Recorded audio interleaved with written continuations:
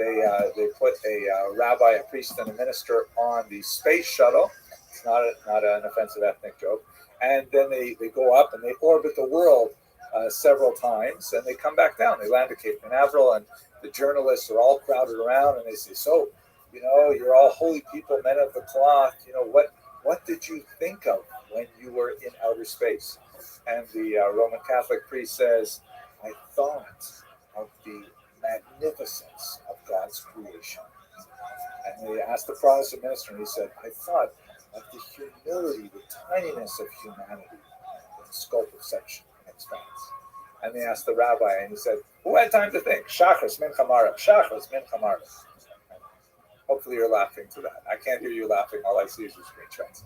But whereas the Litvaks, also by the way, the Misnagdim, as we shall see at the end of this lecture, they're associated primarily with the cultural region known as Lithuania, which does not precisely conform to the political boundaries of the country, known sometimes as Lithuania, but they're called Litvaks.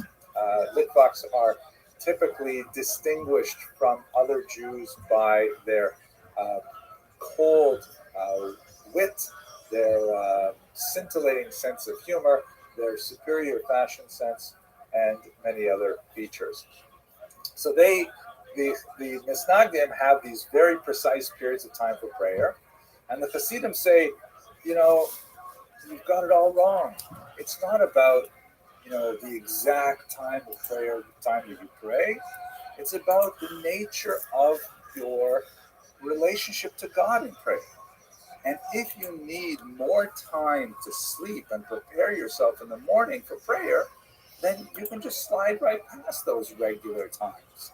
The most important thing is the communication with God, not the communication with your clock. And so the Hasidim had much different times of communal prayer. The Misnagdim said that's totally unacceptable. It is antinomian, and it represents a type of heresy of practice. So there's very dramatic conflict set up between them. We will outline many of those next week. To give you an example of how innovation was perceived as antinomian by the Misnagdim, I'm going to go to a 19th century figure here, very influential figure, named Rabbi Moses Schreiber, known popularly as the Chassam Sofer, the signature of the scribe. That was the name by which he was known. And he instituted a saying, which is a little bit complicated to express if you're not familiar with the background, but I'll try anyways. There is a type of wheat that may not be consumed until a certain date has passed in the agricultural calendar of Israel. That type of wheat is called chadash, meaning new wheat. It's right about this time of year when it becomes very significant. So the Talmud says, chadash asur min Torah. The new wheat is forbidden by the Torah. You're not allowed to eat it until after a certain date. Then you're allowed to eat this wheat, which is called chadash. And the word chadash literally means new. So by Schreiber, the Chatam Sofer, famously said with regards the Hasidic and more importantly the Maskilic innovations, he said, Chadash asur min haTorah. And what he meant by that was not to translate it as the new wheat is forbidden by the Torah, but anything new is ipso facto forbidden by the Torah. Meaning we may only rely on things which we have already done in the past. So that's like a really strong statement of this rebellion of tradition, saying we are going to stick so hard to the past, even more than the past stuck to the past. That's the sense of Chadash Asur Min Torah. So that's two rebellions there. The rebellion of discovery, the Hasidim, the rebellion of tradition, which is their opponents, the Misnagdim, and then finally we have the rebellions of expansion. And this is associated more with the Maskilim, the so-called Enlightenment thinkers who were following Rabbi Moses Mendelssohn. They argued that the Ashkenazic culture in particular was excessively rigid and small, that for hundreds of years, perhaps since the Crusades in the late 11th century, Ashkenazic Jews had regarded the outside world as something very dangerous and to be avoided. And as a result, they had developed a very unhealthy insularity that Judaism and Jewish culture kind of folded within itself and became self absorbed and ignored the scientific and the cultural and the literary advancements that you saw happening all across Europe. And so the Maskilim said, it is time for us to expand our horizons and to look at the achievements of non-Jewish culture, to evaluate those achievements, and to participate in their continuing expansion. In order to justify this behavior, Maskilim in particular tended to look to certain golden ages, like the golden age of Spain in particular, shown here in this famous representation of a Jew on the left and a Muslim playing chess, which was kind of like the oft repeated motif of what they call the la convivencia, the living togetherness, the coexistence phase of the golden age of Spanish Jewry. It was not necessarily quite so golden, but nevertheless a good representative. And they need any kind of innovation as a type of correction, as if to say, hey, what's going on here in East Central Europe in the 1700s is all wrong. We have really messed this up by, not engaging in the intellectual debates by not engaging in culture, by not challenging the political status quo, by not getting involved in society in general. We have lost things. We've been stuck in our own historical rut and our own intellectual rut, and we lost a lot. So the Maskilim said we should expand ourselves. We should become more like the Golden Age. We should correct our flaws that have developed over the last centuries, and we should move in this modernizing direction. Their key example, or the person they look to the most, would be someone like Moses Maimonides, who was, of course, a brilliant scholar of Torah. He wrote the commentary in the Mishnah.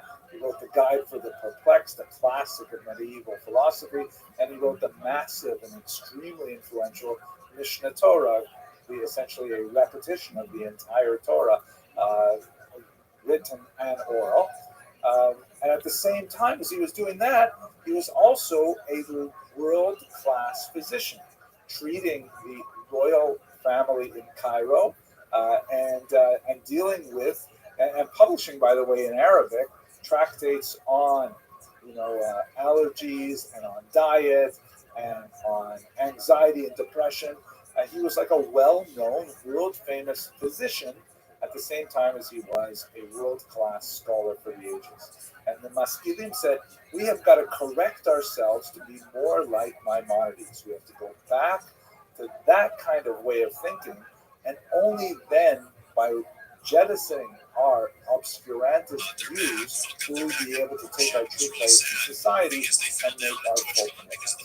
So these are the three kinds of rebellious impetuses that come to an unusually sharp point in the 18th century. Obviously, these are not completely new. These elements, I think we could argue, are to one degree or another present in every period of Jewish history, but it happens that they are remarkably evident in the 18th century. Now, why the 18th century? So let's take it back a little bit to the 17th century and try to see what kind of things were happening that led Jews to this unusual point. One of the most important developments that took place over the course of the 15th and 16th and especially 17th century was the expansion of the Sephardic diaspora. I'm sure you're all familiar that the Jews were expelled from Spain in 1492. Many of them made their way to Portugal, which is just on the western coast of Spain, and then they too eventually had to migrate from Portugal for persecution.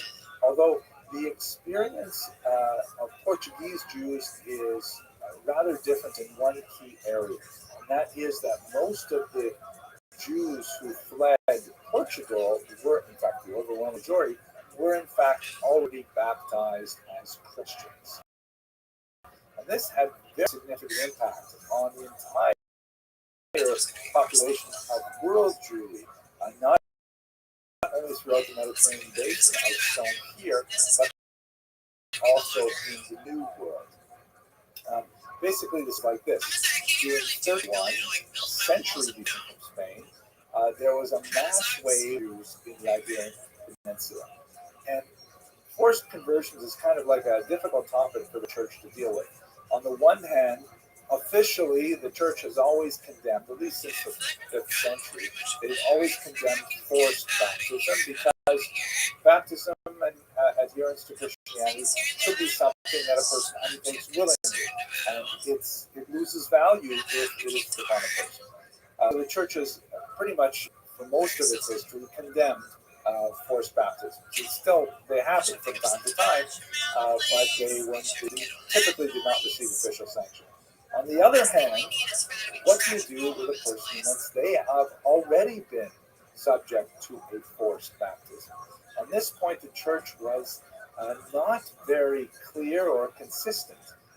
In many cases, the church said, well, we didn't like the fact that someone went ahead and forcibly baptized a person. Like, for example, the son of the rabbi of Carpentras, France, was seized while he was walking in the forest and dragged to a ditch. This is in the 14th century, and forcibly baptized by some hooligans. And the church upheld his baptism and said that no, now he is in fact Christian. It's not performed by a priest, not performed by a church, or anything like that.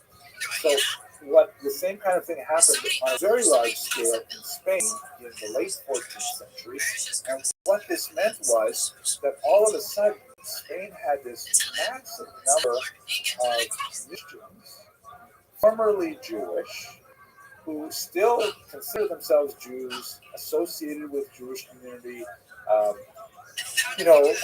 married other Jews or other Jews who were forcibly baptized, and yet they were freed from all of the disabilities that were associated with Jews. They could attend colleges, they could take any kind of job they want, they didn't have residency restrictions, and since they were typically literate and numerate and urban, they had a significant advantage over the vast majority of the Spanish population in terms of advancing within the social and economic framework of the Iberian Peninsula. So over the course of the 100 years, Jews who were newly baptized, and as it were, they had their new driver's license that said Christian on it, and they could go anywhere with that, even though they still were behaving like Jews otherwise, eating kosher food and so on. They had the run of Spain in ways that they didn't have ever before. And so that's why the Spanish crown brought in the dreaded Inquisition that strove to examine those Jews, or actually literally new Christians who were still behaving as Jews, and to persecute them, to try to get them to either behave properly or they were, so to speak, relaxed, as the term goes. They were relaxed to the secular authorities and even burnt at the stake. Ultimately, Spain couldn't. The Spanish crown came up with the idea under Torquemada, the Grand Inquisitor, that one of the main reasons that this was going out of control. There's a lot more to say about why it was out of control, but not for today.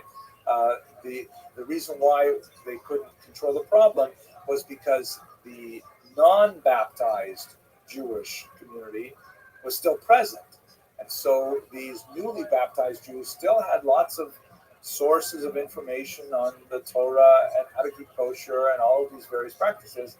And so that's why Torquemada made the suggestion, and the Spanish crown accepted it, to expel the Jews in 1492, the Jews who had not converted. And that's what this map primarily shows. In Portugal, it's a slightly different situation. They initially accepted the Jews. They didn't have a lot of choice about it because they were overwhelmed by illegal immigration. And they let them be for about 5 years, with some persecution trying to get them to convert. And then finally, in 1497, they forcibly converted all of them. And they imposed their own Inquisition, which was even harsher than the Spanish one, and lasted for centuries. This gave even more impetus for these Portuguese Jews, who were now technically Christians, but really wanted to Judaism, to leave Portugal for the New World, different parts of Europe, and in many cases to resume their Jewish identity, but not necessarily giving up the privileges of being able to travel and do business like Christians. I know this is I've given you a long preface here, but why is this important to our story? Primarily because they're carrying a totally new set of ideas with them. One of the classic examples of this is the man portrayed on the right here. Uriel da Costa was his name. This is a painting from the early 20th century. Shmuel Berschenberg's amazing works. He was associated with the Bezalel Art School in Israel. Acosta was one of these Portuguese Jews who was raised as a Christian, and like many of these Jews, he was not even told that he was actually Jewish by his parents until he was a young man, because parents were always worried of telling their children, and the children might tell other children, and the Inquisition would be on them. So he was delighted to hear that he was actually Jewish, and they fled Portugal and they made their way to Amsterdam. But when he got to Amsterdam, he was really upset. Among other things, he found that the Jewish community was not living up to the standards that he expected of them. He had only encountered Judaism through Christian texts, Hebrew texts, rabbis, Jewish educators forbidden in Portugal. So he had read the New Testament and the Old Testament, and he figured that's what Jews should be like. And he was disappointed to see that Jews sometimes speak Lashon Hara, that sometimes Jews don't behave properly. He ended up denouncing the Jewish community in Amsterdam multiple times because he was kind of like, a Baal Tshuva who says to people, hey, don't you have to bench after you eat that cookie? Things like that. He was like so difficult and irritating to them, and the Amsterdam community had other concerns. They ended up ritually, they excommunicated him 3 times, and unfortunately he ultimately he chose to commit suicide, leaving behind an 11-page suicide note that described his religious frustrations. But he brought with him a very critical eye towards Judaism that was born from love, meaning he was not an anti-Semite criticizing Judaism from without. He was a Jew trying to discover his Judaism and saying, wait a minute, why are we doing it this way? And why aren't you behaving the way the Torah requires you to behave? He was kind of an insufferable internal goad. Sitting on his lap in this fanciful portrait, it is unlikely that anything like this ever happened, is a representation of a young Baruch Spinoza, also of Amsterdam, who painted here by Shmuel Erzenberg as well later, was expelled from, or excommunicated more formally from the Amsterdam community for espousing radical new criticisms of the Bible in particular. New ways of reading the Bible that ultimately would influence the Bible and erode traditional Jewish belief. So the Portuguese diaspora, which is spread now throughout the entire Mediterranean basin, Northern Europe, it is in Brazil in particular. Eventually, it'll make its way up to New York, which was New Amsterdam at the time. They're carrying a whole different sense of what Judaism is, and they are open to new thoughts. They're not deeply rooted in the past, and so they expose the populations that they move among with a broad new perspective on Judaism. You add to that the tremendous demographic upheaval that's happening in the eastern part of Europe, specifically in Ukraine, where you have a massive peasant uprising led by Bogdan Khmelnytsky of the Ukrainian Zaporizhian Cossacks. This is a famous painting of the Cossacks. They were kind of like outcasts of society. They were unhappy with the feudal status that they were stuck within in Ukraine. They were dissatisfied with the Polish overlords, and they were deeply angry with the Jewish leaseholders called arrendators. And so they rose up against the Poles and against their Jewish employees, and there were horrific massacres throughout Ukraine Poland, and even reaching north toward Lithuania. It's hard to get a really good number on how many Jews were killed. Reasonable estimates put it at about 50,000, which is a massive number for this period of time. And this also caused a significant demographic shift of a lot of Jewish refugees who moved to the West. So you have incredible change going on in Europe in the 17th century. The intellectual challenge posed by the Sephardic diaspora, especially the Portuguese diaspora, and the uprising of the Khmelnytsky rebellion in the middle of the 17th century. And one last detail that's so important: the hunt for heresy is really engaged in the 17th century, primarily as a result of this man, Shabbatai Tzvi, who was well regarded as a youth. He was somewhat of a dream individual, used to like to go off into the forest, meditate on his own. He had a beautiful voice. He was a sought after groom, but he refused all offers of marriage until much later in life, when he went through a series of rather strange marriage, including a marriage to a Torah scroll at one point. It's, the older historiography tended to portray Shabbatai Tzvi as some kind of a villain, some kind of charlatan, but newer historiography in the later 20th century suggests that perhaps he was suffering from a type of bipolar disorder or manic depressive kind of state. At any rate, as he became older, and again, it fits roughly with the age of the onset of schizophrenia common for young men, he began to experience what he called illuminations, which gradually increased to the point that he believed that he could levitate. He believed that he had grandiose powers invested in him. And specifically, when he connected with one individual named Nathan of Gaza, he believed that he was, in fact, Mashiach, the Messiah. Nathan of Gaza was a supreme propagandist and was able to parlay a lot of the popularity of Shabbatai Tzvi into a Europe-wide movement, in which all over the continent, in particular, incidentally, in Amsterdam, where we were just a few minutes ago, Jews sold all of their belongings, sold their property at pennies on the dollar in order to follow Shabbatai Tzvi to Jerusalem. Shabbatai Tzvi went to arrange a meeting with the Ottoman Sultan, who controlled Jerusalem, and said, okay, here I am, I'm the Messiah. It's now time for you to give me Jerusalem. And the Ottoman Sultan responded, very nice to meet you, Mr. Messiah. I have a better idea. How about I keep Jerusalem and you convert to Islam? And on the pain of death, Shabbatai Tzvi converted to Islam along with his wife and many of his followers, who assumed that, well, wait a second, if Shabbatai Tzvi is Mashiach and the Messiah is converting to Islam, must mean that Jews must also go through Islam in order to bring about the final era of redemption. These Jews, by the way, were well known right up into the 20th century. They constituted a distinct group in Syrian and Turkish politics. They're called the Dunman. But most Jews realized that they had made a mistake by following Shabbatai Tzvi. They returned devastated and penniless back to their homes in Europe, and there was a very sour taste in the collective mouth of European Jewry over any kind of this Kabbalistic Messiah business.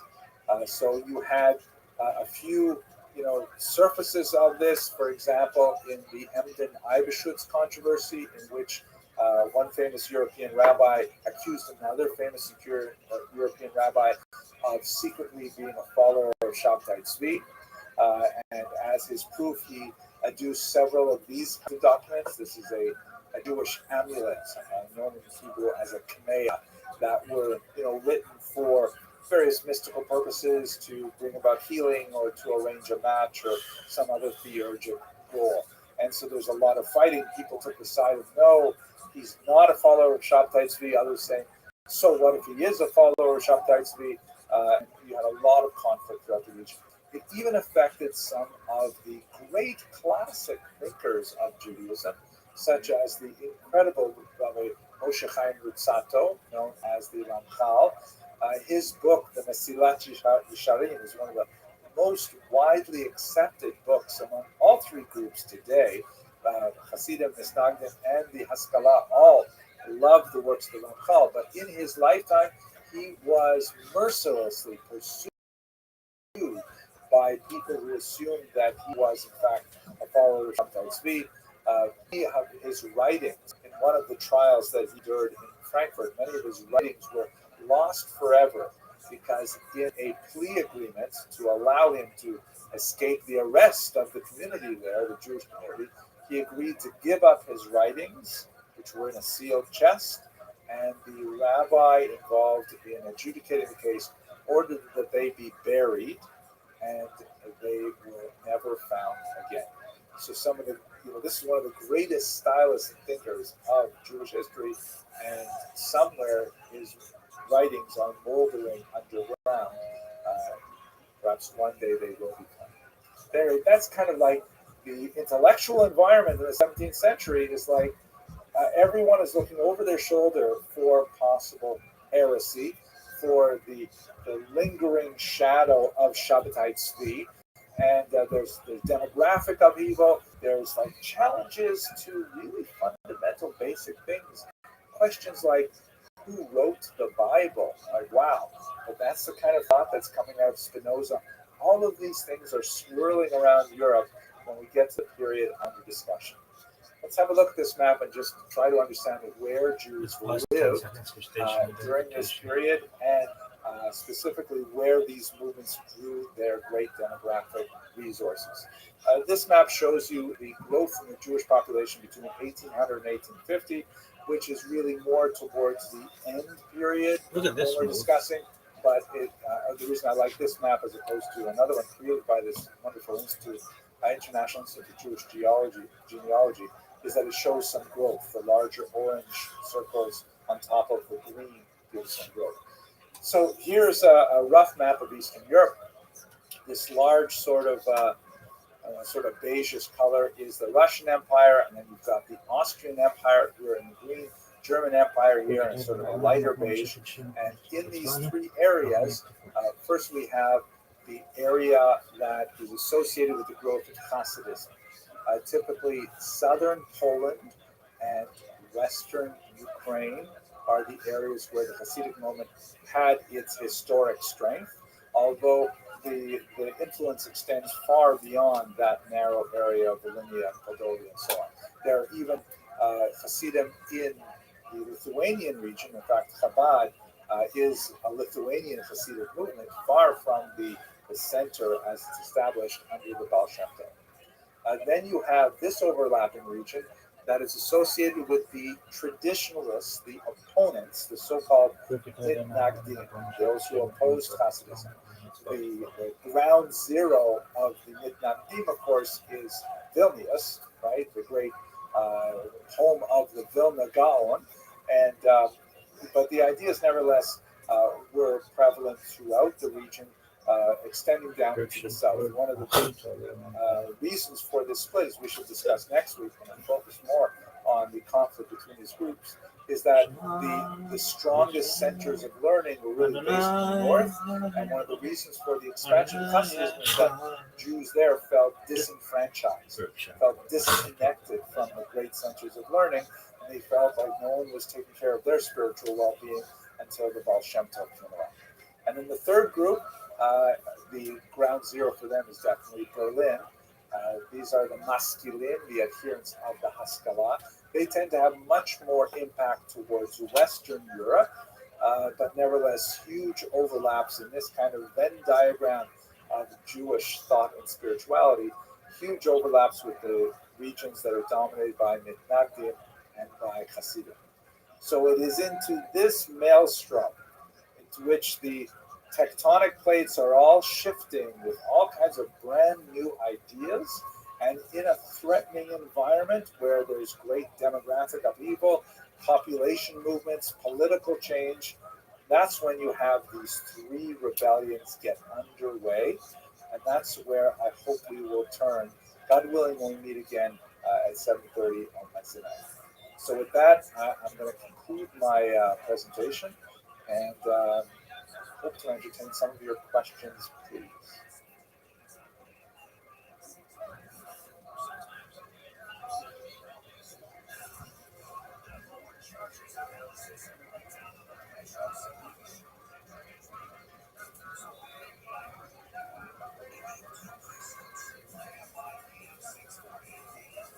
Where we left off last week, we looked at um, the 18th century as the locus of three contemporary revolutions, three movements, intellectual, spiritual movements that had dramatic impact on the way Jews thought in the 18th century.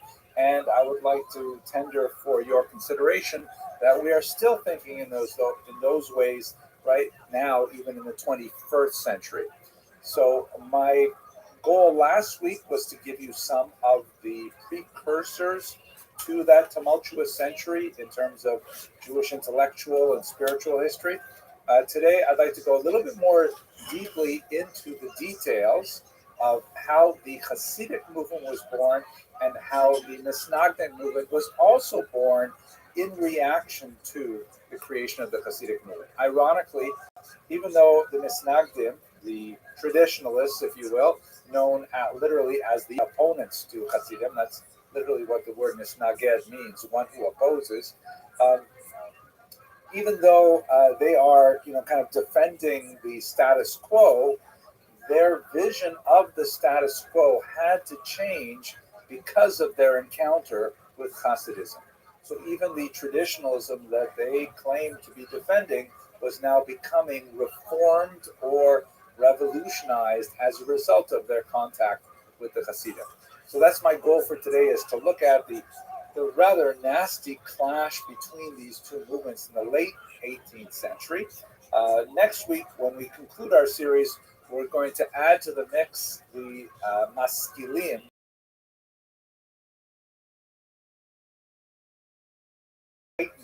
who are primarily based a little bit west in Berlin, and bring both the Hasidim and the Menagdim that will really look at this later. So it's really unbelievable.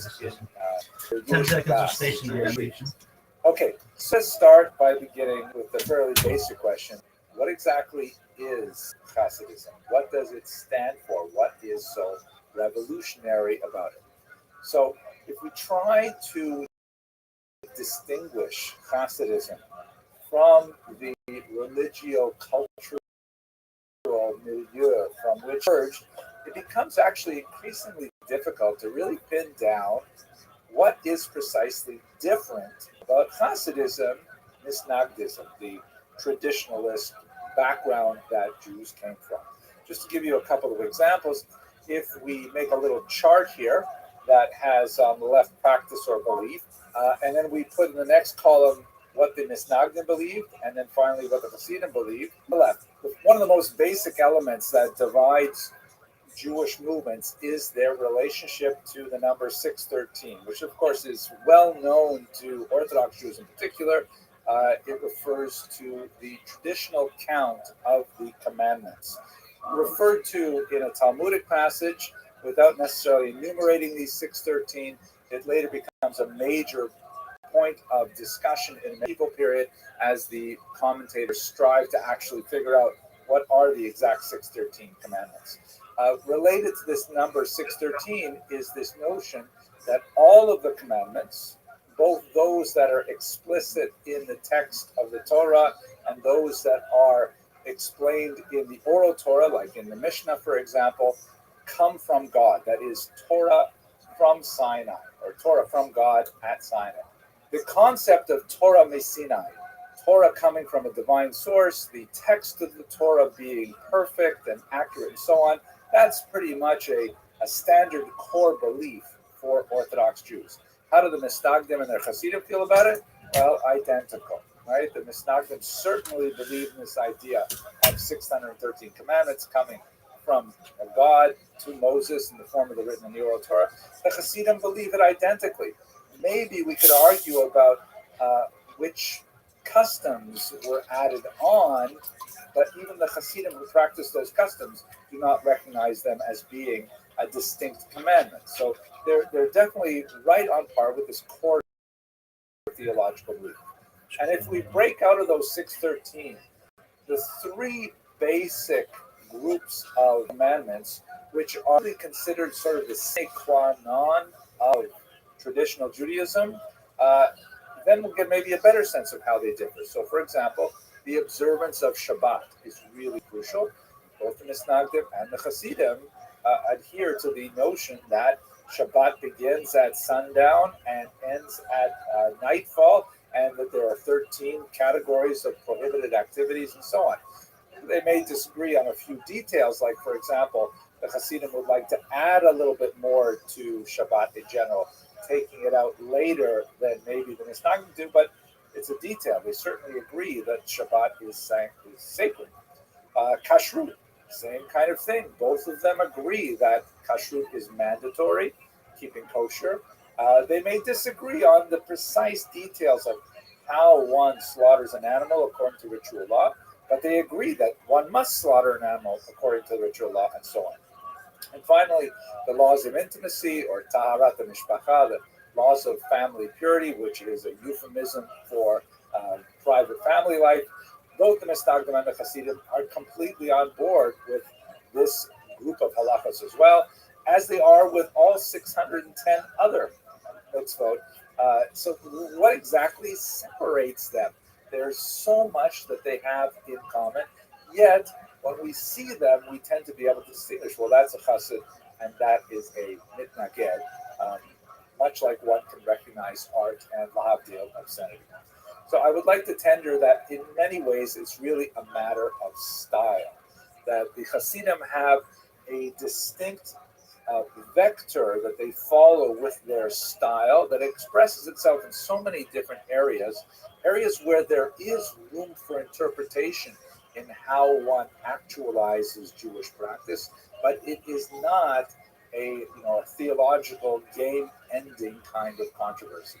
Let us recall that the Hasidim are engaged in what I termed a rebellion of discovery, meaning that they're looking back in the tradition, particularly to the Kabbalistic tradition of Rabbi Isaac Luria, the Ari of blessed memory, and they're trying to find details and nuggets of practice and of thought that are embedded in that mystical tradition, and to bring it to the fore. They're not inventing things out of whole cloth. They are discovering things that are already present in the tradition. And it is new in that they are adopting behaviors that have not been seen before, but nevertheless, it is not ab initio creation.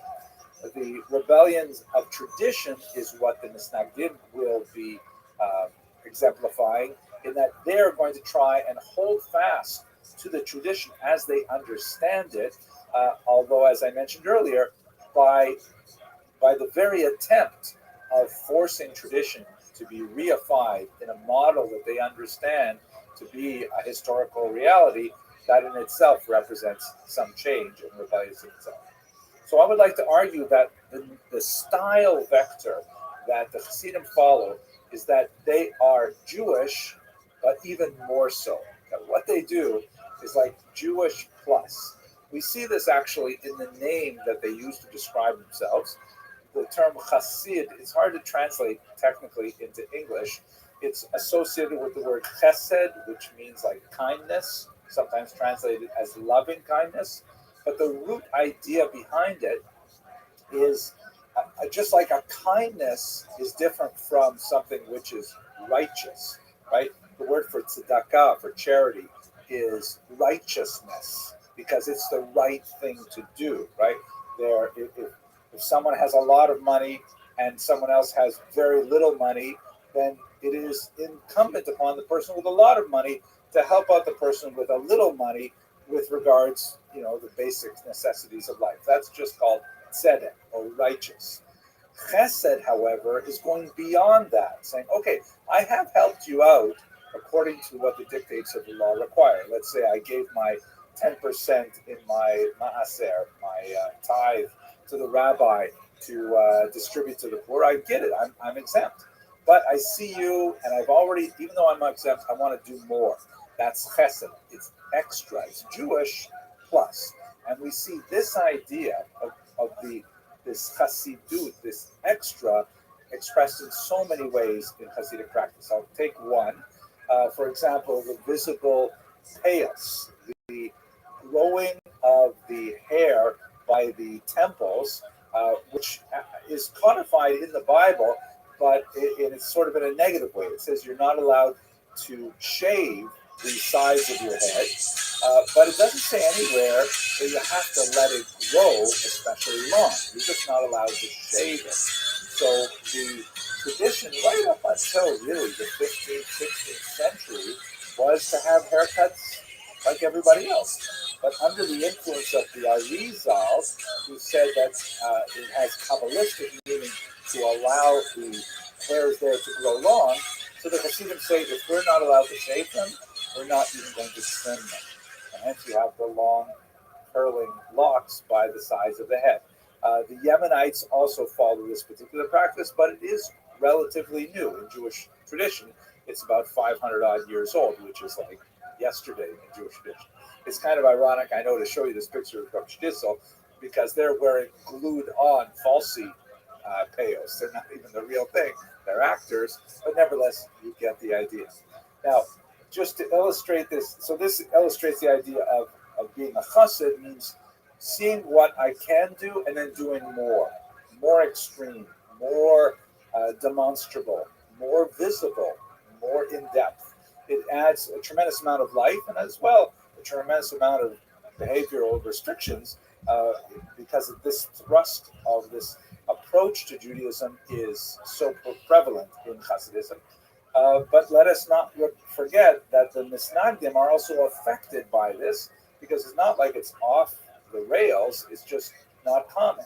So even the Litvische payas, that is the payot worn by Lithuanian Mitnagdim, also is affected by the fact that the Hasidim are growing these. So if you know many yeshiva boys who go to places like Beis Medrash Gavoa in Lakewood or the Mir, it's very, very common for these traditional Misnagdim establishments to have lots of young men wearing payot, but like, for example, tucked behind their ears.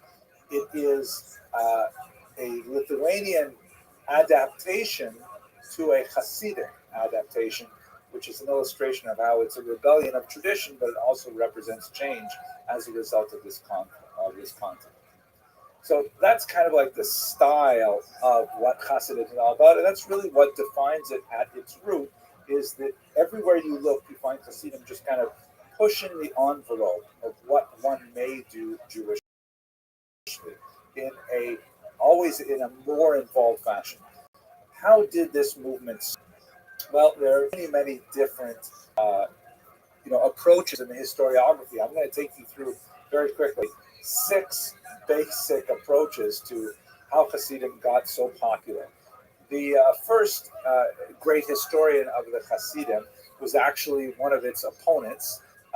He actually will be part of our discussion more next week as well, because he was an important misnaged or an opponent of Hasidim.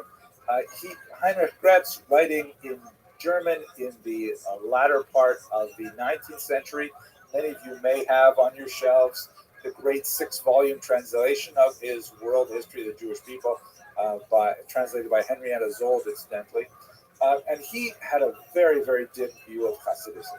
He felt that it was obscurantist and backward and illiterate, and it represented all of the worst things about Judaism, going in the opposite direction of what he wanted to encourage, which was more engagement with European culture and society and language and so on. He felt that the Hasidim were like hopelessly superstitious and backward, and he was embarrassed by them. They were the Ostjuden, the Eastern Jews that were so different from the kind of Western modern Jew that he was trying to approach.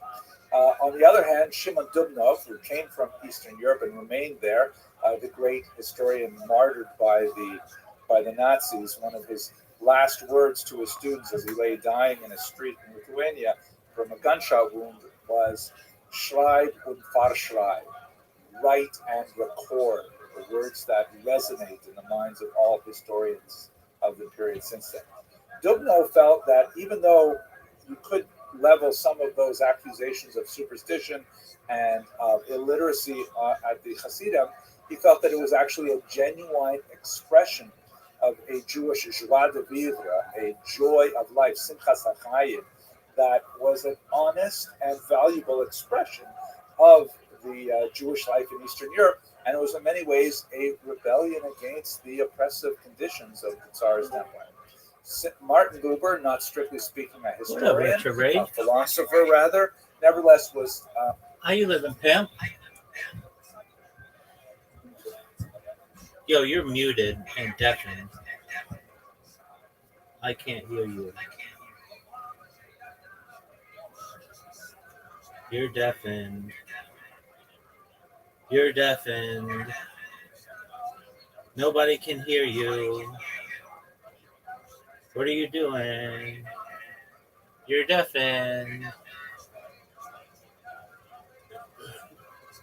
Retro Raid, you're deafened. Retro Raid, you're deafened. You're deafened. You're deafened. You're deafened. Hey, can you hear me now? What the fuck, man? Yeah. Oh, I was putting a song on. What do you think? Well, dude, I was yelling you're deafened the whole time, so I didn't really get a chance to listen to it. Play it again, son. All right.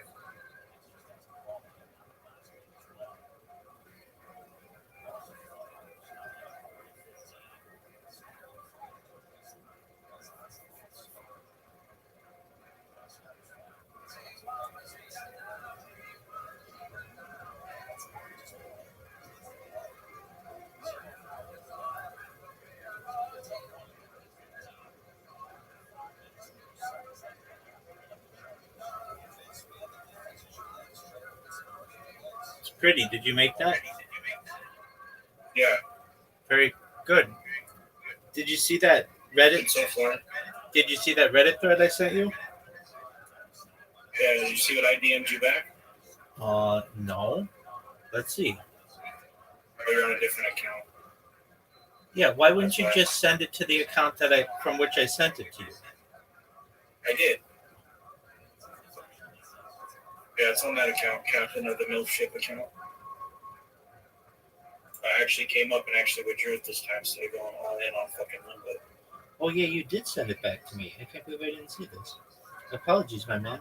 Okay, so what did you do? Did you see the withdrawal? Wow. Did you pull that all your money? The green. Yeah, it was like 1,100. How'd you? So to get it Monday. How did you? So you're done with it? Yeah, and it's gonna be not discontinued in my state. So. Oh, okay. That's the last Okay. I mean, there's still BC, but I'm gonna be taking a break for a while. Well, that's good, man. You've got a child. You've got a relationship. You got to invest in that. Not saying you don't. And I'm not saying you can't have a good time. But if you're going to have a good time, you want to do it on something where you have some legitimacy in winning. Like when I saw that thing on Reddit, I mean, the first thing I thought of was you. I'm like, man, my man plays this game and he does really, really well and then blows it on this. But I'm glad to know that everybody else does too. That's Crash, though. We should be thinking Crash, I think. I play Limbo. Limbo's like the quick version of that. Okay, well, whatever. If that has an issue, what makes you think that Limbo doesn't have an issue? No, you're right. It's just, yeah. Well, Crash is glitchy. That's the problem. You know? But there's been times where it's happened to me too. Both Crash and Limbo have done that. It's an unstable site as it is. You know? So, Right. I don't know. I'm done with Steak. Steak's a piece of shit. I get that. If I were you, if I were ever gambling, I would just always if I gamble ever online, I want to have a screen recording going all the time, every single time. Because if something goes wrong, you need your evidence, and you can't just be like, "Well, I think it was at this time, and they're just gonna be okay. We'll look into it, and then they never do. Yeah, they never care. Can you imagine how much money Stake is stealing from people by just having these little glitches? Way too much. I mean, like perhaps millions of dollars. I'm sure it is. There was somebody on there who was like, I bet that I I don't know if I wanted to take them seriously, but they're like I've put millions of dollars through Stake, and this is a constant issue that I have. Whenever I contact support, they say, "What time was it? We'll look into it."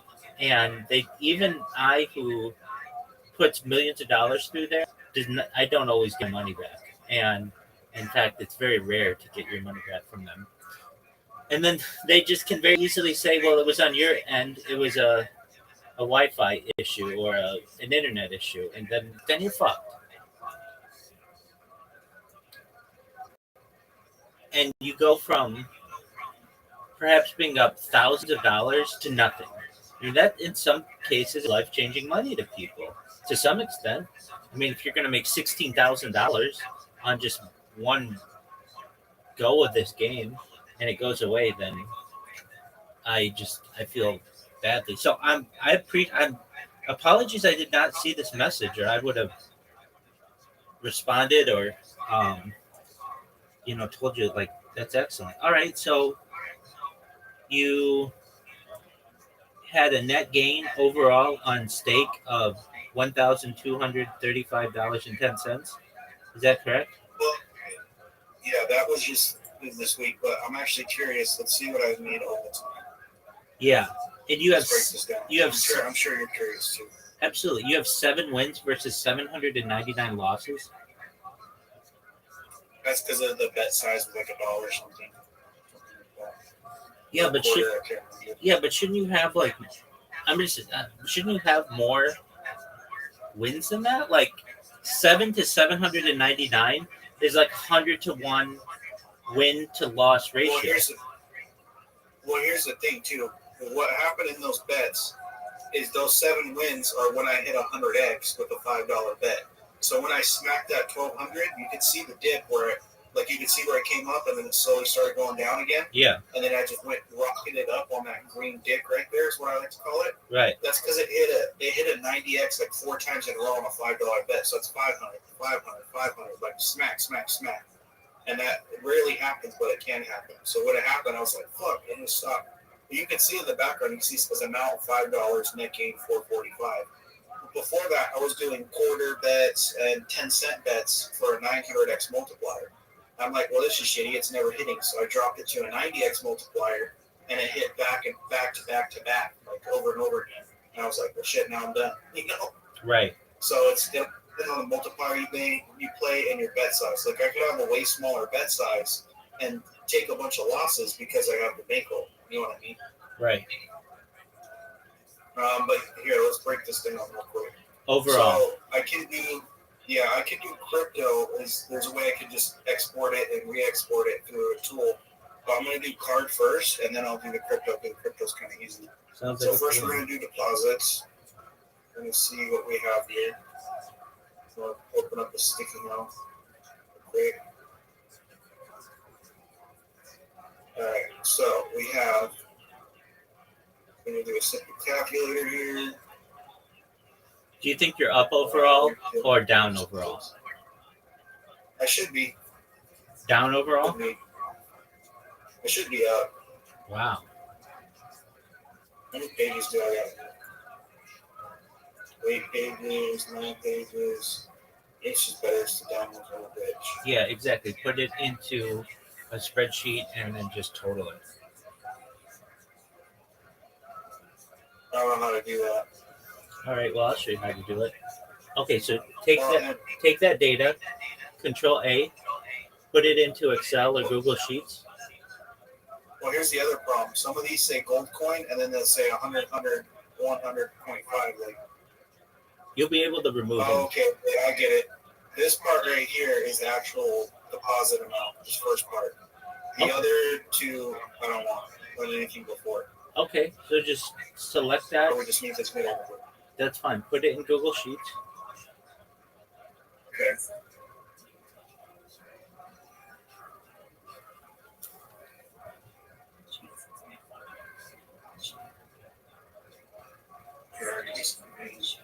Link spreadsheet. Yep. Okay.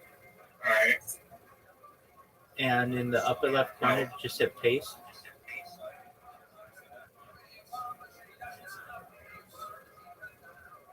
Where's the paste? You can just hit Control V, Yeah, that's what. or just in edit. Oh, there you go. Okay. Now, are they in different cells? No. They're all in the same cell. Yeah. Okay. Click open, file, open, and open the The CSV. yeah.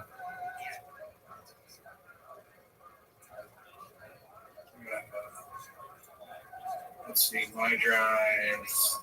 Greg, computers. Upload. Here you go.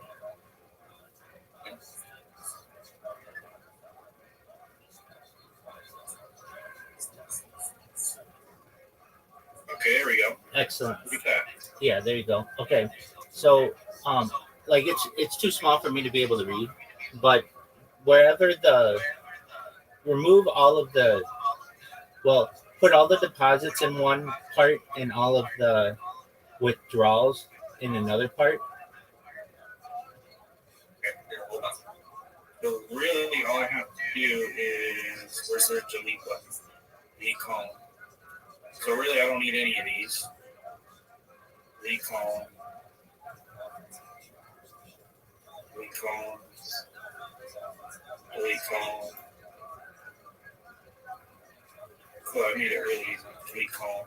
So really, this is just deposits right here. So how do I add this?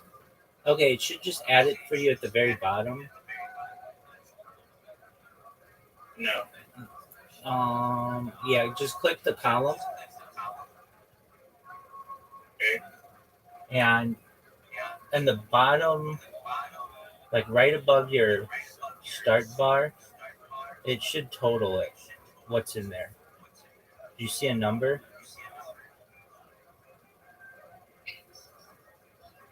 That's okay if you don't. Okay, so what you do is just in a blank, just in like in row B or column B, yeah. Press the equal sign and then the letters SUM, so like sum.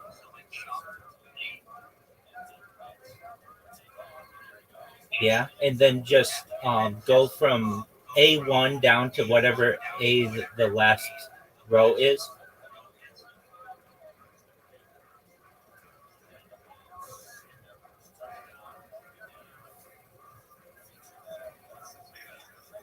And then hit enter. 8224. If 224 is the last one.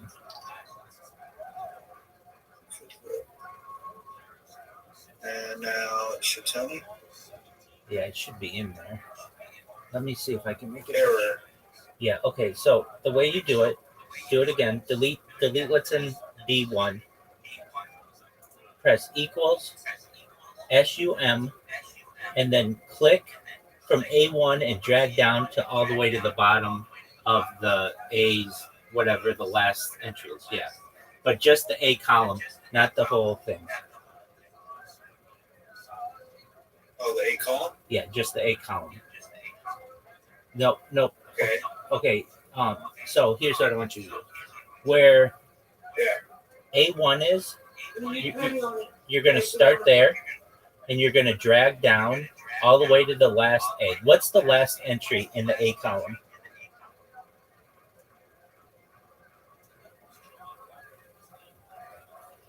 What's the last entry in the A column? Like, is it A10, A20, A30, A40, A50? What is it?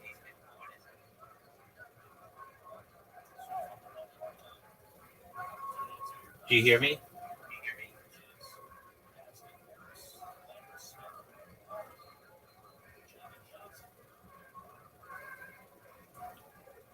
All right. What was that? Okay, so what you want to do, what's the last column in the A column? What is the last row, I should say? 224. Okay, great. Exactly. So what you want to do is in B1, press equals SUM, Okay. and then what you want to do is click on A1 and drag to A224. No, just A1. Just A1. Not the whole row, just the cell. Right here. Yeah, but just the cell. No, just the one cell. Just the first cell. No, just left click on it. Okay, left click on the. No, okay, so A1 is a cell, not the column, not the row. It's Right. just the cell. Oh, okay, so this here. That one, yeah. Okay. Exactly. And then what you want to do is just pull down all the way to 220. Yeah, there you go. Just like that.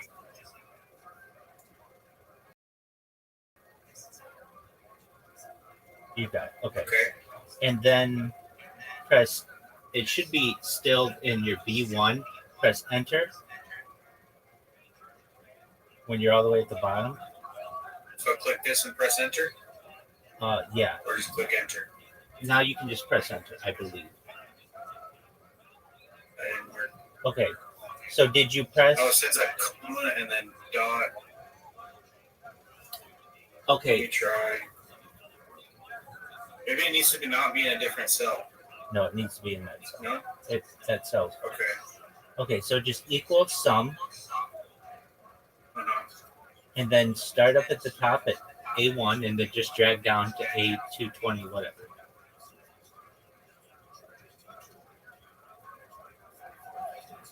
Okay, I could select it. Yeah, and then just pull down. Oh, there we go. Cool. I had to select it first. Okay. Okay, and then click enter. Yeah, you should. Yeah, you click something else though, but you should just be able to click enter. There we go. What's it say the total? 19,499. Okay, so Yeah, that's that's a lot. that's the deposits or withdrawals. Deposits. Okay. So now get your withdrawals out. Damn, how's it that much? That doesn't make sense. Okay, we can double check your work. Do you see? Go up to A1 again. Now click on A1. Now drag down to A2. Okay. Yep. Okay. Now you should see it on the very bottom of Google Sheets. The numbers adding.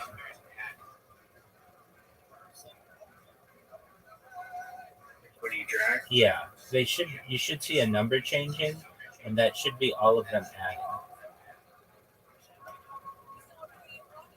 Another thing you can do in the bottom, I believe in the bottom right corner, depending.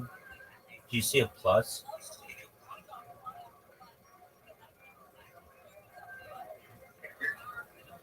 Bottom right corner. Mine's add sheet. Side panel. Oh, right here. Get add-ons. That's okay. Just take that. Take column 1, copy it. Okay. The whole column. And then just put it in ChatGPT and ask it to add it for you. Yeah, that's probably easier.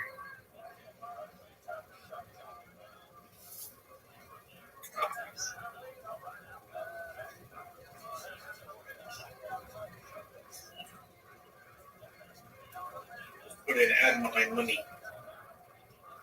See here.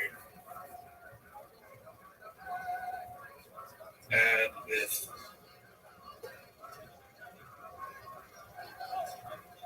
Oh my god. You don't have to. You don't have to log in.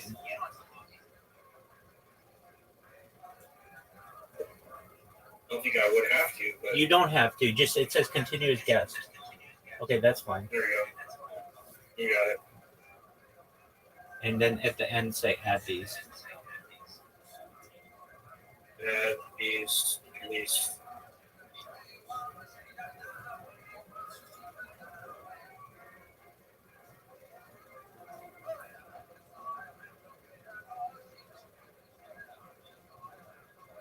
Yeah, that shouldn't equal 19. Ow. They equal 19,000. So it equaled. How is that possible? So let's make sure you have your numbers correct. Are you sure that it's not putting in there your withdrawals and your deposits? Yeah, it's just purchases. Okay, then it's 19,000. Damn. I could easily see that. I've seen you put in at least 4. Yeah, to me, that's just wild. That's a car, son. Alright, let me try it. Yeah, I don't understand. Hopefully this number's bigger, though. Yeah, let's hope.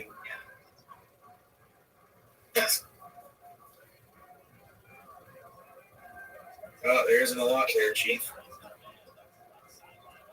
Okay, well, just grab the column with the numbers, copy it, and then paste it into ChatGPT.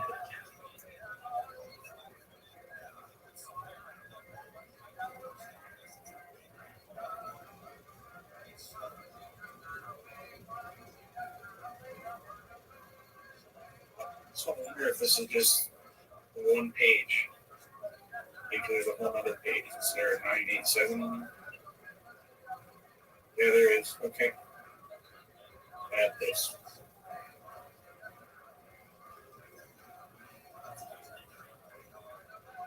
How much is it? Okay, clear. Okay. Hold on. They also got to keep in mind some of these also are withdrawn with crypto too. So I'm going to put it together. So we have this much is withdrawn. How much is it? I can't read it. 10,794. Okay. Now do So the. this is just, I'm going to add it collectively because they all came to the same place. This is depot, withdraw, the crypto ones. That's really at right here. You go to purchases and you click on crypto, you click download. Yeah, there's a lot of stuff that open, upload, crypto purchases.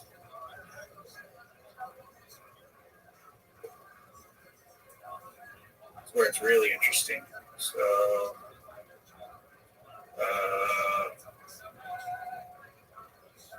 the problem is there's no USD thing here at all. It's just in, what's it called? Like these numbers. But the cool thing is there's actually a tool for this. Okay, so what you want to do is add up all those numbers Hold on. and then put it in your tool. Yeah, stake, profit tools, stake stats.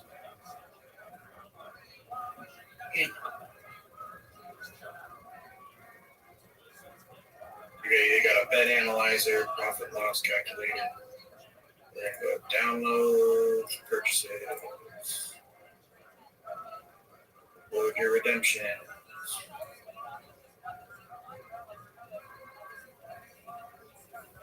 Import and analyze. Oh my god. Of course I can be logged out and fucking log in for everything. It seems like. Go.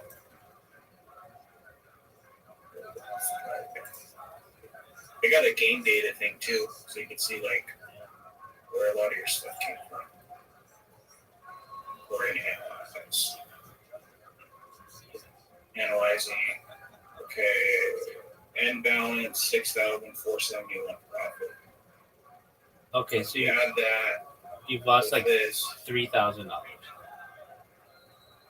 That's really not that bad. No, it's not. It's a lot better than it was looking. Yeah. Used to be a lot better though. Yeah. You can see lowest balance 2,000, highest 7,000 profit, end balance 6,000, purchases 65K, redemption 71K. Jesus Christ. Isn't that crazy? Yeah. You also look at your game data and see where you pull out of your money at. Chaos Crew Scratch, huh? It's interesting. To game data. I'll look for Limbo. See my Limbo data here. 135% RTP. Total profit loss. Total wagered. Okay, so it's total.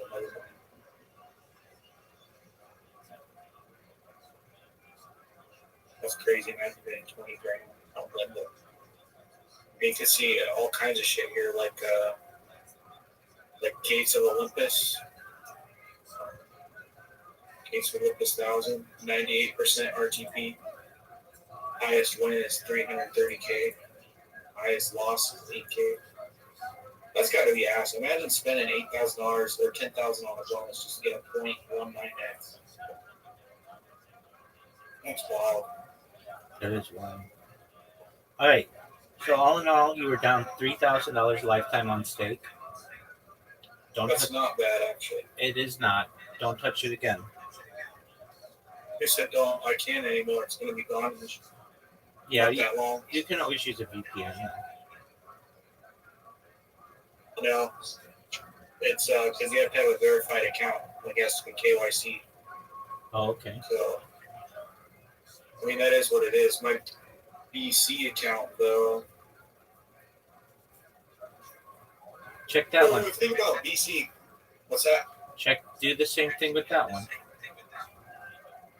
The thing with BC is this is like my eighth account. They keep deleting all my main accounts, so I really can't get a definitive answer on BC game. That's true. But I can get an answer on this one account and see what this one counts on. This is my main. Why did they keep deleting your account? Something about like I wasn't registered, and then one time I put a shit ton of money in and lost it, so they just denied everything. So I had to make a new account, KYC it, and now this is my main account. So it shouldn't get deleted anymore because of that. I used to make a lot of multis too. I still do, but I'm more smart about it. For bonuses. Because they'll come out with a bonus code where it's like, get $5 if you sign up with a new account. So I'll make a new account, get $5, and I'll run it up on Limbo. And then boom, it's free bread. You know? So it's been a whole thing. Oh, I got some bonus bucks. Look at that. Actually, no, fuck this. We got $10 bonus. We're going, what are we doing here? Maybe hand a blackjack for you. $10. Find out your totals first. Find out your totals on that account. Okay. Let's see here. We got a picture of Sasuke. Global setting. Not here. Transactions. Okay, if I got a deposit, I've never deposited with fiat. Transaction. Deposit. Last 24. We're going to do alt.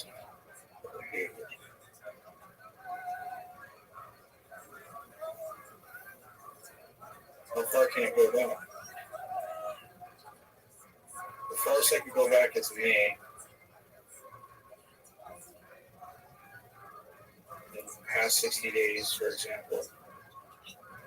2, 4, 6, 8. There's like 1,000 right there, basically. Withdrawal in the past 60 days.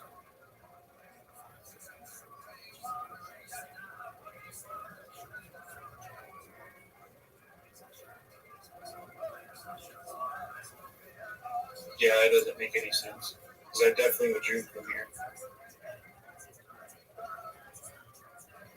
See, there's that. Withdrawal. Yeah, I don't know. Something's fucked. BC game's kind of hard because they delete their logs every so often. Yeah, that should tell you everything you need to know about it. Yeah, No shit, huh? Yeah, they're I guess they got their problems, that's for sure. I mean, let's think about it. Steak is the biggest company that does this. They do the most advertising. They have the most users, and they have these issues. So, can you imagine what this one that no one's heard of has? People heard of this game. Not as much as we think, but If I took 100 Americans right now, less than 3 would know what the fuck you're talking about. probably.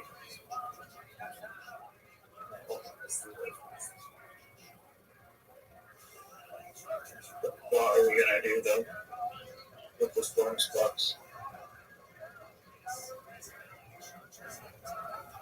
You think? Board Ape Yacht Club? Wild Ape? That's some. I would take it in roulette. They're like this. Put it I on. can't play roulette. I mean, Why not? it's bonus bucks, so I can only play slots, and I think I could play originals, but it's not live. It's a little scammy, but Super scammy. I mean, Can you I play have it. blackjack Original blackjack with no dealer? down here. Yeah, it's just computer. Scam. Yeah, Take it. I mean, there's some slots, but Yeah, but dude, those move so quickly. You can't keep track of what's going on with those. sometimes. I mean, do whatever you want to do. Do what makes you happy. Need some help. Hold on a sec.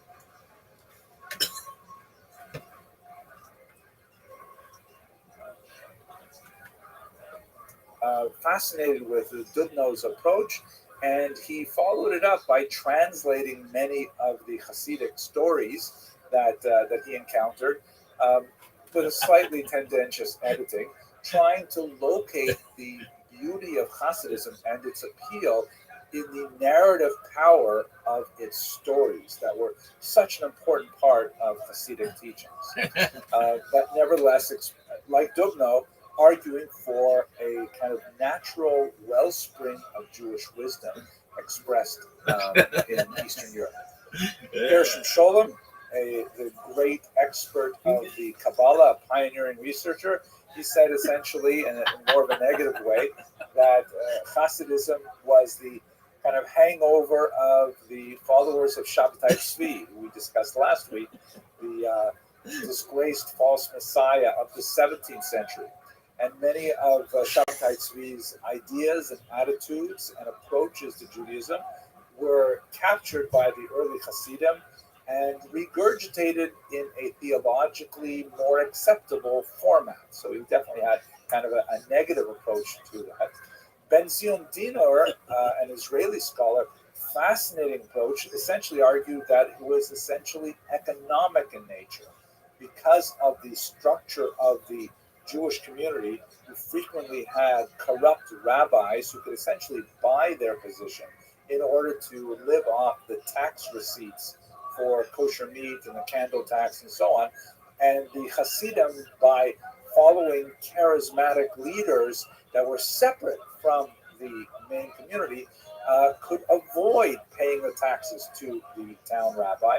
And this created an alternate revenue stream and an alternate power structure that allowed Jews to seek out the spiritual leaders that they really wanted. And finally, in this kind of rapid tour of some of the major approaches to how Hasidism acquired such momentum in Eastern Europe, the thought of Ada Rappaport-Albert is especially fascinating, looking at the gendered aspect of Hasidism. Now, this is an area of research that requires a lot more study, especially because, for the most part, Hasidism is a male venture. We talk about the Rebbe's are almost completely male. There are actually a few really remarkable female Hasidic leaders, even in the 19th century. And it's almost always about male Hasidim going to visit their Rebbe's and hearing their teachers. And you don't hear a lot about the women, but Ada Rappaport-Albert really pioneered the study of the impact of modernization and women's thought on the growth of Hasidism. Too much for us today, but I think fascinating insight into their work. So, as you can see from this quick look at 6 important historians, there's no real agreement on a single simple cause for the rise of Hasidism. I forgot to mention, by the way, especially you see in Dubno's work, that many historians felt that the Jews in the southern part of the Pale of Settlement, the region where Jews were allowed to live in Eastern Europe, actually this predates the Pale of Settlement in Polish Lithuania, they felt disenfranchised because they were not being served by the great intellectual leaders of the north, like the Vilna Gaon. So there's really no real consensus on a single monolithic reason why this movement caught such fire. So we have to turn to the actual people who were involved.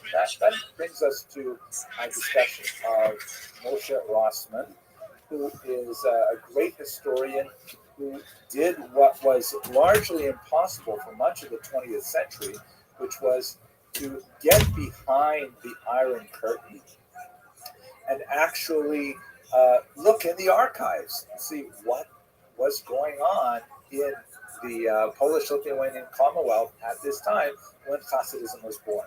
See, the problem is that for researchers of Hasidism, until Professor Rossman did much of his research, we were limited to the literary study of the lives of people like the founder of the Hasidic movement, Israel Ben Eliezer, known as the Baal Shem Tov.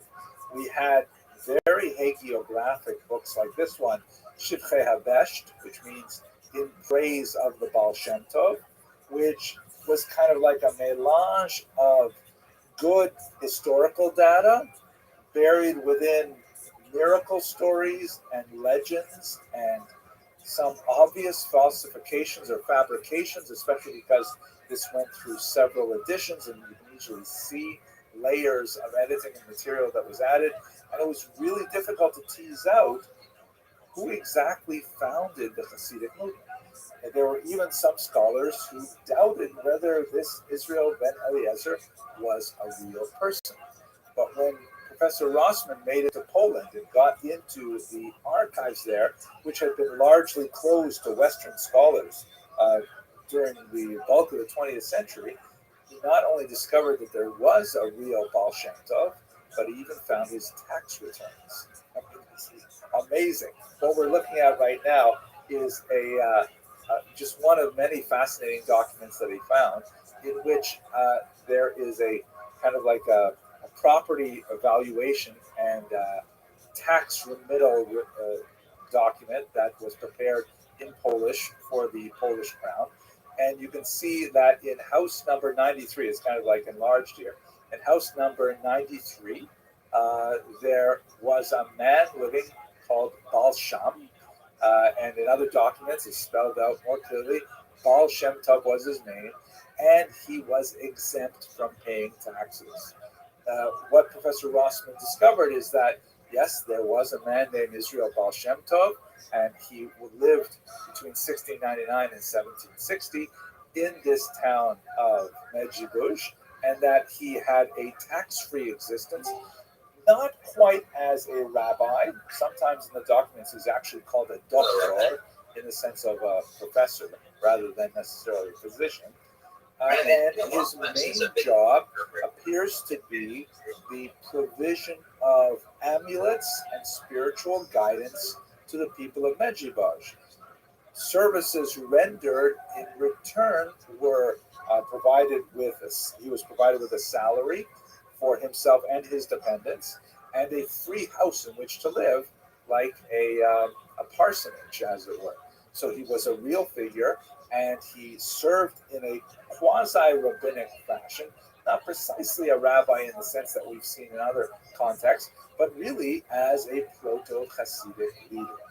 So let's try and understand the Baal Shem Tov within the context of his precursors to try to understand why this middle-sized village would hire a person like the Baal Shem Tov in the face of the possibility of having traditional rabbinic leadership.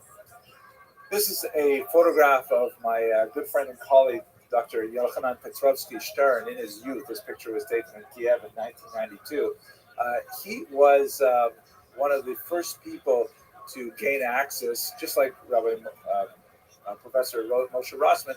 He was one of the first people to gain access to Soviet archives working in Kiev, and he especially worked in the Vernadsky Library, where he discovered the writings of one person called Hillel Baal Shem.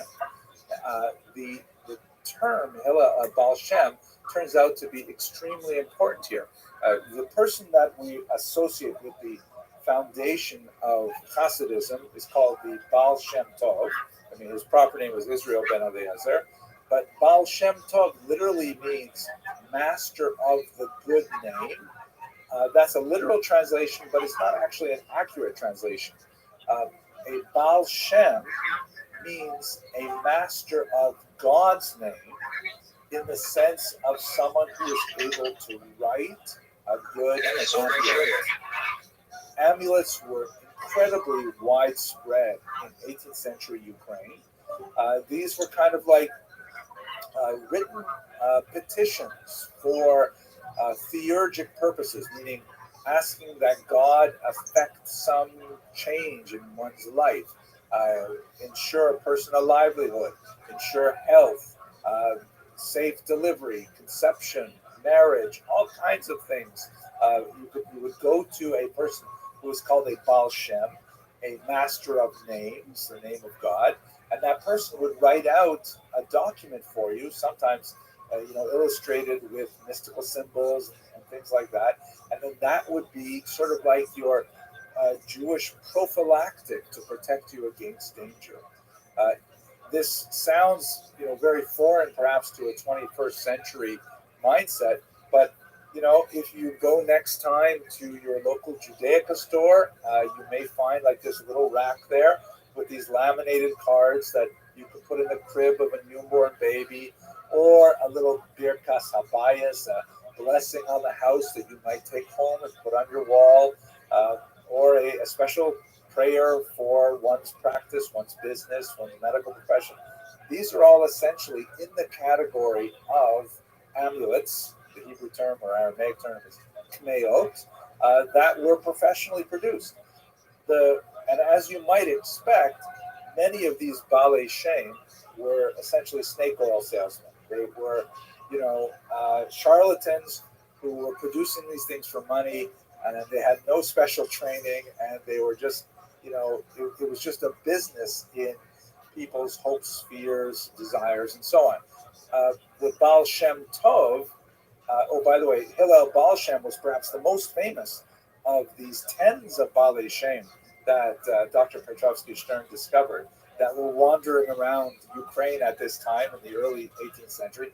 Hillel Baal Shem was one of the more interesting ones in that he left behind a large manuscript called Sefer HaCheshek, in which he wrote down all kinds of samples of legitimate amulets with instructions on how to create them, how to manipulate the divine names with various spellings and so on, when it should be used, when it should not be used, and so on. And he specifically directed that his book should not be published. He did not want to make that big trip from manuscript to book because he felt that the printed book would be too widely circulated, and these were secrets of the Torah that could be preserved only for the legitimate few. So that's the cultural milieu from which the Baal Shem Tov emerges. Now, he is known, however, as the Baal Shem Tov, the master of the good name. And there's a question about what is the Tov referring to? Is referring to the name of God, meaning the Shem Tov, or is it referring to the good Baal Shem, meaning when you look at all those other charlatans and snake oil salesmen and late night TV salesmen, this is not like this. The Baal Shem Tov is really distinct from it. But ultimately, he is performing the same kind of function in 18th century Medjugorje and is highly valued for this. It is important to note that a lot of this comes to light only in the late 18th century as book culture really begins to take hold in Eastern Europe. Much of the wars that I'm going to describe now between the Misnagdim and the Hasidim circulate and are amplified by the statements that appear in print, as opposed to the much more humble and much more localized manuscript culture that occurred. And Hillel Baal Shem is an excellent example of someone who recognized the implications of book culture, which, if you want to put it in modern context, the controversies over books in the 18th century and turn of the 19th century are like the controversies we have today over Twitter, right? Someone writes something on Twitter and there's a huge explosion as a result of it, and it's like lots of heat but very little light in a short period of time, and then it dies down. So book culture was like that then. That was the social media of the day, the Havdil Aleph dollars. So let's look at we looked a little bit about what Hasidism is and how we believe it started and the fact that there was really an originator.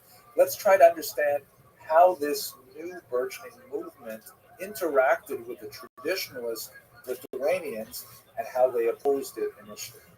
So much of the research that has been appearing in the last 20 years has been arguing that the Hasidim did not see themselves as a movement in the lifetime of the Baal Shem Tov. Meaning, when he died in 1760, he was just viewed as being part of a continuity from the past in terms of those amulet makers who were popular leaders and very charismatic and wonder workers and so on. And in fact, even through the next generation, the Baal Shem Tov himself had two highly distinguished pupils, one of whom went on to have five more really highly distinguished pupils. They also didn't regard themselves as being part of a distinct tradition. It is only when they met the opposition from the Misnagdim that they began to coalesce around the idea that Hasidism was a thing unto itself. Now, I mentioned that the Baal Shem Tov had two distinct, very important um, Talmidim or students. One Yaakov Yosef of Polnoye and Dov Ber, the Maggid of Mezrich.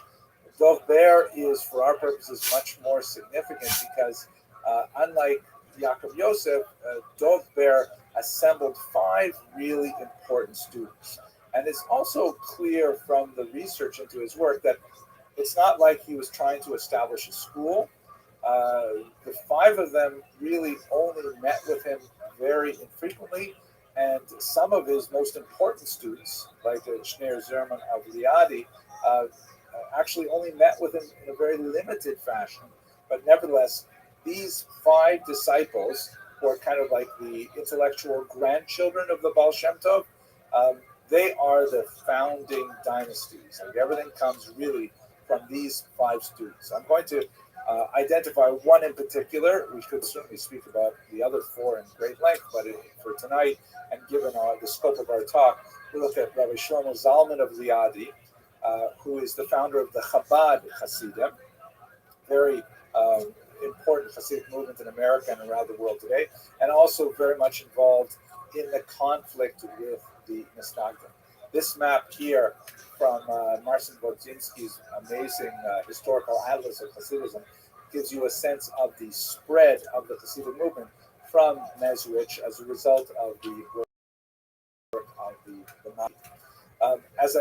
The self-consciousness of the Hasidim saying, hey, we are a thing, we are a movement, really begins right around the death of Rev Dov Ber, because that's when they begin to feel the real weight of the opposition of this man, Eliyahu of Vilna, known as the Vilna Gaon. The Vilna Gaon, whose years were 720 to 1797, was the unparalleled spiritual king of Eastern Europe. He did not, strictly speaking, serve as a pulpit rabbi. He rather spent much of his time learning in seclusion. He composed a tremendous amount of commentary on the Talmud and on Kabbalistic literature as well. And he began to react to reports of the behavior of these followers of the Maggid of Mezrich and others. And news began to circulate that he was going to support a ban, a cherem, that is a formal repudiation of these rabbis and their students, and that this would have tremendous implications for the functioning of this nascent movement. What were the main charges? Well, I'm going to list a few of them in order here, and we'll unpack them in pieces. One of the first charges, what was wrong with these Hasidim, especially because we saw in the very beginning of this lecture that they're really so much like the Misnagdim, the opponents. It's not like you can point at one doctrine and say, hey, see, look at this. This is what they do. This is against Torah. It's not a really clear-cut thing. But one thing is for sure, they're organizing separate prayer groups. This has tremendous significance because the Jews were organized in the Kehillah structure of Eastern Europe within a fairly tight hierarchical command, and that when Jews would separate from the the given synagogue in the town, this represents a fractioning of often not a large population. It transgressed a rabbinical, not exactly a commandment, but it's kind of an exhortation that you see in Pirkei Avot, Al tifrosh min hatzibur, do not separate from the community. It would be more serious than what we see in America today of a breakaway minion, because as we saw earlier with Ben Sion Dinor, it would represent a diversion of a revenue stream as Hasidim begin to gravitate towards unofficial spiritual leaders who are not the town rabbis, that they are not officially appointed in any way. And if those Hasidim find a way to economically support this charismatic leader and do it by not spending money on things that whose tax revenue goes to support the town rabbi, that represents an economic challenge, as we saw briefly in the local Benzino. Related to that, a little bit more halachic in nature, the Hasidim ignore mandated prayer times. And earlier I talked about how the Hasidim are like kind of Jewish, only more so. And this appears to be more of a clear violation of halacha, but the reality is a little more complicated because, let's say, for example, the discussion in the Talmud is it better to say a lot of prayers and have your mind somewhere else, or is it better to say fewer prayers and really concentrate on what you're doing? The answer, of course, is it's much better to say less prayers but really mean them, and that's an operating concept in Allah. So the Hasidim would argue, what good is it to rush to shul early in the morning when you haven't had a chance to wake up properly, and you're not going to be able to focus. You're just going to rattle off the words, and they won't mean anything. It's much better and much more in keeping with this idea of tov na'at v'kavana.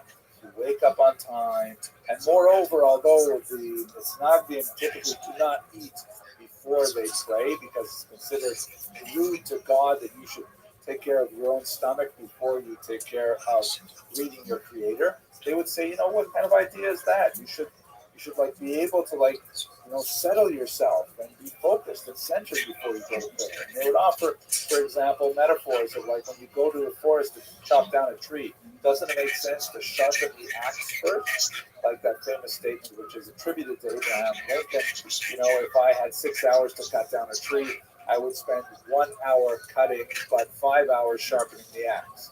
Right, so this is the reasoning they would say that they would ignore the mandated prayer times, and they would daven shacharis a little bit later in the morning. So what difference does it make? That way we'll daven better, which isn't it that more important to God? So it's not a clear break of tradition, but it's kind of like bending the rules in order to make this a more rich spiritual experience. He said they're separating. Notice that all three of these things refer to separating from community. They stopped saying the traditional Ashkenazic prayers in the Siddur that was used in Ashkenaz, and they started using a prayer book that was inspired by the Kabbalist, the Ari Zal Isaac Lurie. They also separated by maintaining separate kosher slaughter. And it's not that they're saying that the regular slaughter is not kosher. They would just like to be more careful. And they specifically had a dispute over whether the blade of a knife should be sharper or should be more perfectly honed. The reasons for this, I think, will take us a little bit beyond where I want to go. But basically, they argued that the knife should be handled a little bit differently than it used to be handled. But they all agreed on the laws of slaughter. But this also meant, of course, the revenue stream from the kosher meat would no longer go to the traditional town rabbi. Now it would go to the Hasidic slaughterer. The Vilna Gaon, of course, is the master of the Talmud. He says the Hasidim are just not studying enough. Not surprising, given that where they come from, there are no great yeshivot like there are in northern Europe and in Lithuania. But nevertheless, he argues that they're valorizing prayer in particular over study of the Talmud, which is a slight difference in emphasis to the Litvaks. And instead of studying the Talmud, they're studying the Kabbalah, which is like something which is so outrageous because the Kabbalah should only be studied after you've already mastered the Talmud. The Talmud is considered the revealed Torah. The Kabbalah is considered the hidden Torah. So what are you studying the hidden things before you get the revealed things? And then there's a whole bunch of discussions about their raucous, unruly, drunken behavior, their emphasis on camaraderie and singing. And yes, alcohol was an important part of the Hasidic Farbrengen then and now. And they argued that this is really not appropriate for a much more austere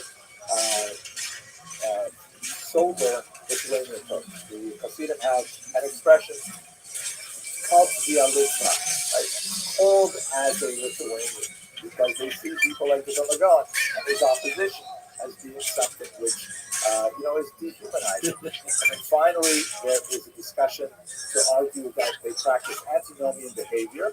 There is a certain amount of discussion that they practice inappropriate sexual relations, which was probably kind of a slander that slipped in from the Frankist movement, which definitely practiced these kinds of things. And that was a highly dissident movement that ended up converting to Christianity.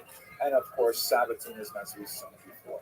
Now, as the draft text of this ban began to circulate, and ultimately it was going to be released in 1772, the Alter Rebbe, we mentioned earlier, and Rabbi Menachem Mendel of Vitebsk, tried to go to the Vilna Gaon to have a discussion with him, but it seems that the Vilna Gaon did not want to meet with him, and he removed himself from Vilna in such a way that they could not actually have a conversation with him about him, which is something that lives on in the Hasidic lore in a very important way. The Misnagdim ended up pronouncing this ban in 1772, and it actually set some Hasidic texts on fire.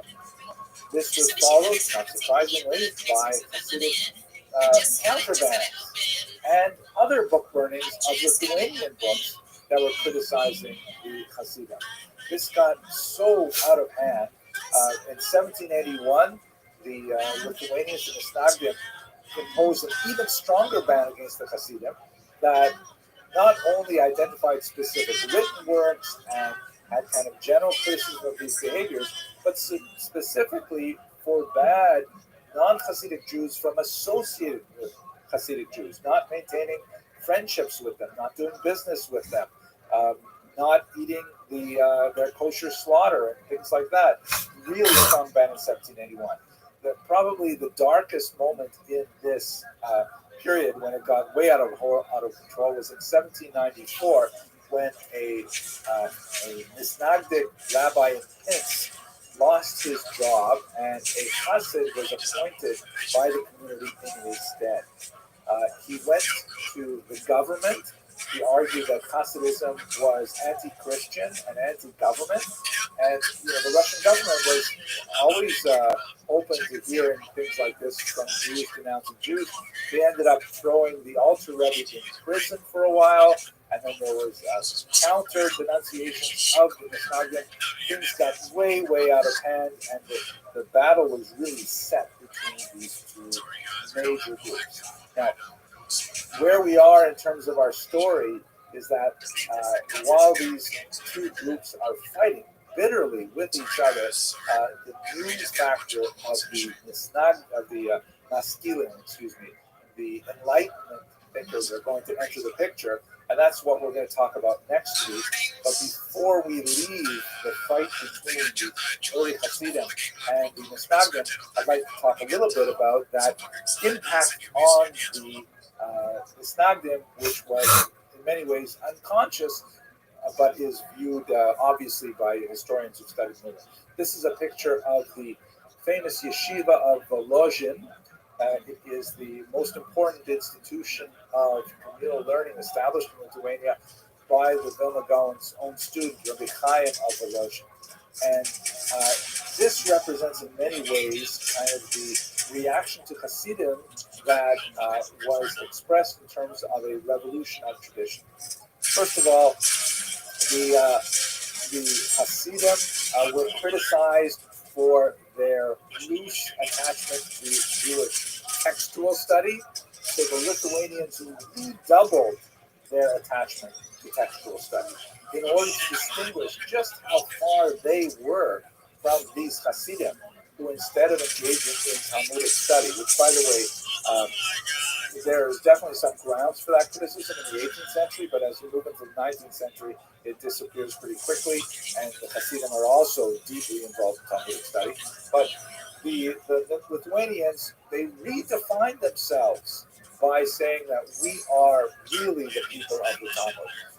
Whereas before they had people like the Vilna Gaon, who was the pinnacle of it and the representation of it, the Lithuanians, the Misnagdim, began to internalize it far more so than ever before, studying the text with a velocity and intensity that was unrivaled in prior generations. Another example of this revolution of tradition, the Talmud specifically became their Baylor, and they studied it more deeply than any other group. I wish I had more time to talk about the contrast between 15th and 16th century modalities of study in this part of the world, but by the time you get to the late 18th century, oh my gosh, the Litvaks are totally doubling down in the way they study the Talmud. And the Kabbalah is fascinating because, of course, the Vilna Gaon himself was a master Kabbalist, and so it's not like they could say we're against the Talmud, against the Kabbalah, against mysticism. The heroic lead figure of the Misnagdim was known for his deep Kabbalistic wisdom. So what they instead did was they carefully parsed out who can study it. It remained solely for the elite, and barriers were created to try and socially ostracize people who studied Kabbalah too early. Those, by the way, linger right into the 21st century, even though some of the greatest Kabbalists, such as, for example, Rabbi Moshe Cordovero, the great teacher of the Arizal, said that people should begin studying Kabbalah at 25 years of age, but that was pushed back to 40, pushed back to people over 40 who knew the Talmud, the poskim, and so on. There was a kind of a pushback on popular Kabbalah. Rabbi Chaim of Voloshyn, the student of the Vilna Gaon, wrote this rather amazing book called Nefesh HaChaim, the life of the soul of life, and it's a pun, of course, because his first name is Chaim, which essentially is Kabbalah for Misnagdim. This is the Kabbalah that regular Misnagdim are allowed to learn. It is a remarkably powerful book, but fully 1/4 of it is devoted to discussing the Kabbalah involved in studying the Talmud. Fascinating material. And finally, just to give you one example, which I think you'll see more closely than anywhere else, one of the ways that I didn't list it in some of the tradition, some of the first band, because it was more pronounced in later bands, but one of the arguments against the Hasidim was that they inappropriately idolized their charismatic leaders, known as the Tzaddik or the Rebbe. That they regarded their leaders. How are you, Nando? Sometimes with a little messianic posturing. It's been a long time. All right, Pimp, what's good in your neck of the woods? You sling a dick like it's going out of style? I just smoked a cigarette and drank a beer. That's baller. How you feeling? Pretty stressed, bro. Not gonna lie. Why is that? Because, I don't really know what I want to do with my life. I don't know what I want to be. Okay. What are your thoughts? Let's do process of elimination. Do you want to be a marine biologist? No. Okay, do you want to be an astronaut? Not really, no. Okay, do you want to be a professional athlete? I wish I could, but I can't. Okay, do you want to be an exotic dancer? Oh, no, absolutely. Okay, do you want to have anything to do with the adult industry? No. Okay, so how about working in tech? In tech? Technology. As a CEO? Well, in time, but I mean starting off like a developer, project manager, and then working your way up. I mean, possibly. Most people told me, I asked a lot of people, what do you think fits me best? And everybody told me IT. But I just don't really know where to start with IT, and I also don't really know what the daily work even looks like. So, yeah. Okay, well, the way that you start is you get a certification, and they're pretty cheap and inexpensive, and then from there, what's the daily work look like? Generally, at any large organization, it's going to be something like, let's say you're going to work 8 to 5. You'll either be in the office or remote. If you're in the office, you get in at 8. Basically, you'll check your email for the first hour. see what kind of problems happened overnight. You'll prioritize your different issues. You'll work on those from like 9 to noon.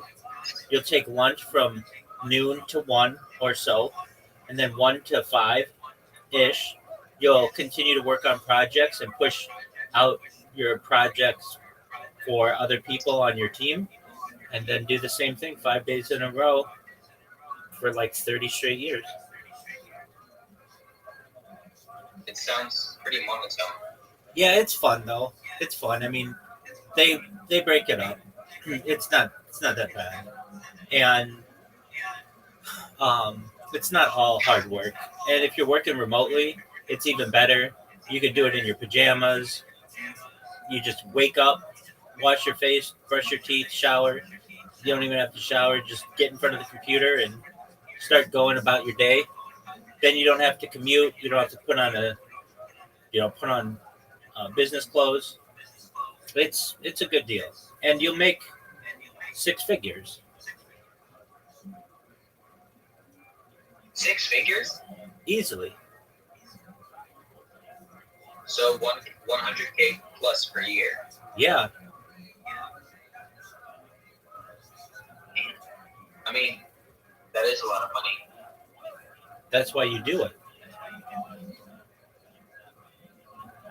Wait, are you actually a Rothschild? I am. It's my last name. Wait, so like actually part of the Rothschild family, or just? It's like a big another family. Rothschild? There are 3,000 of us in the United States alone.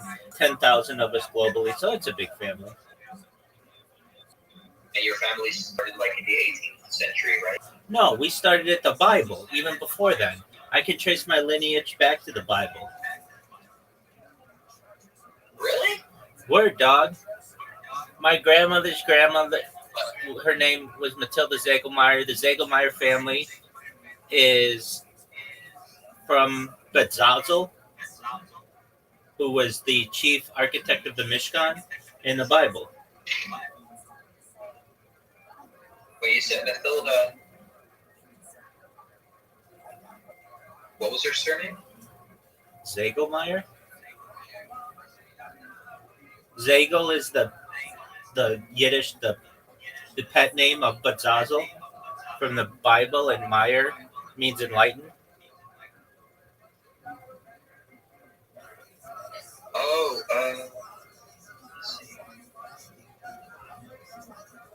so how do you write that first part?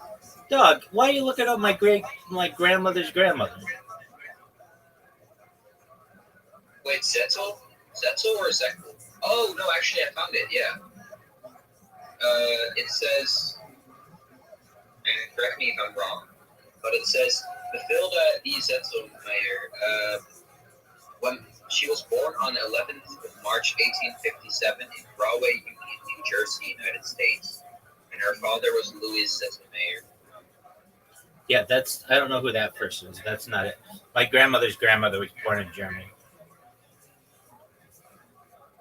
Oh. Wait, so where are you from? United States. Oh, okay.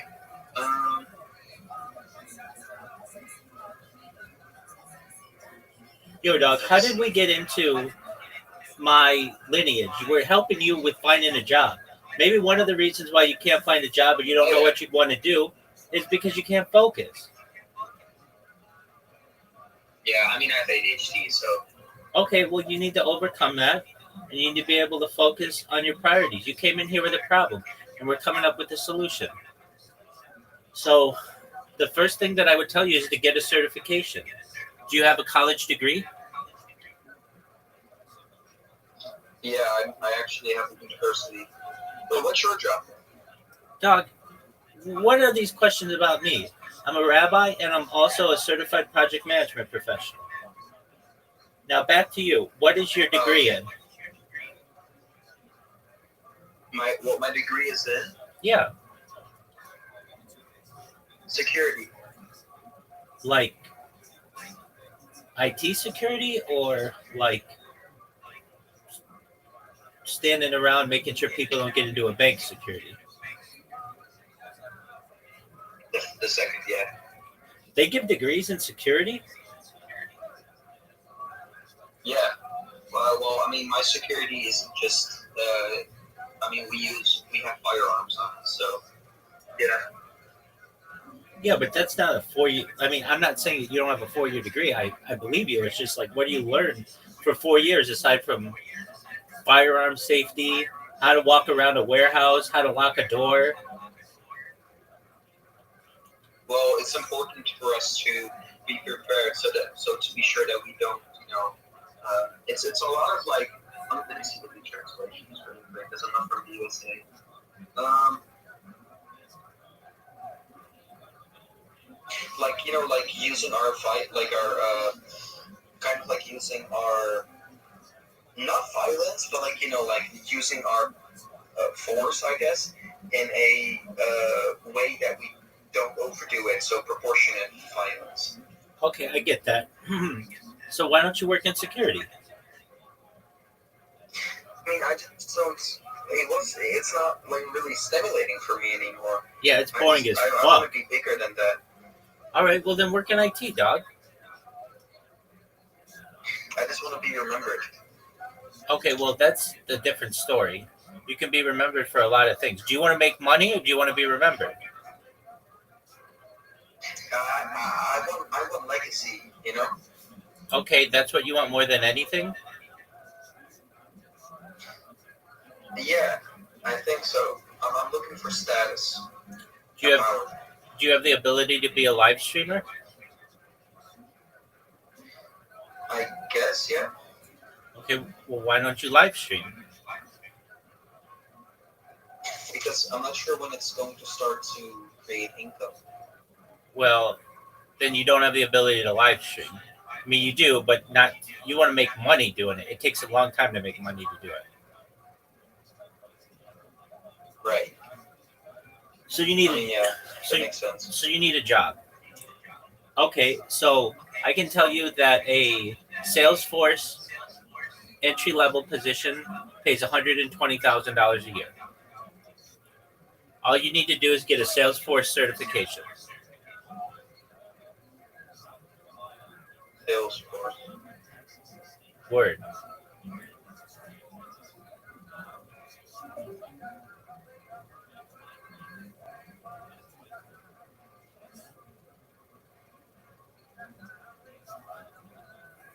To practice something which the Misnagdim decried. That is this concept of Mesirat HaMachshava, the transference of thought, where a typical chassid would say, "Who am I to pray to God? I'm not holy at all. Let me pray that my prayers will be remembered by the Rebbe, and when the Rebbe prays to God, that his prayers will be accepted." And so the Misnagdim said, that smacks of idolatry. Every Jew has the right to pray directly before the King of Kings or the kings, and this idea of like praying that your prayers should be included in someone else's prayers is really not Jewish. So they criticized heavily what they felt was the excessive veneration of the tzaddik, but they also began to absorb that value, and the figure of the Rosh Yeshiva suddenly acquired, I should say suddenly, gradually acquired many of these characteristics. If you don't believe me, have a look at your local Judaica bookstore in the biography section, where you'll see these biographies of Rosh Yeshiva that are absolutely unbelievable and would fit very well within the hagiographic tradition of Hasidic historiography. So that's basically what happened in the late 18th century with the birth of the Hasidic movement and the reaction of the Misnagdim. I'm going to wrap it up here, and we have time for some questions. But next week we're going to go on and look at how the introduction of the Western influence dramatically changes everything for everyone. Thank you for your patience and your endurance, and opening up for questions.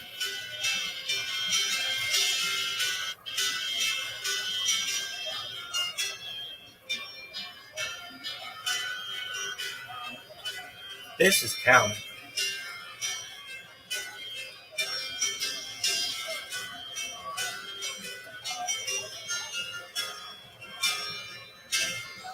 We are going to conclude our discussion of the triangular conflict that shaped much of modernity.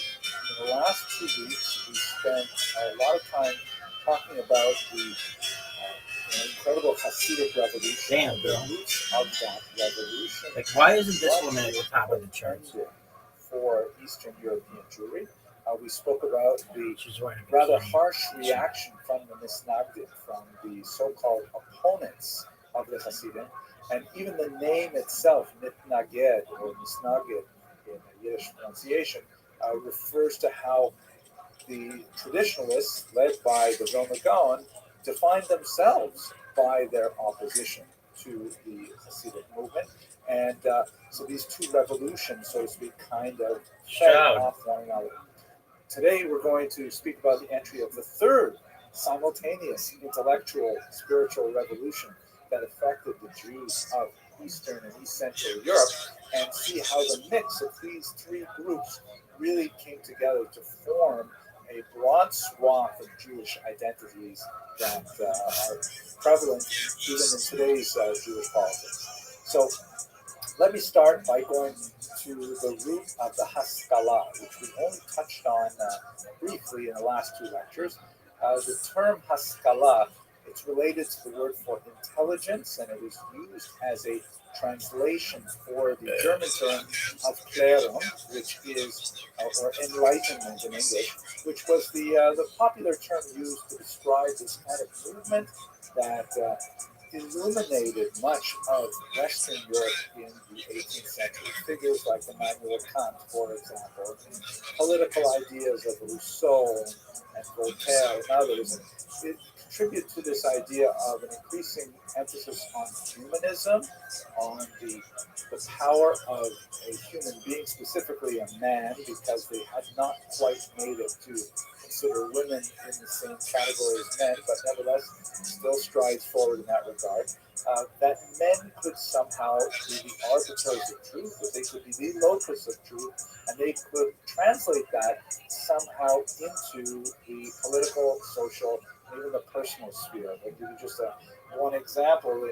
The Lockean concept of tabula rasa emerges out of the Enlightenment. Tabula rasa meaning the blank slate, the idea that human beings are born devoid of any data, like a slate, like a blackboard is devoid of any writing. And whatever you write on that tender child's soul, in terms of exposing them to education and experiences and so on, that's what will create the perfect human being. This kind of idea of the tabula rasa and the potential that it represented was at the beating heart of the Enlightenment and also of the Haskalah.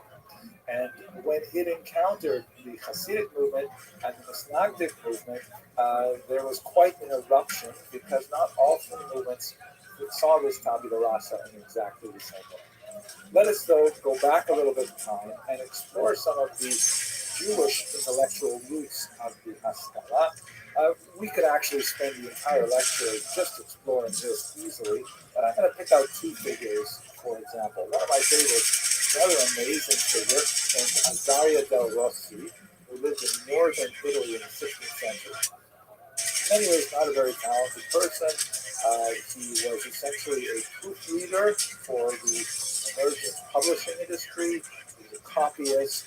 But it happened that in 1570 there was a dramatic earthquake in Ferrara, and he fled with much of the Jewish community that lived actually in a lowland very close to the river, and they were worried about their buildings collapsing, so they actually spent a couple of weeks living outdoors, a little bit like my shul during the COVID condition. They spent a couple of weeks living outdoors with the non-Jewish citizens of Ferrara in an unusual kind of environment where all of a sudden, they're all in the same boat. They're worried about what will happen to their city during this literally tectonic change. And Del Rossi struck up a friendship with some of the Christian monks who were out there at the time. And they were exchanging all kinds of ideas, and this led to kind of an epiphany, to borrow a Christian term, for Del Rossi.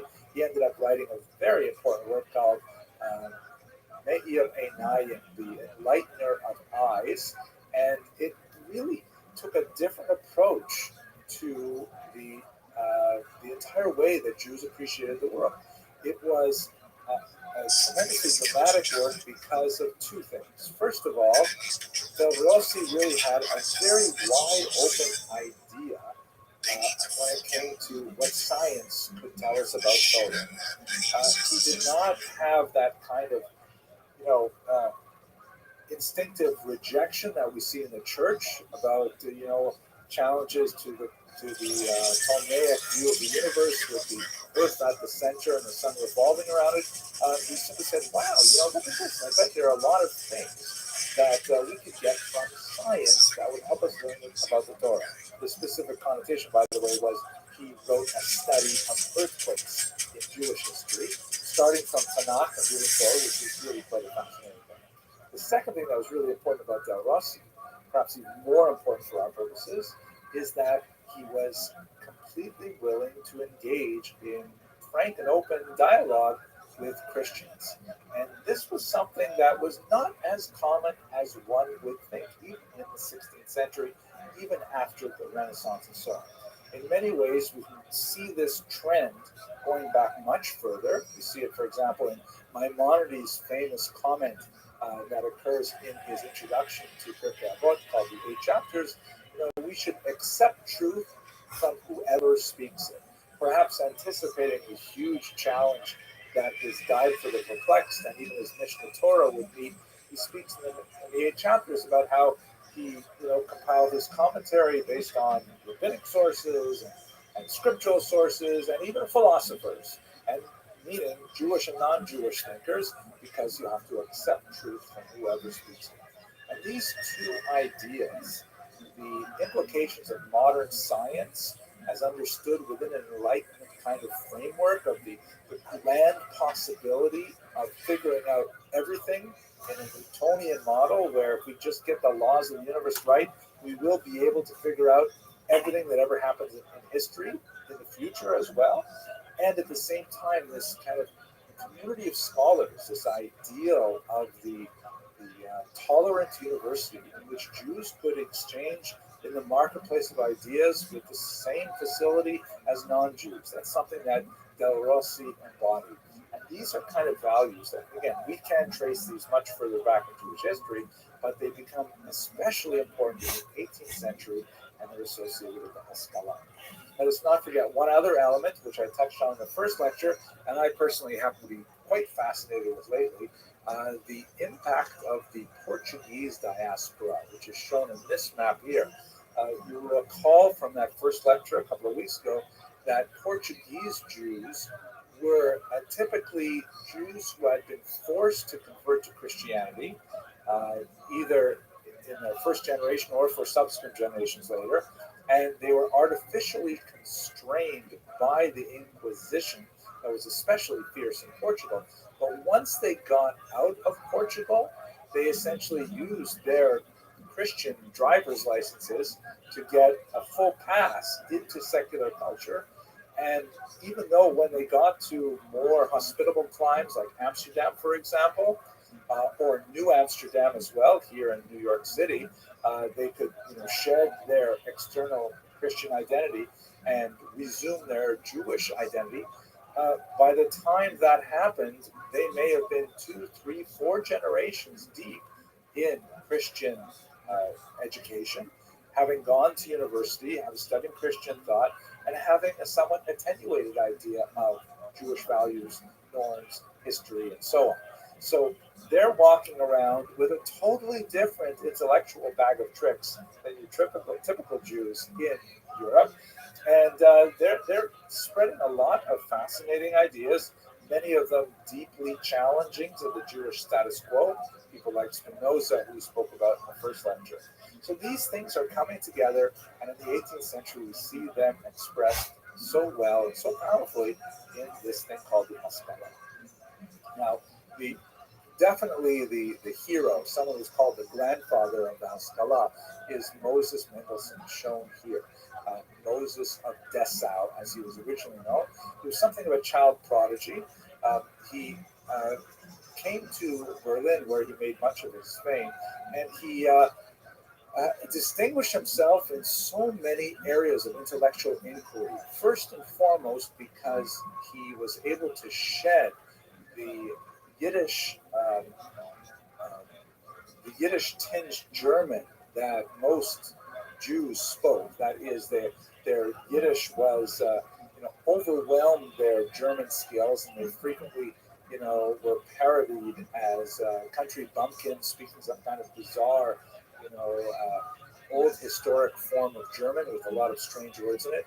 But he learned, the Hochdeutsch, the really refined, perfect contemporary German. And not only that, he was quite an able philosopher. He was able to actually enter the salons of the day and impress everyone for the sobriety of his thought, the expansiveness of his comprehension, and his fluency with the written materials. And I mean, it sounds strange to us now, speaking in the 21st century, but in the late 19th century, this was like, some feral child wandering out of the woods and suddenly, getting a tenured full professorship at one of the greatest universities. So he was like a cause célèbre, and for many, he was viewed as the possibility of Jews for full emancipation into Western society. He was kind of like the poster child for the very idea that Jews could have equal civil rights, that they could enter in society, they could have full privileges as German citizens, which they were not. And in fact, they would not achieve that until late in the 19th century. And in fact, a little further east in Russia, they wouldn't get it until the early 20th century. So Moses Mendelssohn stood for a lot of these forward-thinking ideas. And amazingly, he did it without jettisoning his Jewish identity. Now, you will notice from the portrait here, he was clean shaven, which was a little bit scandalous for the era. Jews, traditionalist Jews, were usually bearded, that is, males, obviously.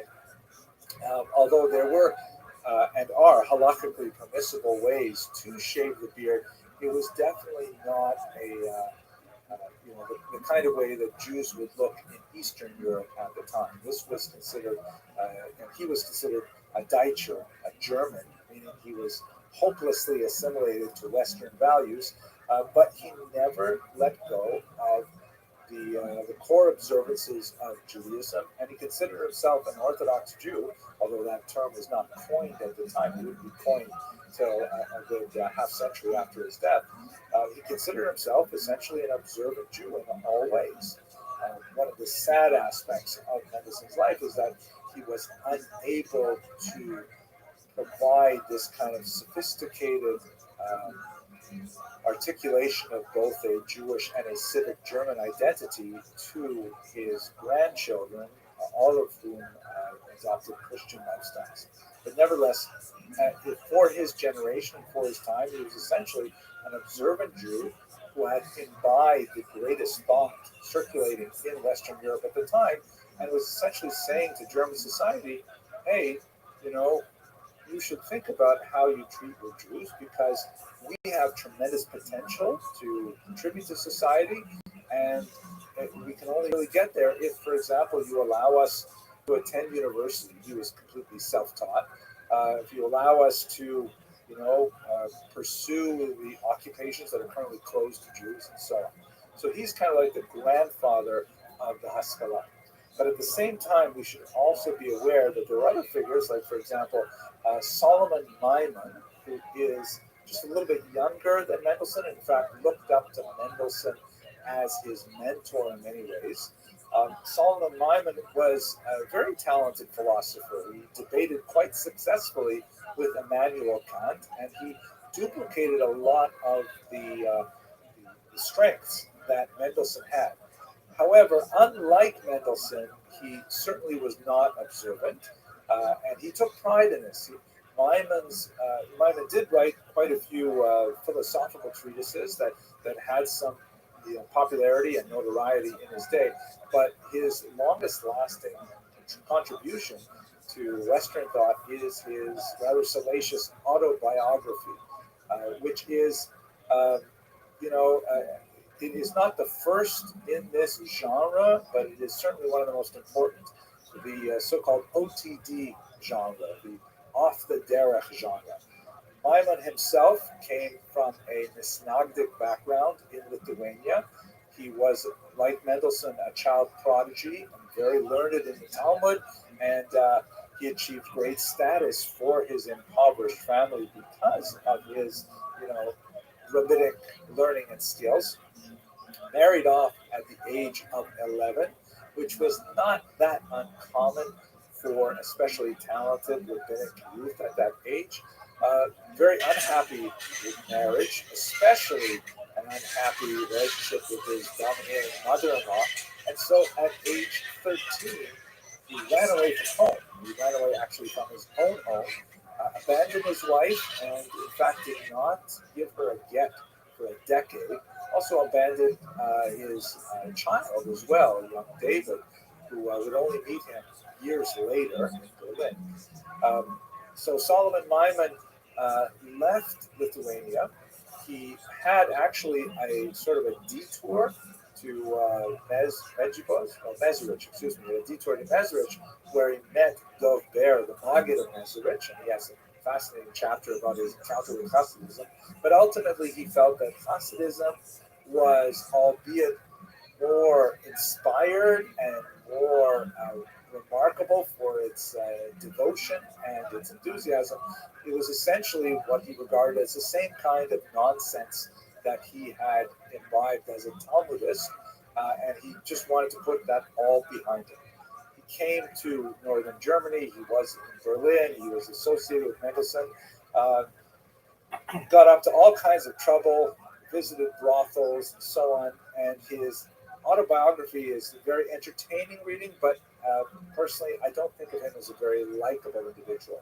But he's also the face of the Haskalah, because unlike Mendelssohn, who said that, you know, we can be Jews and be good Germans and be good modern citizens of Europe, we can have it all. Solomon Maimon said, you know, chuck it over the side. Like there's so many of these books nowadays, or the TV series on Netflix, Unorthodox and things like that.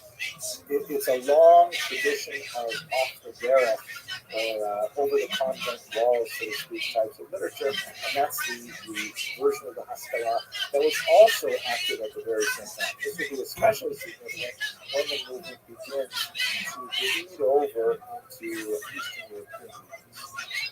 So the Haskalah in Eastern Europe, just to give you, Western Europe, just to give you a sense of like the kind of issues that they were facing, and the kind of solutions that they were looking for, and why the Haskalah was so significant in Western Europe. In the late 18th century, there was a false burial scare that actually lasted for about half a century.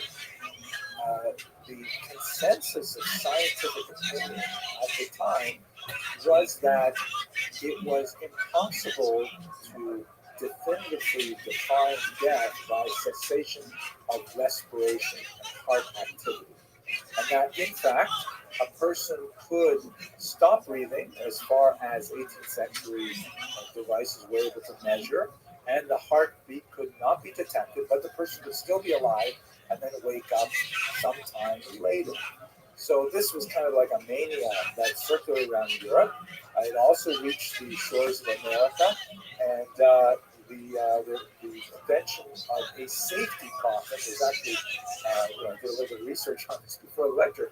Apparently, America approved almost 90 patents for different kinds of safety coffins, specifically for this reason. And there's actually a word which I forgot that specifically describes the phobia of being buried alive. At any rate, you can see in this particular version, on the left is our dearly departed, who has been buried underground in his coffin, but then, and there's this structure that extends from the coffin up to the surface of the graveyard with this flag that looks a little bit like a mailbox flag.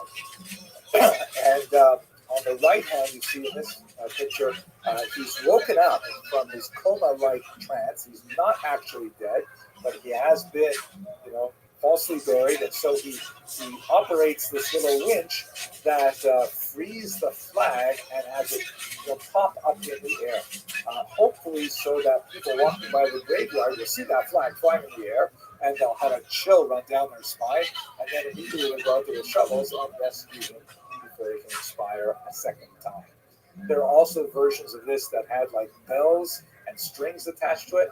There is a widely held belief, probably not true, but that the phrase "saved by the bell" refers to the ringing of such bells on safety coffins so that people would come and rescue a person. That "saved by the bell" probably comes from the boxing ring, where you're at the end of the round and you're about to be knocked out, but the bell rings the end of the round, so you get to go back to another. At any rate, why is this relevant to the Haskalah? So when Duke Friedrich of Mecklenburg-Schwerin, which is in northern Germany, heard about these things, he was quite taken with it, and he decided to go along and take the progressive scientific position and say that in Germany, or in the region that he controlled, no one could be buried until 72 hours had elapsed after the death was confirmed. So in other words, they would make sure that a person was dead before they interred him. And this was a tremendous affront to Jewish burial practices, which of course, inspired by the Middle Eastern origins, argued for almost immediate burial. Ideally, within the first 24 hours of death. And all these ideas in the Talmud that speak about the Yibel Hames, the desecration of the corpse, if it's left alone, if it's God forbid, it should be interred as soon as possible. So the rabbis were very upset about this issue, and they went to Moses Mendelssohn for a solution. They said, "You've got to help us out here because the Duke is going to impose something on Jewish practice that is so different than what we've done for the last 1,800 years. We can't have it." So Mendelssohn took three distinct positions, quite fascinating. On the one hand, he argued to the secular authorities, the Duke and others, that the Jews should be allowed to maintain their traditional burial practices, that they would have no instances of false burials, and this is a religious thing that should be respected and so on. But to his patriot, he said, "Why don't we do what the Duke said?" Why? Because it's science. It makes sense. We should do this. But don't forget, Mendelssohn was also a product of his time, and also had the same concerns of the scientific community of the era. And so privately with other rabbis, he said, "You know what, I think we should probably do this." Now, lest you object to say, how could he, as an Orthodox Jew, propose such a radical change to Jewish burial practice? The truth is, he was really arguing, like he was saying, we should go back to a much earlier Jewish practice. It's not very well known, but in fact, in much of the Talmudic period and the Tanaic period, Jews did essentially practice a kind of dual burial system, where the bodies would first be interred, and then after a period of time, typically a year, then the bones would actually be disinterred, and they would be brought to family crypts like this one in Italy. There are such crypts that exist in Beit Shan, in northern Israel, and a few places in Israel and in Italy, where we have these ancient catacombs that are clearly Jewish, marked with menorahs and things like that. And so essentially he was saying, why don't we just readopt an ancient practice, which is described in the Talmudic small tractate called Snachot. Why don't we just go back to that practice? That way we'll be good with science and good with Judaism. This got him in a lot of hot water with, among others, Yaakov Emden, who was dead set against any kind of innovation. But nevertheless, this is a typically kind of Hasidic way to do things. Well, we can appreciate science, And we can also appreciate traditions. We just have to look a little more deeply into tradition to find the way these traditions. So by trying to respect modern knowledge, which was evolving through scientific revolution, and also respect the Torah, but not necessarily respect the tradition in the sense of the customary behaviors, what we would call in Hebrew minhagim, things which are not necessarily rooted in scriptural commands or even the Talmud and the Mishnah, but rather, customs that had sort of like attached themselves by the dint of Jewish choices over generations that would result in things like, modes of dress and I mentioned beards and things like that were, more regional kind of traditions. The Haskalah, under thinkers like Mendelssohn, said we should carefully examine the corpus of Judaism, and we should surgically remove or at least isolate those elements that are not part of the body and soul itself, but rather things like the externalities. Like, for example, do we really have to wear those costumes everywhere? Those long coats that go below our necks? I know we've been wearing them for a few hundred years, but really? Why don't we just wear these newfangled short jackets like the Germans do? And you can go on and on listing the many different ways in which the tradition could be altered for the sake of Haskalah. That's the kind of position that people like Moses Mendelssohn took. And the second element, which is very important, besides the role of science with Torah and tradition, is that Mendelssohn trusted and wanted to engage with civic leaders like the Duke of Mecklenburg-Schwerin. He felt that, for too long, Jews had regarded the non-Jewish world as toxic, as antithetical to Jewish values, and as hostile to Jewish values. And he felt, no, we should, while recognizing that there are a minority of non-Jews who unfortunately don't like Jews because they are not sufficiently educated as to who Jews are and what we stand for, we should nevertheless embrace our non-Jewish neighbors with open arms and, be happy to join with them in the exalted experiment of constructing a multi-ethnic society. And so the idea of openness to the German population in particular was a distinguishing feature of the Western Haskalah. But remember, we've got a whole range. We had the Mendelssohn, who was kind of like the middle of the road person in many ways. We have the off the derech Maimon, who is also in this camp, who is also saying, what are you even trying to keep the Torah? Just get rid of it. And then we have people like Mendelssohn's, one of his prime students. Here is David Friedlander, his years are 1750 to 1834. And we should realize that Mendelssohn's plan simply was not working. His idea of demonstrating the value of Jews to German society would naturally result in the conference of emancipation and equal rights to them. In reality, as much as the Jews tried desperately to show that they deserved emancipation, it eluded them at every turn. And this drove the Jews to an almost ape-like, slavish imitation of German norms. For example, the reorganization of the synagogue layout to make it more church-like.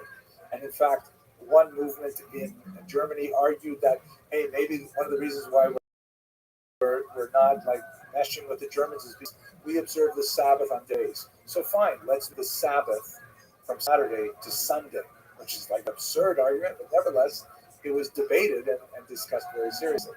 In fact, even adopted, but the laity would not accept it. The introduction of organs into the synagogue, all kinds of things which are definitely contradictory to Jewish law, but nevertheless, these like bending over backwards attempts to try and prove that Jews were willing to and appropriate partners in German national enterprise. David Friedlander, for example, went rather far and he argued for a so-called dry baptism.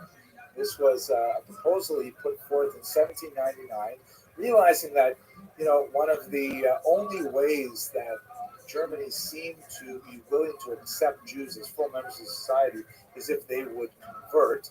We see this over and over again with great figures like Gustav Mahler, the composer, or Karl Marx's parents, who were all baptized. Heinrich Heine, the great poet, that the only way they could really, get university positions, get reasonable jobs, get published in certain places, and so on, is if they formally adopted Christianity, specifically Lutheranism. So Friedlander said, you know what? Okay, how about this? And he actually wrote an open letter saying, how about all of us Jews convert to Lutheranism? We just want to do it on our own terms. I mean, we don't really want to believe that Jesus is our Savior, but we will, pro forma say, yeah, sure, we're Lutherans. Yeah.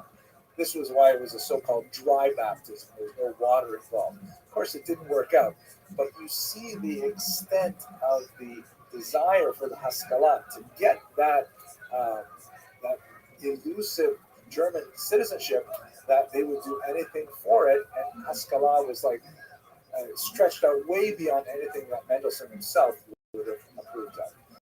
And just to put this in context, since this is the audience we're speaking to, there were genuinely Orthodox figures who found a way to kind of thread this needle. One of the most famous is Samson Raphael Hirsch, who in the middle of the 19th century articulated a very controversial strategy, which indicated that one of the things that was necessary was a cleavage of the Jewish population in Frankfurt am Main, the so-called Austritt, where the Orthodox community formally separated from the general Jewish community. In the context of Jewish communal structure, this was really quite a radical move. And at the same time, he argued for a full engagement with German society to the furthest extent that halacha would allow. And this is essentially the essential genesis of what would later be called modern Orthodoxy.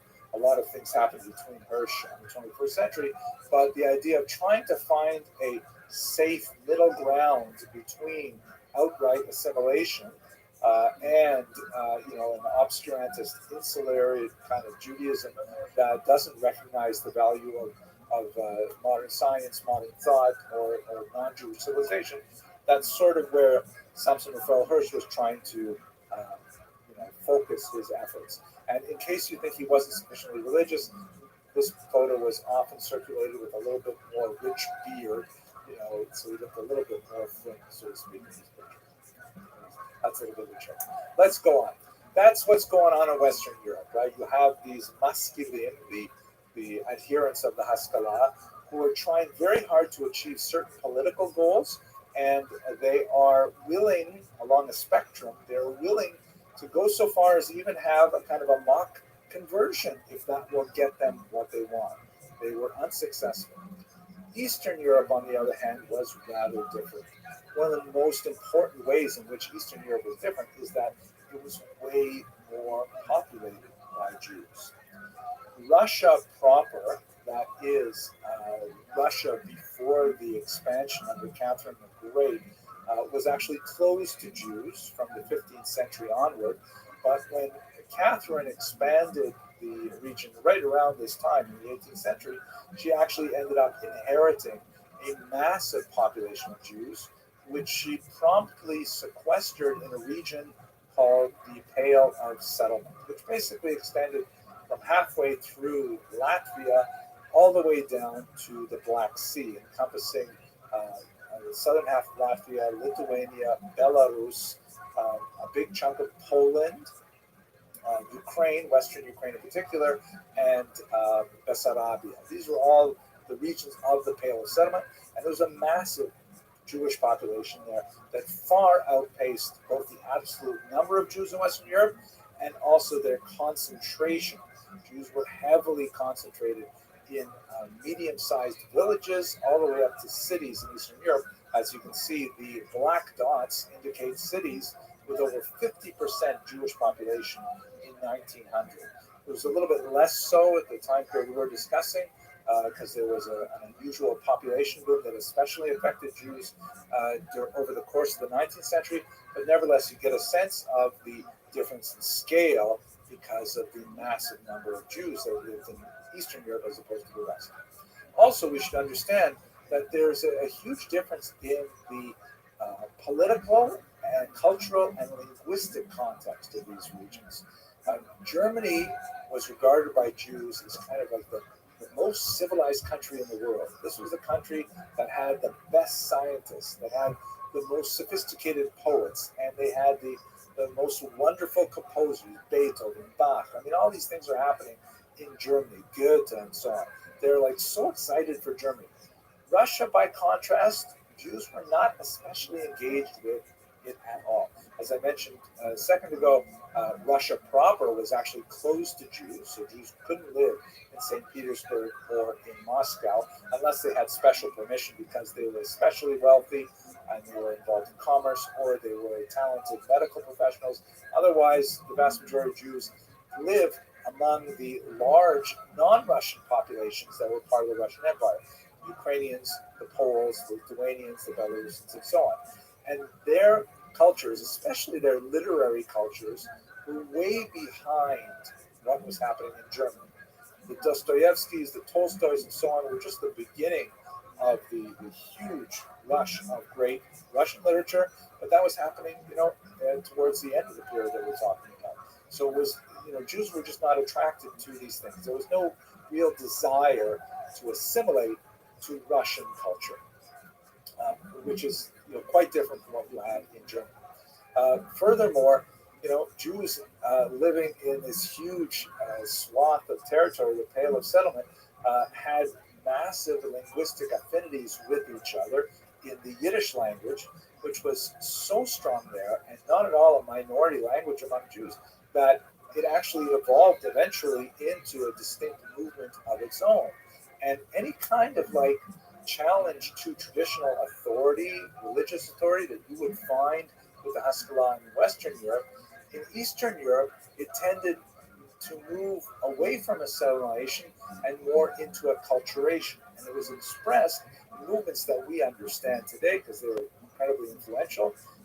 Yiddishism, right? The whole, engagement with Yiddish literature, Shalom Aleichem, Mendel Moiches Forum, the culture of it, and so on. It translates really to Broadway and to Hollywood. Zionism, the great political experiment of the Jews that was heavily weighted towards the demands of Eastern Europe, and Jewish socialism, the Bund, the Arbeiterring, and of course elements of Jews in the Communist Party, the Mensheviks and the Bolsheviks, and so on. These are things that happen because the Jews are in such great numbers and not especially attracted to Russian culture. They linguistically they either doubled down on Yiddish or they explored Hebrew. They generally did not say, "Hey, let's all speak the vernacular, Ukrainian." A little bit different in Poland. There was a much stronger level of Polish Jewish synthesis than you had, let's say, Jewish Lithuanian or Jewish Ukrainian, but nothing like the German Jewish synthesis that really drove Haskalah. So as these ideas of the Maskilim start seeping over into Eastern Europe, Eastern Europeans, even those who are inclined towards these ideas, they're not deeply impressed. They say, "No, we don't want to do it like that. Are you serious? A dry baptism? That's what you expect of us? No way." But they internalized it in other very different ways. For example, Joseph Pearl, one of the important Misnagdim of the era, one of the important Maskilim of the era, and you can see right away he's wearing a kippah, very large kippah, larger than my own, in fact, but he embodies this view saying, okay, listen, there's a lot of great things going on in Western Europe and science, and maybe they'll get emancipated and things like that. He looks around at what's going on in Eastern Europe and says, what's holding us back? He says, oh, man, it's those Hasidim. They are the worst. The Misnagdim, okay, they're religious obscurantists and so on, but at least they're rationalists. At least they, have a logical system and they're very sober and they are punctual, and they have all of these kinds of values. The Hasidim are wild men. They are drinking, they're dancing, they're singing, they're practicing all kinds of behaviors that we're not used to. All of those things that the Misnagdim I discussed last week were really, offensive. They were offended by Hasidism, and so he took a really unusual tack. He composed false Hasidic books, which were designed to be parodies of Hasidim, that is satires. He wrote a book called Nagadat Milim, which means the revealer of secrets, which was meant to be read as if it were an actual Hasidic book. But when you read it, you would say, "Oh my gosh, these Hasidim are such fools, such idiots." Ironically, he ended up really preserving a lot of tremendously interesting Hasidic ideas. Rabbi Nachman of Bratslav, who was one of his most, he hated Rabbi Nachman more than most. A lot of the famous stories of Rabbi Nachman recorded because Joseph Pearl put them in his own book. So he, and strangely enough, did a service for Hasidism by opposing them. And the thing is, people like Joseph Pearl, even though he was a dedicated educator and he made tremendous contributions to the general education in Tarnopol, in Western Ukraine, and nevertheless, he simply could not get any serious traction with his opposition to Hasidism, especially through this strange device of writing these parodies of Hasidic thought. But you see how the Haskalah here, especially in the figure of Joseph Pearl, tries to corrode support for Hasidism, but it is a genuinely popular folk movement that people enjoy. People want to be associated with the Hasidim. We should note that Pearl was not the only maskil who dealt with the Hasidim, and there were some. I'll show you one in about 10 minutes that viewed the Hasidic movement with quite a bit more charity, but nevertheless, the basic attack of Haskalah on Eastern European Jews was primarily focused at the Hasidim, because they saw them as the most obscurantist, the most anti-rational, the most diametrically opposed to the values of Haskalah that they were trying to slowly bring into Eastern Europe. The fights over Hasidic literature really died down around the year 1815 for various reasons. For example, the Vilna Gaon had now been dead for almost 20 years, and there are also changes in the generations of Hasidic leaders and so on, and the placing of Hasidic rabbis in official positions in many cities calmed down a lot of that intense literary debate. But the Hasidim and the Misnagdim together faced a much more significant threat from the Russian government. And so another element of the Haskalah's attack on the traditionalist lifestyle in Eastern Europe was specifically through the government. And this, in many ways, poisoned the relations between, on the one hand, the Hasidim, and on the other hand, the Maskilim coming from Germany. But ironically, this meant that the Hasidim and the Misnagdim had common cause against the Haskalah. And so, to a large degree, this helped form what we might call today a Haredi bloc of Litvaks and Hasidim, because they both saw the Haskalah as an existential threat, which they were. Tsar Nicholas I here, who was one of the most influential tsars to rule Russia, had a lot of ideas about how to deal with the Jewish people. He was deeply disturbed that they should not conform to his threefold theory as of good government in Russia that emphasized, worship of the Tsar, that emphasized Russian Orthodoxy, which the Jews could not conform to. Obviously, Russian Orthodox Christianity, not Russian Orthodox Judaism. And finally, the idea of narodnost, which means peoplehood or peopleness. He wanted Russians yeah. to Russian citizens of the Russian Empire to kind of Also- coalesce around the All right, Russian so all in all, you were down $3,000 in stakes. How about the other one? So I tried a The twofold other one- solution to try and I wanna divest talk the about Jews of No, we have to Like talk. about time? We have to talk about it. Like in the past 10 years, Yeah. negative 60,000. Holy fucking shit, dog. Yeah, but that's also from one point in time. Like, you had a problem? No, I got a gift. Somebody gave you a bunch of money and you just blew it? Yeah, Was it an inheritance? his mom died. He was on drugs. Who's he? From Norwegian guy. So some random Norwegian guy's mom died and he gave you a bunch of money. Yeah, I met him off high school. Why'd he give you so much money? I told him I'm a good member. Oh, so you gambled on his behalf? Yeah, Okay. What makes you think you're a good gambler? well, when I had the bankroll, I was pretty good. I was making anywhere from 5 to 10 grand a day. I Yeah, had but such a high bankroll. but you don't keep track of You your know, losses that way. back then I was. Okay. Have you just Not considered so much anymore.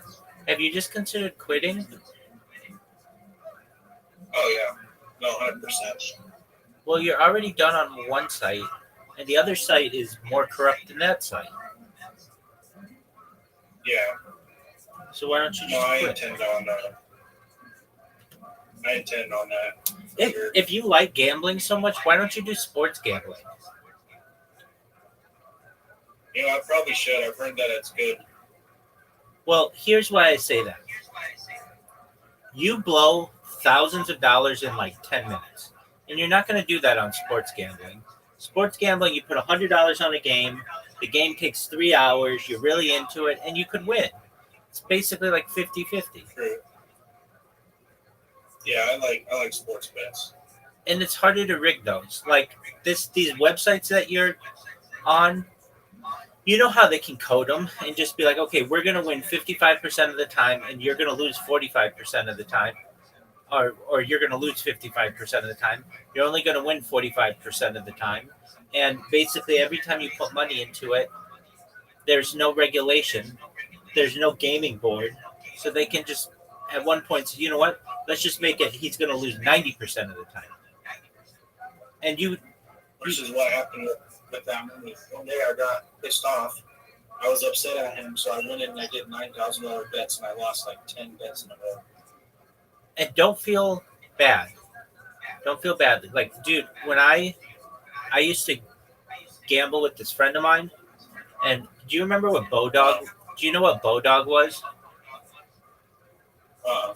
Okay, so Bodog was like the OG online gambling site. It was really big for online poker and sports betting. And my friend and I would get on there. We'd get on these. We would use it for sports betting originally, but then we get an online poker because we had some friends of ours who did online poker and made a lot of money. And so it was like, okay, well, we'll do it. And every single time we got like an unbeatable hand, like a full house, like a really good hand, we'd lose to 4 in a row, 4 of a kind. And it'd be like every single time. Well, what we didn't know is we were playing against bots. So they always would make you think that you had a good hand, and then right at the end, they'd steal all your money. And then guess what happened to that website? It was some Cayman Islands website that went under, and we never saw anything from it. We lost thousands of dollars doing that. It's registered at, like it says right here, operated by 2Sec Technology Limited, a limited liability company registered in Belize, with the registration number with an address C. Urchin Street, number 2 at San Pedro, Cayenne, Belize. Licensing the government of autonomous island of Yorian, Union of Comoras, and operates under the license delivered there. Yeah, so that's not legit at all. Like, what is the island of Aurorion? Even a real thing? Is it near Belize? It's a volcanic island in the Comoro Islands, All right, it's like when situated in the northwest of Madagascar and east of Mozambique. Mozambique. So you're talking about like in the Indian Ocean. Like there's no getting these people. It's basically a scam. Yeah, what's the population? That's how you really know right here. Okay, they have a decent population. That's not how Still, you. it's like, That's not how you really know. How you really know is if it has a gaming board and audits. If you can't, we couldn't even pick out where that island is on a map. look at the thing here come up. The thing is, where it says 2 Cent Technology Limited, they actually sold the site. This used to be owned by someone in Curacao, Curacao. and it got switched out. Curacao. So, Yeah, right, but I mean, you get what I'm saying, that it's not like MGM or Caesars or even what, I mean, I'm not saying those are legit at all, but they're more legit than that one. right. Why don't you bet We with, have a little tool so you can validate stuff. why don't you bet? Yeah, but here's the thing. Let's say you got, I don't know, $100,000 in the bank there. No one knows that you can necessarily cash that out. Right. They could just be like, okay, whatever, I mean, let's close down at this point, and you're done. You're not going to the Indian Ocean to get your money, and no lawyer's going to pony up to just be like, all right, let's sue these guys. You're done. You just yes, this is good. you just like the rush, Yeah. and you can get that rush in other ways. You can get that rush in other ways. I agree. And you have a child, and this money could be going to improving their life. Yeah. No, I agree with that 100%. That's why it's, and I just had to talk with it with my lady. It's something that, I can't be doing like I'm doing anymore, You have access to a bot system that people would dream about. Now I know it's not yours, but you're like the middleman for it. And you could basically take the money that you're using to gamble and invest it in your streams. You got to be doing something interesting, but it's like 290 days until Grand Theft Auto 6 comes out. Yeah. You plan on getting it. Okay. So you create a community that knows that you're good at Grand Theft Auto 5. And then when Grand Theft Auto 6 comes out, you increase the amount of bots that you have viewing your streams. And then all of a sudden you've got some subscribers. Then perhaps you might have a merch store, and you grow from there.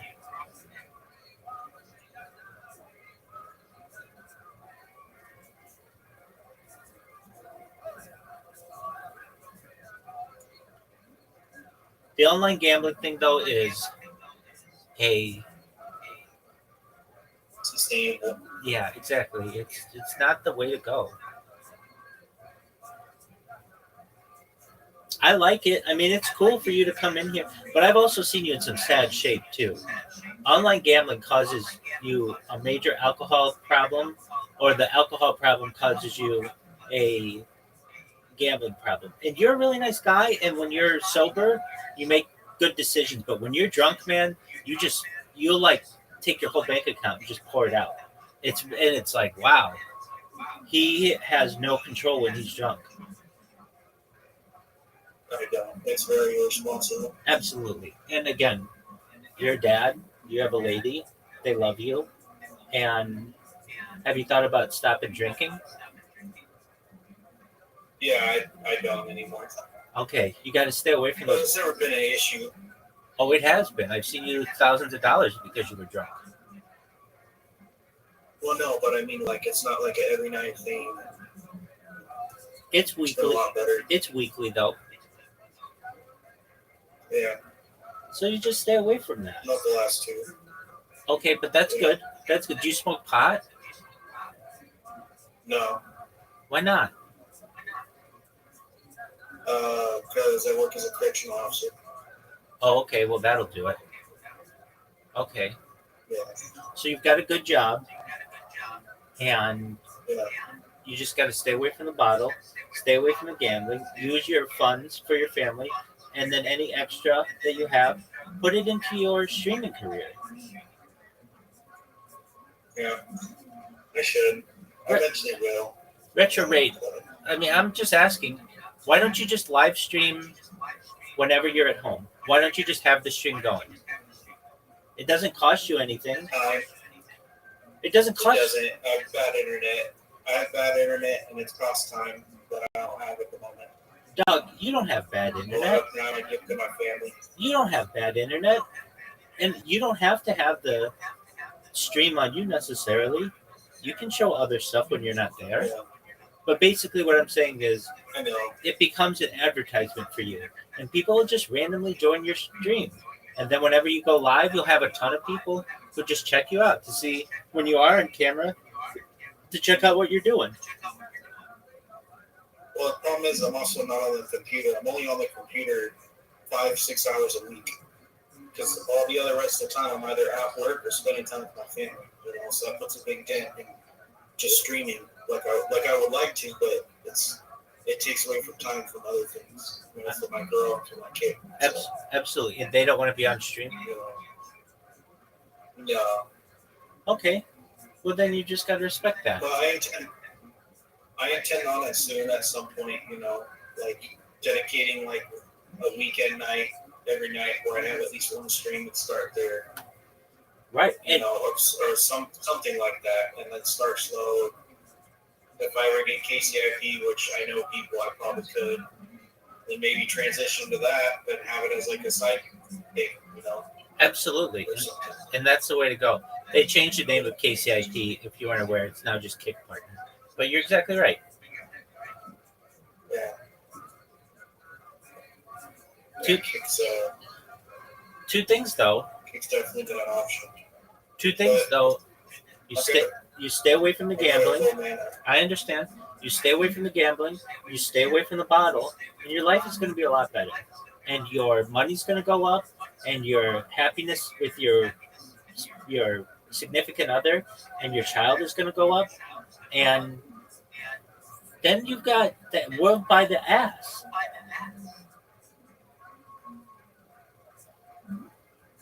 If you can just stay away from two things, and they're pretty easy. One, gambling is a pain. It's a pain in the ass to do. And secondly is the bottle. It tastes like garbage. So you've done it for 2 weeks. Now make it 20 weeks. When you can go half a year and you haven't had a drink, then I'm going to say, okay, now this guy's got an opportunity at some real success.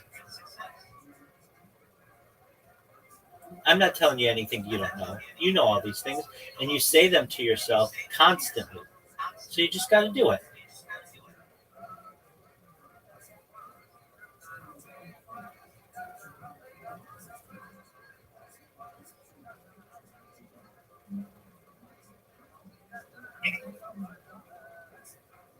Hello? Yeah, what'd you say, Big Dog? I said, I'll work on it, man, but I gotta go. I appreciate you and I appreciate your advice. Absolutely. You take care. I'll be here at some point. I'm always here for you, You too, Retro man. Raid. Take care, buddy.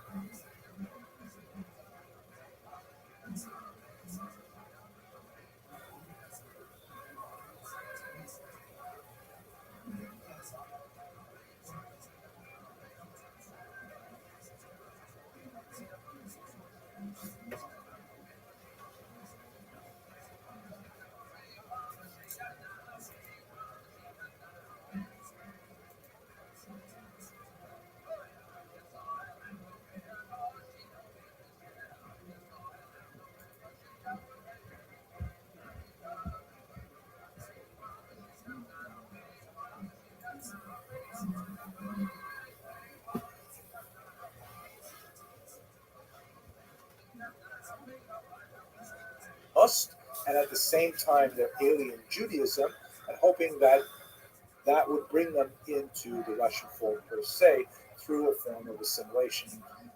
The carrot element of this was in the form of the Crown Schools, which was a network of Russian sponsored schools that enrolled Jewish children and purported to use the Haskalah methods of education to enlighten them and to expose them to science and the Russian language and all kinds of things like that. This is one of the reasons why the yeshiva at Volozhin closed down, was specifically over whether or not the students there would have to learn Russian. And it's clear that it's not because they felt that the Russian language was somehow completely, divorced from everything Jewish, but that they felt that it was the leading edge of much worse things. They brought in maskilim like Max Lilienthal, who initially tried to set up these so-called crown schools, but when it was discovered by Lilienthal and others that in fact these were like very thinly veiled attempts to actually convert Jewish children to Russian Orthodoxy, with actually priests working on the payroll and so on. Lilienthal ended up giving up, and he actually retired here to America, where he made a career here. And this was the carrot, enrolling kids, Jewish kids, in the Crown schools. The stick was that if you didn't enroll your child in the officially Russian-sponsored school, then your child would be exposed to the Russian army under the so-called Cantonist system. Beginning in 1837, Nicholas I said that Jewish children as young as age 12, legally, in reality, many children younger than the age of 12 were taken, would be conscripted into the Russian army. Now, there's a lot more to say about this terrible decree. It had a tremendously corrosive impact on the Jewish leadership in the communities as well. But it was essentially a death sentence, Jewishly, for the Jewish boys who were taken off to the Tsar's army. One thing that many people don't realize is that service in the Tsar's army was 25 years in length. And Nicholas I, recognizing that conscripting adults at 18 years old, Jewish adults at 18 years old, they were already so steeped in Jewish thought and culture and family connections, they might even be married at this point, they would never completely assimilate. So that's why he backed it off by an additional 6 years, at which point they would have 6 years of military education, and then they would serve their 25 years in the Tsar's army. A horrific thing, these children be taken away from their families, and you can see the desperation in this contemporary Russian painting describing the removal of the Cantonist. So the Jews of Russia had this terrible choice: either put their kids in these Russian-sponsored, basically conversionist Haskalah schools, or they can expose them to the risks of being sent off to the Tsar's army and not really seen again for decades. This is the reason why I'm here. My grandfather, Oliver Shalom, did not want to fight against the Japanese in the Russo-Japanese War on behalf of the Russians, so he made his way to Canada. And about 70% of Ashkenazi Jews in America trace their origins back to this particular period in history as well. You have a lot of shenanigans with Jews mutilating themselves by shooting off toes, children being adopted by other families, so they would be considered as only sons, mixing up ages of birth and all kinds of things that occur during this period. But under these circumstances, the Misnagdim and the Hasidim realized that they had much greater enemies in the Russian government itself and in the Maskilim, who were penetrating into the Russian government and using their position to try to, in their own way, their own misguided way, to enlighten the Jews and using state power to do so. So this coalesced in a kind of two-front battle. But not everyone agreed with this general assessment. There were some exceptional figures, like Eliezer Tzvito here, who was a maskil, who, unlike Joseph Pearl, did not agree with the excoriation of the Hasidim. And in reality, he took kind of an elevated approach to the three-way conflict that was developing. And I'd like to just close with a quote from a book he wrote called, appropriately, Shalom al Yisrael, in which he writes, God saw that there would be three shepherds, Rabbi Eliyahu in Lithuania, this is the Vilna Gaon, to safeguard the Torah, to purify the Talmud, and to oversee its logic and its diligent study. The Hasidim in Volhynia, which is in southern Poland, western Ukraine, to marshal devotion and to fan the embers of feeling. Because the Isnagdim in Lithuania, like they say in Yiddish, kalt via Litvak, cold as a Lithuanian, they have a phenomenal sense of logical power and reason and so on, but they're cold. They're like very tachlis oriented. What is the deal? Very focused on the argument. The Hasidim, on the other hand, is warm, and maybe they're not quite as demanding about what's happening around the edges, and they're much more inclusive, and they're much more into, for example, prayer. The founder of the Chabad Hasidim said he went to the Magid in order to learn how to pray. He didn't learn Hasidic thought. He went to learn how to pray because they prayed with great devotion. And they prayed with enthusiasm. Hasidic Verbringen is a wonderful thing. And finally, the great sage of our people, Moses ben Menachem, that's Mendelssohn, in Germany, and called him to place the cradle of enlightenment in the lamp of religion. And argued in this regard that, a lot of the ideas that we began with today with Azaria Del Rossi really conforming to that Maimonidean thought of listening to the truth and accepting it from whoever speaks it can be valuable for the Jews. In fact, allows the Jews in the 19th century to really excel in so many areas of human endeavor. But I have to conclude with Shalom al Yisrael because I identify very much with this idea of different magnetic polarities that affect the Jewish people, alternating between that austere religious text-based thought and the divine enthusiasm of religious ecstasy and the open-minded rationalism of modernism. These three ideas really inform quite a bit of the Jewish community today.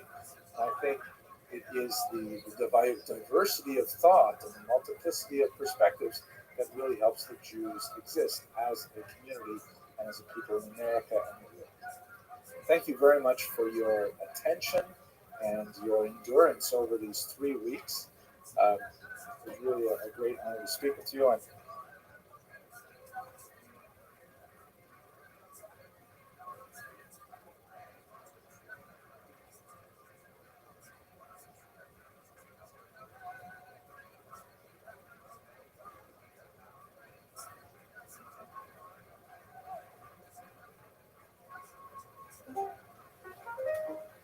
Welcome. How are you?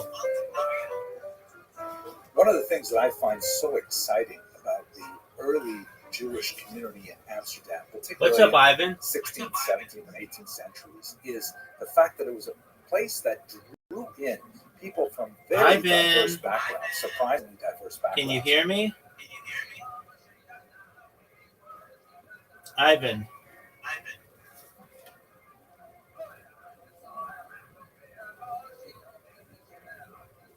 Yo, dog, can you hear me?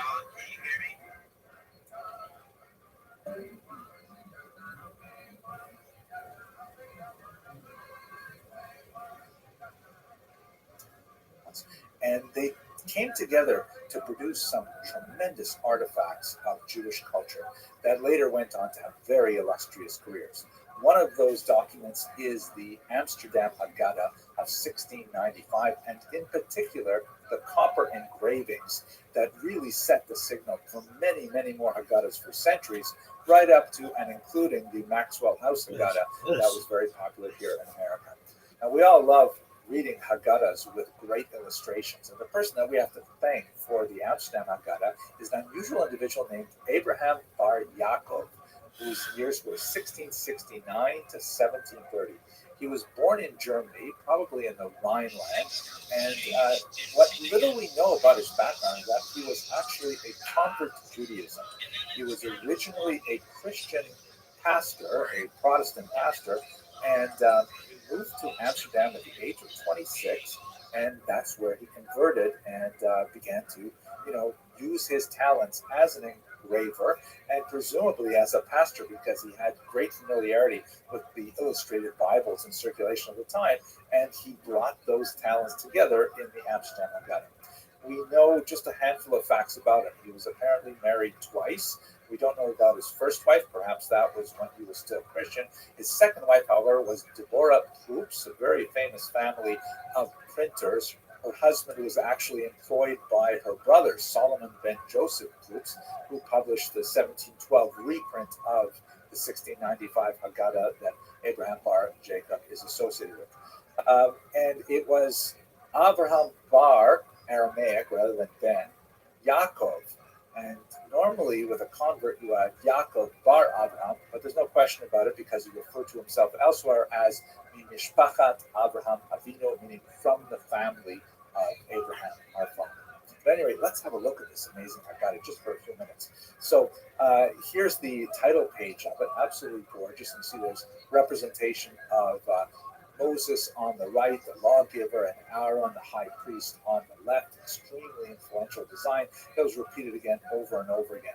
And copper engraving, which is a technological upgrade from previous forms of illustrations. Here you can see gorgeous rendition of the daughter of Pharaoh receiving or finding baby Moses in the Nile. You can see right in the center of the river, in the mid-ground there is Moses in the basket, and then instead of compressed timeline in the back, you can see it looks like the maidservant, not the daughter of Pharaoh herself, as we might have in the Midrashim tradition, reaches out to receive Moses. And then on the left side of the foreground, you see apparently the maidservant presenting the baby Moses to the daughter of Pharaoh herself, who is so designated by a crown.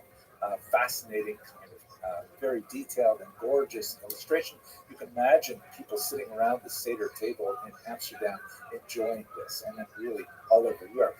If the previous image might have appealed to the young daughters in the family, perhaps with maternal instincts, this one was definitely designed for the young boys in the family, with this dramatic image of Moses beating the Egyptian who presented a danger as described in the book of Exodus. And you can see all around are various activities involved with building Pitom and Ramses, the cities described as the slave cities that the Jews were involved with in the book of Exodus.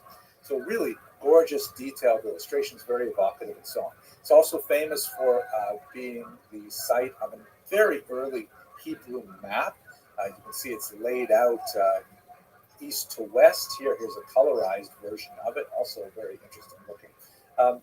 But I think what is most fascinating about this is in this type of era, the whole idea of plagiarism was not very well defined. And so here is a classic image from the Haggadah that shows the pictures of the four sons, right? You've got on the right, the wise son, and then second from the right is the wicked son. The third from the right is the simple son, and then at the very left is the one who does not know how to ask. And you can see they're actually, different in size as well. But when you look a little bit more deeply, you see that actually these four sons were clearly taken from early models. And in fact, many of the images in the Amsterdam Haggadah were simply taken from earlier biblical illustrations that came from Christian sources, which is perhaps something that our artist might have become familiar with through his earlier Christian study. Here, for example, you see the four sons in the Amsterdam Haggadah is in the top left image. And by the way, ironically, it says underneath here in the German, Nachdruck verboten, reproduction is forbidden, which it's ironic because, of course, this is exactly what he was doing.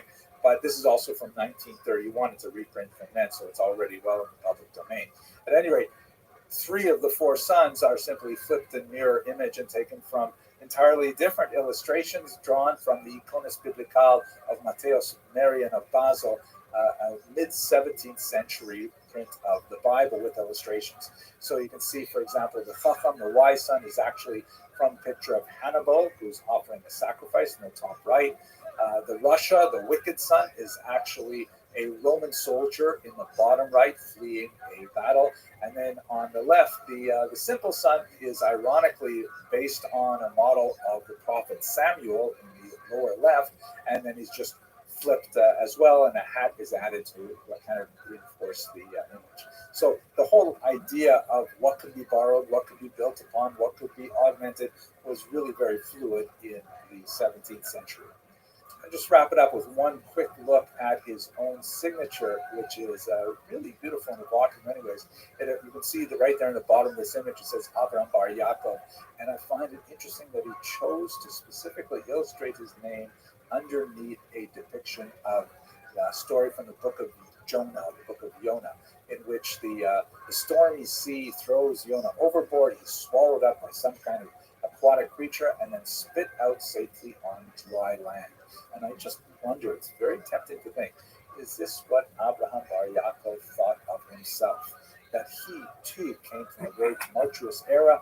He landed in Amsterdam and he found his wife, he found a family, he found his métier as a copper engraver, and finally as a Jew. Fascinating, don't you think? I hope you enjoyed this video, and I hope we'll have a chance to explore Amsterdam together this fall with Kosher River Cruises. Thanks very much for watching.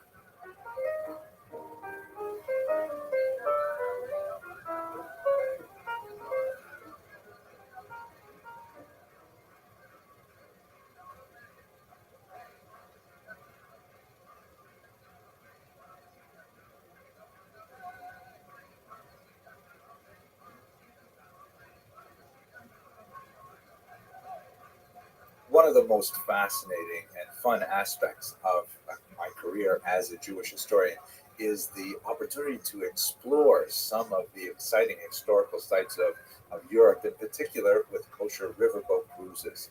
We've been doing this for a few years now, and I really love taking these voyages of discovery as we explore the rich Jewish heritage, particularly of the Jewish waterways of Europe. And I'm especially looking forward to visiting Amsterdam this fall. Here's a little Vorspeise video, a little appetizer to give you a sense of the exciting nature and unique nature of the Amsterdam Jewish community. And I think one of the most fascinating elements of this unusual Jewish community is the deep involvement of Portuguese Jews. And so let's look at one in particular, a rather tragic example, but nevertheless illustrative of the kind of spiritual, creative, intellectual energy that was brought to Amsterdam by the Jews from Portugal. I'm speaking specifically about Uriel Acosta, also referred to as Da Costa, who was born in 1583 and passed away in 1640. His tragic story has been dramatized and produced in theater in many different cultures. Here, for example, you see a poster from a fairly recent Polish production of his sad life. He was born in Portugal in 1583 to a new Christian family. What exactly does that mean? Many people speak about the Spanish Inquisition, but in reality, the Portuguese Inquisition, which followed shortly after the expulsion of Jews from Spain in 1492, was an absolutely horrific experience and had in many ways just as powerful, if not more powerful, an impact on Jewish history, because the Portuguese Jews were forcibly converted in 1497. There was kind of like a status quo agreement that the crown in Portugal would simply turn a blind eye to whatever they did behind closed doors. And so there was this tolerance for about 3 decades of Jews being outwardly Christian, and yet, nevertheless, as an open secret, they were still practicing Jewish practices. In 1530, the Inquisition came down hard in Portugal and created tremendous havoc for many Jews living there. And so many Jews went deep underground, but they had had several decades of experience living as crypto Jews, and so they tried literally for centuries to make their way out of Portugal afterwards.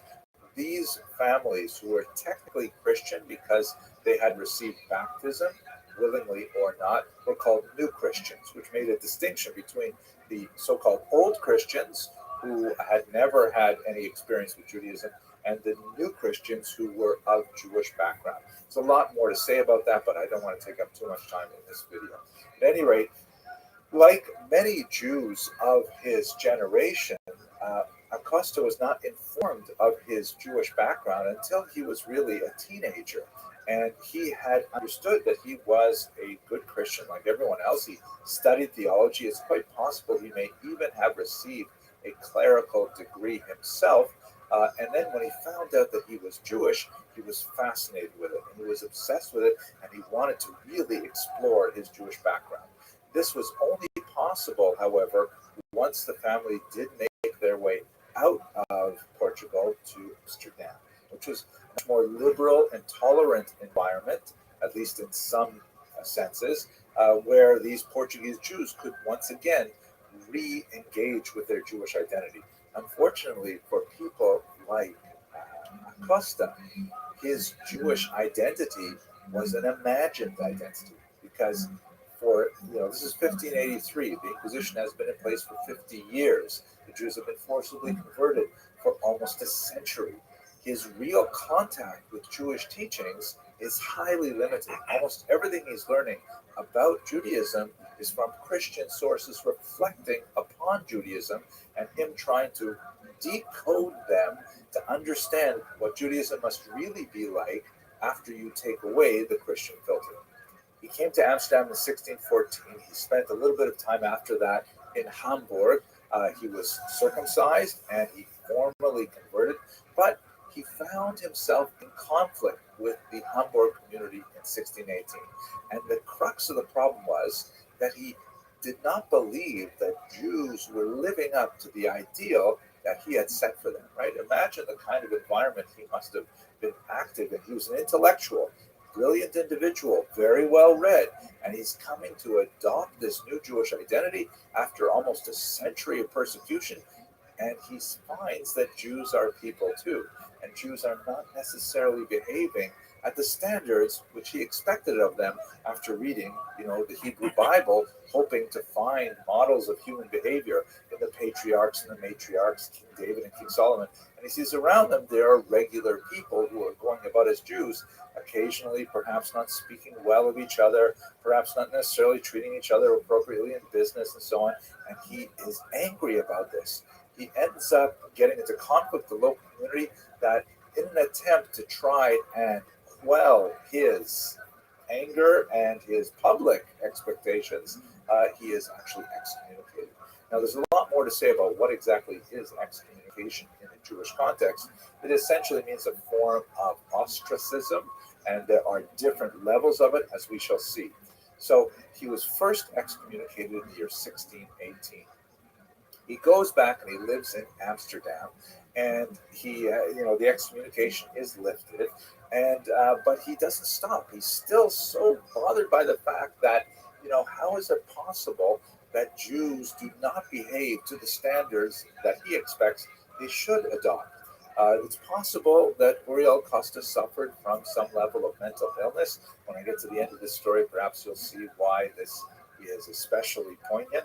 But nevertheless, he ended up publishing a book, The Examination of Pharisaic Traditions, which was in many ways an attack on exactly the problem that we're describing here. The Jewish community, which at this time was trying to negotiate a safe level of tolerance with the outside community, and certainly did not want these kind of intellectual rabble-rousers active in Amsterdam. They ended up excommunicating him again. This is the second excommunication. He was fined, the book was seized and burned, and he ended up fleeing to Utrecht. Nevertheless, in Utrecht, he found himself extremely depressed. In 1628, his mother passed away, and he found that he simply could not live. He didn't have a community anymore. He wasn't a Christian. He didn't have community among Jews either. So he moved back to Amsterdam, hoping to absorb himself within the Jewish community again. And he said, I'm going to set aside all of my intellectual and spiritual disagreements with the community.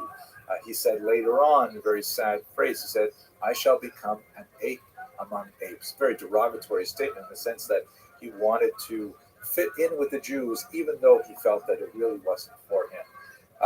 He thought a lot about some of the philosophical areas of Judaism, and he just could not help himself. He ended up getting involved in controversial behavior again.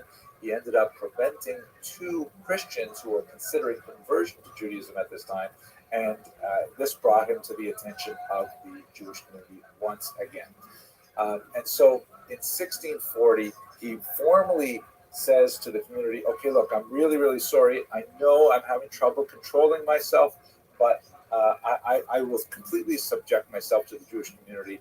I will not, engage in any of these activities anymore. And the Beit Din of Amsterdam, the Jewish court, imposed an extremely harsh sanction upon him. They accepted him back, but they ordered him to go through a ritual humiliation, which was surprisingly not as uncommon as one might think in the 17th century, where he was taken into the synagogue, he was tied to a post and symbolically lashed with a thin little lash, but the idea was to symbolically accept his repentance through these lashes.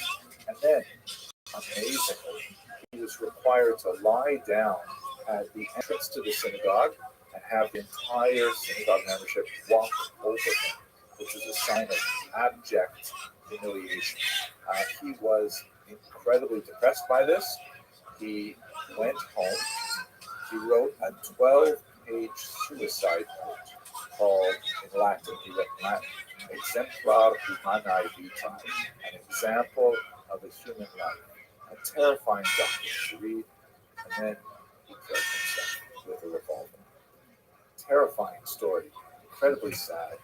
Obviously, an individual who is deeply invested in Judaism, and yet because of the vagaries of history, the persecution of the Inquisition, he was distanced from Judaism in a normal way. I mean, he had no Jewish community, and then he developed this special idea of what Judaism must be like, and he was never able to really, make sense of the difference between Judaism and regular Jews, and he ended up taking his own life.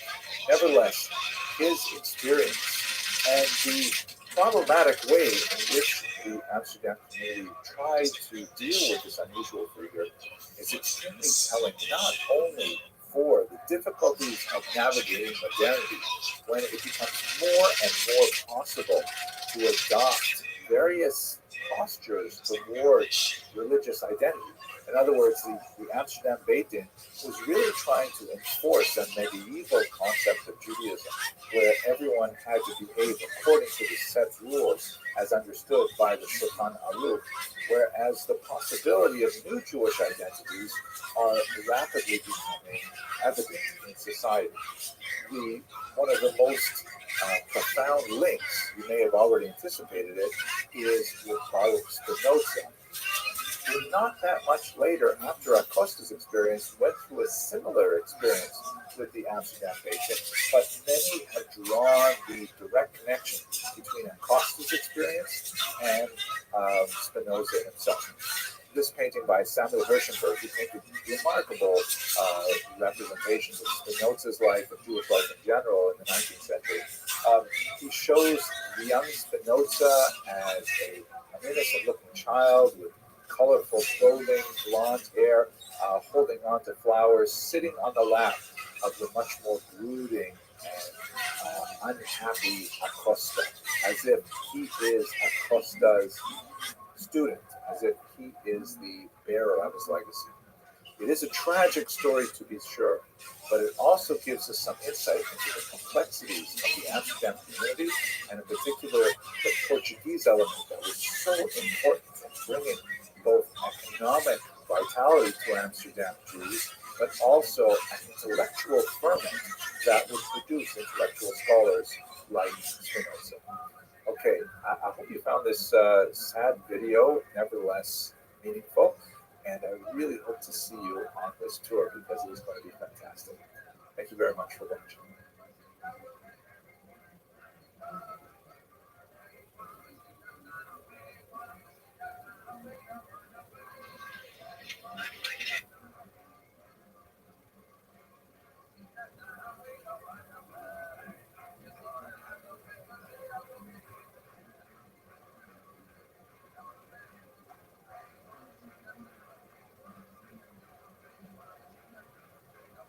Like many of you, I can't wait for this horrible pandemic to be over so that we can get life back to normal.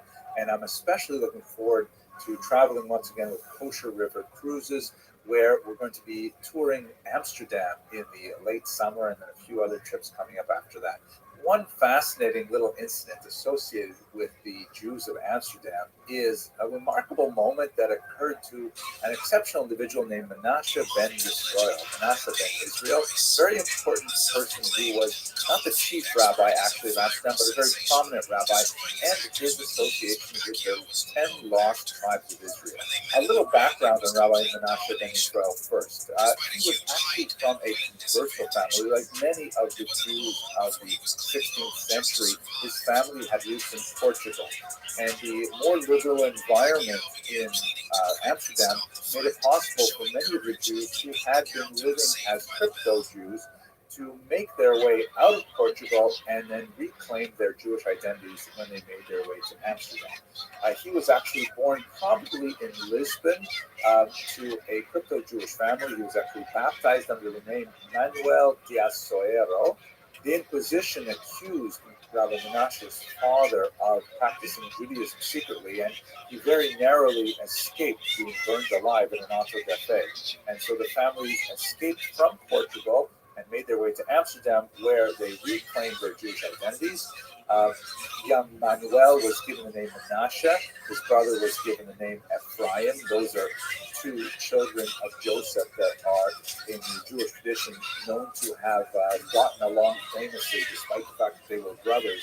And this is one of the reasons why Jewish parents bless their children in the name of Menashe and Ephraim, hoping that they all get along. And he became a child prodigy. He was actually extremely talented, not only in Judaic studies, but also he had a very kind of like broad-minded approach to things. He studied widely and communicated in multiple languages with people of many faiths. He was very ecumenical in his outlook and really established a continental presence for his intellect. He was not especially wealthy. He made his living really barely as a writer and especially as a publisher. This was a booming industry in Amsterdam in particular.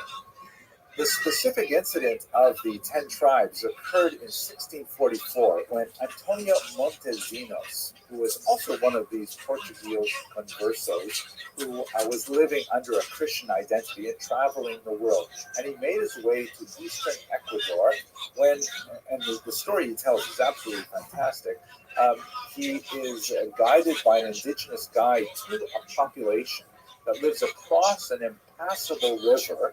But when he encounters them on the other side of the river, they address him in Hebrew.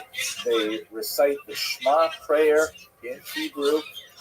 He reveals himself as a Jew. He proclaims that his parents are Abraham, Isaac, and Jacob.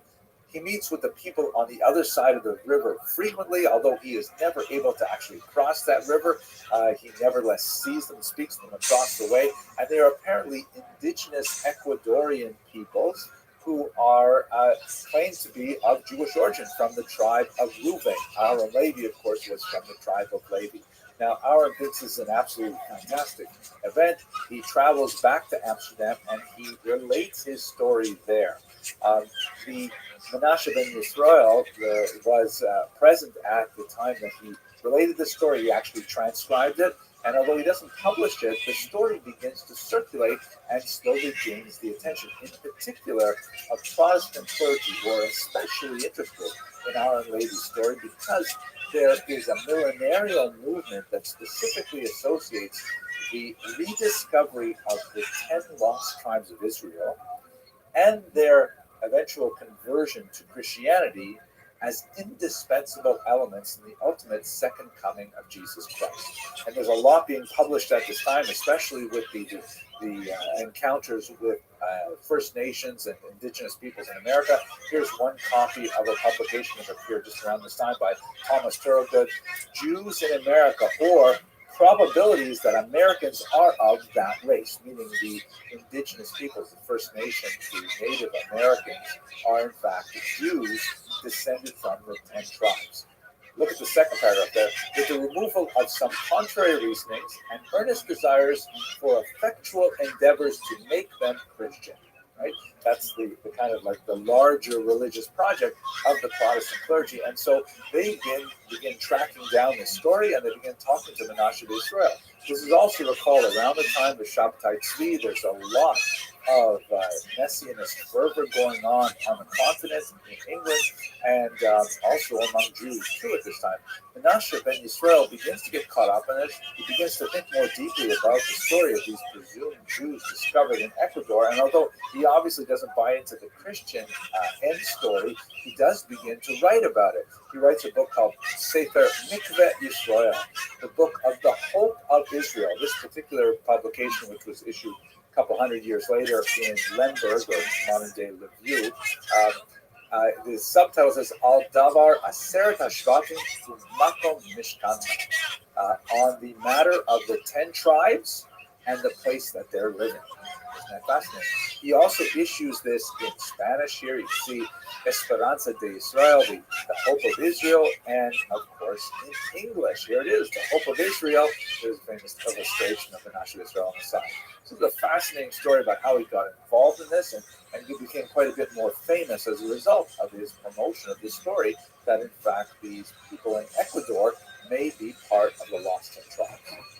As it happens, it's highly unlikely that they are the Lost Tribes. Who were those Lost Tribes? You'll recall in the late 8th century, the Jewish people in Israel were divided into two monarchies. The southern one was called Judah, the northern one was called Israel. And as a result of foreign invasions, a large proportion of the population of the northern kingdom of Israel was transported to these three areas, at least as far as we can tell from the biblical text. You can see here on this map. A couple hundred years later, then Judah would also be attacked, and a large population of its population would be deported to Babylon, specifically at the waist of the Tigris and Euphrates rivers. Here's a map of what these regions would look like today. So the inhabitants of the northern kingdom of Israel were sent off to, let's say, western Syria and the Kurdistan region, and then out into Iran, Iraq region over there. These are very rough estimates, but there is some archaeological evidence that suggests that Jews actually were there. There's some ostraca, for example, of these pieces of clay that record with Aramaic inscriptions that clearly bear Jewish references. There are Jewish names found in some of the local records and so on, beyond the scope of our discussion. There's also been some fascinating finds, although subject to some dispute by many archaeologists, but these particular strange devices are often found in regions of Jewish settlement, and they have found some of these dating back to the 8th century before the Common Era, so it's quite possible that Jews were in fact living here. Well, so that's kind of like the end of the story with Menashe ben Yisrael with regards to the 10 tribes. But it is fascinating because he definitely developed his messianic thinking and association with the idea of the Jews spreading out to all the corners of the earth, the Kansei Haaretz. And one space where he actually had quite an impact is in England, because at this time, Jews were formally not allowed to live in England, and Menashe ben Yisrael had a dramatic impact on Oliver Cromwell in particular, with regards to the possibility of readmitting Jews to England. They had been expelled in 1290, and this was, part of the unfolding of the Messianic era as Menashe ben Yisrael saw it. And that's just a very quick glimpse at some of the intellectual and spiritual and political ferment that were going on in Amsterdam. If you are able to travel, hopefully we'll all be able to travel after this pandemic is over. Please join me with Kosher River Cruises as we have a look at a lot of the amazing sights of Jewish Amsterdam and the Netherlands late this summer. I hope I'll be able to see you on the cruise. Thanks very much for watching.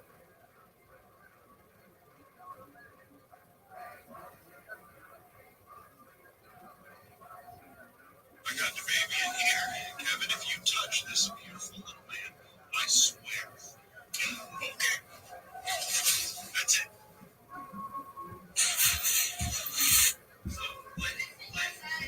Here's hoping that the conditions will improve significantly over the next few months so that we'll be able to get back to traveling. I'm especially looking forward to visiting Amsterdam in the late summer with Kosher River Cruises. Amsterdam is such a fascinating city in Jewish history. And let's just take a few minutes right now to talk about one of the figures who appeared in Amsterdam in the 18th century, the incredible Rabbi Moshe Chaim Luzzatto. And I think one of the most amazing things about the connection between Amsterdam and the Ramchal, as he is known, the acronym of his name, is that Amsterdam was a city of refuge for many who were persecuted. Not only, as we saw in previous videos, some of the Portuguese conversos who were forced to accept Christianity and then who wanted to return to their own Jewish identities and could not do so in the Iberian Peninsula. They had to find a safer location. Amsterdam was one of those locations, and we see it in particular with Rabbi Moshe Chaim Luzzatto. So first of all, who was Rabbi Luzzatto? He was a child prodigy, a genius who wrote quite a few really stellar works of Jewish literature that made a phenomenal impression on many different segments of Jewish intellectual life in the 18th century. Perhaps he is most well known for a book called Mesilas Yesharim, The Path of the Just, which was regarded as an absolutely incredible sort of self-help guide, an ethical guide, a masterful statement of Jewish morality, and the way in which it could be applied to an individual in a personal program of development. I myself enjoy it tremendously. I've studied it many times, and every time I make my way through it, I feel some incremental growth in my own personality and a desire to read it yet again. His work was accepted amazingly well across the spectrum, at least when you look over the course of the 18th century and onward. For example, it's a remarkable diversity of people who really enjoyed the Ramchal.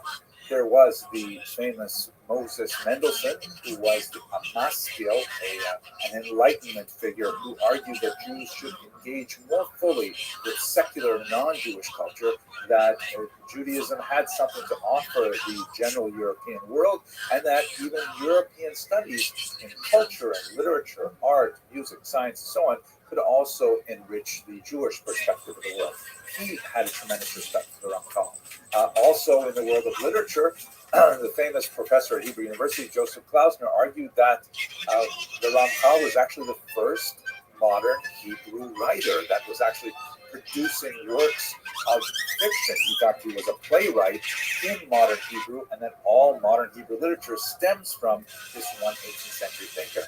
For those who are very close students of the Ramchal, will know that actually one of his most cherished areas of intellectual activity was the Kabbalah, mysticism. And it is in this regard in particular that he's especially beloved by Hasidim.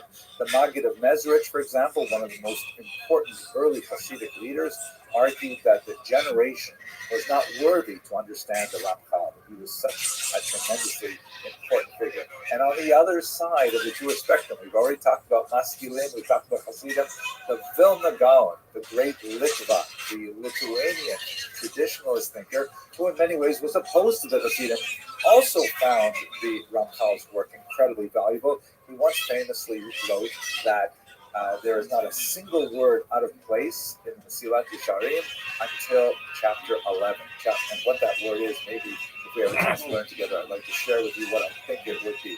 The Vilna Gaon also said that if he were alive at the same time as the Ramchal, their lifespans just overlapped very slightly. He would have walked all the way from Lithuania to Padua in Italy to study.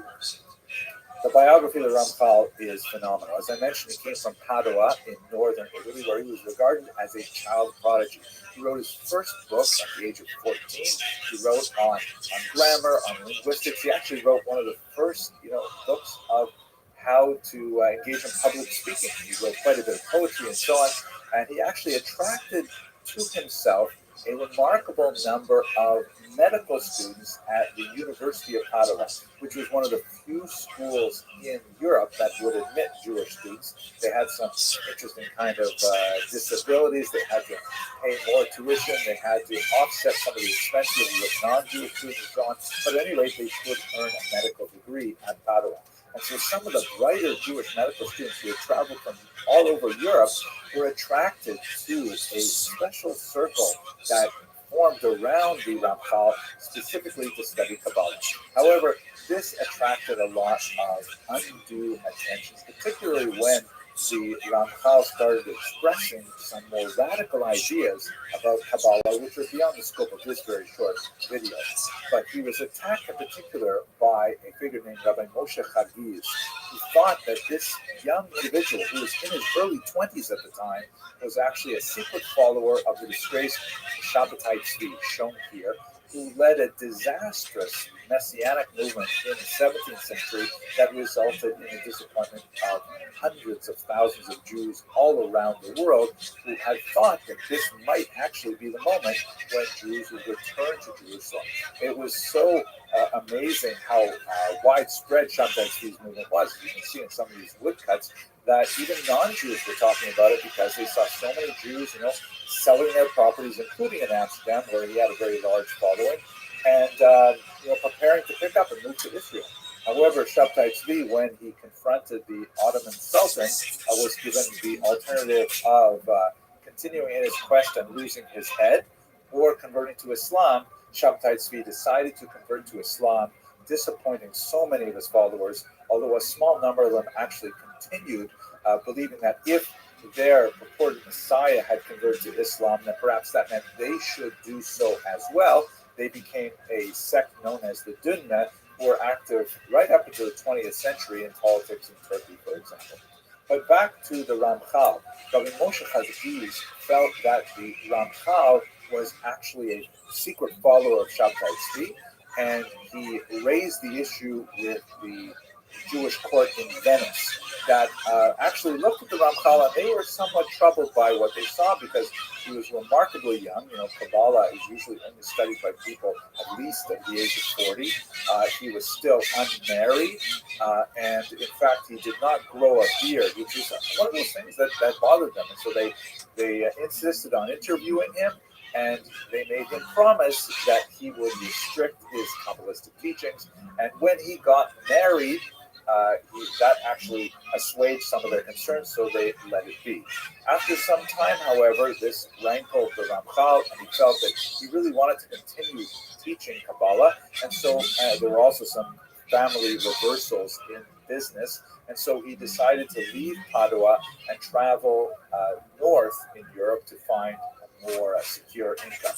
He moved to Frankfurt, but Rabbi Moshe Chagiz, who was unhappy with the fact that the Ramchal was let off without too many consequences in Padua, he sent letters ahead to Frankfurt telling the authorities there that they should arrest the Ramchal on suspicion of following Shabbatai Tzvi, and they had a second trial there in Frankfurt. He was once again forced to submit to a humiliating oath indicating he would not teach Kabbalah and so on, and perhaps most tragically, the Frankfurt Beit-Din seized all of his unpublished manuscripts in order to examine them for possible heresy, and finding none but still uncertain of their content, they decided to bury them as if to hide them away, and then they lost the site of their burial. And so many of the Ramchal's phenomenal works are lost to history until perhaps one day they will be unearthed. The teacher of the Ramchal, Rabbi Isaiah Bassan, marshaled a tremendously heroic defense of his student, arguing that there was no reason for him to be persecuted on these suspicions. He was an incredibly upright and especially talented young man. And so in the end, after he took the second oath, they allowed him to travel on. And it was finally in Amsterdam where he found some rest. As we've spoken about in a couple previous videos, the Portuguese Jews in Amsterdam in particular had a predominant influence on admitting the Ramchal and giving him the respect he needed, and a place to teach. He had an honored position and so on, and he enjoyed some of the best years of his life, of his short life, were in Amsterdam because they saw, among other things, not only his brilliance, but also they recalled some of the negative repercussions of the situation with Uriel Acosta that we spoke about previously. And also, not too far in the distance, was the excommunication of Spinoza, which engendered some controversy as well. So Ramchal was allowed to teach and study and write in Amsterdam, and it is there that he wrote his remarkable work, the Mesilat Yesharim. One thing that I'm especially excited about, if you haven't studied the Ramchal in a while, perhaps it was when you were in yeshiva, you had an opportunity to study the Ramchal. In the 1990s, a new version, an autographed version, meaning written in the Ramchal's own hand, was discovered in the archives in the former Soviet Union.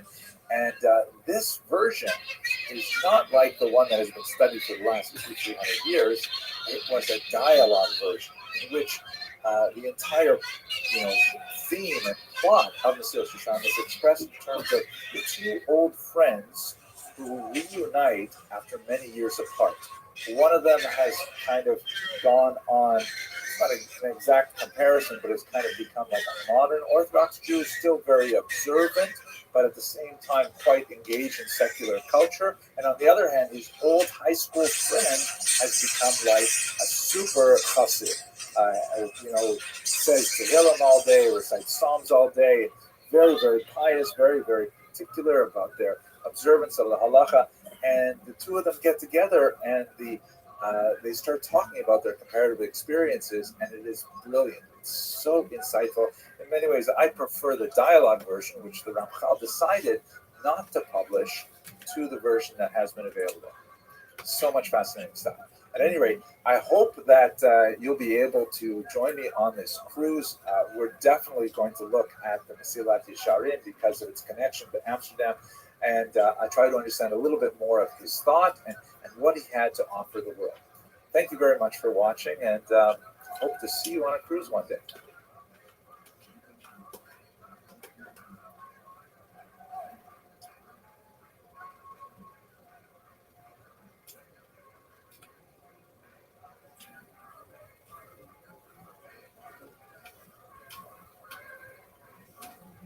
I am David Lawrence. I'm one of the directors of Kosher River Cruises, and I wanted to thank everybody who is attending. We thought we would reach out to some of our guests for a little taste of hopefully what will happen soon, more sooner than later, and to give everybody just an idea of some of the. I know we're all missing out on our opportunity to travel and all that other good stuff, and just keep connected with you. I know the biggest question that everybody has right now is what's going on with the cruises. At this time, as Henry liked to say, we are in a state of ambiguity, meaning that everything depends on what the cruise lines do, what the governments will allow us on rivers. It's very interesting because you're going across multiple territories and multiple countries and multiple borders. With the Amsterdam cruise, obviously, we're in the Netherlands the entire time, but some of the issues are the ships coming up the Rhine from Germany. So there's a lot that goes into who's deciding where, when, what, and how, and we're keeping our communication is constantly open. We just don't have an idea right yet. The minute we do, we'll let everybody know what's happening. And like we have our Dream Now Cruise Later, everybody signs up for a cruise if they want, no deposit necessary, and then that just holds your space. We hope, and we kind of need to know, obviously, same as you, for airfare and everything else, pretty much around 90 days prior to cruise, we're going to have that stop dead date or just, an update as to what's going on, because, we all need to know what's happening so we can prepare for it. So we're hoping, praying that the cruise might run for our Netherlands. If not, then the first cruise that will be happening will be our Douro cruise, which is in Portugal. That gives us a whole bunch more time to prepare for that, and hopefully things are a bit calmer. So I am now going to turn it over to David Krause, one of our directors, scholar in residence, all around good guy, and he's going to take it from here. Thanks, everyone. Thank you, David. And thank you, everybody who have joined us today. It's so nice to see some of the familiar faces, although only behind the names on the screen. And so just very quickly, Henry had the great idea of doing this sort of a little tasting of the cruise in the form of a particularly interesting lecture on the Jews of Amsterdam and the Netherlands. And this is, for me personally, and I think you will agree, this is one of the most intriguing, one of the most interesting stories of any Jewish community on the European continent.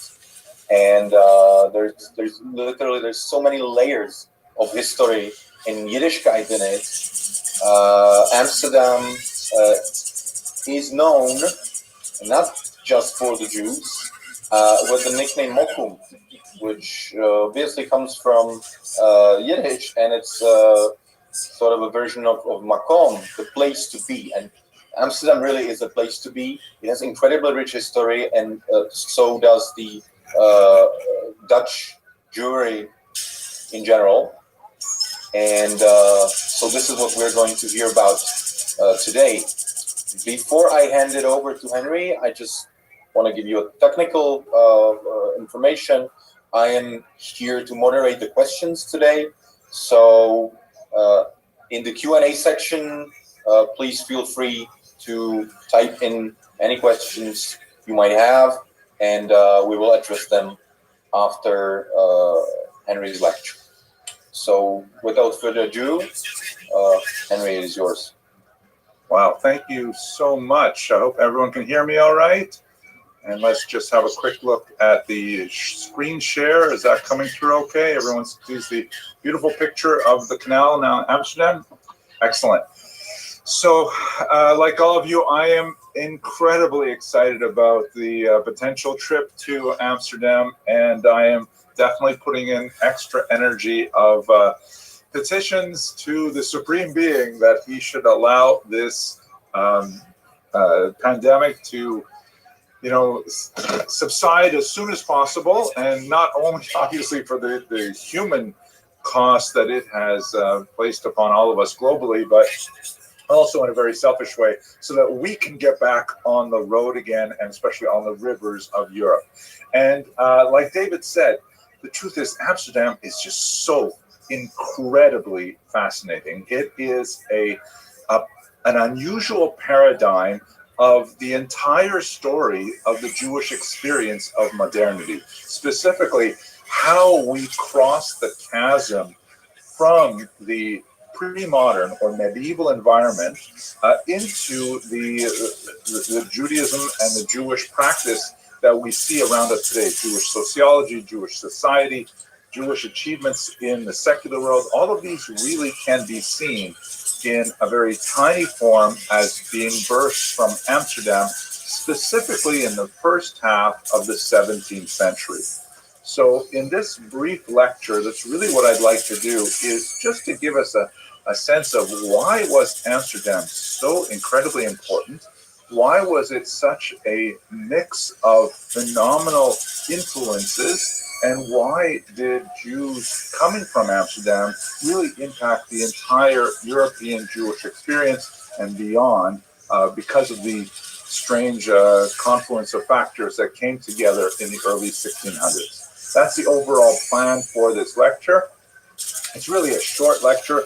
I'm hoping to keep my remarks somewhere around 30 minutes max, and then we'll have plenty of time for discussion of the ideas that come out of this introductory talk, and hopefully we will be able to continue much deeper discussion as we are enjoying Malcolm's fine cuisine and the beautiful sights that surround the windows of the cruise ship that we'll be together on shortly. Okay, so let me start with the origins of the community. Let me just understand, the let me just explain a little bit about where Amsterdam is. Now, I know that many of you on this call are quite educated and quite well traveled and are aware of these things. So forgive me, but I'll just take a couple of minutes for those of us, especially those of us in America, to know a little bit of the actual geography of the Netherlands and Amsterdam. And then we'll get to the Jewish part of it specifically. So this is a little detail map that shows you where Amsterdam is in the country known as the Netherlands. It's sometimes colloquially known as Holland, although strictly speaking, Holland is only two of the multiple provinces that are located within the Netherlands. The Netherlands means the Low Countries, and in fact, sometimes in English we'll refer to the Netherlands as the Low Countries because they are quite literally low. The vast majority of the country is only about 1 meter or 3 feet above sea level. Think of it as kind of like New Orleans for the entire region. And in fact, New Orleans is an interesting comparison because there's a lot of similarities in culture. Maybe when you get that close to sea level, weird things happen. You want to have a lot of parties, Mardi Gras, Carnival, things like that. But at any rate, that's why it's called the Low Countries. The predominant language is Dutch, although there are 4 official languages of the Netherlands, one of which is, believe it or not, Yiddish. It is actually one of the official languages of the Netherlands. It's not associated with a particular province because Jews are settled in many of the regions, but nevertheless, it's a small tidbit. As you can see here, it is very close to England. Just on the outside of this, towards the left of this map is England. There's a British Channel that separates them. So Amsterdam is especially significant as a maritime center and as a mercantile center. That's in fact one of the reasons why Jews were so attracted to it, was because it had phenomenal potential for international commerce, especially when the New World was discovered. New York, of course, where I'm speaking to you from right now, was originally known, at least under European influence, as New Amsterdam because it was settled originally by the Dutch. The local Dutch person in charge, a man named Stuyvesant, actually did not want to admit the first Jews into New York. It's hard to imagine New York without Jews, but in fact, he wanted to block them. There were a handful of families that were arriving from Recife in South America, but his Dutch masters actually overruled them and said, no, let those Jews in, and boy, there goes the neighborhood. Anyways, this is a map of where the Netherlands and Amsterdam is. Looking at Jewish origins in the region, they go back quite far, although it's rather spotty before about the 11th century. From the 11th century onward, you begin to see an increasing number of Jews in Ashkenaz proper, and Amsterdam is one of the most significant cities of Ashkenaz, particularly, as I mentioned, in the early 17th century and onward. This is a great map which shows you the pattern of Jewish settlement by DNA sequencing, not by historical documentation, which has revealed some really fascinating things. This is a study specifically looking at the Y chromosomes of Jews who are from the tribe of Levi, which would mean they call themselves either Kohen or Levi today. And since it all descends through the male, only men serve as Leviim or Kohanim, it's fairly easy to trace it on the Y chromosome. As then you can see from this map, 40%, no, I'm sorry, this is 100% of, or a statistically very large number of Kohanim and Leviim have genetic history which can be traced. You see the lower right, the number 1, from Israel proper, which stands to reason because of the Hebrew origins of an ancestor born 3,000 years ago, Aaron the Kohen, who is, by the way, is completely consistent with the DNA patterns we have today. And although many historians, myself included, often felt that Jews migrated across the coast of North Africa through Spain and then into Ashkenaz, it has become abundantly clear that the alternate route, which was through Italy, was far more significant. We know that there were early Jewish communities set up in the first century of the Common Era, some even prior to that, and there was a significant expansion with the tens of thousands of Jewish slaves that were taken from Israel and brought to Rome after the First Roman-Jewish War. Those are numbers that Josephus, an ancient historian, provides us with. And fascinatingly, if you look around where the number 2 is in this map, modern geneticists have calculated that about 40% of Ashkenazi Jews today trace their origins to 4 women living in North Italy sometime around the year 1000. Now, I find it ironic there are 4 women. Probably their names were Sarah, Rebecca, Rachel, and Leah, just guessing. But at any rate, it's very clear that the genetic origins of a large chunk of Ashkenazi Jews are specifically associated with these 4 women, most likely converts to Judaism who lived around the same time in northern Italy. At any rate, that creates the nucleus of the community in the Rhineland, which was known to Jews as Ashkenaz, named after a figure that occurs in the book of Genesis. And then, as a result of pressures that are both political and anti-Semitic and economic, a large majority of them move to the east, where they populate the regions of Lithuania, a certain amount of Estonia, Latvia, especially Poland and Ukraine, later Russia. And that's why most Ashkenazi Jews in America hail from Eastern Europe, but their roots come via the Rhineland of Ashkenaz. Following that, if you look where the number 4 is, there's a reintegration of Sephardic Jewish genes as well. But to bring this all to a close, the Jews of Amsterdam, while historically there are very old medieval roots from the numbers shown from number 1 to 2 here, there's a much more significant migration after the Spanish expulsion of 1492. That's what I'd like to take you to next. And this is extremely important for the background of Amsterdam Jew in particular, and very helpful for us because the cruise that, God willing, will be going on after we enjoy Amsterdam will be on the Douro River in Portugal, which is a fascinating opportunity to see some of the legacy of Sephardic Jewry. So this map here shows you the migration of Spanish and especially Portuguese Jewry in the 16th century and beyond. To understand this migration, let me just take you back about a century to the year 1391, when a wave of pogroms swept through the Iberian Peninsula. And one of the unusual aspects of these pogroms was that they were accompanied by forced conversions to Christianity, forced baptisms. This was, technically speaking, in contravention of canon law. The church did not authorize these forced baptisms, but as a result of Catholic dogma that was essentially not changed until the 1960s, once these Jews were forcibly baptized against their will, they were nevertheless Christians.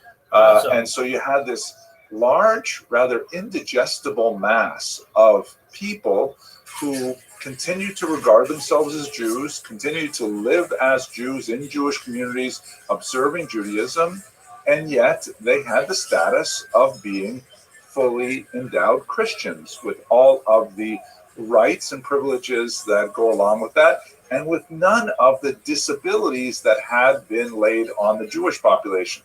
They could attend universities, they could advance in virtually any field that they chose, and even in the church hierarchy. And they had a distinct advantage over the large mass of the Spanish population because they were literate, they were numerate, and they were urbanized. And those 3 things meant that all of these Jews / Christians against their will had, all the doors suddenly thrown open to them to advance in Sephardic society. So over the course of that 15th century, the 1400s, you had this situation developing where, there was a mockery of Christian theology because these obvious Jews were nevertheless allowed to ignore all of these barriers, and they advanced very far into society.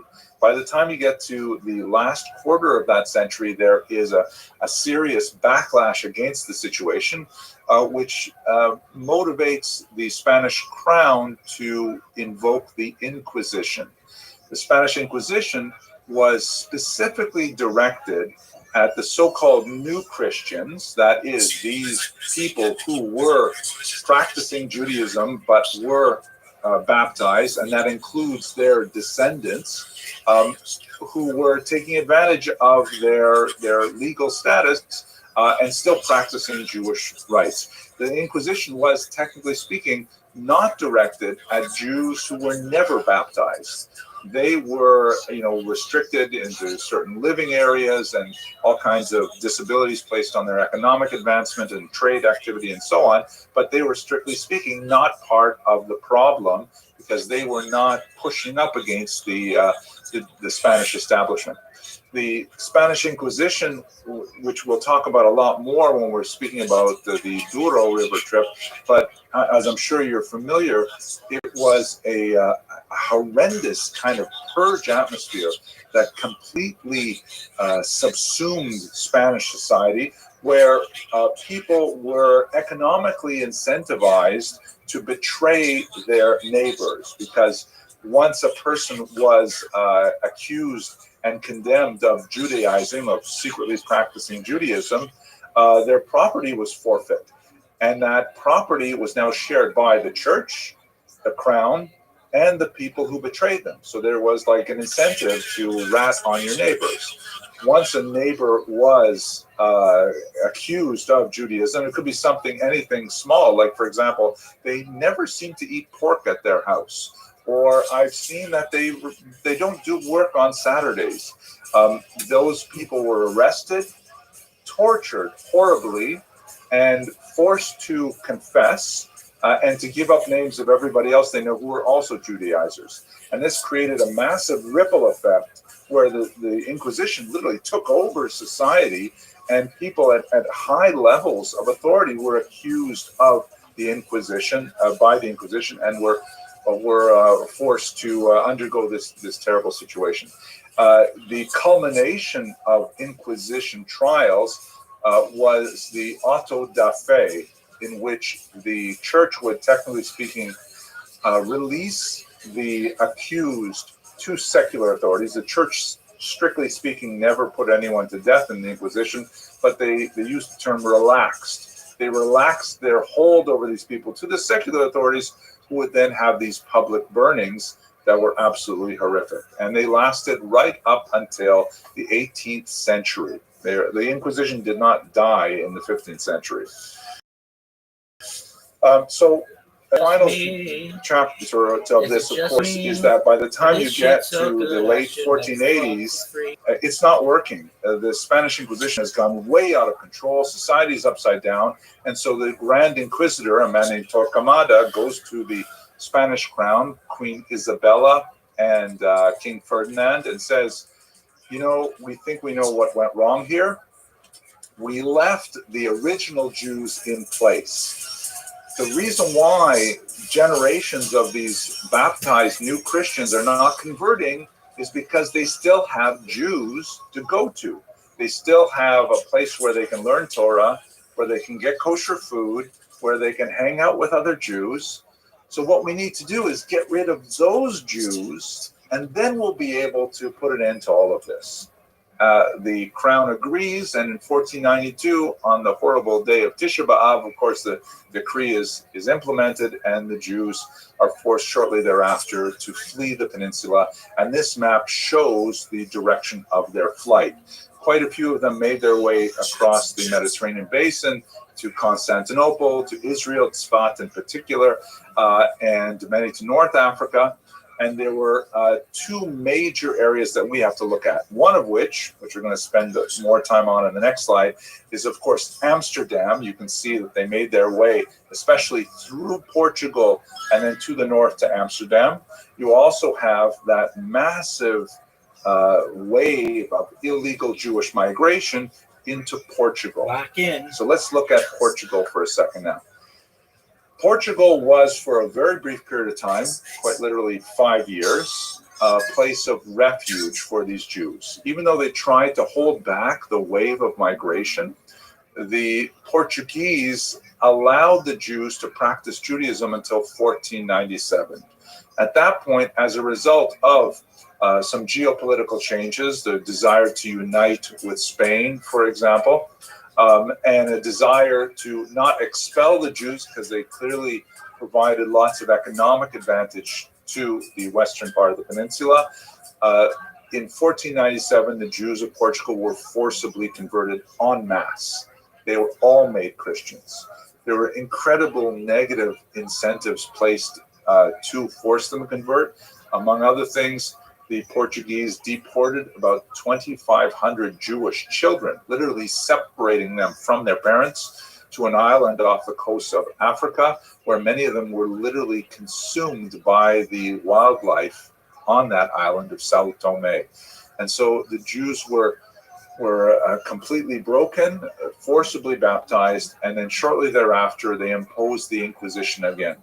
This is one of the reasons why you have the term Spanish and Portuguese that is typically applied to synagogues in the New World, the Spanish and Portuguese synagogue in New York, another one in London, and so on, because there were two different populations. There were those Jews who were expelled from Spain in 1492, who technically speaking never had to pretend they were Christian. And then you have those Jews who fled to Portugal, were forcibly converted to Christianity, and then over a period of several generations managed to escape Portugal, but they left with a tremendous lacuna in their knowledge of Judaism because they had been held back from any kind of instruction in Judaism, an open practice for as much as a century. So that brings us finally to Amsterdam. And Amsterdam was a place of refuge for these Jews in particular, those Spanish Jews who had fled to Portugal and then sometimes waited as much as 100 years before they could finally leave the horrible Portuguese Inquisition and escape to Amsterdam. Many of them failed over the course of that century, and we know a lot about it because we have the Inquisition records. Trials were held in Lisbon in particular, also in Coimbra, which God willing we'll visit on the Douro tour again. We know a lot about what these Jews had to say for themselves as they were attempting to leave Portugal. But one of the most tragic examples of their background when they got to Amsterdam, which was at the time a very liberal kind of environment, much like it is today, very open to the idea of multiple populations living there, and very open to the mercantile possibilities. We see in the figure of Uriel da Costa, who is shown here in black, with the kind of a fanciful image of Spinoza, the great philosopher, sitting on his knee. It is unlikely that anything like this actually happened in real life, but they did coincide in Amsterdam for a very brief period of time. But let me just return for a second to the origins of this migration, which begins really in the 1580s. That's when we begin to see some Portuguese Jews beginning to organize themselves in a synagogue in Amsterdam. Now, the story that we have of the origins of the Portuguese community in Amsterdam are shrouded in legend, but we do have a history that was written in the 1660s that records an amazing story of the secret gathering of Portuguese Jews in Amsterdam on Yom Kippur. Suddenly there's a knock at the door. This is, I think, 1582. There's a knock at the door, and the sheriff's office breaks in, and the Jews there are accused of being of secretly practicing Judaism in their place. And Amsterdam at this point did not officially allow Jews to reside there, but they were residing as Portuguese individuals, right? Because they were technically Christian. The rabbi and his son were arrested, were brought before the magistrate on Yom Kippur, and they explained that, in fact, they weren't doing anything. Oh, I forgot one small detail. Excuse me. They were accused, actually, they had no idea, according to the original story, they had no idea that they were Jews. They accused them of being Catholics, which was, for the Dutch at this time, quite a bit worse because they were warring with Catholics. And so they were brought before the king, the magistrate, and the magistrate asked for the report from the sheriff. And in fact, they amazingly found no Catholic paraphernalia in the house. There was no crucifixes, no chalices, nothing like that. And so the rabbi explained, the truth is we're not Catholics, we're Jews. And so the magistrate said, oh, Jews? Well, okay then, no problem. And he let them go. And this is the fanciful version of the story of the beginnings of the official community. About a dozen years later, they were granted official permission to exist. But at that time, the Dutch simply turned a blind eye to them. Now, fascinatingly, the story is basically true, but there are some key details that are different. The reason we know there are key details that are different is because we also have the police report. And the police report says a few different things. The first thing is, it was Yom Kippur. It was about 10 years later than reported. And the police broke in not because they suspected them of being Catholics, but because they suspected them of white-collar crimes. They suspected there was some kind of criminal conspiracy going on to subvert the tariffs and taxes of the state. And they arrested the rabbi and his son, and they pleaded before the magistrate that they had nothing to do with any of this, kind of white-collar crime. And all they were doing is praying according to the rites and rituals of Yom Kippur. And that's when the magistrate said, okay, fine, you guys are not white-collar criminals as far as we can tell. And he let them be. That's the origins of the community. Now, later on, as I mentioned, they would eventually gain official recognition, but not in all parts of the Netherlands. In fact, there are many parts of the Netherlands where Jews were forbidden to reside. There are other parts where they were allowed to reside, but only in certain small restrictive numbers, and they all had to sign statements of good behavior.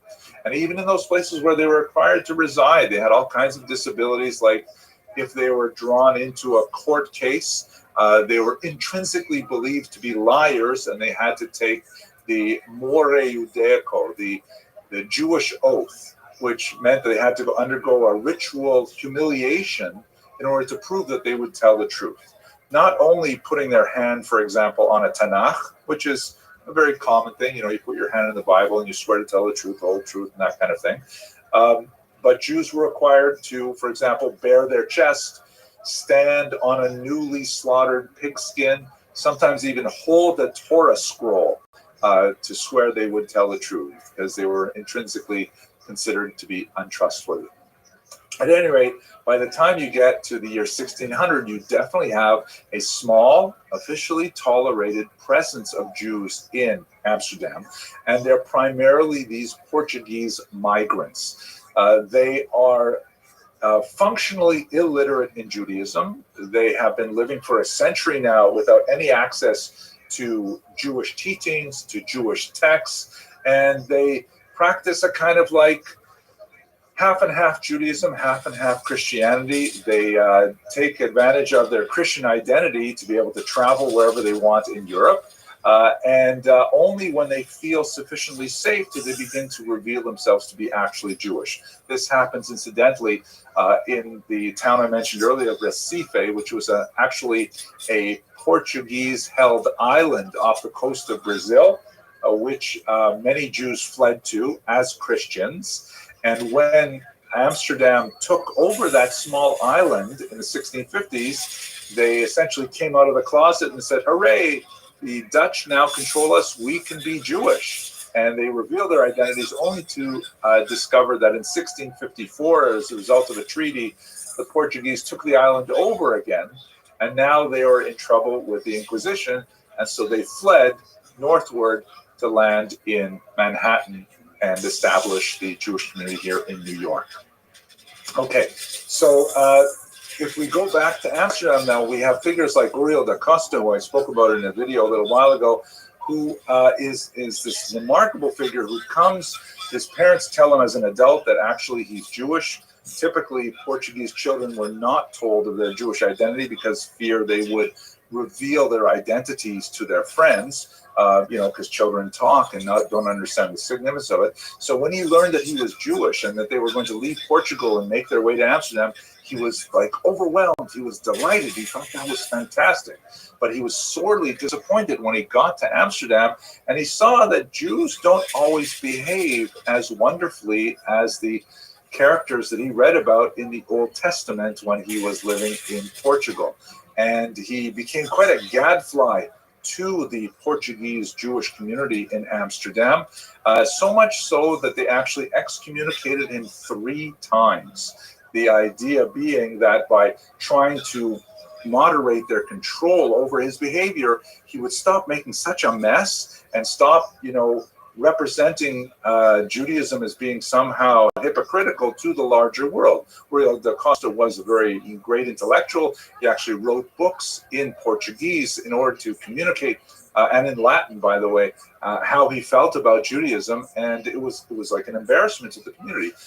He ultimately, after a ritual circumcision, a ritual humiliation, he actually committed suicide, which was in itself also a terrible humiliation to the entire community. But he served as a role model, not necessarily a positive one, for Baruch Spinoza, shown here, who is perhaps the most famous Jew to emerge from Amsterdam of all time. Spinoza, who was about 25 years the junior of Acosta, was a lens grinder. He in fact died from lung ailment from inhaling the dust of lenses that he was grinding all the time. But he developed, partially from his Portuguese roots of skepticism, a very different approach to Judaism, which directly challenged the authority of the rabbis, among other things. The rabbis, wishing to control this kind of heretical behavior, not only heretical vis-a-vis traditional Judaism, but even more seriously, heretical vis-a-vis Christianity. We should not forget that the Portuguese Jewish community was still quite tenuous in the beginning of the 17th century. And although Amsterdam was a comparatively liberal place, the Jews were quite worried that they would lose their privileged position there and they would be expelled, which was something that was happening all over the continent. And so they especially wanted to make sure that all members of the community kept their heads down, did not make waves, didn't make a fuss, and didn't draw unnecessary attention to them, particularly by promoting heretical approaches to the Bible, which reminds me of a joke. I can't help, I got to tell you this quick joke. 2 Jews are being led out to a firing squad. As they're being led out, they're placed in front of the wall, and they're putting the blindfolds on them. One of them starts saying, "Wait, don't do this. It's a mistake. I'm totally innocent. I can prove it. Please don't shoot me. Please don't kill me." And the other one says to him, "Shah, don't make trouble." Right?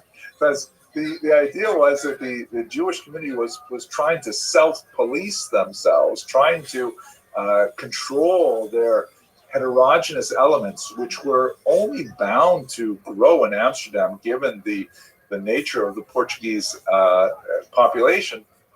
And they failed to do so with Spinoza. They placed him, like Acosta, under a cherem, under a ban. No one is allowed to stand within 4 feet of him. No one was allowed to do business with him. No one was allowed to speak to him. And you get this picture of Spinoza here from this brilliant picture by Shmuel Herschenberg, from 1907, one of the early artists of Israel, originally from Poland, who composed this image. You can see that he's like lost in a book. He's dressed in Portuguese, Dutch fashion, and he has no idea of the impact he's making on these traditionalist Jews in the background, who are alternately afraid of him. One of them is literally blocking the door to the synagogue. Another looks like he's bending down to pick up a rock to throw at him. Obviously, it's a very pro-Spinoza kind of image, but it carries some of the theme of this.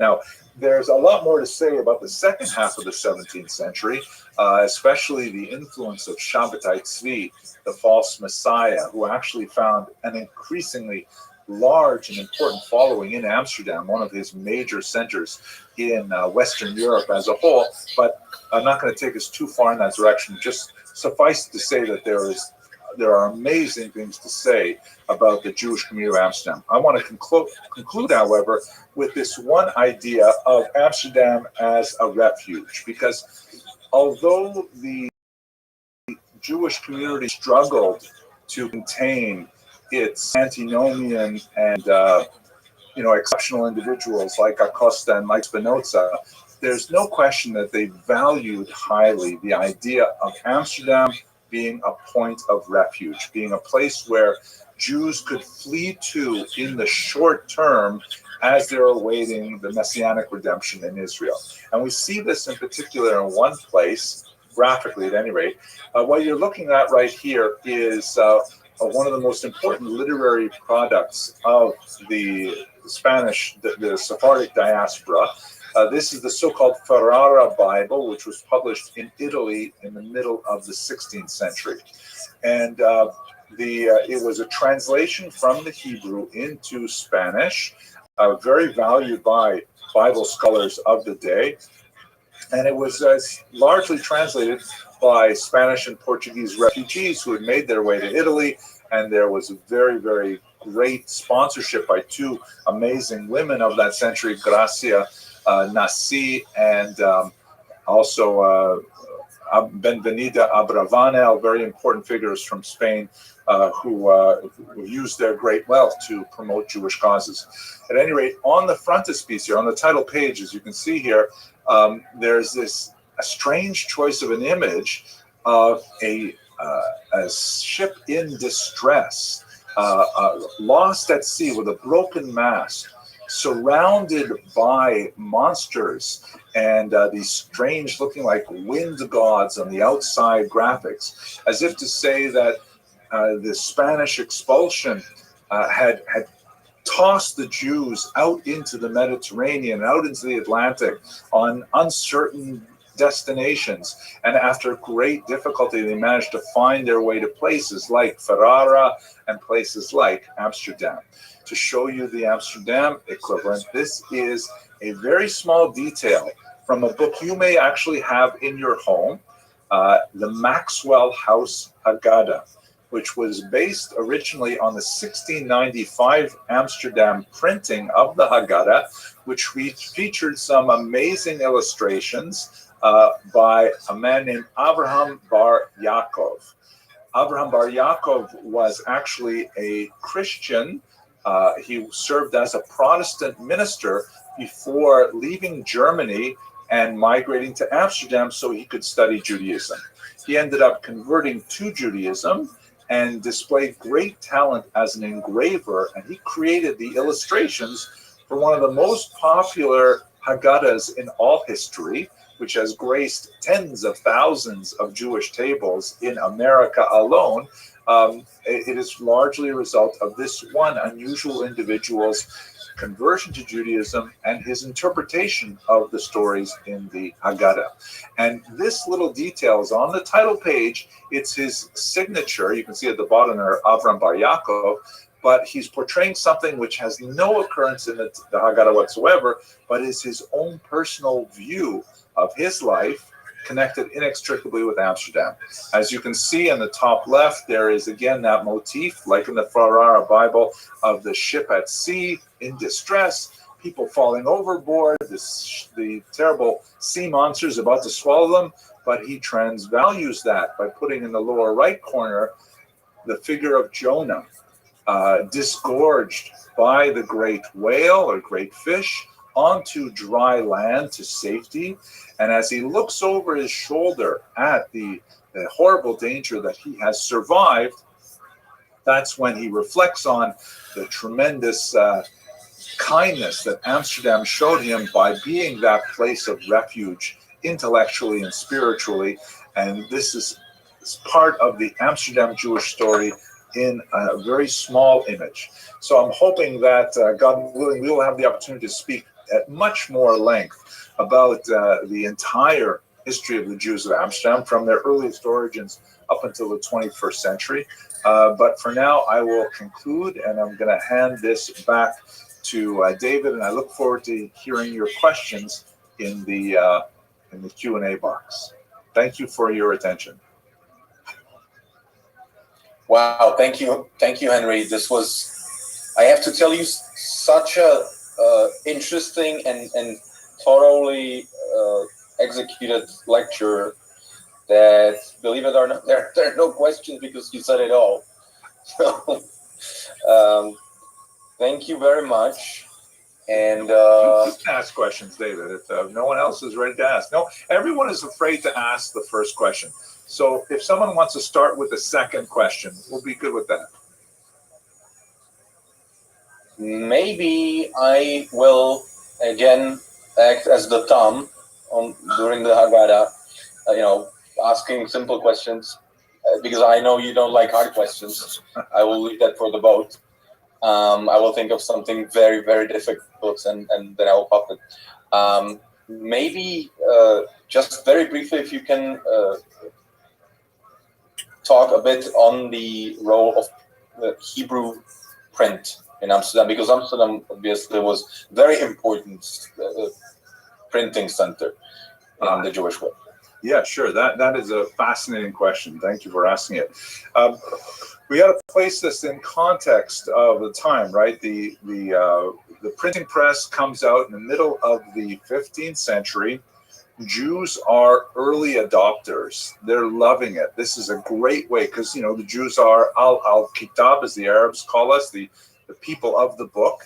And they really meant the people of the manuscript. But manuscripts were like hugely expensive, prone to error, very easily damaged, fragile, hard to replace.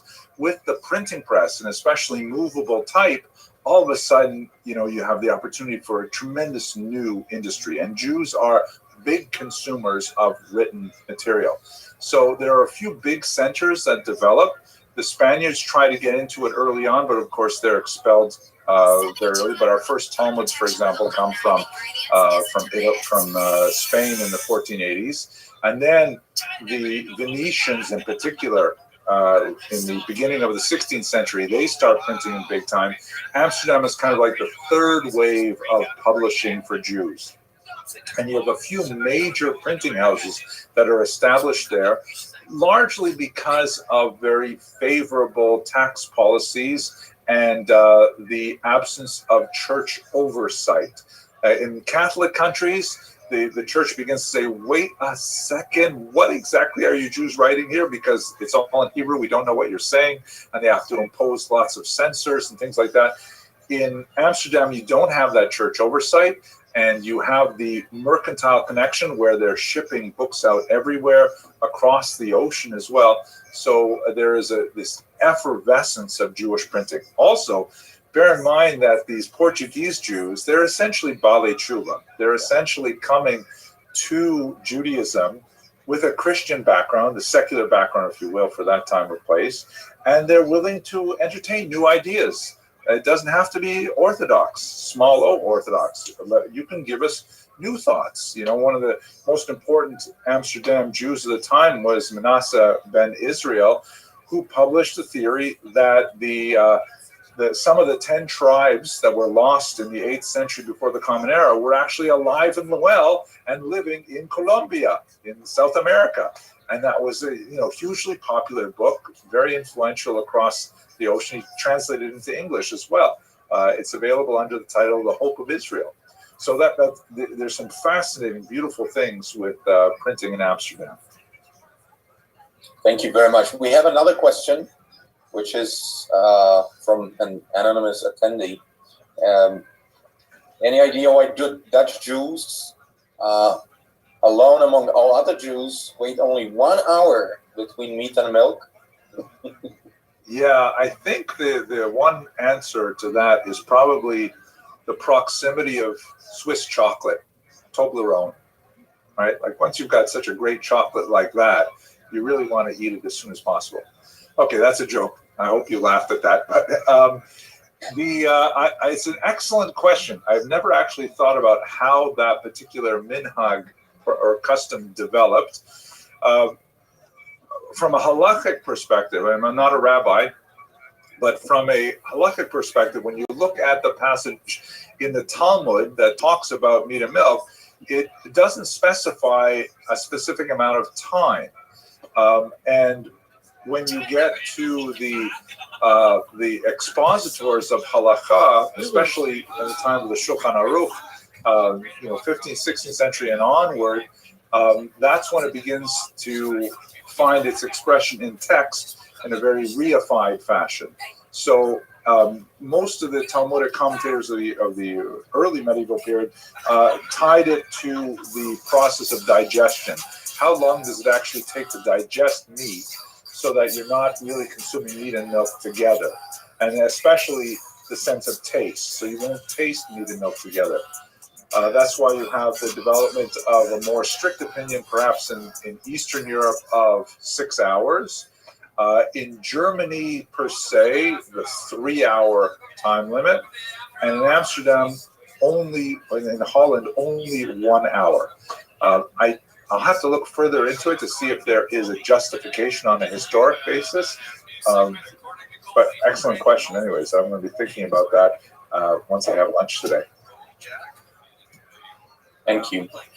I think there are no more questions, so I would like to conclude the lecture part. Thank you so much, Henry. This is as always just pure pleasure to listen to you and learn from you. And I really hope Bezrat Hashem that we will continue on the boat, and we will.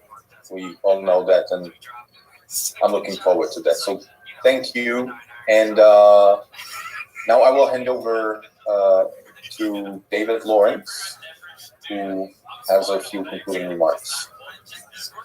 Thank you so much, Henry. What we do on our cruises, I mean, Henry's an integral part of the team, and makes it, a really special experience. When we do our cruises, we're going all over the world, but we always try to have that Jewish aspect of it. We are a community of Jews traveling together, learning together, and that's all part of our process. When we our cruises are meant to be education in both secular, exactly what we're seeing, but to understand and the Jewish part of it. And to understand the secular part and the Jewish part, you got to understand both sides of the coin, and that's what makes us really, really special. What we do is, and when we create this community, people, Henry is always around, whether they're impromptu talks over dinner or whenever people can ask questions, people can have extra time. There's so much going on, as you know, and people have been on our cruises before. They start at 8 in the morning and finish at 11 at night. So there is always something scheduled, and there's always something happening. Do as much as you want, or do as little as you want. And again, this is something that we've tried for the last, I guess, cruising has been doing this for about 25 years. Malcolm is one of the experts in cruising from large ships. We've moved over to the small ships because we enjoy being just a community of Jews traveling together, and we think that's what makes this a really special experience. People who came in a little bit later, we are waiting to hear what's happening in Europe, what's happening with the governments, how they're allowing the rivers to flow, who's allowed on the river, when, what are the protocols. Once we know what's happening, we'll let you know exactly what's happening. We have, like I said, our Dream Now cruise later, which is just sign up, no deposit necessary when the cruise is confirmed, and at that point you can make a decision if you want to come or not. And if Amsterdam doesn't go, if the Netherlands doesn't go, again, our next cruises will start in October in Portugal. And then for next year, we have everything from, as you see on our website, which we keep updated all the time. I'd like to thank everybody once again for coming. Please contact us if you have any questions whatsoever. Be happy to answer them, and spread the word. We're here, and we're looking to travel all together soon. And once again, thank you, everybody. Just to make yourself like you're playing more, you go to the tabs because you want to be honest, but you're actually better than that. So it's really not honest. But also, I think handicaps are just really interesting because there's like the vanity aspect where you don't want to tell people that your handicap is higher, but that helps you with money. It's like an honest loss. Yeah. Hello, fellow students of Jewish history. I'm really excited to share with you today the results of a study that I recently read that is absolutely fascinating, talking about the genetic history of early Ashkenazi Jews. I'm just beginning my research now to prepare for the cruising season with Kosher Riverboat Cruises. Looking forward to visiting the Netherlands and Belgium, and then a little later going to the Rhone River again to the south of France. So let's start with this new study, which is absolutely fascinating. Talks about the genetic history of early Ashkenazi Jews. So first of all, let's understand what are the regions we're speaking about. If you look at this map here, you see basically the settlement of Ashkenazi Jews begins in this northern central part of Europe, primarily Germany, the Rhineland, and these locations were where we begin to see Jews showing up from the 6th through the 11th century, especially around the 9th century, start getting much more concrete historical data. Then, of course, they'll spread towards the east in particular, eventually into the great heartland where they'll expand in Poland and Ukraine, and eventually making their way over to the Americas. But one of the enduring questions in Jewish history has been like, how exactly did the Ashkenazi Jews get there? And there are a few different models of migration. Here, have a look at this map, which takes advantage of new research available through DNA studies. And the model, which seems to be the most definitive, and in fact the study that I'll look at with you today seems to confirm it, indicates that most Ashkenazi Jews, or at least a plurality of them, have their roots in the Middle East, of course in the region of ancient Israel, with a strong admixture of Italian DNA, meaning that they migrated from the ancient site of Israel through the Italian peninsula before they made their way to the heartland of Ashkenaz in northern Europe. There's also a significant admixture of Sephardic Jewry. You see them coming from the Iberian Peninsula after perhaps a trek across North Africa, and then moving into Provence, the south of France, and then up into the Ashkenazi heartland. But the main trend of migration, which has historically been accepted based on literary evidence, like the Calonymous family settling there and so on, has always been through the Italian Peninsula. And some partial DNA results have indicated that there's support for that.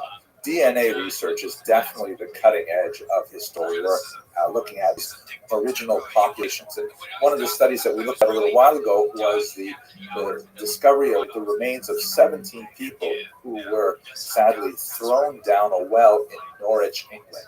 Radiocarbon dating of the remains suggested that they came from the 12th century, a period when there were great massacres of Jews connected to the Third Crusade. And in fact, when the DNA analysis was performed on these remains, it did confirm that these were Ashkenazic Jews, very well matched to contemporary Ashkenazi Jews. And as you can see from this image here, which comes from the Natural History Museum in England, they were able to actually reconstruct their faces. Amazing, based on the DNA evidence that we collected. They're also able to reconstruct some of their, complexion and eye culture and color and things like that. They were also able to determine, for example, that one of the children had blue eyes and red hair, which was sort of a stereotypical way of depicting Jews in the 12th century as well. So it's just fascinating to see these kind of episodic bits of information. The problem, however, is that, in Jewish law, Jews are prohibited from simply digging up graves and then taking DNA samples. That's totally unacceptable. And in fact, in Israel, whenever there's some kind of construction going on and they find the remains of some ancient cemetery, they have to take all kinds of precautions. They can't immediately dive in and start, dissecting the remains of these ancient people who lived there. So there's always been a great difficulty in actually conducting this research. But I'm very grateful to my colleague, Dr. Ellie Dolgan, who is a science writer who shared with me this fascinating preprint study that's going to be appearing in a very prestigious journal soon. And it gave us the results of a new study that comes out of Erfurt, Germany. Let me show you that study and explain how it depicts in much greater detail the genetic history of early Ashkenazi Jews. So first of all, it's dealing with this site in Germany, the city of Erfurt, which has a known, well-documented Jewish community living there. The title of the article is Genome-Wide Data from Medieval German Jews Show that the Ashkenazi founder event predated the 14th century. And there are over 20 authors from really prestigious institutions all over the world, led by S. Waldman, putting together this amazing piece of research. It's about 100 pages long in total. I was so fascinated to read it. Here's a photograph of the actual discovery itself.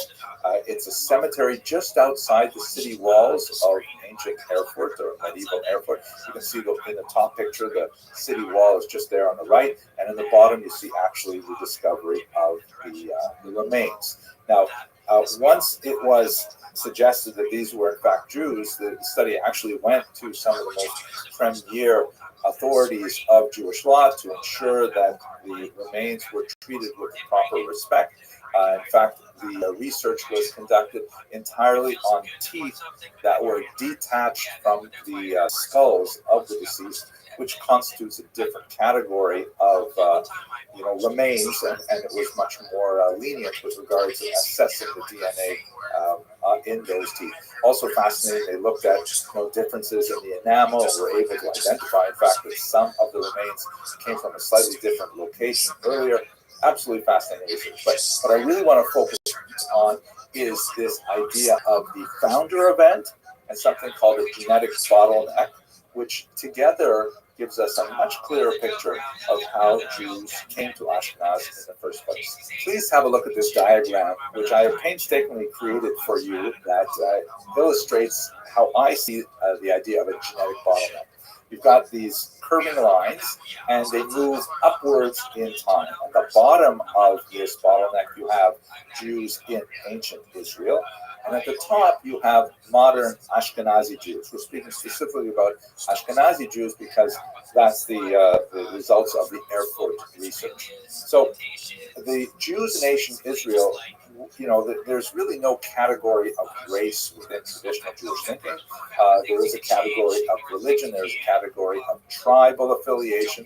And you see in lots of literary sources that there are tons of people from outside the Jewish world coming into the Jewish genetic population base. So, for example, in the Bible, there's descriptions of the Moabite woman Ruth, who of course comes in and marries Boaz, and then later one of her offspring actually her descendants is David, King David. You have Antipater, who was the father of King Herod. He was Idumean. You have Helena of Adiabene, who converts to Judaism and joins the Jewish people and is actually buried in Jerusalem. You've got lots and lots of examples of people who come to the Jewish community later in life. Makes perfect sense.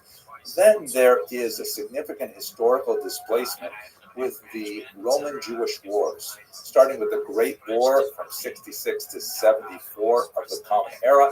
A massive number of Jews are displaced from ancient Israel and taken as slaves to Rome.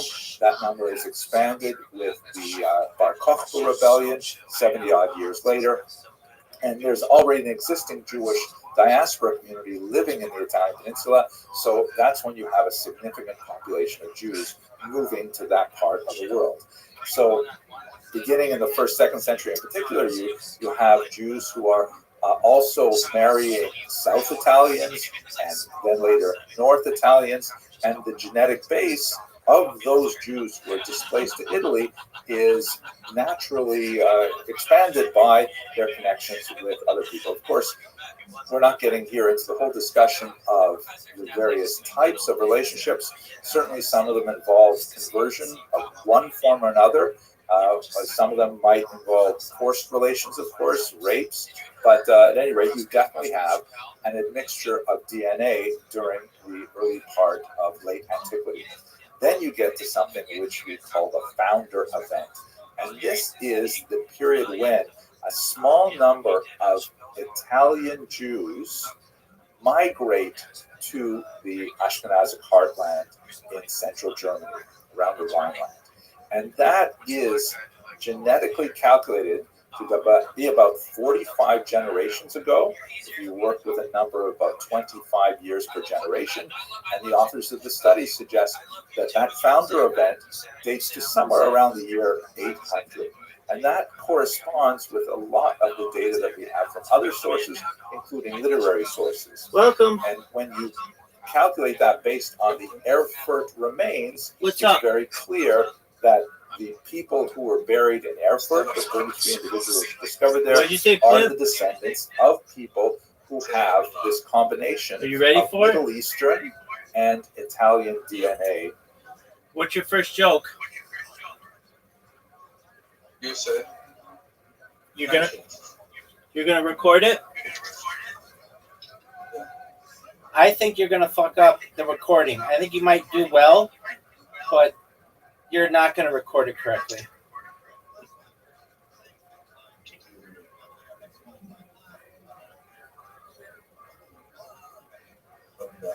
No.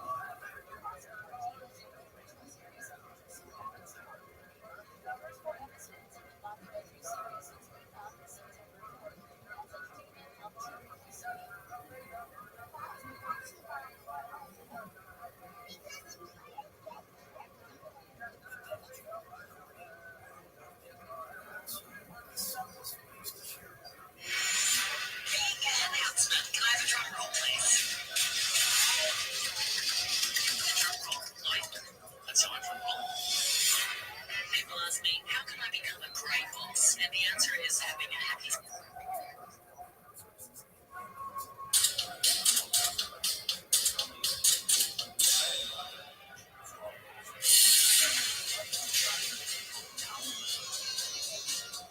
Innovate sells products made out of paper, toilet tissue, toilet seat protectors, and local newspapers.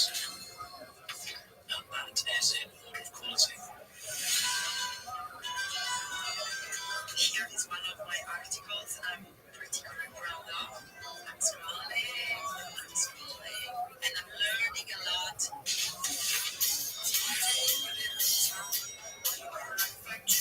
My name is Ed Sampson. I am your new editor-in-chief. Have you read this paper? No. Do you think it compares to any other paper? It sucks. We are going to make it better. I hope it's not too disruptive to have me come in and sort of shake everything up. Oh, no. Don't be so self-deprecating. Welcome, volunteers, to your first staff meeting as reporters and a Toledo truth teller. How many of you have actually written for paper? I wrote paper in junior high. Not quite the same thing. You tweeted. This is terrific. That's Joe. How would you join? Seven Nile, Indigenous Buckeyes are out here hunting for news. You'd be a fool to bet against that.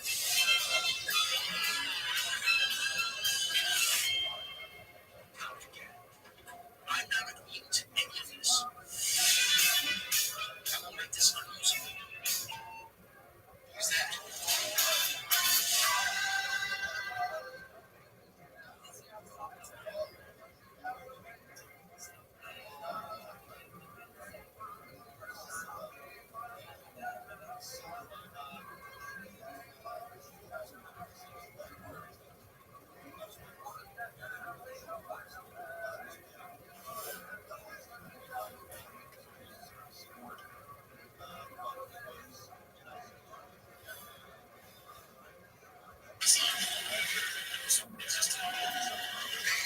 It says no left turn, but then the GPS is telling you to turn left. So it is not breaking the law.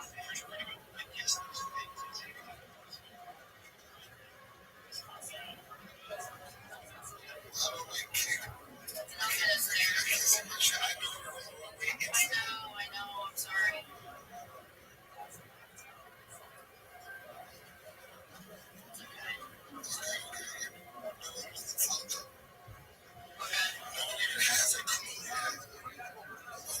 Cops pulled up to the temple.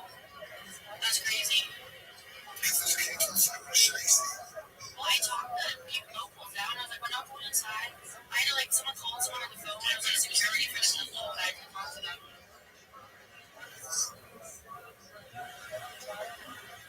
I'm stressed.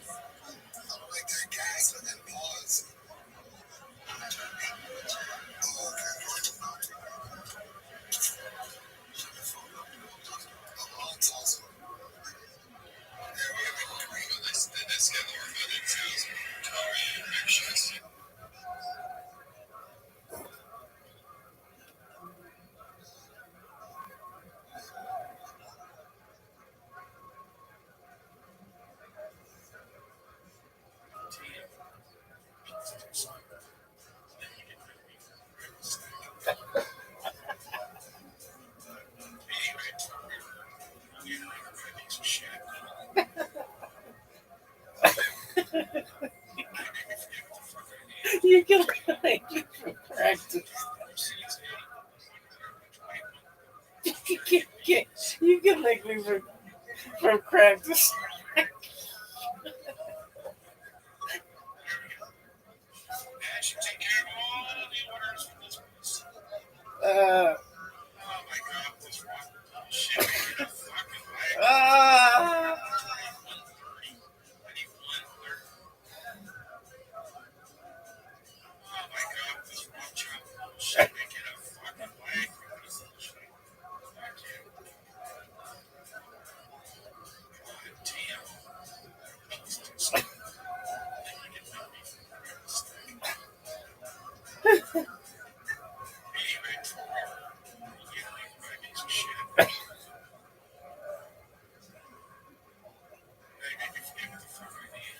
West Side.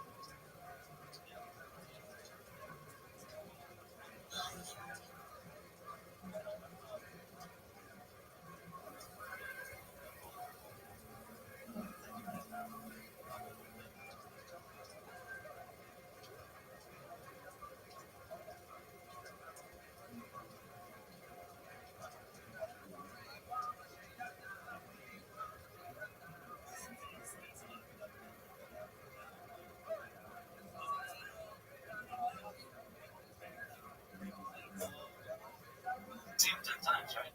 15. Wow. Hell yeah. You've seen? That's a lie. It's the character. He loves Hootie. Yeah. You like his solo stuff more, or because I do? Megan Wheel. Yeah. Rock Green, Mama, or All Right, or what? All Right. This. Oh yeah. All Right. I saw Chris Rock the other day. That's Santa Monica. Santa Monica. Walking with coffee. I looked at him. Did you slap him? Yeah. Yeah. You guys see his most bit? I don't know how old he is, but he's just a little bit. Oh, yeah. It's good. Yeah, I wish it would be. I wish you wouldn't have said more. There's a couple. Something we pushed off a couple weeks. What's that? AI taking conversation. We talked about last week. Oh, did we actually? Yes. Yeah. you were going out to talk to your Armenian friend. You're working away on their murders. Yeah, bro. Yeah.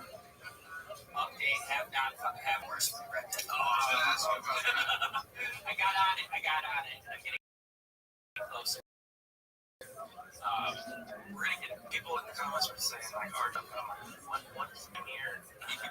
We're gonna interrupt this episode. And I realized Red Dead Redemption, bro. I know it's incredible. I woke up last night yelling, "I'm sorry!" And she's like, "Oh, who are you apologizing to?" I was like, I was playing the game. That's really. How long are you playing? I play about 4 hours.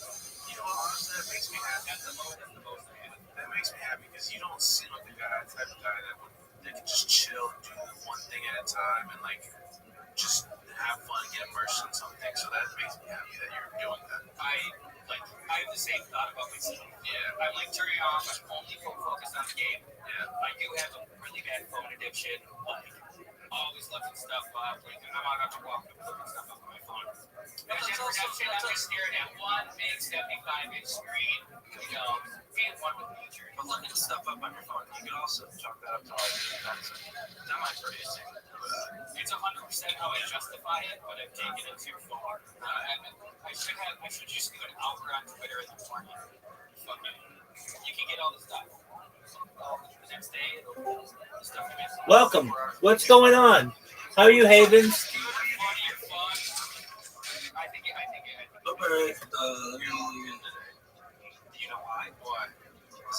I have one question and one question only for you. Are you ready?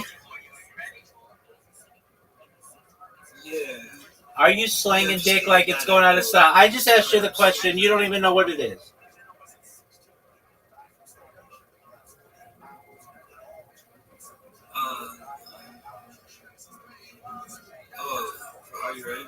Sorry, I was just getting bad echo.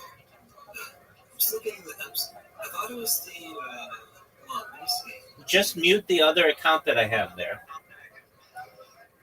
Yeah, that's what I thought I did. Yeah, I thought I did.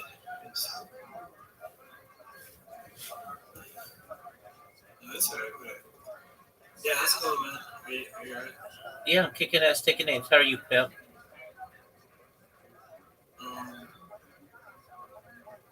I'm good. Are you slanging dick like it's going out of style?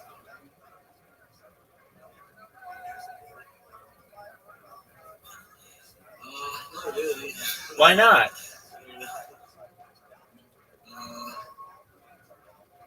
I mean, I feel like I got other priorities. What's a bigger priority than slanging dick? What's a bigger priority than slanging dick?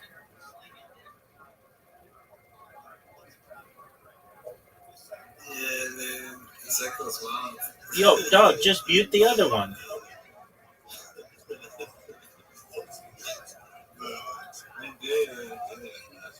It's like it says mute. The mute button is mute soundboard. Yeah, I turned off the. Well, let me. I'm gonna mute the. I'm gonna mute the one with like you in it, and I'm gonna. That's not gonna work. You know what? I think it's.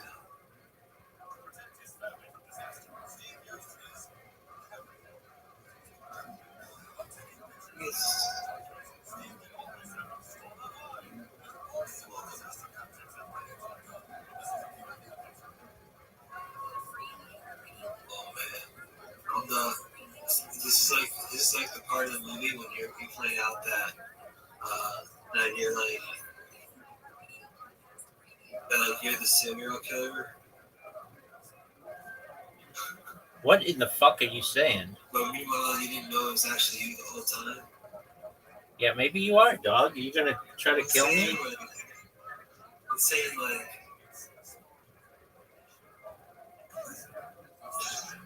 No, I'm saying like I thought the echo was you, but I think it's actually coming from me. That's right, baby.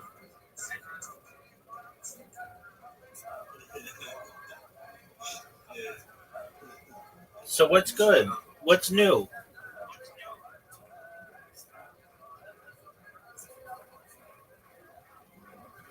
Oh, so one of my viewers had a question for you. What's your viewer's question?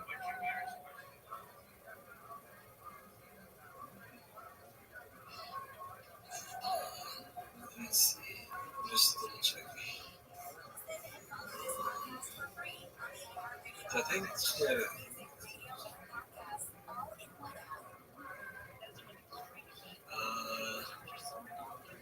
So it's Chris from Vermont. She wants to know. Wait, so I'm just trying to see. Ask the rabbi to send me photos. Wait, oh yeah. She needs one to have 5 people a day. Well, she needs like people to join her political party. Tight, what's the name of her political party? So she wants to know if you have any advice. I forgot the name of her political party. What's the name? How are we supposed to promote it if you don't know the name?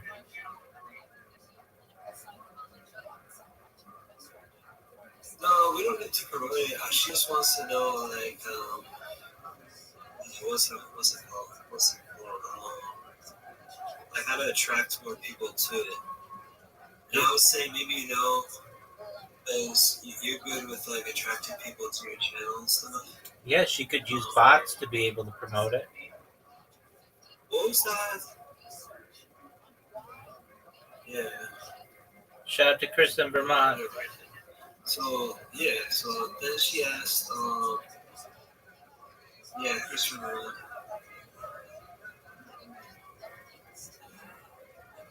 I'm the one echoing. It's my fault, guys. It's all my fault. could deafen myself, maybe.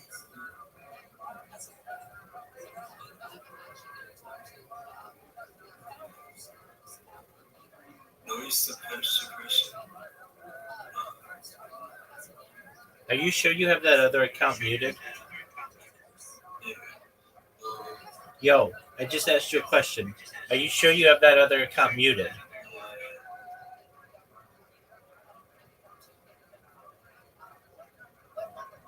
You know what's weird? Oh, I know what it is.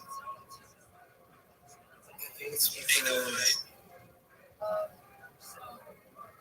once you open another tab, my bad, man. That was the whole thing this whole time. I found out that You were the serial killer. I just found out I was the serial killer this whole time. Word, dog.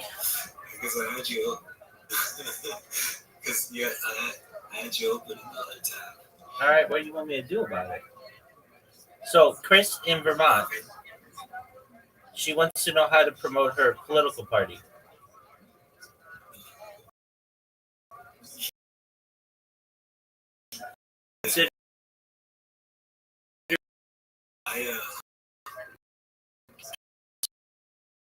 Considered creating a bot to do it. Yeah, what do you use to create a bot? For free. I use a piece of software known as JitBit Macro Recorder. What was that first one? JitBit. JitBit. J-I-T. J-I-T. No, J-I-E-I-T. Bit. JIT. Bit.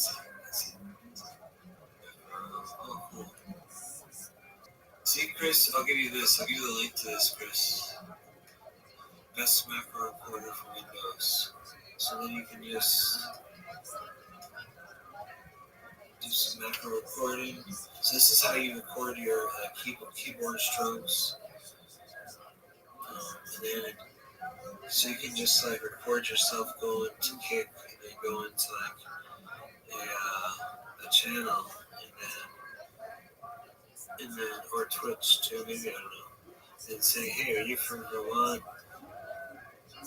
Vote for me. Yeah, I wouldn't recommend that because like nobody's from Vermont. But what I would recommend is using Snapchat because Snapchat has location services and then she can get everybody around her. Oh, so you can, you mean like Snapchat advertising or just like, is there a way to just send a message to everyone around you? There's a way to send messages to everyone around you. Oh, cool. Yeah, I haven't used it much. So yeah, so you can do that too, Chris. You can send out some messages on Snapchat to everyone around you. Then you can just like what's the range? Is it like 5 miles, 100 miles? It's variable. Another one she could use is Whisper. Whisper is definitely location based, and that can go, I think, 50 miles. Oh, cool. Whisper and Snapchat. Chris wants me to share her website. Yeah, what is it?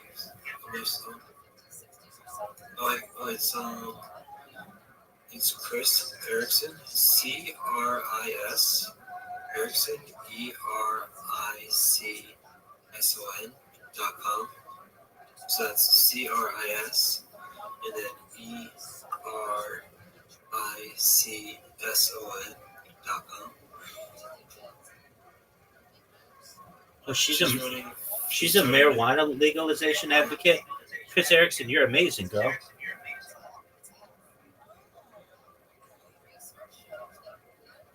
Good on you. Hey, if you're watching me right now or in the future, everybody go to chriserickson.com. Check her out. She's an American marijuana legalization activist and perennial candidate for public office in Vermont. She's amazing. Everyone should love her and love what she stands for. Thank you. Oh, she said thank you. Absolutely. Thank you, Rabbi. You're welcome, madam. There's no name of the party yet. Oh yeah, she said there's no name of the party. It's just being formed. That's okay.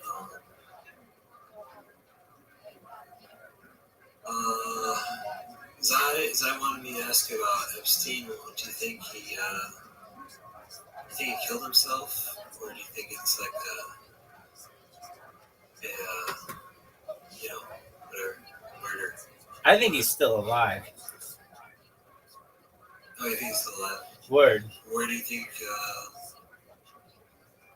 Where do you think he is? Like, what do you think's going on? I mean, he had the money for a private island, multiple private islands, so he could be anywhere in the world. But he has high-powered friends who could probably house him. Ghislaine Maxwell was being housed in New Hampshire, and like there was a global search for her, and she was there for months and nobody knew about it. So he could just be hanging out in one of their houses. My evidence for this, and it's pretty clear to me that he was not killed, is number one, there's no video of him being killed. Number two, the guy who they said, the pictures of the guy who they said was Jeffrey Epstein has different ears and a different nose than Jeffrey Epstein does. So it's like they used a body double, basically someone who was like on ice, so to speak, ready to just be put on a stretcher, have some pictures taken of them, and Jeffrey Epstein left. And then I can tell you as well, days after he quote unquote died, there were pictures taken of Little St. James Island, and it showed some gray-haired man who looked just like Jeffrey Epstein pointing the workers there. He was like on an ATV, and somebody, there was a YouTuber who took a drone and was flying a drone over it. And so there's a lot of evidence to me that he's still alive. You'll never hear that in the mainstream, but unless I see a video of him literally killing himself, I'm going to have doubts.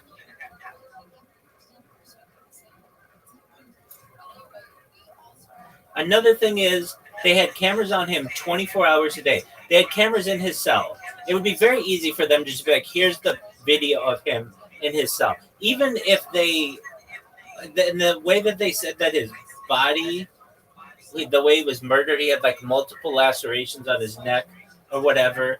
Look, it's very easy. If he's some intelligence asset, he just needs to have basically a body that looks like him, which is just basically a 50-year-old gray-haired male, which is what they got.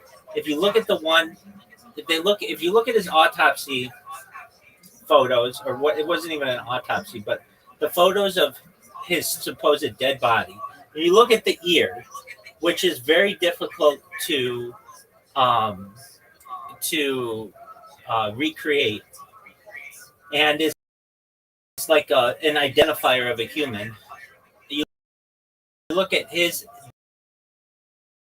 that they have versus the ear that he had it in all the pictures. Pretty obvious to me they're not the same guy. Even the face different. They literally just took gray hair, who somewhat looked like him, but in my opinion, all this, he was a billionaire. He owned multiple islands. He had so much power, he could just walk out of jail whenever he did when he was in Florida, that it's very easy for him to just get his intelligence cronies and say, look, all I need you to do is get a body that looks like me. We'll say that I killed myself in jail or somebody killed me or whatever, and I'm just going to walk out and I'm going to go live with my friends or go live on another island somewhere and just chill. And he also had enough money to be able to get in touch with plastic surgeons to be able to change his look. So I don't know. I just don't believe it. And I'm entitled to that opinion. People can say that I don't know what I'm talking about, and I will just say to them, let's look at the evidence. There's no video of him killing himself. There's no video of him getting killed. Everybody talks about these videos, but none exist. Then let's talk about the one or the two pictures I've seen of the body that they say was him. And the ears are different. And even to me, the face is different. So we have basically a look-alike body swap, and he just perhaps walked out of jail. There's no evidence that, and they have literally cameras on him. If something happened to me right now, there are a bunch of cameras on me, and people would be able to say, okay, this is what happened to Rabbi. He's got cameras on him 24 hours a day.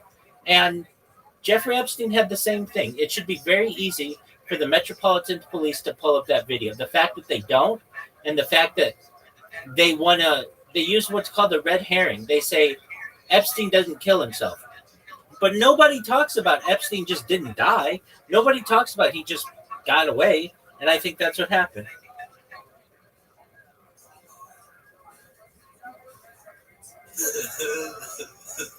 Robert doesn't want to click on Chris. He's like, there's nothing wrong with Chris's link, Robert. That's funny. But yeah, man, I don't know. I think your points make sense, man. This guy was really rich. He was really connected. It makes sense that he was able to just like escape or whatever. If anyone was able to. Plus, he was Trump's best friend for like 15 years. And I think Trump was the guy in charge at the time he was in jail or whatever. So all valid points as well. I mean, if you want to see for yourself, I think I'll probably be able to look. Okay, so if I go to Epstein, dead body, and if I just look that up, okay, so I'm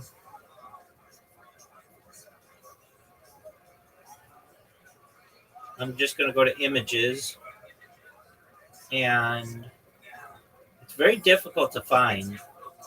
It should show up right away, but it's very difficult to find, and they want it to be difficult to find. They don't want people digging into this. And okay, Epstein dead body. Oh wait, I think I saw it. Yeah. Okay, so it's from TMZ. So TMZ, they have a picture of him, and it doesn't look like the same guy. It looks like a different person to me. His hairline's different. Welcome. How are you? What up, baby William artist? What's good? How old are you? How old are you?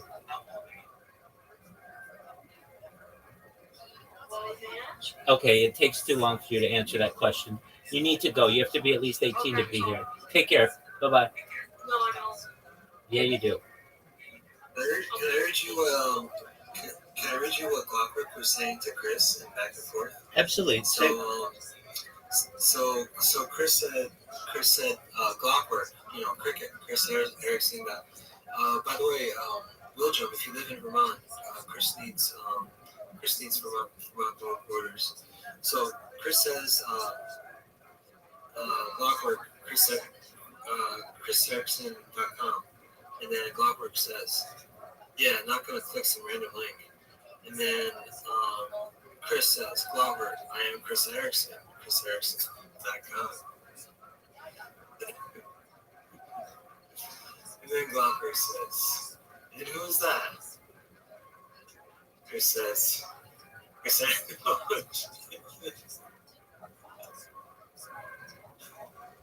Erickson is me.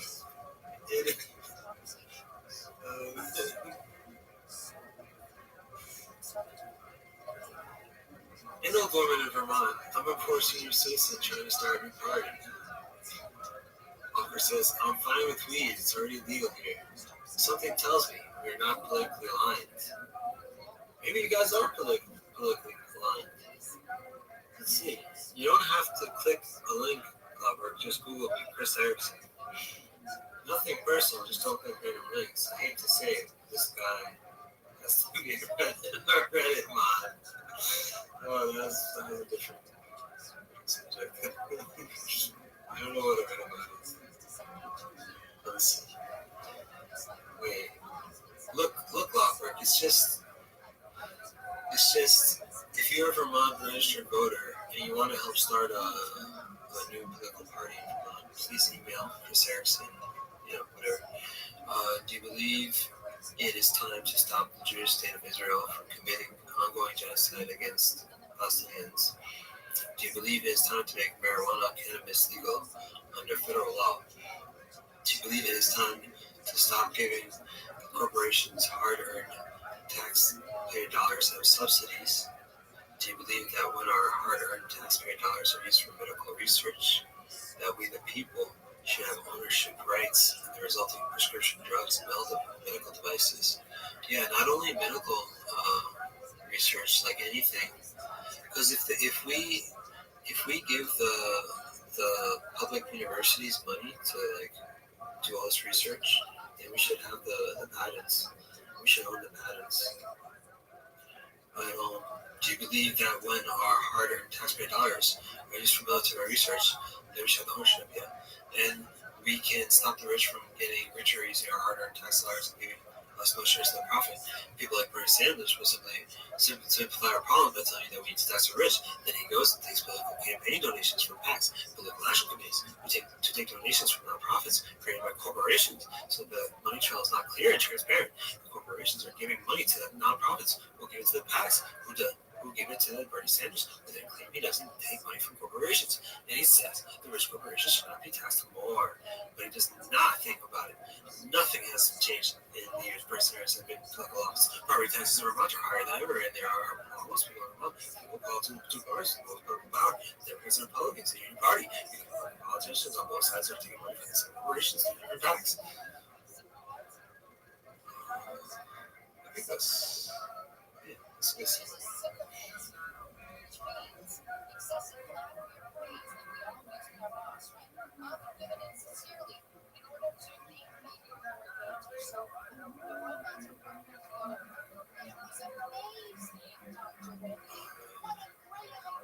Let's give myself a hard time.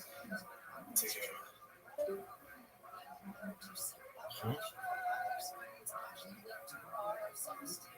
But anyway, I'm gonna fuck the TMZ pictures don't look like that.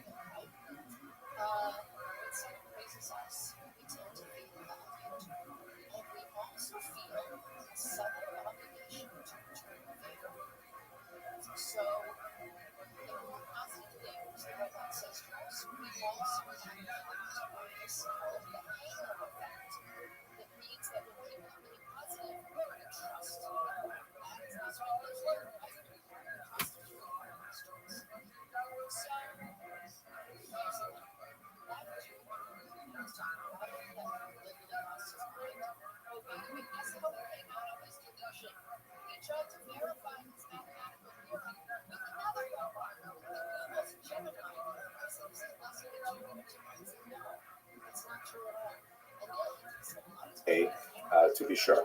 Another fascinating thing is that the narrowing of this genetic bottleneck, because the people who were born from 800 in Ashkenaz till about 1350 are basically drawn from this very small sample of people.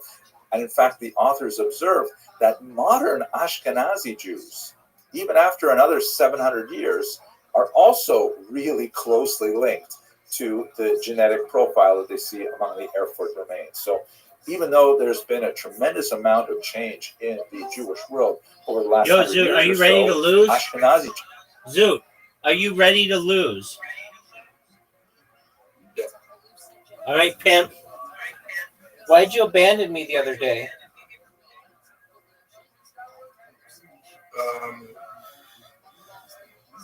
We still haven't finished the Olympics. No, we finished. We finished because you were a jerk off. No, we haven't finished. It's over, baby. You lost. No, we're doing the Olympics. We gotta finish. Nope. I told you, don't leave. No, we're gonna finish. And you left. You have an invitation. Everybody's waiting on you to accept the invitation. We gotta finish. Zoot, the world does not stop and start at your behest. The dog. How many hours until you do your stand-up?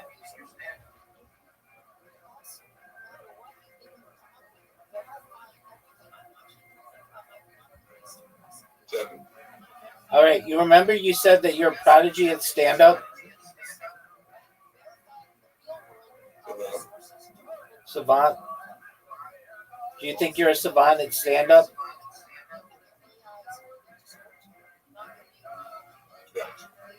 Okay.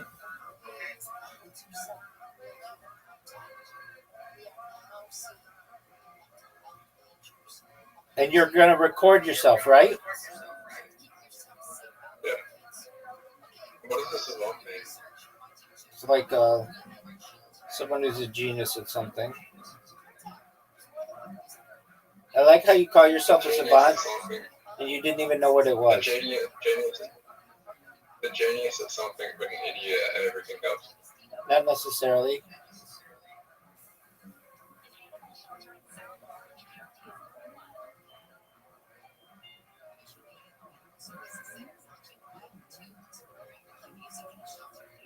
That's savant syndrome.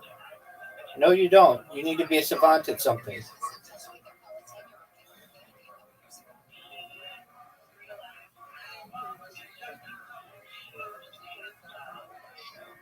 You know, I've realized something. What's that, pimp? Intelligence really comes from interest, and to be a savant, you need to be interested in the thing you're doing more than anyone else, and you'll be the best at it. Not necessarily, but generally. Yeah, I've been watching. Yeah, I went to school with this kid, and he was in the special unit, right? Special unit for people with intellectual disabilities, right? Right. So there were two parts of the school. There was mainstream school, and then there was the intellectual disability part. I was in the mainstream school. You were in the what? I was in the mainstream school. In the normal part? Yeah, and they showed us this kid could not. If he was sort of non-verbal, he could say stuff, but when he talked, it was absolute mutter.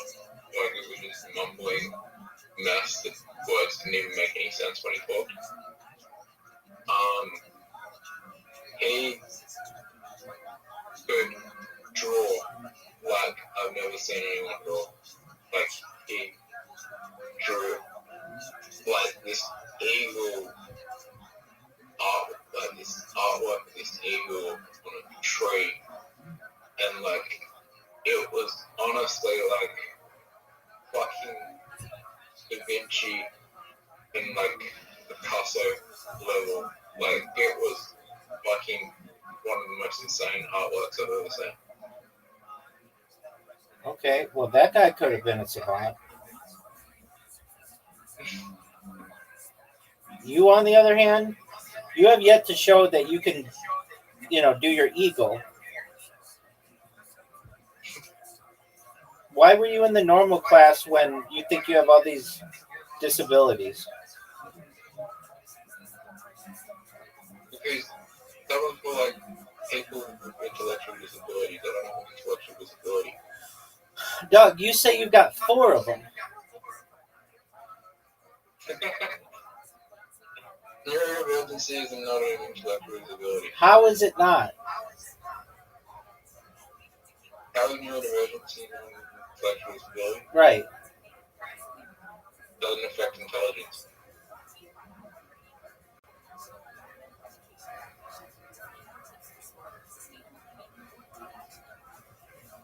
Aren't intellect and intelligence quite similar? Intellectual disability is not intelligent.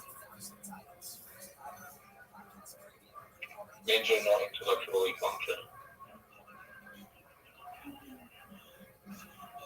So then, how do you have an intellectual disability?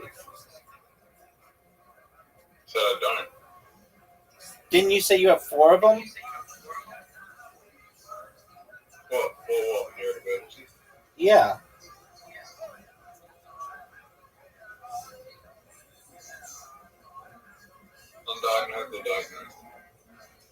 Dog, whatever they told you at that fucking place. They said you had Tourette's, which I believe. They said you have autism. I don't really think that. They said that you have ADHD, whatever that is. And they said that you have something else too.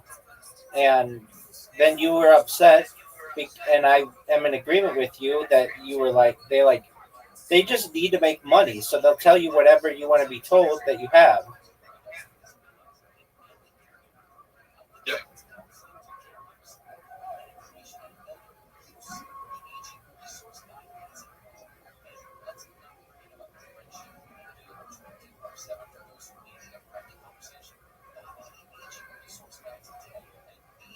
Yep. In the reality, right? What's the reality, pimp?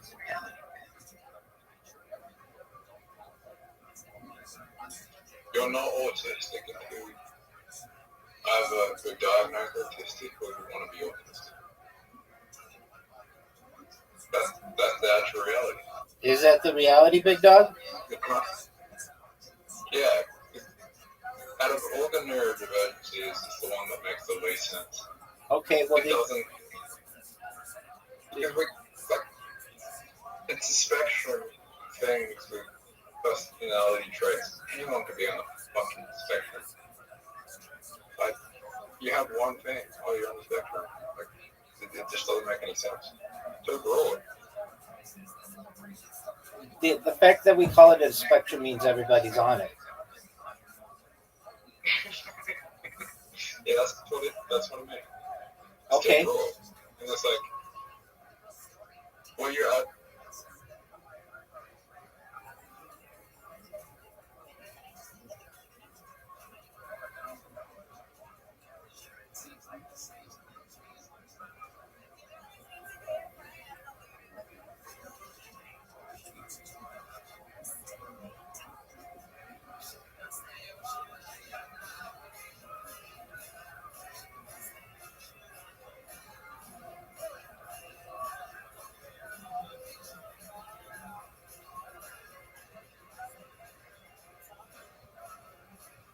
All right, Zoot. Get it, big dog. Maybe you're a savant at archery. Definitely not.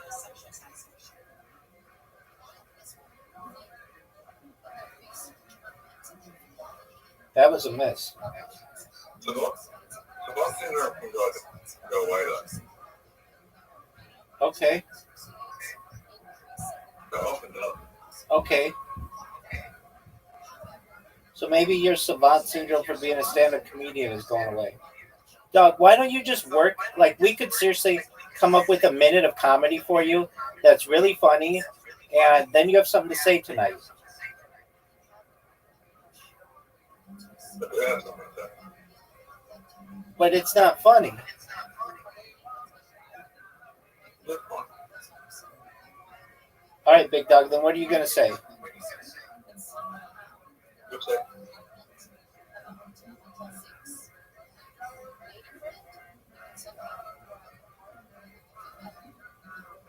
What are you going to say?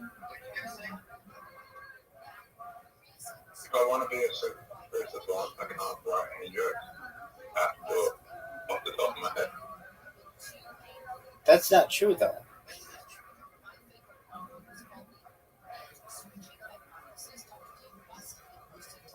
Takes more skill. Yeah, it takes more skill.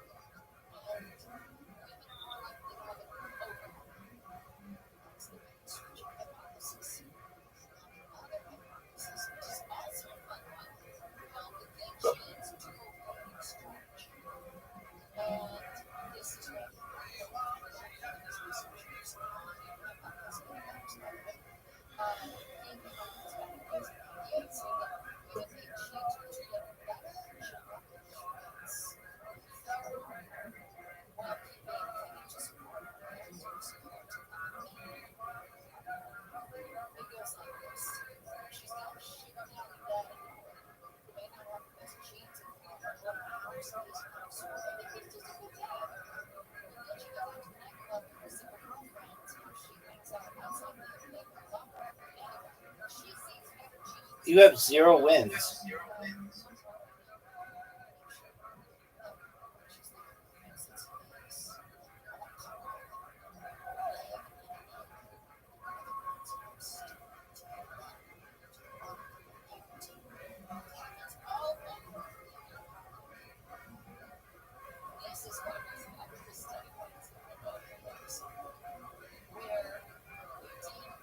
Where am I? Yo, pimp.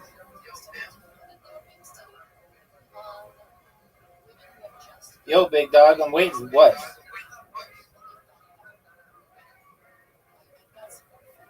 What does a lack of eye contact actually mean? It could show disinterest. It could show creation of a barrier. It could show fear. It could show lack of awareness. It could show lack of attention. It could be a disability. That's symptoms of ADHD, right? Not necessarily.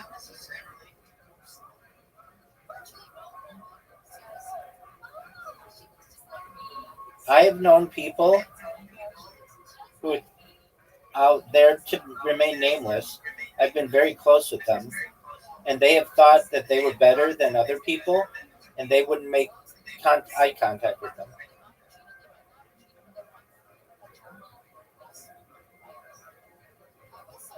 If you're ever on a Hollywood movie set, a lot of times they'll tell you don't make eye contact with the big star because they don't want to make eye contact with you. What's that? They just feel that they're better than you are. They don't have to look you in the eye. It creates a barrier. I mean, do those Hollywood stars look people in the eye when they're acting? Yeah, because then they feel the people are on the same level as they are. But if it's just like some intern, they'll tell the intern, don't look so and so in the eye. They don't like to be looked in the eye. I've been on a red carpet.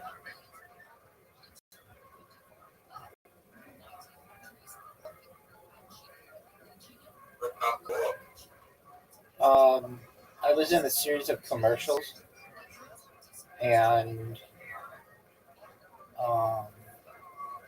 there was like it wasn't just commercials. It was like a television show in LA. It's called This Is LA, and they had this red carpet thing at Mount Yoshimoto, which is in Hollywood. It's like a big hoity-toity. Let me look it up.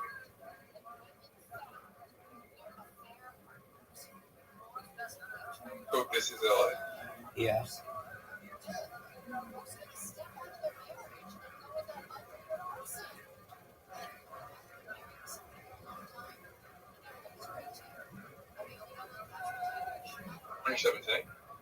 Around then.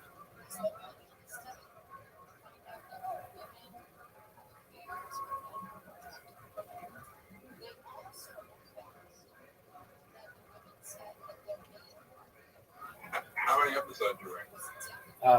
I was just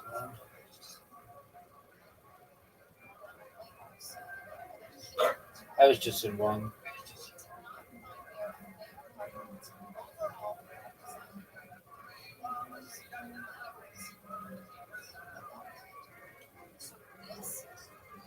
What's happening? I don't know.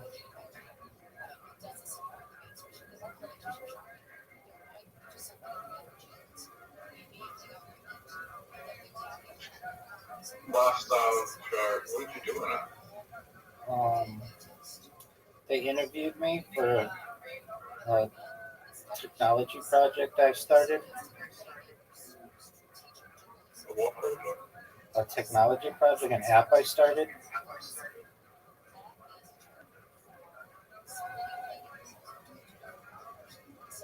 Oh, 8 years ago. Okay.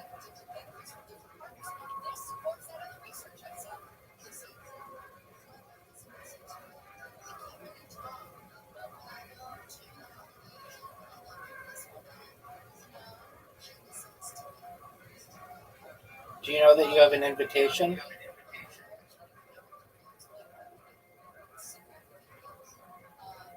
Did you know that I'm going to go look at Barista? And you're going to do stand-up comedy?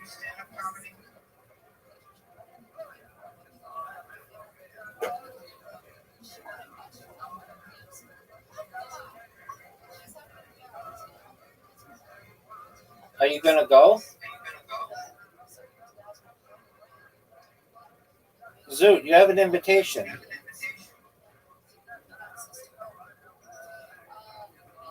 Zoot. Zoot, are you going to go? Yeah. Or what? Then go. What up, pimp? Repeat these numbers. I'm focused on the game. 4581. 4581. What is that backwards?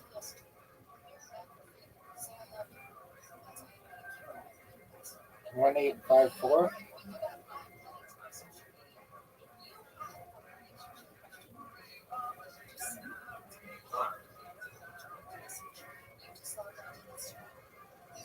Testing your short-term memory. Cool, dog. Are you going to go?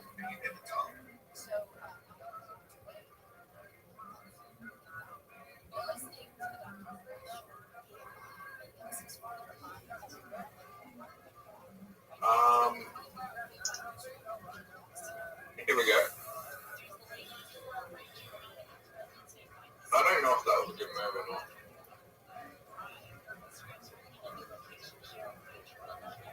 Do you know why I said I don't know if it was a good move or not? No, I don't know. Why did you say that? But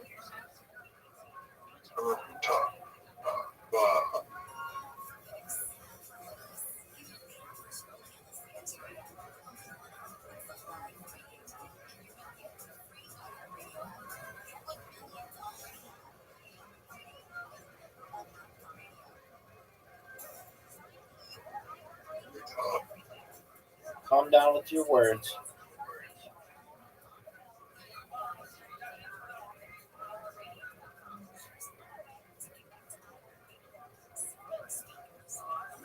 Zoot, WTF, dog.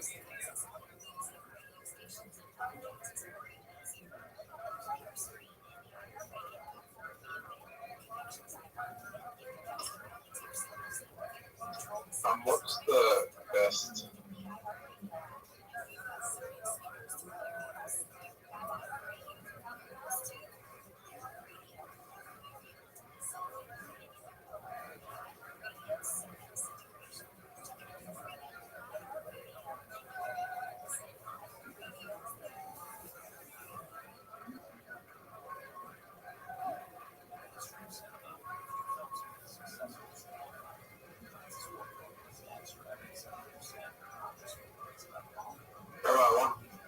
I don't think so.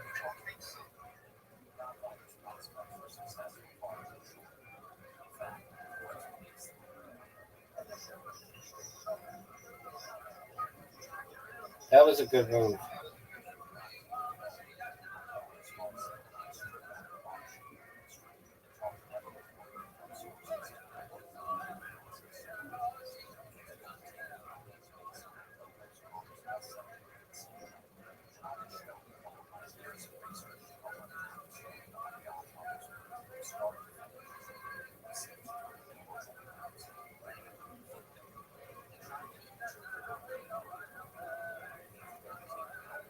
We're tied, Zoot.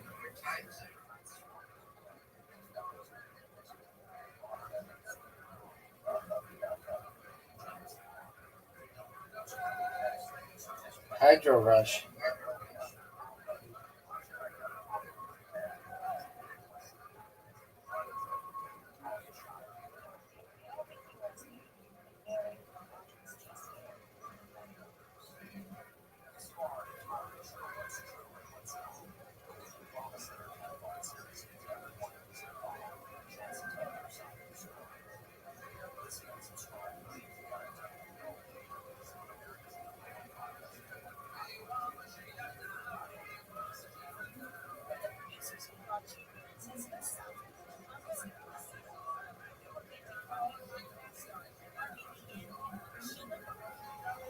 You're up, pimp.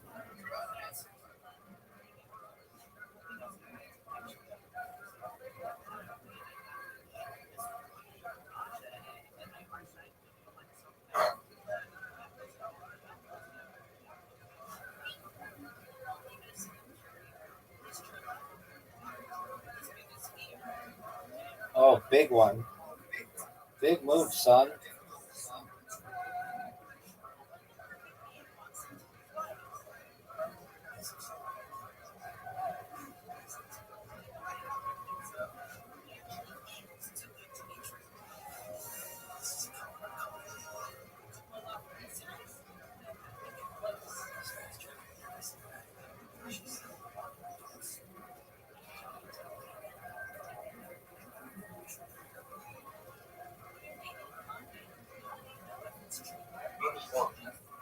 Are you sure?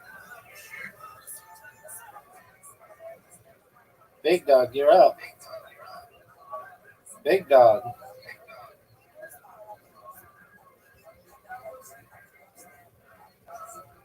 You're doing pretty well, you know that?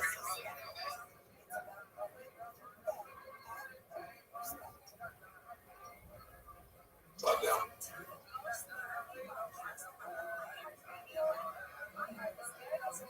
You just helped me. I don't know if that's true. But I know that I just took the lead, son.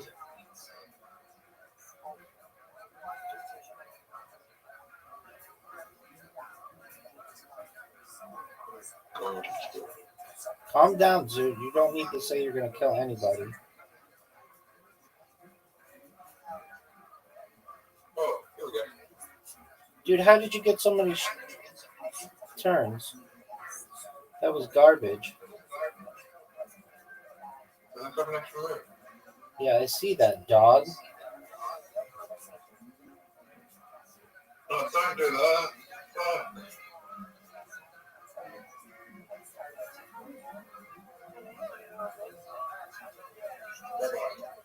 Yo, pimp. You're moving the berries further away. What do you want me to do, big dog? Ah, look at the ball. Oh, Look at the ball. you didn't evolve, son.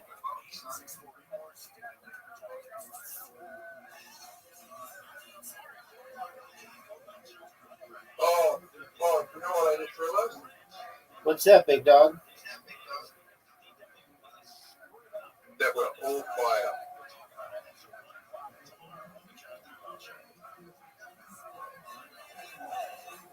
That we can both win from just going for fire. Word, dog.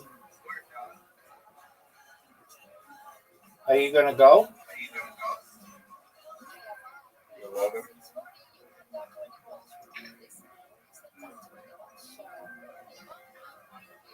I'm in front of you guys. Yeah.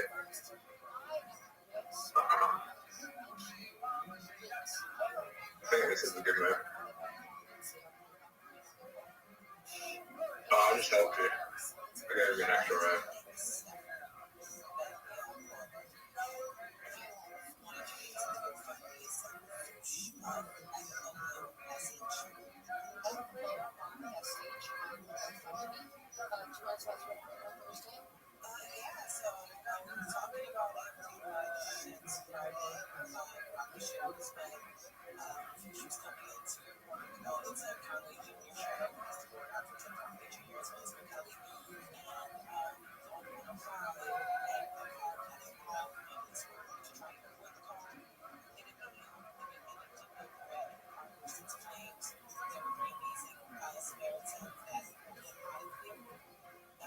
Big dog. What are your thoughts on this move?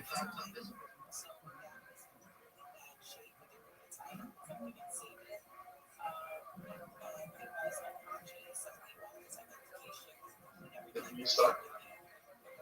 Calm down. Are you going to go?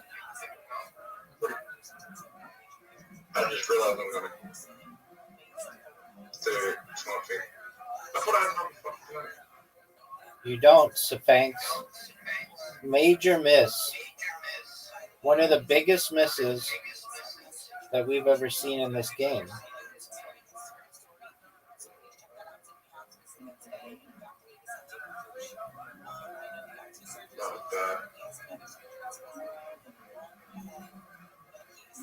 That's bad for me.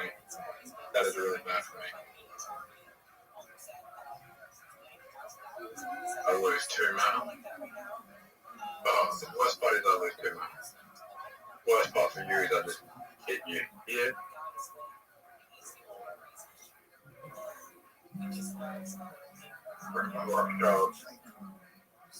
What up, pimp?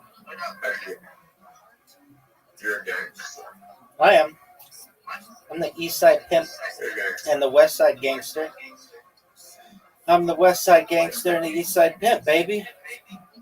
Oh, what a big miss. What a big miss. You fucked up.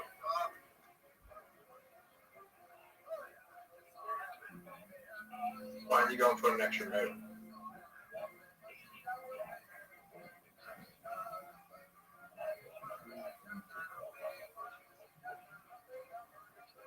Can't hear win. Can't hear win, no. Can't hear win. Bravo. You actually helped me, you think that. I know I did. Are you gonna go? Yo, dog, are you gonna go? I'll try to come on. Yeah, let me figure out how to win.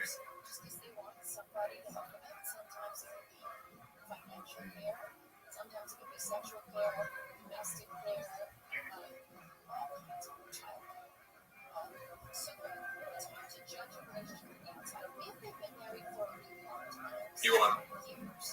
You won.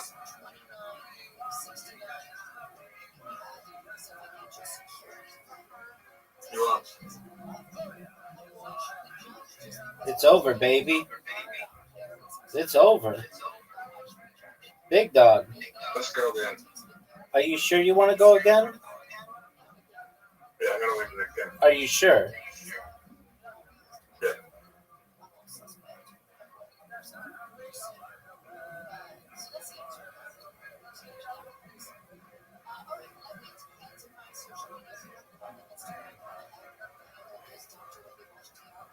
Oh, we're playing the same level.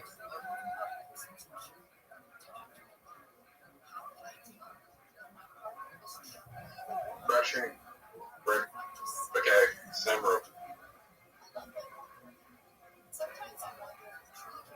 Are you gonna go? Are you gonna go? Yeah, I'm thinking. Okay, we'll think.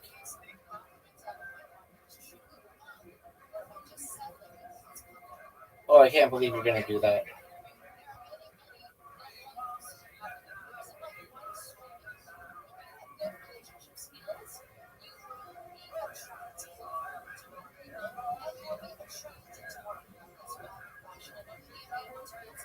How did this help you? Why did you go for the pub? Because I could go for the berries, baby. Extra move.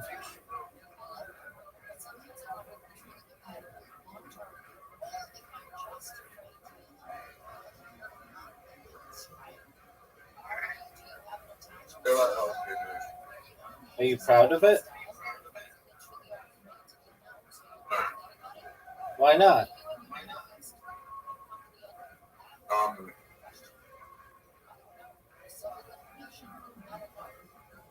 No matter what you do, you're gonna help me.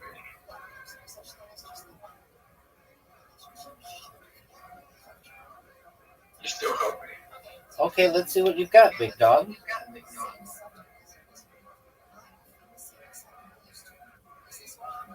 I fucked up. Yeah, you did. I pressed the wrong way. I mean, what do you want me to do about it? Anyway. Gonna do a little bit of damage.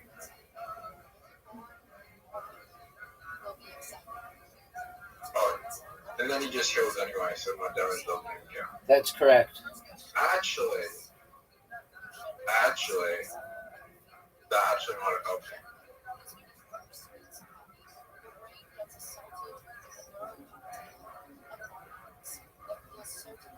You just got psycho bitten.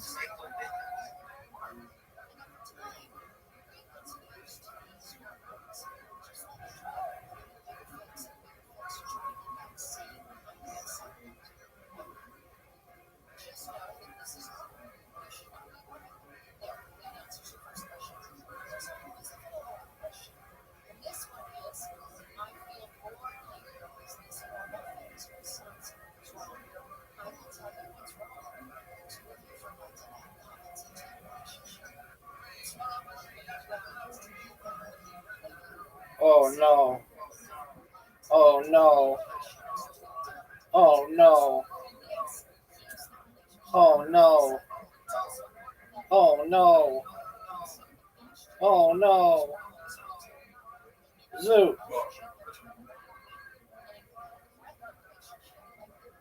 You know you got 3 blues. Oh fuck.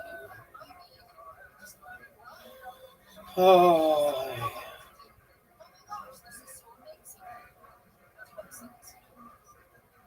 Big dog, are you gonna go? Are you gonna go?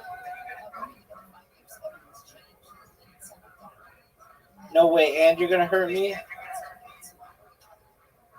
Oh, that was fortunate.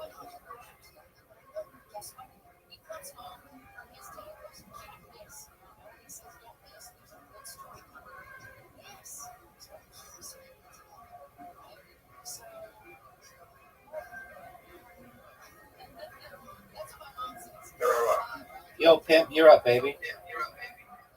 I think I asked this question before. What's that? Does redoing the IQ test change anything? I think it prepares you for it, so it doesn't make you any smarter necessarily. You might do better, but the results are the results.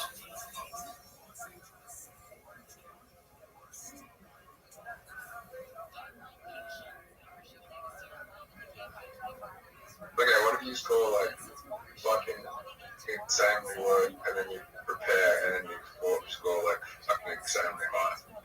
Well, I mean, you just kind of prepared for the test. I mean, isn't that like every test in school though? Yeah, but those tests in school test how well you know the material. So that's basically what you would be doing is how well you know the material, not how intelligent you are. Well, there's things in an IQ test that you can't really prepare for, that you can't help. Like doing digit span, for example, if you do digit span, that's digit span with your short-term memory. You can't improve short-term memory.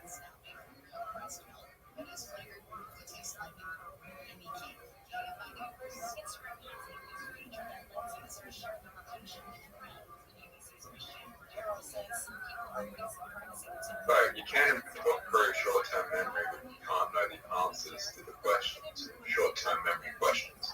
Okay. Because they always change. Okay. So you can train to increase your short-term memory, which means that your short-term memory can improve.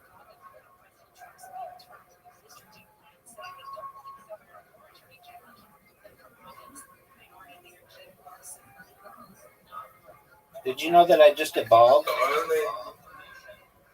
only areas you would be cheating on to improve from new tests would be general knowledge. By knowing the general knowledge questions, the IQ test, which would be cheating. Okay. That's really the only area you really cheat on. Okay. Are you gonna go? Dude, that was good. Welcome, Miss Aquarius.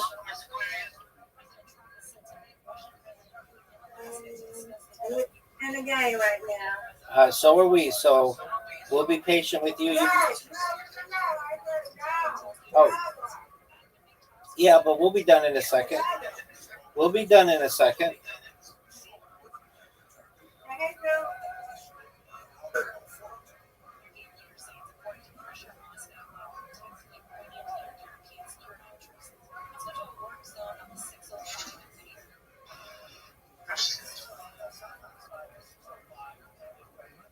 How was your day, Miss Aquarius? It was good. How was yours? It was lovely, thank you. You're welcome. Thank you. You're welcome.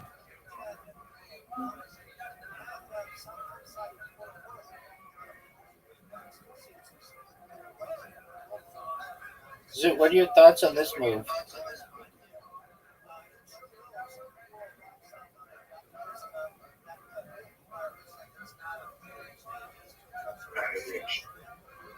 Calm down, Zoot.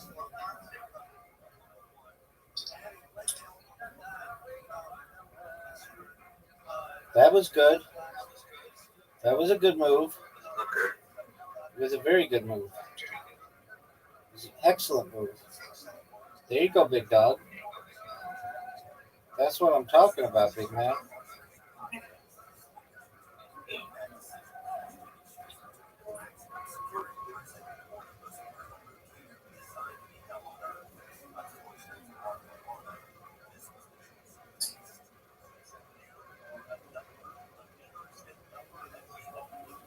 Oh, no, Zoot. No, Zoot. Zoot, no. Zoot. This is not good for you. No, so just do it. Oh, Zoot. That's big time. You're up, Zoot. Zoot, you're up. Zoot, what are you going to do? What's my best move here? No one knows. My best move is to block you from your next move. Are you sure? Yeah.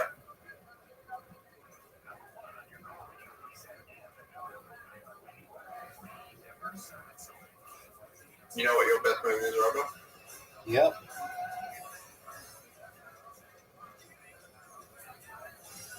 Your best move. Are you sure?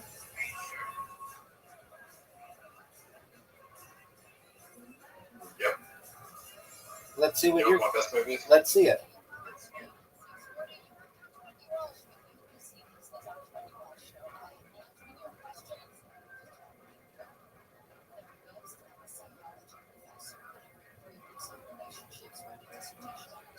That was good. That was a really good move, Zoot.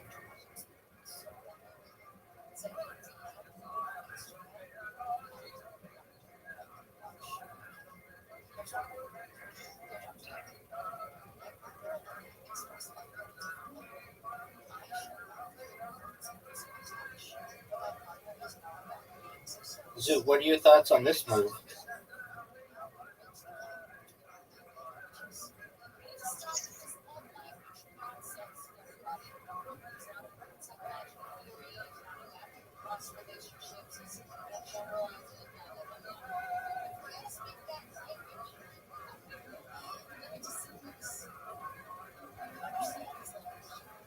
Zoot, are you ready for this? Zoot.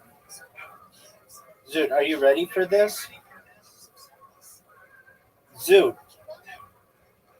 are you ready for this? It doesn't really hurt you.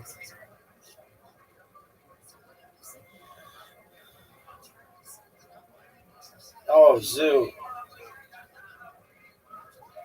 What are you going to do?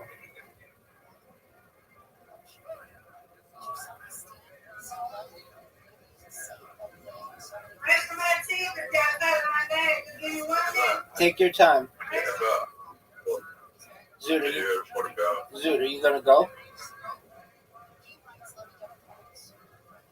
Oh, shit.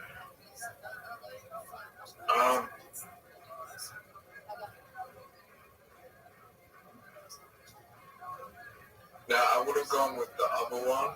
However, it just makes more sense to do this because I can do this. I ran out of time. No. You evolved. Wait, does evolving take a move? Yeah. Oh, really? Yeah, dog. I didn't know that. Oh, baby. Zoot, you're on the rope, son. I didn't know that evolving takes a move. Well, what do you want me to do about it?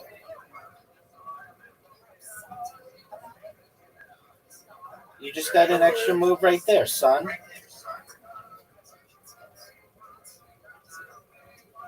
Oh, shit. What are you gonna do, Zoot? What I do you, don't think you can win the next move. you just But you can get a very, very big advantage. You just hydro rushed me.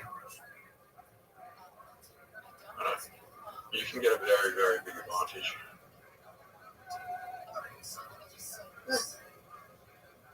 They're back pitch. So, are you winning? He is not. Zoot, what are your thoughts? What are your thoughts on this move, Zoot?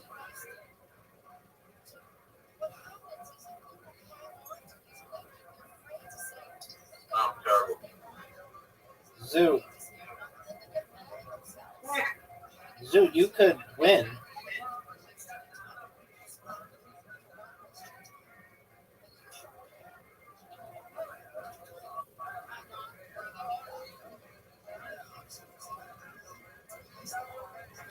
Zoot, you just won. Oh, no, you didn't. Because you're no, he didn't. Oh, Zoot. Zoot. Zoot. Dog. Oh, you just won. You just won. You just won.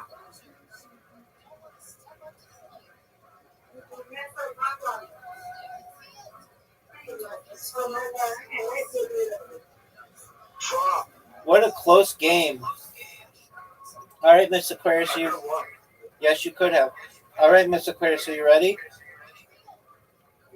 Zoot, you ready? When's the 15th of August?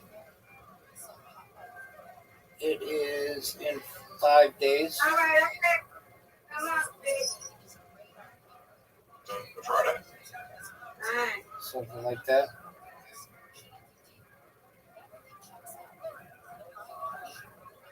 Zoot, come on, we're waiting on you, dude.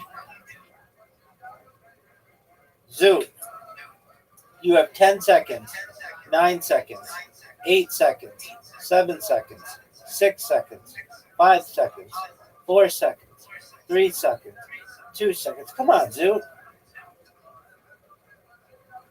I don't think he wants to play. Zoot, do you not want to play? He does.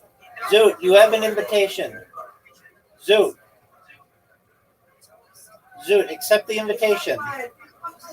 Zoot, come on. Zoot. Zoot. Zoot. Zoot, what are you doing, dude?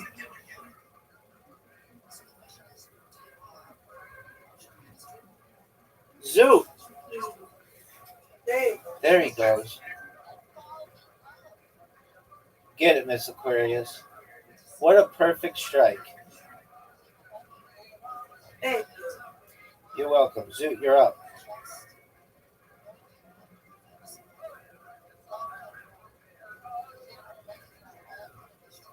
Zoot got 4. Get it, Zoot. That's all right. You got 8. I ain't mad at you. Get it. That's what I'm talking about. That's what I'm talking about. High five. High five. Zoot, you're up, baby.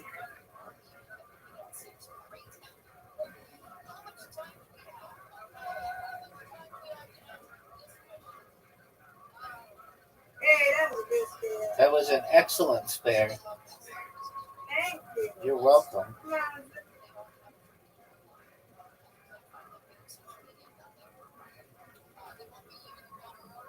Get it, Zoot. There you go. Ooh, that's a tough spare.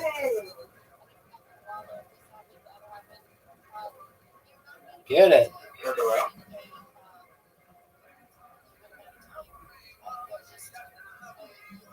Get it.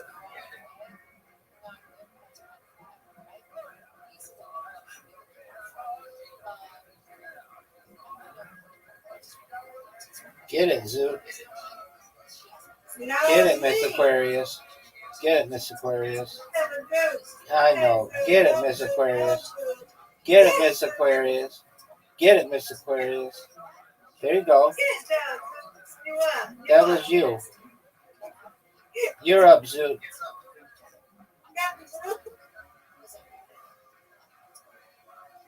I just won. No, you didn't. Yeah, we're going to reverse order. The lowest, whoever gets the lowest score wins. I don't think that's how it works, big dog. That's how it wins. What? Ooh, what a lucky, what a fortunate spare. What a spare.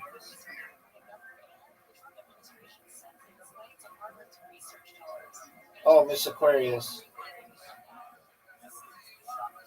This is an important shot.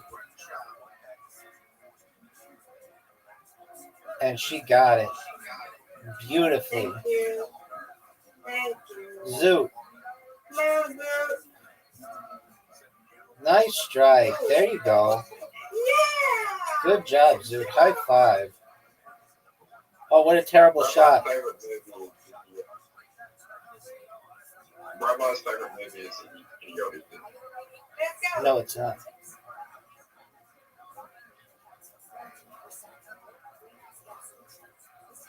Get it, Miss Aquarius.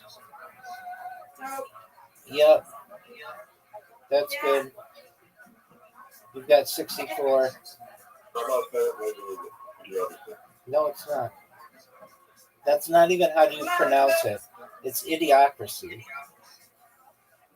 Get it, Zoot. Get it, Zoot. That's a miss. Zoot, get it this time. There you go. Let's go. Nice spare. Zoot might get second place. Get it. Oh, good job, Zoot. Let's go. Let's go. You do, I will be so happy. Come on, brother. I beat Grandma. Hello. How does it feel to lose to me? Zoot, I didn't lose to anybody. We all win.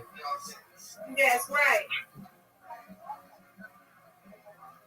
Now let's see you win the whole thing. Beat Miss Aquarius. Beat me. Yeah, pick me. Yeah, Now's your chance, Zoot. Zoot, you have an invitation. That's the lowest score you've ever got. No, it's not.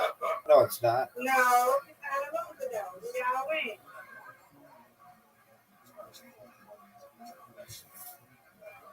No losers in the game. Okay? Word. Grandma's gonna win. Oh, for sure. Bill's gonna win. No doubt. No I doubt. want y'all. I had one mind. Come on, Get it, Zoot. Oh no. Alright, I'm still gonna be in front of the bird. It's Miss Aquarius. We got.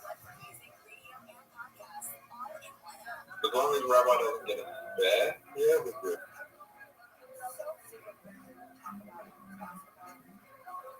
I'm happy with that. Right. It's Miss Aquarius.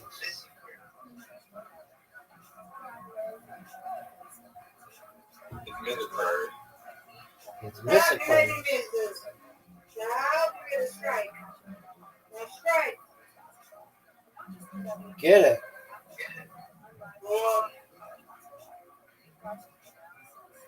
That was clearly going to be a strike. come on. Rabbi's going to do a better job than me. He's going to be a strike there. Strike, brother. Yay! Word, dog. Right. Mr. Claren's going to be a strike here. Maybe. That looks good. Now this is a tough split. Get it, girl. All right. Let's go, Zoot. I gotta go. Zoot, finish the I game. got a phone call. Then call him back.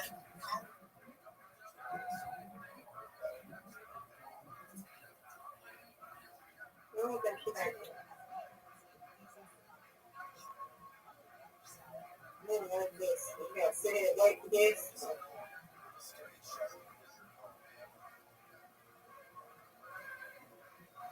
go.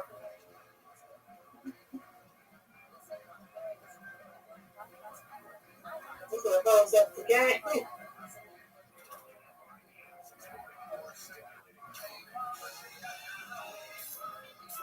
Come on, everybody. No doubt. Yay, let's go. No doubt. No doubt. No doubt. Get it, Miss Aquarius. Perfect. Ooh, it shouldn't have done. Yeah, you should have. That's. You get this one. Oh, yeah, good.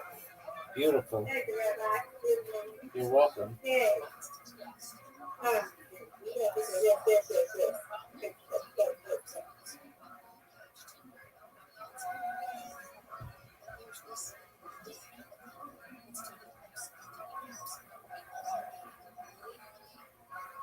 They don't like losing, do you, Rabbi? No one does.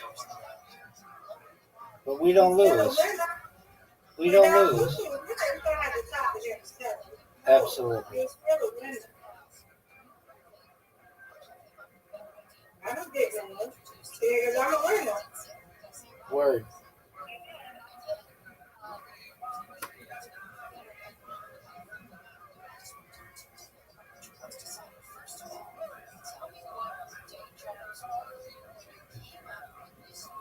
Ooh. Nice job. Thank you.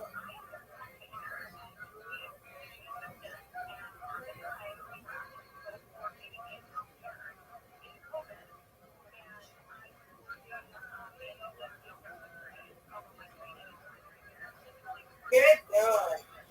All right, Miss Aquarius. You win, I win. Yes, I win, you win, I win. Yay. Good job, Miss Aquarius. You too, bye-bye. Good job. I'll see you tomorrow. Sweet dreams. You too. Thank you, ma'am. You're welcome. Thank you. You're welcome. See you later, God's willing. God willing. Take care. You too. Thank you.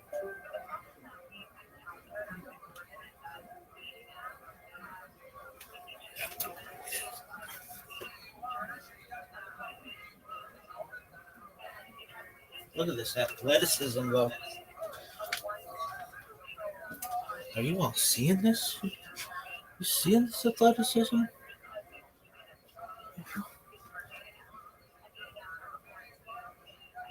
Are you all seeing this athleticism?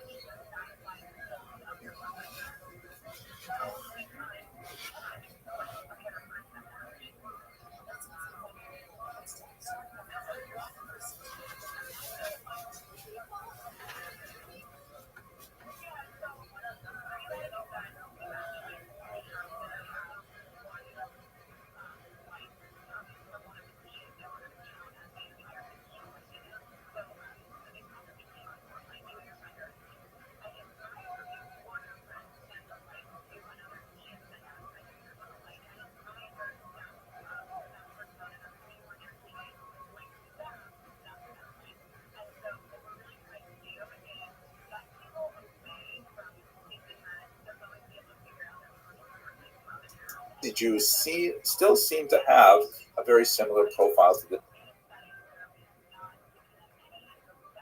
Yeah. Last week I had a very small dinner, as we all know. I'm on the path to not fat by Labor Day. Kev said I look slimmer today. I suggested that Kev said I look slimmer today. She said, let's go. So last week I had a very small dinner before the day here, and I just had protein shake, so I was a little bit irritable. I was a little bit short. And maybe the temper was starting to flare up a little bit here and there. Pepper of temper here and there. But today I learned from my mistake, and I said, Casey, you're just not hungry, boy. So bring something to eat. So I brought some buffalo nuggets, and I ate those, and that's probably why I'm firing on every single cylinder I make. I agree. I concur. No notes, right? I yield my time. What's your guys' favorite chick flick? Does this count? Because easy answer if this counts. Me, mine too. I don't think that counts. Why does it not count? Because it's too universal. And it's like a little chick flicks have to be about like this counts. Me, mine too. I don't think that counts. Why does it not count? Because it's too universal. And it's like a little chick flicks have to be about like romance. My answer that is definitely a chick flick, and I feel like it's most people's answer. Crazy Stupid Love. Steve Carell and Ryan Gosling. Hilarious, great movie. I've honestly never talked to someone who's seen it as a kid. There we go. Jen, what's your favorite chick flick? What's that holiday movie? Hugh Grant's in it. Four Weddings and a Funeral? No, Steve has Holiday in it. Oh my gosh. It's always something we watch on near Christmas time because it's a Christmas movie. Damn it. Love Actually. Love Actually. There you go. That's one of them. I thought that was amazing. There is a Christmas rom-com called The Holiday, but that does not star the brand. You're thinking Love Actually. I think it's Love Actually. Have you guys ever seen something called Untamed Heart? No. It's with Christian Slater versus Tomei. Is that funny? No, it's just like romantic, whatever. But it's not funny, but it was such a great romantic movie. But it's so stupid as well, so it's worth watching.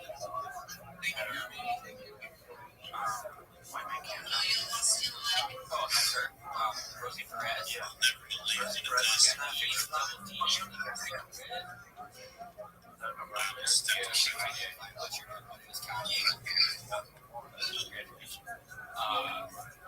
Guys, Mark's trying to figure some stuff out.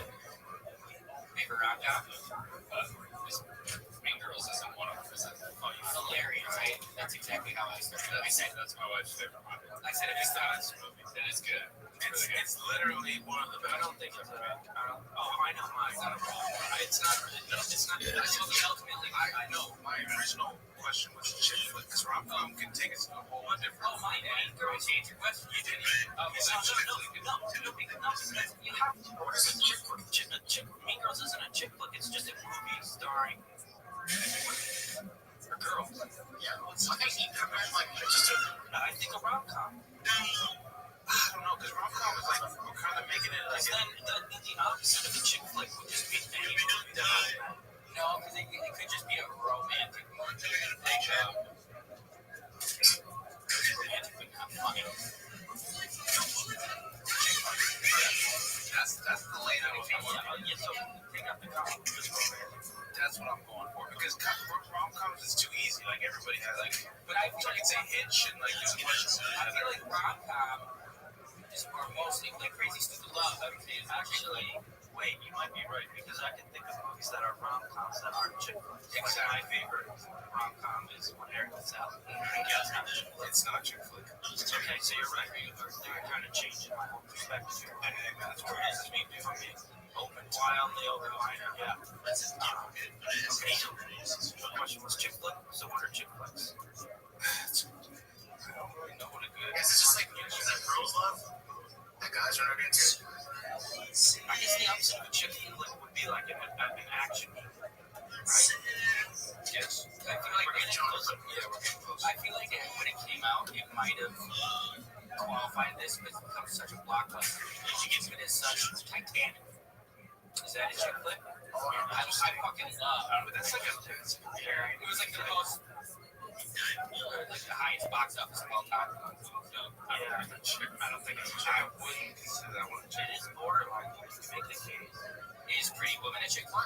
Yes. I like that. It's outfit a chick flick. Yes. I love. Then I'm gonna go Air Profits. I love Air Profits. That's the one. Okay, here's the definition of a chick flick. So I was just looking up a movie. Typically romantic comedies or dramas of his or anything that is primarily intended to appeal to a female audience. I think you can't count Mean Girls because it's so universally loved. It just is unfair to watch now. Oh, like La La Land? You're not even lying. I want to be not even lying. So it's a genre that specifically caters to one's interests and is marked. You know what I'm realizing as I look at here we go, it's Titanic chick flick. And Aura, like Devil Wears Prada is pretty good. I was just gonna say, looking at the screen, I love all your tricks. Devil Wears Prada, Legally Blonde, great. A Walk to Remember, not bad. Watching the British Class. Clueless, alright. Awesome. Clueless cast. 10 Things I Hate About You, is that on there? Yeah. 10 Things I Hate About You. Check that out. That's a good one. That is incredible. Yeah. That's the one with Heath Ledger, right? Yeah. And the girl who played the girl who played Alice Mack in the secret world of Alice Mack on Nickelodeon. She was in it. And one time I called it Big Help, Let's Drive. And you call it, you could like hours, and you could talk every once in a while, have live phone up. I pledged like thousands of dollars just talking to a lady. Eventually, I talked to Alice Mack. Oh, really? Yeah, I owe them a bunch. That's a big story. And did you guys also know the famous Chuck Jackson is dead? Yeah, he committed suicide. Very sad. Just saw that this week. Pretty devastating. Just getting over it. Nice. Yeah. So, question, Kev. Let's give it up for Kev. I haven't had a good one in a while. Wow, Mark White tarnished that great segment. I haven't really had one. To be fair, I haven't even here with us right now. We have this guy. Yeah. That's what Jed did, maybe. A little picture. I haven't really had one. No, you gotta think of a new person. What's your name? Chuck Shuck. Chuck Shuck? Yeah, I like that. Mark's Vladimir. Vladimir Putin. There's a Sweden. I need Patty the Bad. Oh, doesn't have the type of wigs the bad guys wear. Right, you know it's a good wig. The ones that the UFC fighters wear, like the Russian guys. Oh, it's a hat. The hat, whatever the fuck it is. Yeah. Who thought that was a wig? I don't know what it's. I didn't say Mark. I'll stop Mark. You thought that was a wig. I think it was hair looks like that. My hair is coming out. Oh no. Look up a fat haircut. Look, it does kind of look like a fat haircut. I think I just meant something that they wear on it. Oh, okay. I didn't think it was a wig.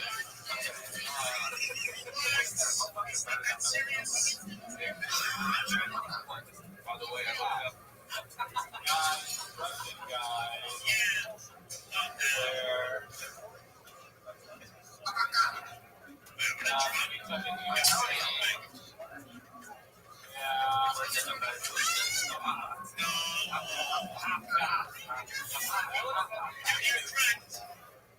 okay, I take it back. She's internet first.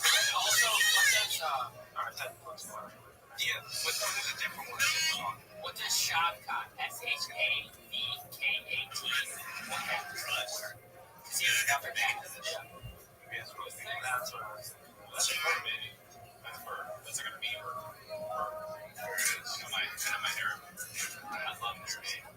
This guy, this was it's Rachmaninoff, incredible. And he's a great character. Like, someone put out the Interview with Fighters in my favorite movie, for a lot of them, he had not. Then it was like favorite animal, horse, anything to do, riding horse, favorite food, horse. Favorite food, horse. Black sea biscuit. Nice. Horse movie, go. Name game horse movies. Sea biscuit. I just said that, Mark. That's just Mark's out. I'm stalling. Where you left? No, you're out. No, I'm stalling. That's really hard. I'm good at movies. I got a good one. The Secretary. I didn't. Did they both win? I don't know. I'm done. Jen, I know you know horses. Horse and his dog. Wait, does it have to be like the name of a horse or something? Or it just has to be about horses? So, not horses. 8 seconds. Nice.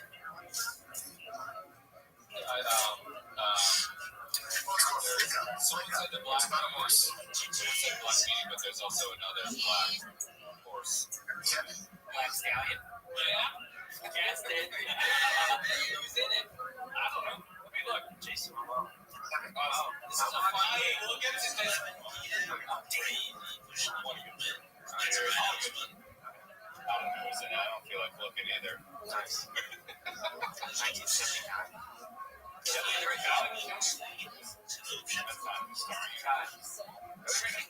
Alec Ramsey. All right, so we got the horse whisperer. Could have just made that up. Yeah, made that up. I was going for spirit also. The horse was down. Hidalgo. I don't know if that's really about a horse or not, but he's a horse. War horse. Like drumline of horse. Or what's the other? What's the one where they swim? There's always like the civil rights sports movies. There's varsity or Remember the Titans, Drumline. There was one. There was one with Sandra Bullock and the football player. Just watch that movie. Blindside. Not exactly civil rights. It's usually the team joining a sport that they're not accepted into. Now, how do I go ahead and Google this one? You know what to do. Just take it off the screen. Blacksmith. Yeah, probably knew. There's a lot, man. Title Blacksmith.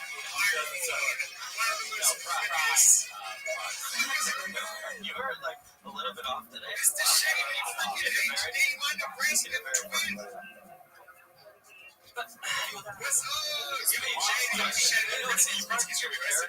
fucking idiot.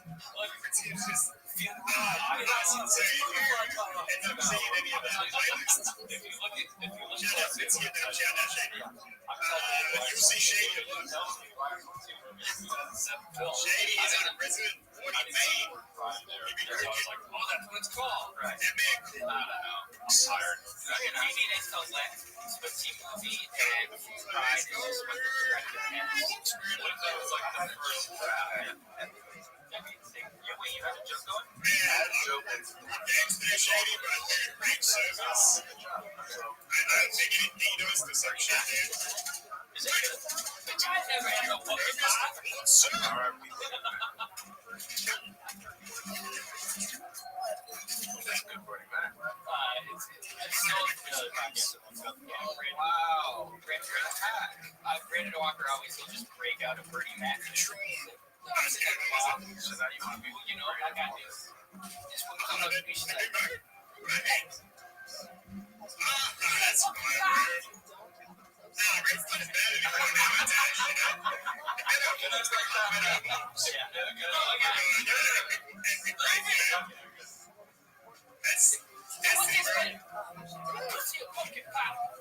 I was like, bitch.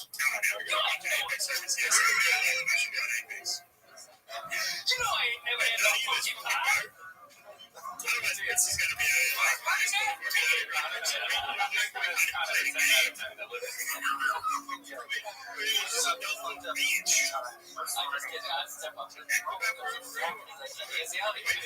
you just had a pause there where you just said and it was like felt just like 1 second too long. I'm like, I'm ready to explode. I also like how you control your hair right now. It feels like it's a part of your head. It's like so central. Anyway, I established the classic the crazy USB shit. This is so much fucking everything, right? So audio was like a TD and like You know why this? You would anyway, I just ordered that today. You know, your podcast looks really hard. You can't see this. He's My first free game, which we won. I legitimately like under the camera. 3 separate times. But I don't know what the fuck is. It's like, I swear you can watch it. So I heard 3 separate times where everyone died. So I'm using the sound. I'll show you how I fixed it, because it's very unintrusive. So that's how I fixed it. I went into, so I disabled some extra audio in the Razer software, right? And then I exited Synapse, and I still had the issues. So I went to volume, I went to sound settings. Okay, I went into this. Audio enhancements, device default, and it still had THX spatial audio. So I turned that off. Okay, and I turned on spatial sound for Windows. on your story. It fixed it. It fixed it all. Looks skinnier and he looks fit. And So this way was pretty good. even if we have figured out something. THX audio off in Synapse and Synapse closed, it's still fucking loud. I was talking to you inches. I know. So anyway, I disabled it here, and that's what fixed it for me. And then I turned this on. It's like, it's just the same. It's the same with having the THX shit. Like I can hear all different stuff. Tree right in the middle of the fairway, right? So, Left of the tree is kind of sitting like stuff. It's pretty hard. I got you. And then I had Spatial audio, yes, mate. Space audio. And you can think, market just you know, all these scientists tell you that in space there's no fucking audio, bro. and there's a backstop on green. There's a backstop. Next to it, somewhere. Where the fuck were you telling me that yesterday, Joe? No, it's not the spatial audio fixed it. Back down the backstop. It's the THX audio is breaking it. So even without spatial audio on, it was fixed. You hit one good shot and then bring it back. For me, like having a perfect GTA cutscenes had that audio and two turbines. Spatial audio, that's fucking stupid. I remember all the good ones. Shady, thank you so much. Close the Britsky, yes, Battlefield 6 is sick. Are you a Battlefield player as well? And if you could do that breaking balls, this was the Major Ben and your best friend goes, it's talking about my let's fucking go. you're taking. You're talking about Council. just the drugs. I just had 8 points. Hey, Council didn't take my beat. He sprints that, gets it over, and then he sat it down to the ground. It was like impossible. I feel It was like, that's why I want to play tennis just for a so point. really. Let's check out this amazing golf ball whacker guy. Great, and I think we have the ultimate thing. It will mess up. Channel is always coming in on Discover Weekly. Yeah, alright. It's on shuffle too, so I'm gonna go back in. Because we haven't gotten a whole one of the gang. No one has or not. Britsky, I don't think you know how these motherfuckers who needs the credit Dave, and goddamn no-grads are you? look up Sorry, Dave I playing can take it. WRS 92nd. Goddamn, it's fucking, they just an influx of players. He's sending us like pictures of him at the range at like 5 a.m. like playing 9 holes all around me. And just playing like playing all the time. He already broke 100. He's been playing for a month. Everybody just started obsessed with it. And yeah, this is Dave like so skating. He's on 1 the other day. So I was like, if he gets a hole in one after playing for 1,000 that's why. So I'm a little bit, I was a little bit like thinking, playing that out in my head, like, I think I would be jealous. But yeah, out of all the people, he would be the one percent we were going to play with it. This guy's gonna have fun. Dude, I was like, sorry, that's why. Skating is so compartmentalized. Yeah, it's like strong. Mega ramp stuff. I love this all is mega. I love it. This stuff is playing crazy. We went to this place. It's at Woodward West. I was scared. Yeah. The shit he does. Look at this. Jesus Christ. That was that's the big air. That's fucking I was standing on top of that quarter pipe. I was standing on top of that quarter pipe. Scared. You wouldn't know. Never done that. So I did. I pulled the mega and there's like a mini mega off to the side. So I guess that I was fucking with that. See the mini mega off to the side. But the quarter pipe was just too big. Yeah. Also, it's just not my world at all. Not for skating park. Look at that. That's so just fucking glass at 900. So my favorite is to duct tape the skates. Because he's going so fast. If you get speed bubbles at that speed, and then you're trying to that's you guys. Trick. I wonder why so fucking disaster. 30 feet from a fucking huge rail. In the 70s. All in midair. Tell me what he's doing. Okay. Disaster. No, disaster just means it's like a gap to the rail. Like the rail doesn't start. Yeah.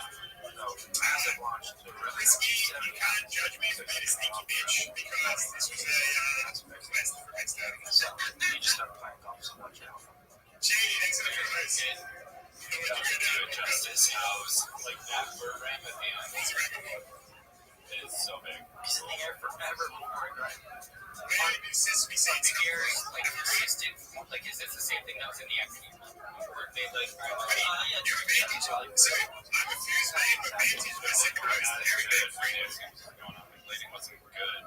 Yeah, blading wasn't. The skateboard one. Yeah, like my favorite moments I've ever seen live. Yeah, like Jake Brown hits. Yeah, and that's why it's like when those guys fall, it's so crazy. Jake Brown should have taped up his shoes like that guy did his skates. Yeah. They went flying. Anyways, let's watch Sean Kelsey's differences. Oh, okay. Quick errors and omissions. Even though you could say it can work, but Casey was talking about how he played at a golf course that was like Jurassic Park, and then I jokingly said, "Oh, you saw a Brontosaurus." I was referencing the first time I see the dinosaurs in Jurassic Park, and that is actually a Brachiosaurus. So apologies by me, and that concludes errors and omissions. That's why Sean Kelsey Chin's still here. Oh, that's right. Did you see the guy counting it? Yeah, sorry, we don't have headphones. Because I've been talking. Yeah, no one's saying anything bad. That's just talking. No one's answering. John's like very technical. As you can see, 3 times fast on it. 270 backslide to fish. What is this? It's our friend Sean Kelso. What is this? Hey, Chin. Hey, Kev. What do you do if you're really good at something? But everybody. That's in my. That's in the book. Yeah. I say what? Like in my head, like you're so off chill. Honestly, bro, no one hates rollerblading. People hate one joke. People. Well, okay, I'm probably just comparing. Talk shit. I'm probably comparing it more to dudes on scooters, like at the skate park, dudes on scooters. People hate them way more than rollerbladers. Rollerbladers know what's up. Skate, we've been around now. I'm asking for something new. Rollerbladers have been around now. Exactly. People are ripping on scooters. I don't think that's unless you're just a little kid. I want to fucking whipping up the bars. The buzzing in my ear. Fucking real. It's bad. All right, we're gonna wrap this episode up. Did you see Bobby Lee doing rollerblades? Yes. No. Let's watch it on the Patreon. Not anything worth watching. Let's act like it is something worth watching. Just I like it. Okay, you want to watch right now? It's 2 seconds. All right. Andrew gave him rollerblades. They were $20 rollerblades, and he falls. Yeah, that's all. Very nice. Very nice. You know how much that would have blown up on Patreon had we teased that? Anybody have anything they want to plug? Combat Buddy this Saturday. And also, I don't remember his name, but there's this one guy I keep watching on Instagram and just funny shit and shiny. Oh, I saw that guy. Let's watch that guy on Patreon. Also on the Patreon, I want to show you guys what's his name did Dennis Washington. Oh, yeah. Shit, I've been watching. We'll also read your tweets. Oh, yeah, we'll read my tweets. We had segments. Yeah, we had segments planned, but the hair took over. Yeah. I was critical of Mark's tweets last week and Nick's tweets the week before that. So now I'm putting my tweets where my mouth is. You guys can roast my tweets. Folks at home, roast my tweets. I was, but I was trying to. Yeah, I think you were more or less roasting my tweets. I roasted Mark's shitty tweets. It's okay. And everybody know, let me know in the comments if I look more like Jonathan Van Ness or Anomaly /Dreamer. Yeah. Okay, thanks for watching. Thanks for watching. Love you. Bye.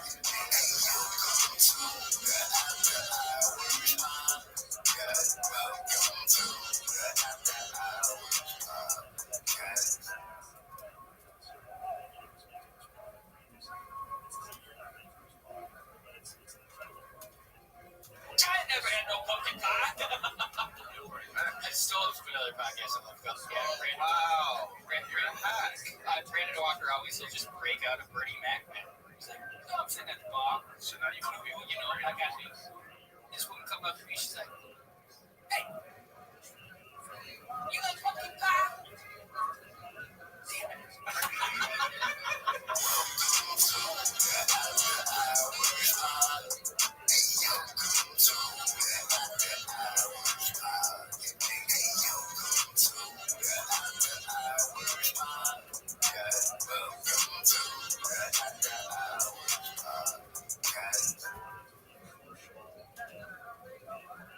Welcome to the after hour. Welcome to the motherfucking after. welcome to the after hour. Please swear.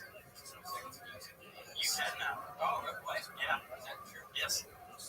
According to Colby. A new segment according to Colby. According to Colby. Yeah, you can swear on again. I don't care. Colby Jack. We played golf on Sunday, me and Mark, and Bill and Mike. And on the 18th hole, it's a Goose Creek. It's got dog leg right, and it's got water all on the right side. It's in the air forever. And we're like, go, go, go. And it's splashed in the water. It's like, all right, you know, that happens, especially if you play a big contest. And then, so we dropped it. And the second shot, it's like, you know, a 9-iron or something. Pretty much average, dude. I was fine all day. Yeah. Just that hole. Just the scorecard, you were only 2 over on the back until that hole. Yeah. He just couldn't get the ball like on the earth. It just kept up the whole time. No, I had two tee shots. Oh, that's right. Both on water. No, one of them I did tough, like a foot, like 20 yards ahead of me. I topped it, hit behind the ball. The second one didn't carry in the water, like we said. Third shot in the water. I'm like, dude, come on. I want to end on a good note here. And it was even like exemplified by the fact that I hit like a beautiful high 260-yard draw right over the water. Yeah. And then that's my second shot right on the green. When you're keeping score, can you just like sacrifice a hole? Is there like a limit? I like to play like a triple as a max. Oh, that'd be great for me. Yeah. I mean, I'd say I hit about that 128. Yeah. Good. It's a fast path joke. Yeah.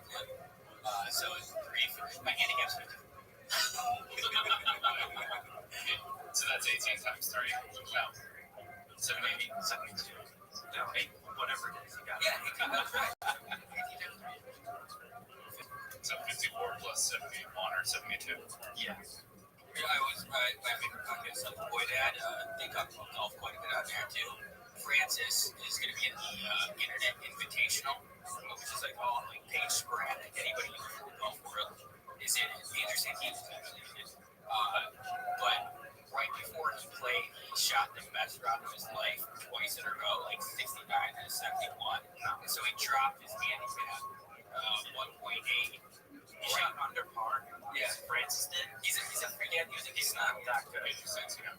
That's what you said, right? No, Francis. I said Andrew Santino isn't. He was like a T1 lacrosse player. I've seen it. Okay. I think he said he was like a 6 handicap with like 4.2 or something. With those two scores, but basically the point was he played so well before this tournament, so he fucked his handicap. Yeah. Right. Some people will be sandbaggers, so they are. If they do a good round, they just won't put it in anything. Dude, there was one we played with some guy at Casino or Balboa or whatever it was, and he was playing from the tips, and he's like trying to raise my handicap. Yeah. Like just put your score in. Yeah, I played it with a guy at Rustic who played from the tips, and he was like at 12, so he just wanted his handicap to stay high because when he gambles. Yeah, exactly. It's such an interesting thing because like you're being honest, but just to make yourself like you're playing more. You go to the tips because you want to be honest and make my handicap worse, but you're actually better than that. So it's really not honest, but. I think handicaps are just really interesting because there's like the vanity aspect where you don't want to tell people that your handicap is higher, but that helps you win money. But it's like an honest lie. Yeah. I would think that you would like the handicap system because basically it's just prepared. Yeah. I wish they could have that in like all things. I just played my buddy Tom's girlfriend, and she's been playing for a year, like once a week. They play once or twice. And I haven't played for years, but she was in high school. And so I was although it was pretty 25, 21. We played a game where you have to feed it to someone.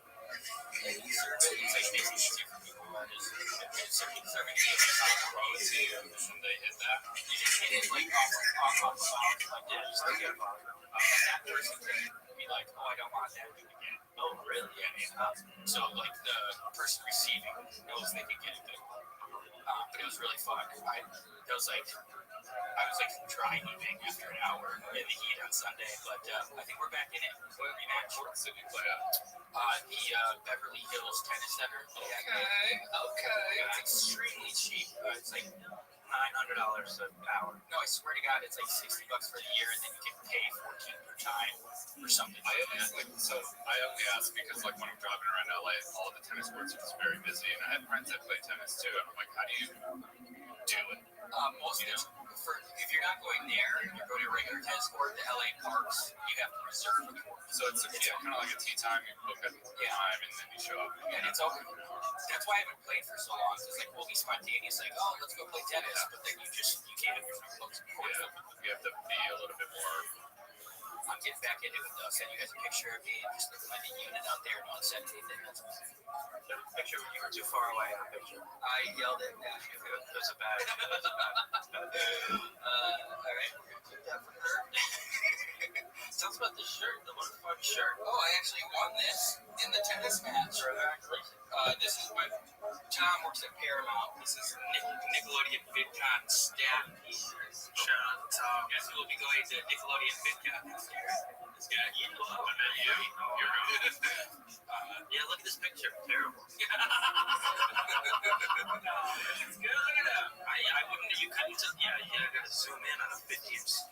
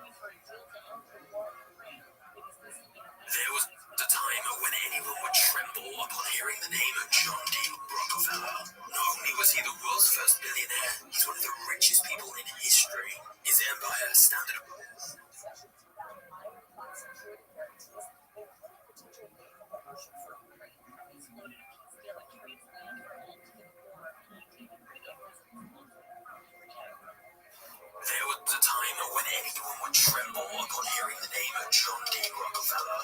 Not only was he the world's first billionaire, he's one of the richest people in history.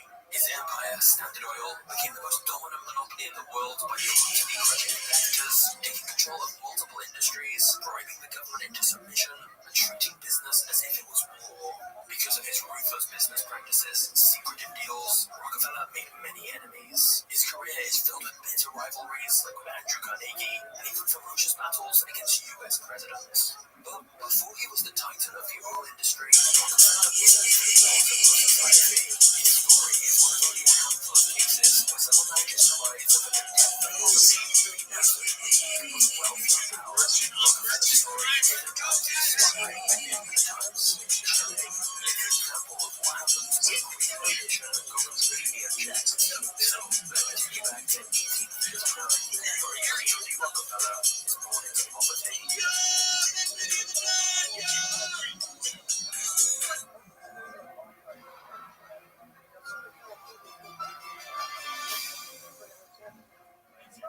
In 1839, John D. Rockefeller was the first child born into a family of peasant farmers with no cash to spare. In his small town of less than 1,000, the most mysterious character to be found was undoubtedly John's father, who was known as Devil Bill.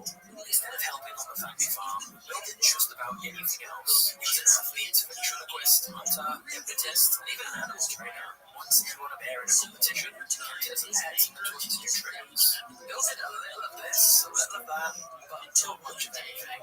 Bill would also spontaneously John and his siblings would fend for themselves for weeks or even months, only to reappear in a luxurious carriage and shower John and his siblings with toys and gifts. And this confused John, because his family lived in a crumbling old house, or tattered clothes, and they were hungry and cold every night. They lived a pitiful life, with these occasional bouts of luxury when his father returned. And the reason for that was because Bill lived a secret double life as a con artist. Whenever he disappeared, Bill changed his name from William Rockefeller to Dr. William Livingston, and traveled from town to town selling useless herbal remedies and potions to the sick and desperate. Because Bill was usually far away running scams, John's mother enlisted John's help working at the farm, where she instilled a strong religious faith and sense of duty in him while thinking out the fields. For a boy younger than 10, balancing school and farming was backbreaking. But it taught him the value of discipline and hard work. John was proud to be helping his family out. In fact, he even started coming up with other ways to make money. For example, John once followed a wild turkey into the woods, stole its eggs, and raised the hatchlings. When they matured into turkeys, John sold some of them for a tidy profit and kept the rest so he could get more eggs and repeat the process. Despite his young age, John was not getting in $3 every week and was making a serious impact on the family's finances. It looked like the Rockefellers would finally have a decent, stable life.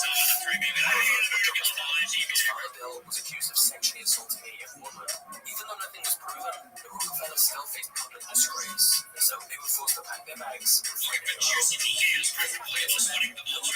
His schemes, his infidelity, and focus on keeping his relationships with his family. But instead, he did the complete opposite. Using his fake identity as Livingston, Bill married another woman in a different state, where no one recognized him. Of course, he kept this a secret, and neither John's mother nor the other woman ever knew he had two wives. But the effect was evident. Bill was almost never around. So the Rockefellers moved from town to town, and John took on more responsibility as the unofficial head of the household. Whilst going to school, he kept finding ways to make money, manage the family's finances, and he even started giving out very small loans. Finally, the Rockefellers found a good home in Cleveland, Ohio. But now that John was 16 and nearly done with school, he wondered what the next phase of his life would be. John wanted to go to college, but by this point he had 4 siblings and a 5th on the way. And since John's father was absent even more than normal now that he had his secret other wife, John's mother relied on John to help pay for their food, housing, and education. This meant college was out of the question. John had to get to work immediately. And so, just 2 months before his graduation, John dropped out of school and began looking for a job in Cleveland. He was after something big, so he made a list of all the biggest railroads, banks, and wholesale merchants in the city. However, every time John showed up to an interview, people laughed in his face when they found out he was only 16 years old. John faced rejection after rejection. But no amount of humiliation was going to stop him, and after 6 long weeks, he got an interview at a small firm that needed help with bookkeeping. When they saw John's excellent penmanship, they decided to give him a chance and told him to get to work immediately, not even mentioning how much he'd get paid. John was ecstatic, and for the rest of his life, he celebrated September 26th as a personal holiday he called John Day. To him, it was even more important than his own birthday. Even though it was not a massive operation, John's first job taught him how to deal with suppliers, pay bills, and see the inner workings of a real business for the first time. One day, his boss came in with a check for $4,000 and put it inside a safe. John knew the safe's combination, so when his boss was gone, he opened it up just so he could hold the note in his hands. Hypnotized by how much it represented, John dreamed of someday making as much money as his bosses. And so every morning before heading off to work, he began repeating to himself, "I am bound to be rich." On the last day of 1855, John's bosses gave him his payments, $50, which meant he'd only earned a little over 50 cents a day. It wasn't much, but since he'd done such a good job, his bosses raised his salary to $300 per year, the equivalent of around $11,000 today.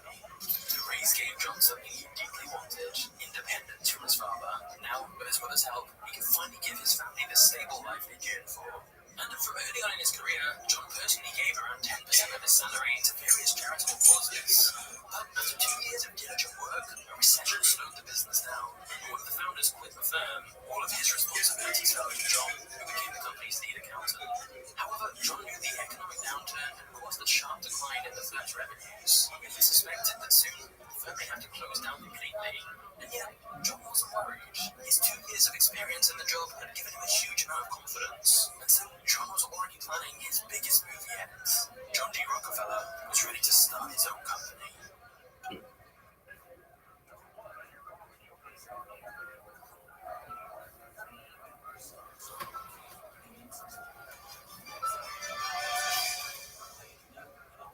During his first job, John had become friends with Maurice Clark, a 28-year-old chemist who worked down the street from him. Even though John was just 18 years old at this point, he developed a good reputation as a bookkeeper in Cleveland. And one day, Maurice told him he was planning on starting a produce business and suggested that they partner up together. After saving up a bit of money, they formed Clark and Rockefeller and got to work buying and reselling grain, fish, beans, meat, and other foods. It was tough at first. John and Maurice were often exhausted from looking for customers out on the road, but owning their own business gave them immense pride. And even though he was a bit shy and quiet at first, John was a capable salesman. Because he was so mature, everyone called him Mr. Rockefeller. The older men in the industry easily trusted him, and the list of clients of Clark and Rockefeller quickly grew. In fact, their biggest problem was that they didn't have the capital needed to scale the business and handle even more clients. But John and Maurice found a smart way to solve this problem. If they wanted to seek a $5,000 loan, they would go around Cleveland saying their firm was looking to invest $10,000, very publicly giving the impression that they had plenty of cash. This simple trick meant the banks were more willing to give them money. And the extra loans they got put them in a great position when the American Civil War broke out, as business picked up even more. As a devout Baptist, John was very strongly opposed to slavery, so he wanted the Union government more. However, John was still responsible for feeding his family of 6, and if he stopped working, they wouldn't have any income.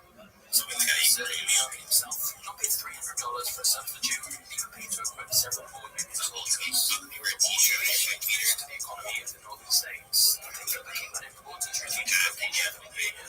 Local food prices were massively inflated, so John's produce business quadrupled almost overnight. In 1862, John and Maurice made a profit of $78,000, over $500,000 in today's market. Not for 23-year-olds, but opportunities to make wealth even more soon came across John's desk. You see, before electricity, people used to light their homes at night by burning oil inside of a lamp. Usually, this oil came from whale fat.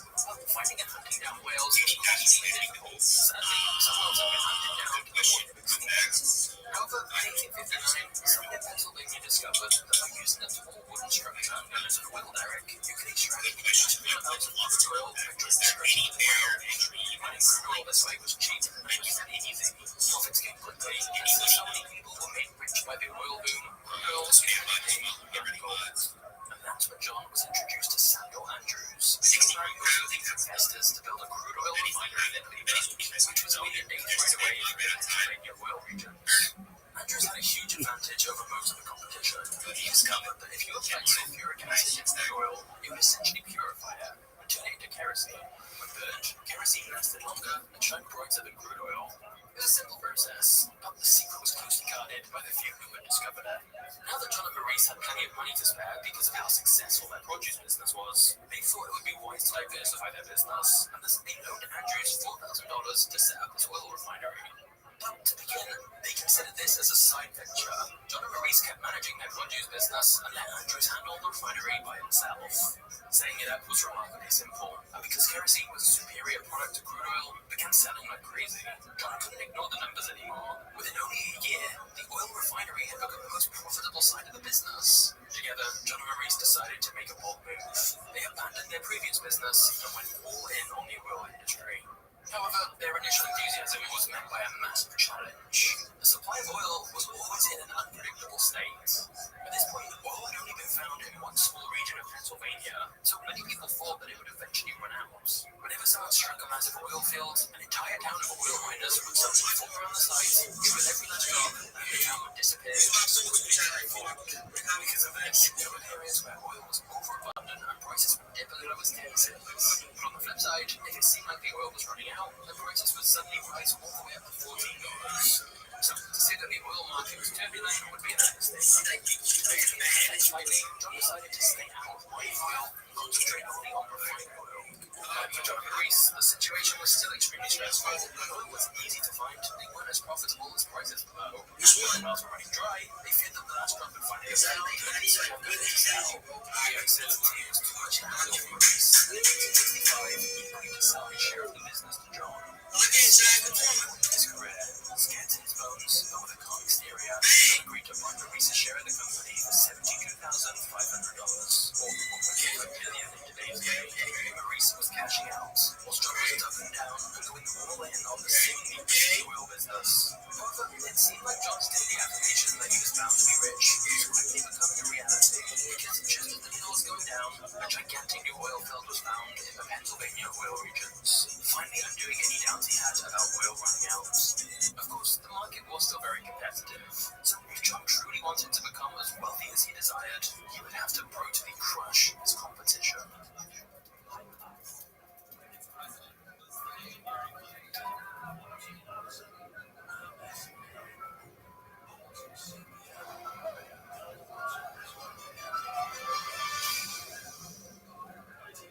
The year before buying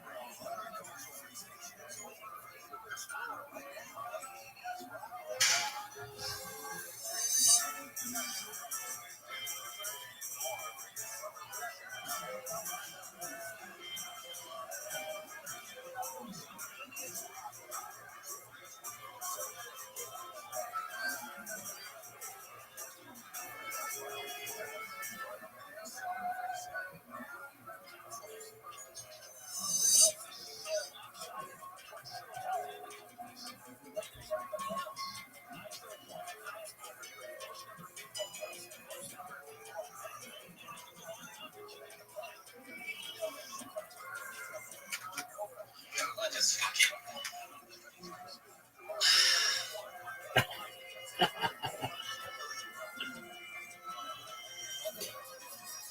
Get the fuck out of here, bro! Disgusting fucking broadcast loser. Bro, please fucking found something valuable with your life. Yeah. I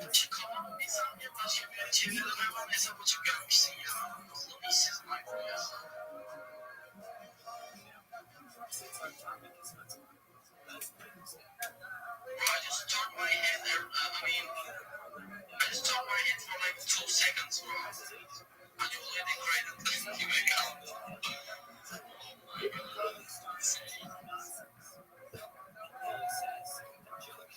Do these people actually scam? Can they even scam someone? No. It's bullshit.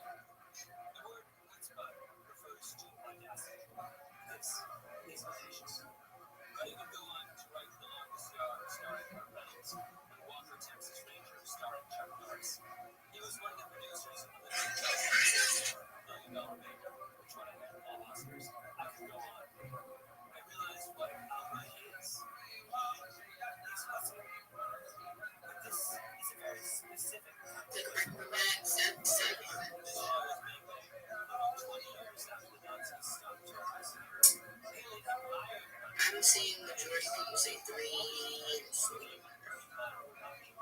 Depending on how the next one goes, it's going to determine if Yo, welcome. What's going on? TJ Boomin. What's good in the hood, son? How you living, pimp? Yo, can you hear me? Yo, TJ Boomin. How you living, son? Can you hear me, baby? Do you talk? Yeah, I didn't want to fucking talk with you anyway. She was asking me where he was because he turned his phone on silent to avoid calls, but didn't turn the location off, which was very stupid, and wouldn't answer her calls or texts. Mind you, he was cheating. He was in a car with another girl, which is not his second phone. So tell me why his first boyfriend ended up pulling up to the alley that's in the back of my house, and him and a girl in the car in the seat. She pulled around to the back, and clothes was halfway off. And she said, so what's up? This what we doing now? Trying to fight the second baby. But she wouldn't get out the car. My brother trying to hold her back from fighting her. Mind you, the girl didn't even get out the car. Tell me why the girl was out the window. I'm pregnant. I can't fight. I'm just bragging. I was like, that's dirty. Mind you, it was 8, 9 in the morning. And I said, get up. And here's how messy. I told my brother, so you out here being a hoe. Why you ain't break up with us? Then do what you did. He said, because I didn't want to break up with her. Pissed me off. Oh, get on, man! Get on, man! G-A-T-T-T-O.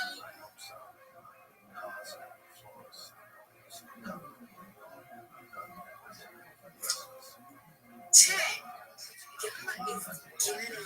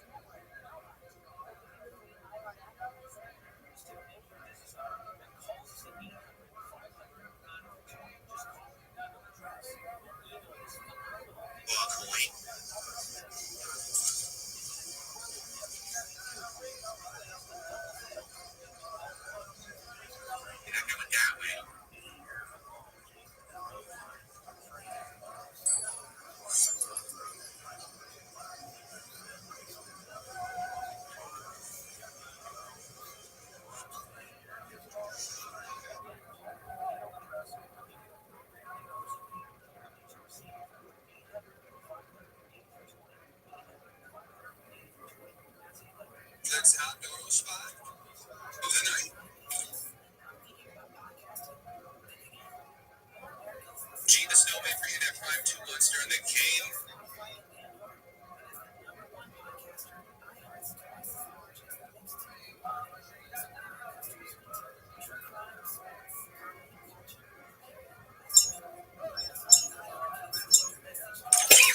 Easy there, Todd. Easy there.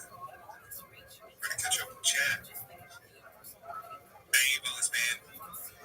Get some good rest. Thanks for hanging with us tonight.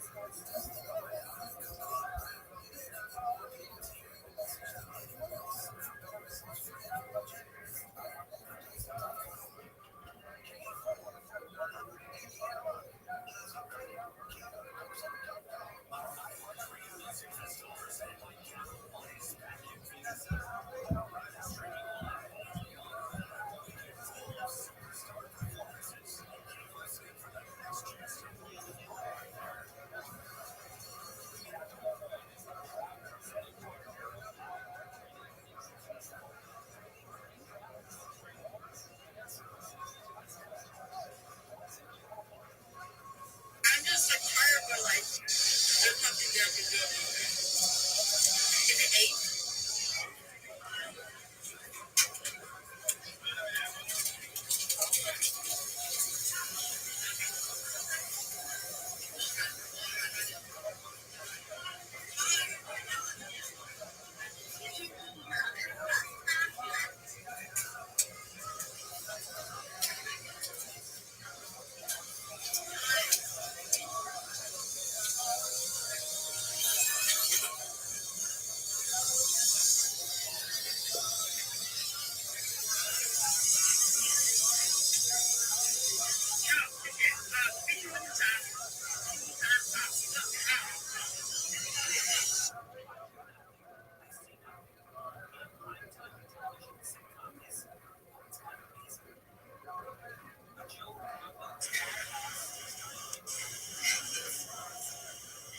Should I give people help? Because some people are messaging me for help.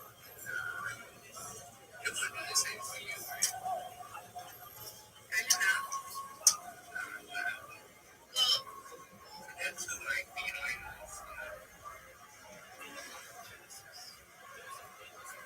that fine. We had to find out stuff along the way. well, I don't know if I understand. But that's what they are. well, that's true, I guess.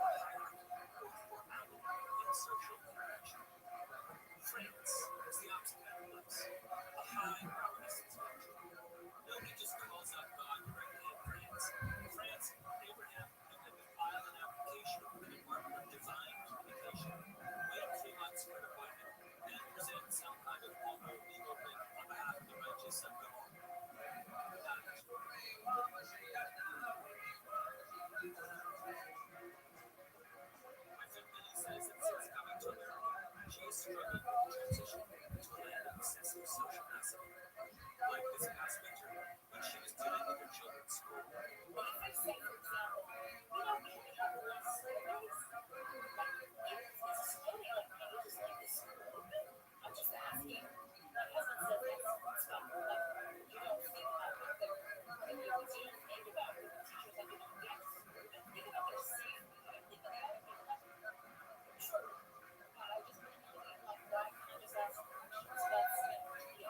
That's not where it is from. And the same scenario,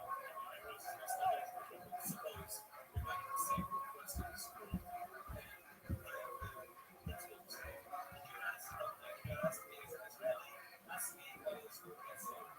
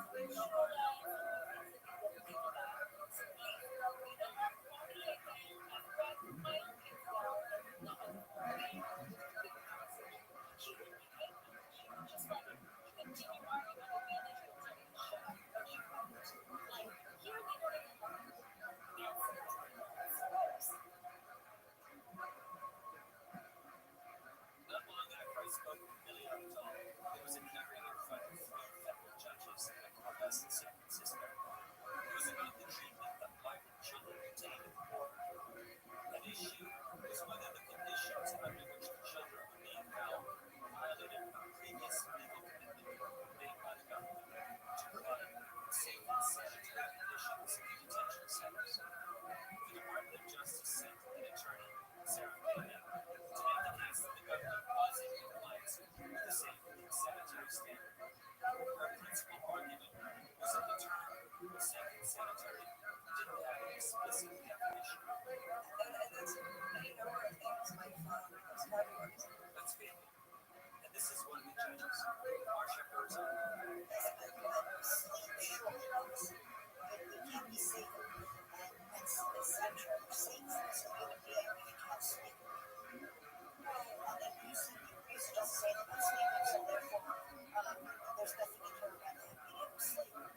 But children, it turned out, didn't have beds, blankets, in some cases, even a good lie down. So Herzog wonders, how is that not a violation of the agreement to provide decent living conditions? And Phelan answers.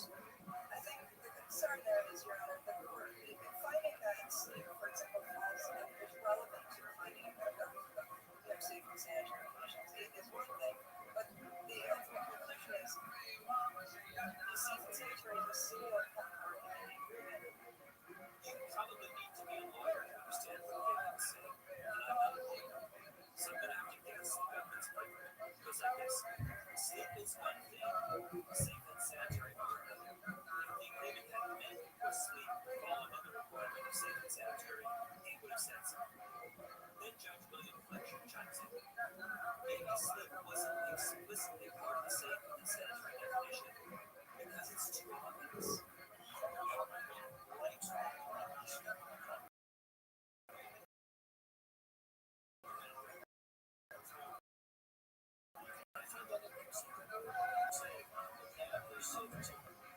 From sleeping blanket, the discussion moved on to toothpaste, toothbrushes, and soap.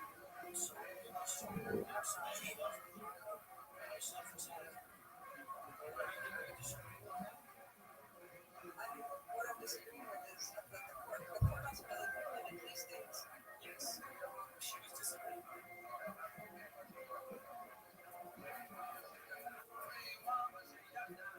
All of this went on for some time.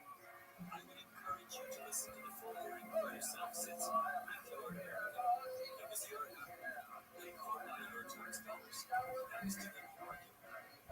And ask yourself, how do you come else?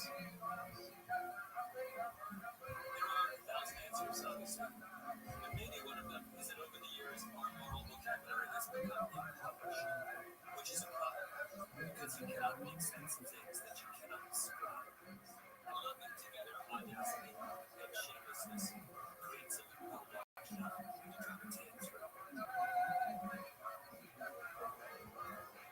You're listening to Religiously Strong, podcast about two average ministries on KFI AM 640. You can listen to new and full-length episodes on the iHeartRadio app or wherever you get your podcasts. And don't forget to check out my new one, Venture with the Tipping Point. Right now, we'll be right back with more from this episode of Religiously Strong after we get the latest on the KFI 24-hour newsroom.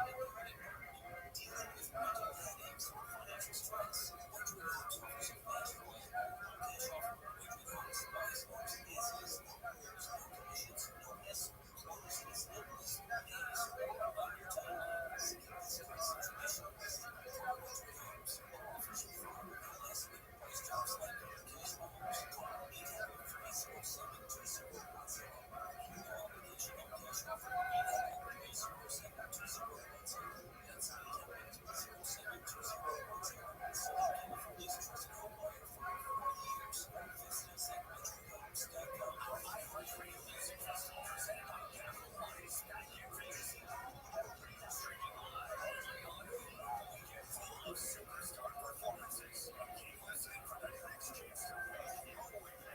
The 2025 iHeartRadio Music Festival brought to you by Metro. With their DJ choices, the celebration starts right here at the festival. DJs that you see performing your favorite artists on your phone. Only at Metro Music Festival. Pharmacy experience right inside your Sam's Club. Fully eligible pharmacists are here to help you get most prescriptions already in under 20 minutes. Can't make it? Choose same-day prescription delivery. All we have you do is text from Sam's Club, Send the Pharmacy too, and Plus number CD and more with over 600 generic prescriptions for $2 or less. Pick up your prescriptions and help your club favorites in one easy trip when you join Sam's Club today. Terms and conditions apply. See samsclub.com/pharmacy or your local Sam's Club pharmacy for details. Your favorite radio station fits right in your pocket. Shows, news, sports, exclusive music channels, voices that don't just leave you. They are the voices of your local community. Join the millions who love you. iHeartRadio, number one outdoor radio. Next time we go buying a concrete with you, we just drop here and get your music on. I think it would be always on your music.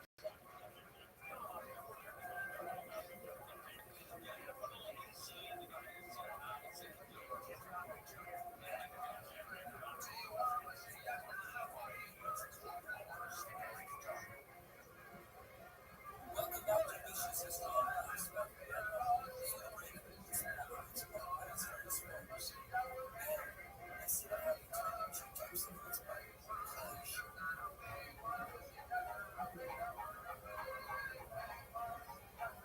One last question.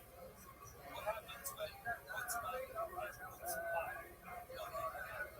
When they meet each other in a field of battle.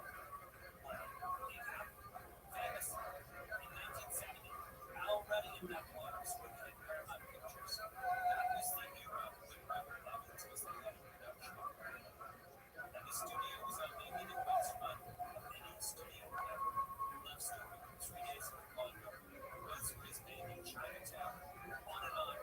Al Ruddy, in typical Al Ruddy fashion, had just talked himself into a big job there as a producer. A reporter comes to him and said, he asked Ruddy, after you did Women's Heroes, what did you do next? No, that was all I ever. That's what he was.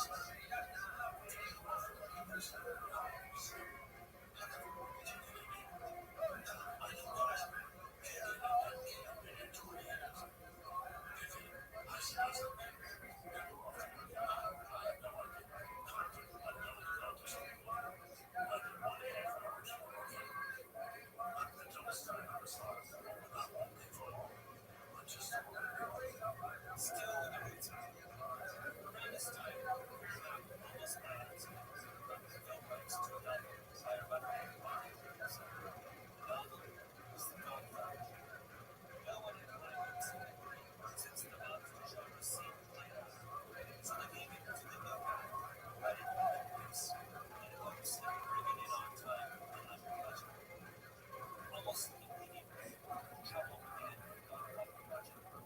Trouble from Joe Colombo.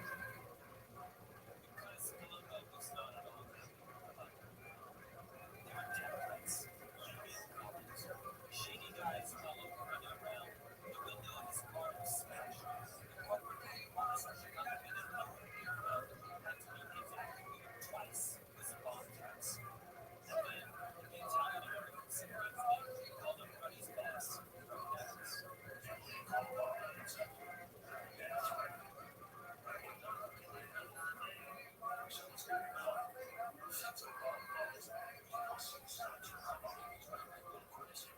Ruddy calls up the guy from his paper, Mario Puzo, says, how can you keep joking? Is it not been crazy? They want to see about labels, those people. I don't never want to be a problem. And I'm very careful to be involved. Because I don't think they can tell me what to do.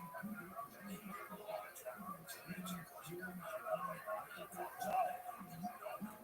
Somebody says, okay, I'll do it myself. He goes to the offices of the Italian American Civil Rights League, meets up with Colombo and his guys. Listen carefully. They tell him they don't want the problem. It's bad for the Italians. Ruddy responds, you know what? I'll let you explain. Come to the Paramount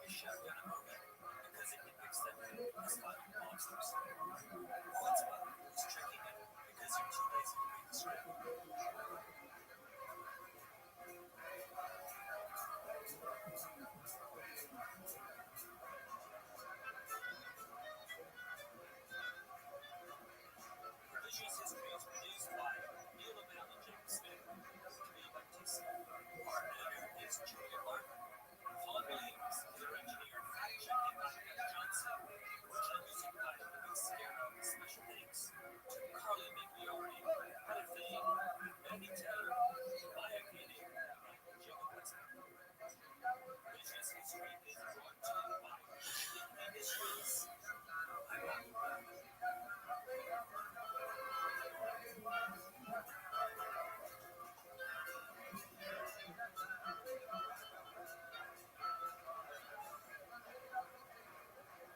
has been a special presentation of Revision System, brought to you by Commercial Industries led by Warmhouse. You can listen to new and formatted episodes of Revision System on the iHeartRadio app or wherever you get your podcasts. Don't miss my new blog.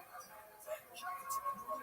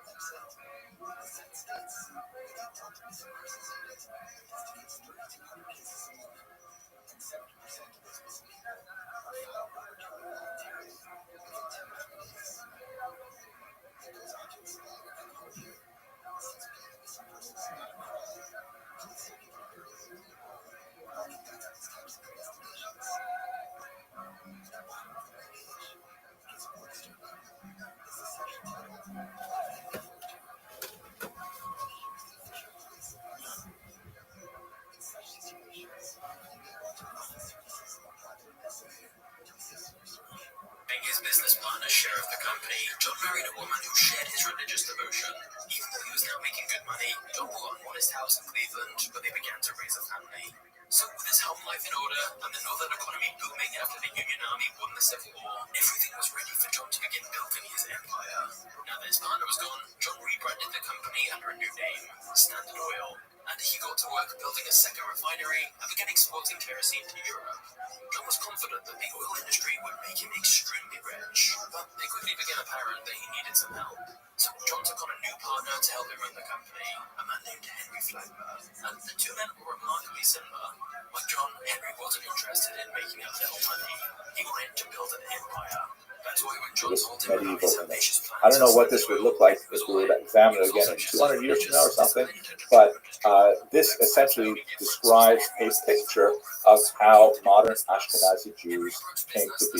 Have a look at this map here, and basically the picture we have is where the number one is. You have the Jews exiled from Israel in the context of the Roman-Jewish wars. They settle in Italy, and there they mix with the local Italian population and eventually make their way up to the Ashkenazic heartland. And the actual percentages, now it's hard to calculate precisely because there's some time where you have a lot of southern Italian influence and later the northern Italian influence, but the authors of this study suggest that the Middle Eastern DNA of the Erfurt remains is somewhere between 50 and 45%, depending on the individual and how you measure the difference between southern and northern Italian influence. And that Italian influence is somewhere between 45 and up to 70% of their DNA.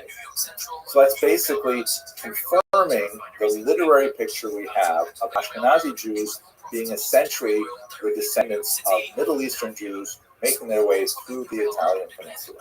I find that fascinating just on its own because it helps solidify our picture of how the Ashkenazi Jews came to be.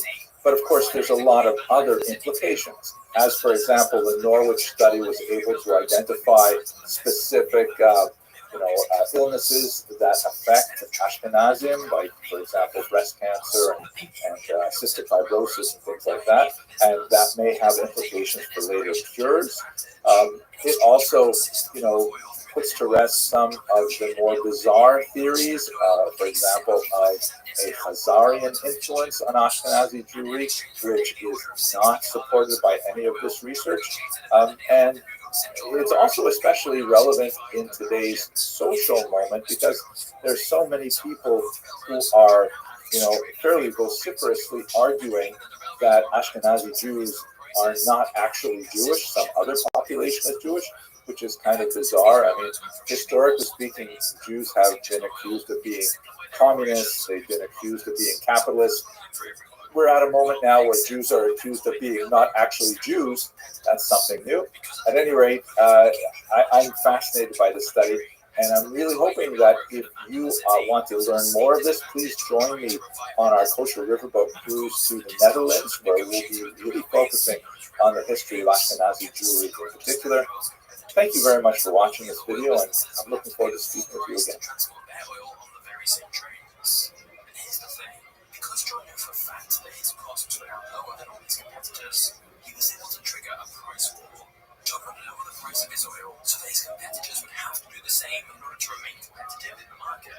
But since John knew his competitors were paying more than him to transport the oil, thus at higher costs, even if he charged the same price for their Hello, fellow students of Jewish history. I am really excited about the upcoming cruising season because together with the amazing group of people at Kosher Riverboat Cruises, I'm planning to visit the Rhone River Valley, which is in the south of France, and it's actually a fascinating place for the development of Jewish history.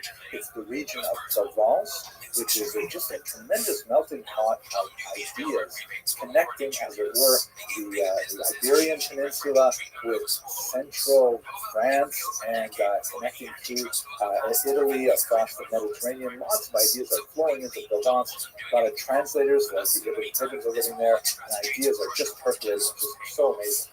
I'd like to take this opportunity now to speak about another traveler to Provence a long time ago, the great Benjamin of Tudela. He traveled to Provence and parts farther east of it, somewhere between the years 1159 and 1167. And he returned around 1173, so he's traveling for a good 14 odd years, a century before Marco Polo.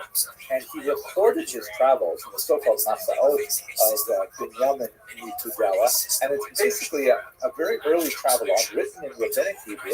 Unfortunately, the editions that have survived are probably not accurate. There's a lot of errors that seems to have crept in because it was copied so many times over and over again, and so-called optimized, where people shortened it and removed parts they didn't really care for. At any rate, we have a version of it, and it has a tremendous amount of information.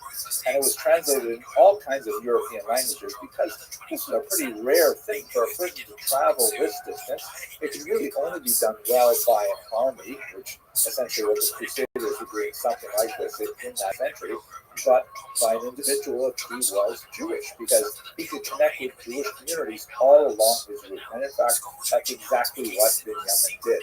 And he doesn't tell us exactly why he's traveling, but frequent references to things like coral, he's very interested in coral, suggest that maybe it was part of the gem trade, precious gems trade. But all the way along his travels, he beautifully notes the nature of the Jewish communities, roughly how big they are, how far apart they are, famous Jews living there, strange customs that they have there. It's absolutely fascinating to read. So he specifically, early on in his trip, of course, he goes through Provence. As you can see from this map here, this is pretty reliably his route, although he describes many places as far away as India and China that he likely did not visit himself, but he heard about while he was traveling. He records those depictions as well in our text.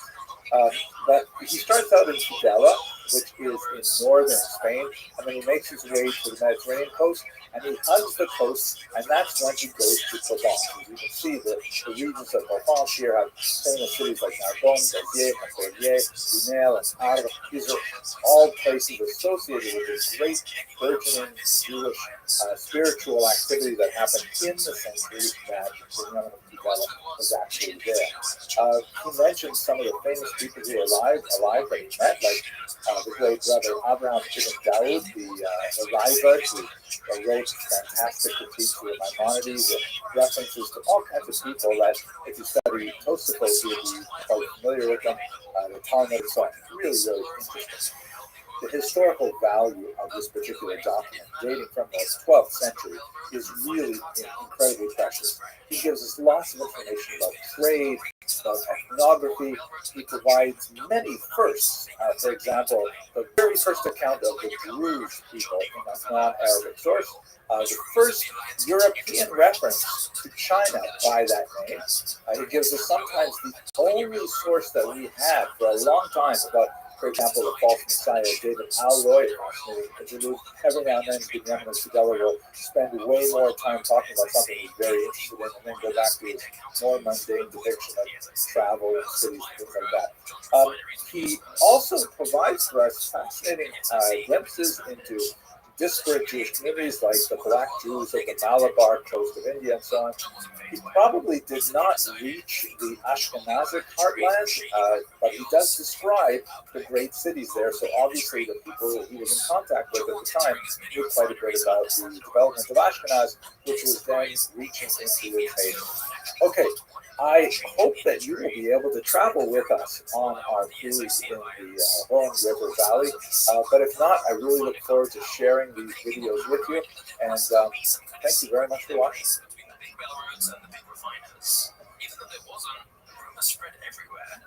Oil refiners were scared that if Standard Oil still had a secret deal with the railroads, they would get crushed. And Trump decided to leverage this threat to his advantage. In a period of 6 weeks, now known as the Cleveland Massacre, Trump managed to intimidate 22 out of the 26 oil refiners. Hello, fellow students of Jewish history. I'm doing a lot of research lately in preparation for a trip to the Netherlands and Belgium with kosher riverboat cruises. I'm really looking forward to visiting this part of the world. And today I'd like to speak about something quite fascinating and rather unique that occurred in Amsterdam in February of 1941. It was a massive general strike organized by non-Jews, the regular people of Amsterdam, to protest the Nazi treatment of Jews. This was really something that was unparalleled anywhere else in Nazi-occupied Europe. About 300,000 workers participated in this general strike by going off the job, and it's symbolized in particular by the dock workers. This was a movement that ultimately failed. In fact, it was brutally suppressed by the Nazis, and the end result of the strike was not sufficient to hold back the Nazi atrocities that were perpetrated against the Jewish people in Amsterdam in specific and the people of the Netherlands in general. Nevertheless, it stands alone as a really bright spot in the history of the Holocaust in Western Europe. So let's try to understand what exactly happened. So Amsterdam, as I'm sure you're aware, is traditionally known as a very liberal city, known for its civic freedoms and its general policy of tolerance. This came to a shocking end when the Nazis invaded in May of 1940, and immediately they began to remove the Jews from various civil service professions, which they had integrated into very well over the course of the 19th and early 20th centuries. Jews protested against this, There were some street battles between the Dutch version of the Brown Shirts, known as the WA, and various Jewish self-defense groups. And some of those protests and battles actually got rather violent. On the 11th of February, one of these WA members was hurt and later died. The Nazis reacted with their typical harshness and collective punishment by sealing off an entire Jewish neighborhood. There were other battles going on at this time, including one rather important one that occurred in an ice cream parlor that involved dousing the police with this kind of ammonia spray. And then there was a major pogrom on the 22nd and 23rd of February when Nazis seized 425 Jewish men and deported them. Almost all of them were killed in Mauthausen. The following day, after this crescendo of violence, workers gathered for a spontaneous open-air meeting, and with important leadership from the Communist Party of the Netherlands, who were the sworn enemies, of course, of the Nazis, they proclaimed a general strike. Here is a handwritten proclamation of the strike. You can see they actually wrote the word strike 3 times with 3 exclamation marks each to really emphasize the importance of this. And it was extremely successful. The participation was incredible. 300,000 people in a wide variety of fields. This is believed to be the largest single public demonstration by non-Jews, organized by non-Jews, participation by non-Jews in solidarity with Jews. And there's really nothing like this in Europe. The only thing I can compare to it is, of course, the tremendous amount of effort that went into fighting the Nazis. But this was something specifically directed by civilians at the Nazis in protest of the treatment of Jews. The Nazis ended it almost immediately with very harsh measures. And in fact, when you look at the end result, it was actually quite horrific for Amsterdam Jewry. By the end of the Holocaust, 80% of the Jews who were living in Amsterdam before 1939 were killed. And that's an incredibly high rate of murder, higher than almost anywhere else in Western Europe and even Eastern Europe. About 1/3 of those Jews who were living in hiding were betrayed or discovered and then later killed. That includes, of course, the famous Frank family, whose daughter Anne wrote an incredibly important memoir of Amsterdam at that time before she herself was killed. The February strike, however, represents a really unique moment in Amsterdam's history when the whole population stood up and protested against what Nazis were doing. Every February 25th, the people of Amsterdam come together to commemorate this great strike and what it meant. And they gather around this remarkable statue that was erected a few years after the war to remember the moment. It's called The Dock Worker by the Dutch sculptor Marie Andreasen. And it's actually really worth looking at because you can see it's a sculpture of not a heroic looking individual. He looks like a man in his middle age, somewhat perhaps overweight, still muscular. He is a dock worker, but he's not like in the Soviet and certainly not like in the Nazi heroic model of like big bulging pectorals and things like that with a strong chin and stuff. He's just a regular worker guy. And he's kind of looking up from his labor. His stance is not even especially aggressive. He's just kind of like in a relaxed mode, but his hands are slowly clenching as if he's coming to realize the enormity of the atrocity that is going on around him, and that dawning of insight into what the Nazi occupation meant for the people of Amsterdam, and especially the Jews of Amsterdam, begins to enrage him. And I think that kind of collective spirit is so beautifully captured in this remarkable piece of art. I'm looking forward to visiting this statue in particular when we visit Amsterdam. I hope you'll be able to join us on this cruise, and if not, I look forward to sharing with you the things I discover as I'm doing my research in advance, and of course some video from on site. Thank you very much for watching. Every single barrel, the past any of the railroads as well. A lot of this was similar to the secret alliance that had proposed before. This time, John was the one who held the balance of power and could basically demand what he wanted.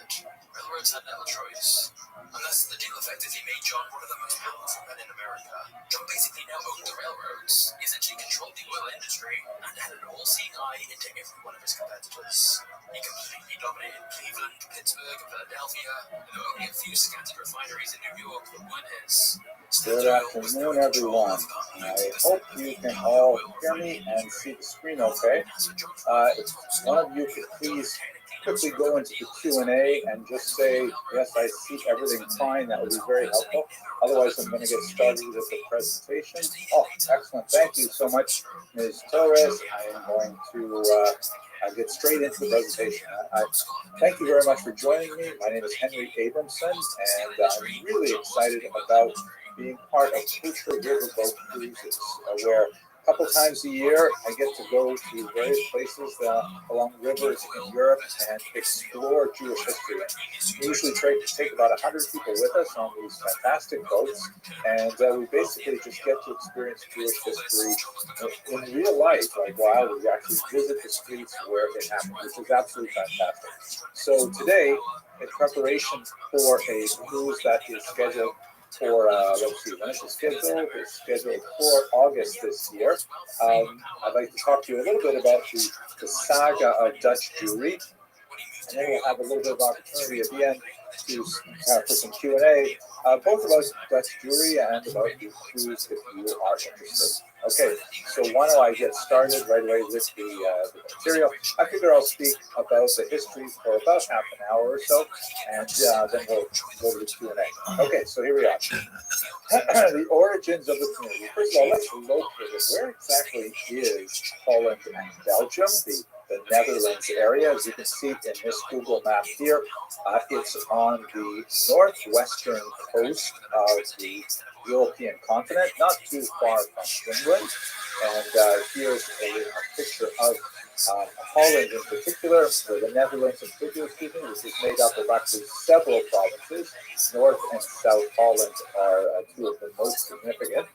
And I think a more important way to think of this area, though, is not so much this political map here that shows the various administrative provinces, but really this map here, which of course shows you the tentative route that we're planning to take in our cruise in August, alongside this map here, which shows you how much of this region is actually under sea level. The blue parts, the sky blue parts, are below sea level, and of course you can see Amsterdam is like right in the middle of a lagoon there.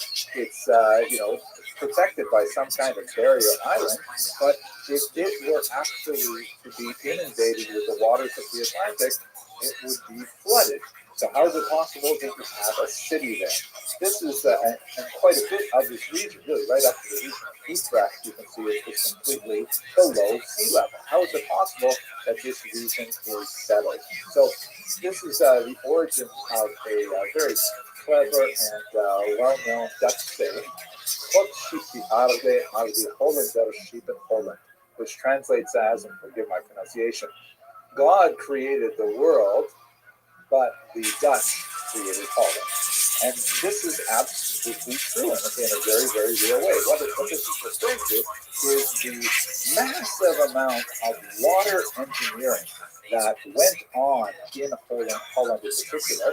The creation of these things called polders, which were essentially, by managing the water and building up the peat and draining the peat, they were able to actually create serviceable land where the region could be actually farmed and you could actually build on. This really begins in the 14th century and it continues to great success after this. Here, I'll show you a couple of pictures. Here is one of the many, many water engineering stations that dots the countryside in this region. You can see the Archimedes screws there that pull the water up from the right-hand side of the picture and dump it out on the left-hand side of the picture, and this creates this massive region of very, very flat areas for farming and for settlement. This is where you get the term the Low Countries, because of course it is below sea level, and yet nevertheless it is in fact reclaimed land. Now, there's some fascinating research on how this geography affected Dutch culture, politics, and society. And I was very, very interested in reading this. I recently read Russell Shorto's remarkable work on Amsterdam, in which he speaks about the impact that this region, or the nature of the land being underwater, had on the Dutch people as a whole. Specifically, we're talking about a part of the world where the nobility didn't own any of the land because the land was underwater, it was actually in the ocean. And so here you have a whole bunch of peasants who say, hey, listen, what if we were to go out into the ocean and have this audacious idea of making farmland out of the ocean, then that will be ours, right? That wouldn't belong to the nobility. We could just farm it ourselves. And the only way that this could be done is if we all cooperate with each other, which use our massive public works. No one person can drain this region. Be done in concert with the other people, and it has to be done both with a great deal of individualism, because you've got to do your part for your particular piece of farmland, but on the other hand, recognizing that you are part of a much larger whole, and everyone has to hang together, or else literally we will drown in the ocean. So out of this sort of system of thinking of landless peasants deciding to cooperate and build a society together, you have the unusual fashioning of the Dutch mindset, the Dutch culture that really can be seen in so many different aspects of their culture. One of the most interesting words that I came across was this word gedogen, or gedogen, I think it's pronounced, which means illegal but officially tolerated. Because if you live in this kind of society where everyone has to get along, if you have a neighbor who does something that is not, something you approve of socially, religiously, politically, as long as he manages to keep up his part of the social pact and keep the polder drained and do what he needs to for the water management, you're prepared to just live and let him. Just let him do what he's going to do, as long as he is observing the norms of society insofar as our economic reality is derived entirely from our cooperative nature, then that will be okay. And so the Dutch culture really evolved around this basic concept.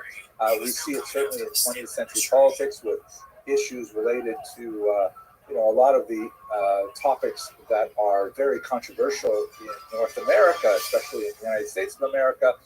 They seem to be much more run-of-the-mill issues in the Netherlands.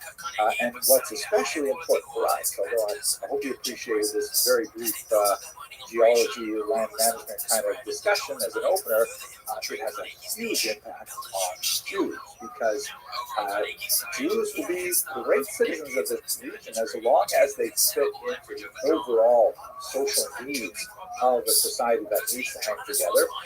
And in fact, that's exactly what the Dutch offered the Jews.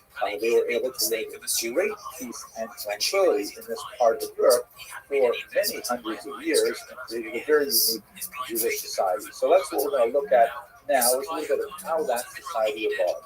Let's start, first of all, with where the Jews came from. How did they get to the Netherlands in the first place? So we'll have to step back a little further, quite a bit further actually, and try to see how did the Jews get to Europe in the first place. So the very, very earliest Jews to reach the Netherlands were the so-called Ashkenazi Jews. Ashkenazim are basically Jews who trace their ancestry back to the region of Ashkenaz in basically northern Germany, the Rhineland. The term itself is somewhat artificial. When the Jews settled there, they sort of picked it out of the Bible and said, okay, let's call this Ashkenaz. There's no real connection biblically between the name as it's used in the book of Genesis, and it's, just one particular offhand reference. Later, there's a reference to the book of Jeremiah as well. We don't know where those locations are as described in the Bible, but they're highly unlikely to be located in northern Germany.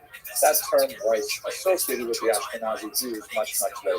Here's basically how they get there, and this term, by the way, is derived somewhat from the literary record, where we have a 12th century account of how Jews got to Ashkenaz, written several hundred years after they had already well settled there, and that bears all of the challenges of legendary history that can be written as a way to try and explain a current reality rather than necessarily describing a historical process, but it's also been augmented fascinatingly with current DNA research, which says a lot in a scientific manner that bolsters this traditional account. How basically Jews got to Ashkenaz, which is just a little bit west of the Netherlands, and then we'll start talking about how they moved from there to the Netherlands.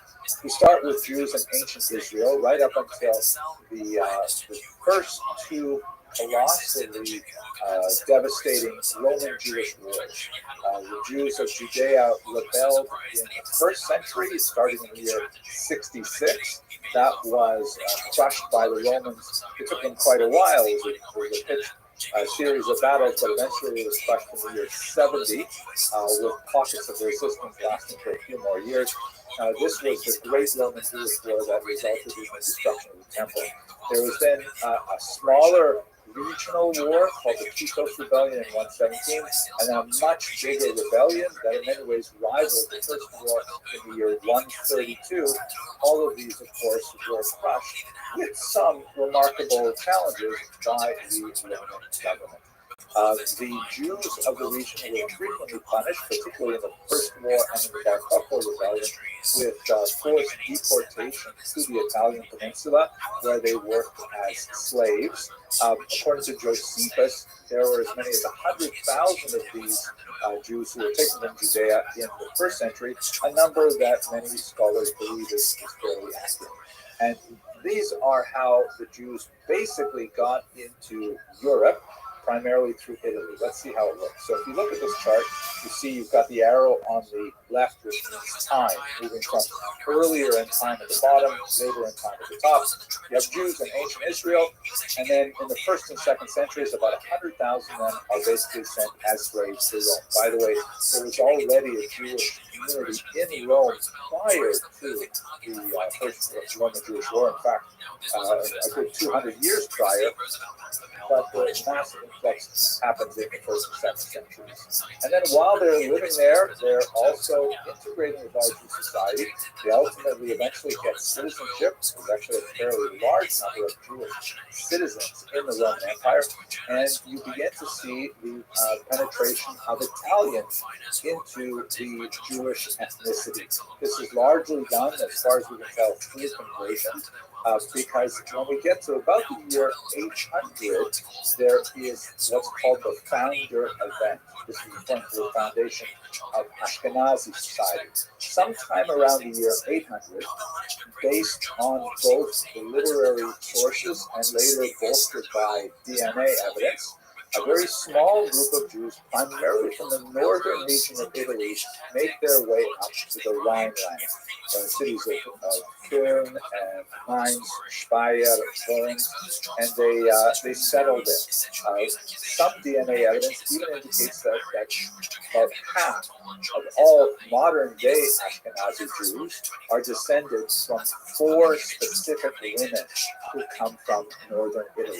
That is, their mitochondrial DNA, the little bits of DNA that a person gets from one's mother, and only women pass it down, means that they had 4 specific mothers. I like to joke that the names were, Sarah, Rachel, Rebecca, and Leah, but probably not. At any rate, these people were, conversion is allowed within Judaism, and so these women were incorporated in that small group. We know the names of some of these families. The Colonimus family, for example, made their way to the north at this time, and it's confirmed by 2 major discoveries that were the DNA evidence reveals that they were in fact descended from these people.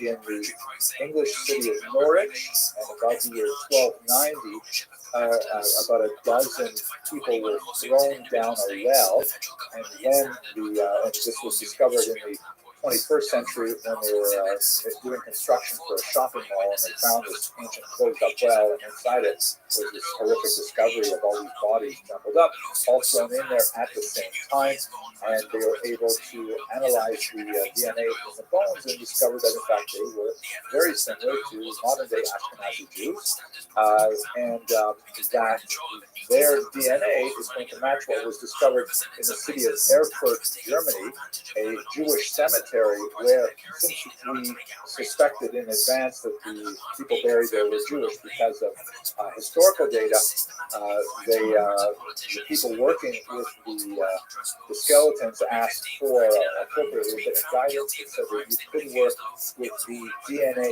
in teeth that had been separated from the bones, and by analyzing the DNA of those teeth, the reason is because Judaism has a very, very high threshold of permissibility to disinter corpses or to rebury them and things like that. So they studied the separated teeth of these 33 odd bodies, and they found that just like the trove that was found in Norwich, these people were also closely related to them, and very closely related to modern Ashkenazi Jews. Meaning there was a kind of a genetic bottleneck where, as opposed to like having all kinds of people mixing together in the region, there's this small group of people associated with modern day Ashkenazi Jews who basically only marry each other, which obviously has some genetic challenges. There are certain diseases that are associated with Ashkenazi Jews, including, for example, the BRCA gene that is a plague for breast cancer, and cystic fibrosis and Tay-Sachs and all kinds of things like that. But Ashkenazi Jews, before they get married, they typically use modern technologies to screen themselves to make sure that they are an acceptable marriage partner for the person that maybe they're intended. Anyway, we basically have like a really narrow bandwidth of potential marriage partners for the next 700 years, until we get to modern Ashkenazi Jews who are genetically very related to that founder generation, that founder event probably in the year 800. One last detail before we look at a map that will help clarify this. There's a strange supposition that's been around since the 1970s that perhaps Ashkenazi Jews, who eventually would move more to the east, they would be, for various reasons, expelled from Western Europe by anti-Semitic pressures, and they would be invited into Eastern Europe. That would be Lithuania, Poland, Ukraine in particular. They would be invited into Eastern Europe for economic reasons. Their proximity to a bizarre Turkic tribe known as the Khazars, who, around which there is a legend that they converted to Judaism in the 8th century, that in fact this argument goes that modern Ashkenazi Jews are descended from those Khazarians rather from the Middle Eastern Jews who mixed with the Italians. The DNA research does not support this particular thesis. What does it actually look like? Here is a map from one of those remarkable DNA studies. The purple lines are the most important for our purposes. You've got, after the 1st century, a massive movement of Jews, largely as a result of the Roman Jewish wars, into the Italian peninsula. They then continue on in the 9th century up into northern Europe. There are also Jews that are simultaneously making their way across the coast of North Africa. That's the green line. And they develop a very major center in Spain. And then those Jews from Spain were later mixed with the Ashkenazi Jews. Ultimately, where you see the number 3, those large Ashkenazi populations who moved very far east, where they will become much more dominant in the Polish-Lithuanian Commonwealth and its successor states. But that's basically the charting out the major DNA trackable population movements of Jews, which largely corresponds to what we know from the literary record. The Italian presence is extremely important. If you look at the DNA of the Ashkenazi Jews in Erfurt, that was the 1350 discovery, the Ashkenazi Jews there have about 15 to 45% of their DNA going back to the Middle Eastern populations, that is to the ancient Israelite Jewish population, and about 45 to 70%, very large number, a large amount of their DNA is actually from the Italian populations with whom they lived for several centuries before making their way up into Europe. So that's basically how Jews got to Europe. How did they get to the Netherlands? So we have only a few isolated references of Jews in the Netherlands until about the 13th century. Then we begin to see them pick up a little bit. The largest settlement of Jews are clearly in the Rhineland, which is in northern Germany, just a little bit to the west from the Netherlands. Don't forget that the draining of the swamps, the bogs that made up later would make up Holland was not really deeply underway until about the 13th century. So there's not a lot for you to visit there anyways. But nevertheless, you begin to see isolated references of mainly traveling Jews who end up in this region in the 12th and early 13th century. They're described frequently as merchants or as moneylenders, but they're really, really scattered references to them. This continues increasingly over the 14th century, but really big things happen in the 15th century. Let's turn to that now. This map is also really important. This is, of course, a map that describes the emigration of Spanish and then later Portuguese Jews in the wake of the Great Expulsion of 1492 and the forced conversion in Portugal of 1497 and the associated exodus of Jews from that region as well. Let's just pause for a second and think about what is going on here with this. To understand the Spanish expulsion and its massive impact on European Jewish history, we really have to go back about 100 years before the expulsion to 1391. There was at that point a series of pogroms, kind of like riots directed at Jewish populations throughout the Iberian Peninsula. And one of the unusual consequences of those particular riots was a massive number of forced conversions. In other words, you had masses of angry peasants descending on Jewish communities and demanding that they convert or die or be horribly maltreated. And you have a very large number, perhaps tens of thousands of Jews who have to undergo the ritual of baptism, often done right then and there with holy water on the spot. And, Jews were kind of deeply confused about what this actually means. The church, which had long condemned this practice of forced conversion, nevertheless was kind of trapped in this ideological position that once a person is baptized, even if it was done under duress, they are nevertheless Christian. And so you have this unusual situation that happened in Spain, and it lasted for about a century, where you had these people who considered themselves Jewish and yet were legally Christian and were free from all of the anti-Semitic legislation and restrictions that had required them to live in certain regions, only occupy certain occupations, never be allowed to attend higher education. All of a sudden, it's as if they received Christian driver's licenses. And so you have this phenomenon, and there is a spectrum. There are some Jews who became true believers and completely committed themselves to Christianity. You had others who were deeply resentful of the imposition of Christianity on them and would go to tremendous lengths to practice Judaism in secret if necessary. And then you had people in between, people who were, willing to go along to get along, but still considered themselves very Jewish and married other crypto Jews, or as they were called, conversos or new Christians.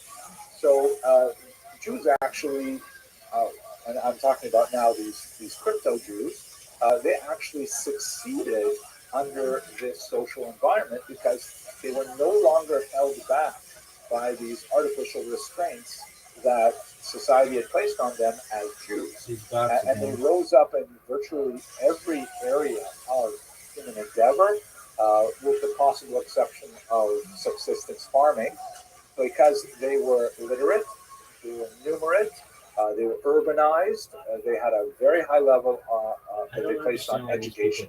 And so over the next 100 years, from those pogroms of 1391 until the eventual expulsion, you had this phenomenon where there was like a second class in Spanish society of people who traced their origins back to Jewish roots and may have been extremely active in their Jewish practice, but nevertheless had very high level positions in Spanish society and even in the church. So when you get closer to the end of the 15th century, the church decides, actually the crown in Spain decides that they've got to do something about this, and they institute the Spanish Inquisition, which was not technically speaking directed at Jews who were not baptized. It was directed at those Jews and their descendants who had been baptized and yet were not behaving with all of the requirements of Christians, or more significantly, they were not believed to be behaving in this manner. And so they had this whole purge-like mentality set up where they would arrest these suspected people of Judaizing to one degree or another. They would torture them. Of course, the Spanish Inquisition was infamous for its use of torture.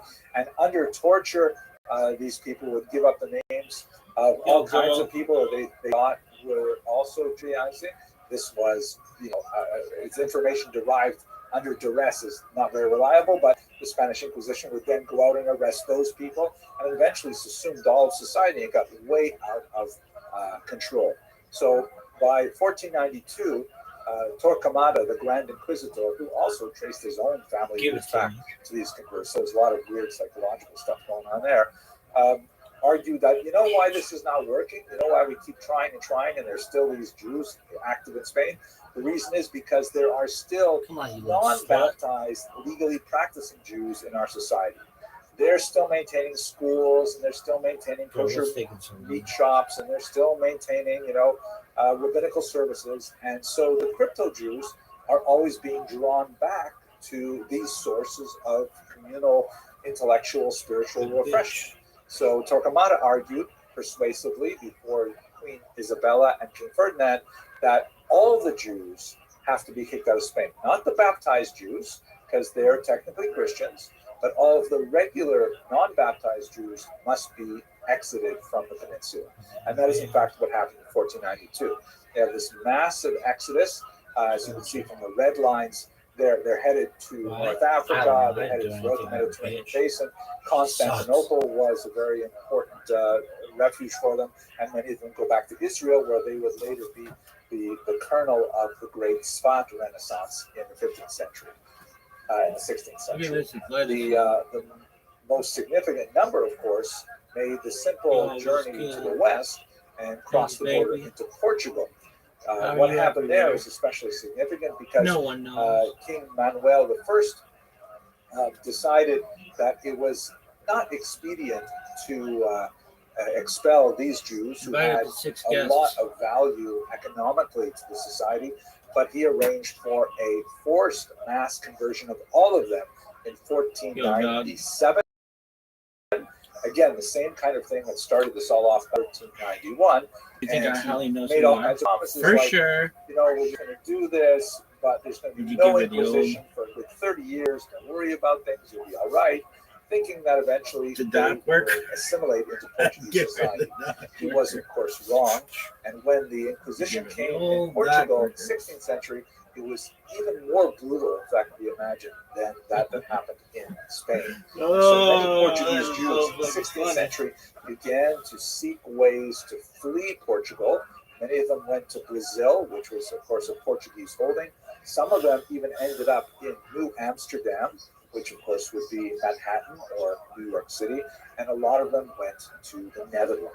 So you have this massive flux of these interesting people who call themselves a separate nation, the Portuguese Nacio, the Portuguese nation, who were basically Jews, still thinking of themselves as Jews, still building synagogues, praying together, marrying within their own families, and yet they all trace their origins back to Portugal specifically, and they had status as Christians.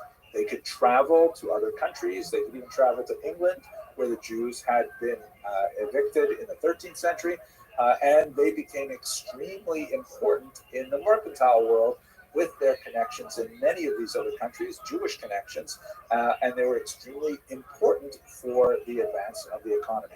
And so if you think back to what's going on in the Netherlands, they have this idea of gedogen, right? The illegal but unofficially tolerated.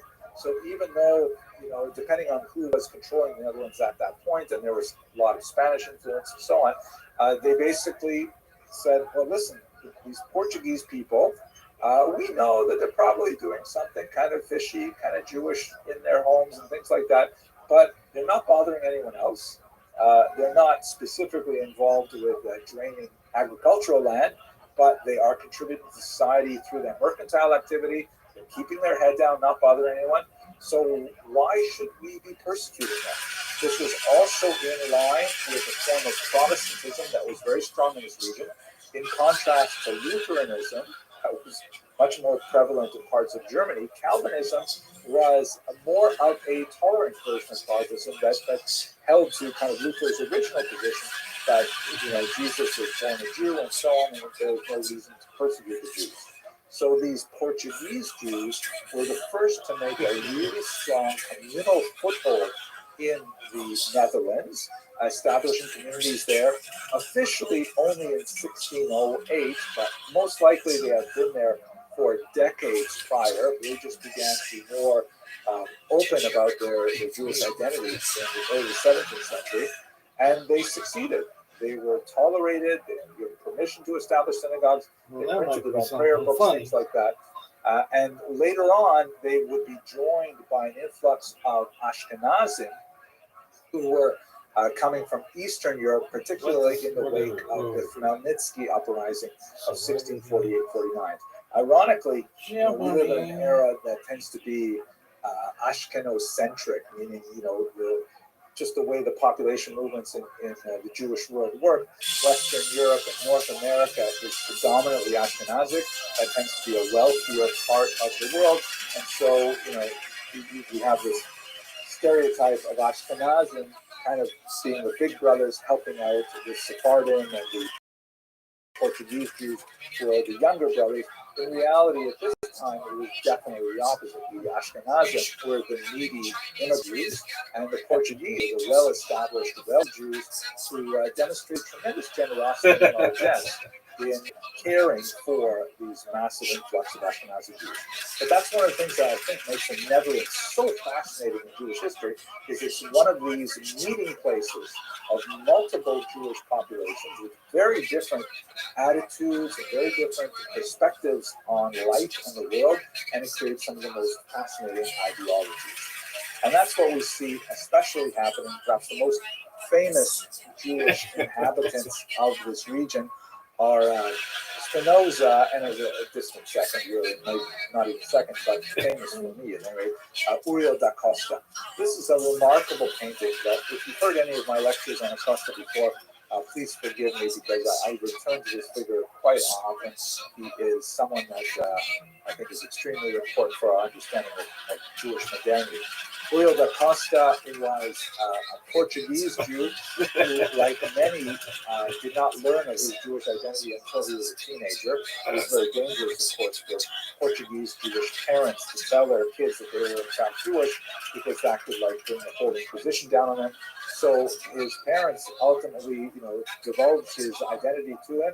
He had already earned a degree from the University of Coimbra in theology, and he was very, very excited about it. He said, "Oh, this is fantastic!" And they moved to Amsterdam. He actually spent some time elsewhere in Europe as well, but he was unable to fit in with Dutch society, Dutch Jewish society, because largely he had this, this ideal of what Jews should be like that was based entirely on reading only the Christian version of the Hebrew Scriptures, the Old Testament. He read about Abraham, Isaac, Jacob, and Moses, and David. He thought, wow, Jews are so fantastic. But when he got to Amsterdam, he saw they were regular people, but they were sometimes, not so careful with their language, and sometimes they didn't demonstrate the highest level of integrity that he thought. He became quite a bit of a gadfly on the community, and he took it to extremes. He actually published books criticizing the Jews from within, but a really nasty kind of criticism. Ultimately, he was excommunicated by the Dutch Jewish community more than once, and after a third, and he kept on coming back saying, "Please, I have to live among you, I can't be separated." Ultimately, after a third literally humiliating rapprochement, he decided that he should rather take his own life, and he died by suicide after leaving a 12-page suicide note. Very moving document called Exemplar Humanae Vitae, an example of a human life that says a lot, in my humble opinion, about what Jewish identity means in the modern era. Now, sitting on his lap in this remarkable picture, you can see that Da Costa has this, he's all dressed in black, and he has this, kind of claw-like grip on the edge of the chair, and he's got this 1,000-yard stare. He looks very somber and even a little morbid. And sitting on his lap is this, carefree boy with long golden curls, and he's languidly holding onto some flowers while looking askance at the text of a book.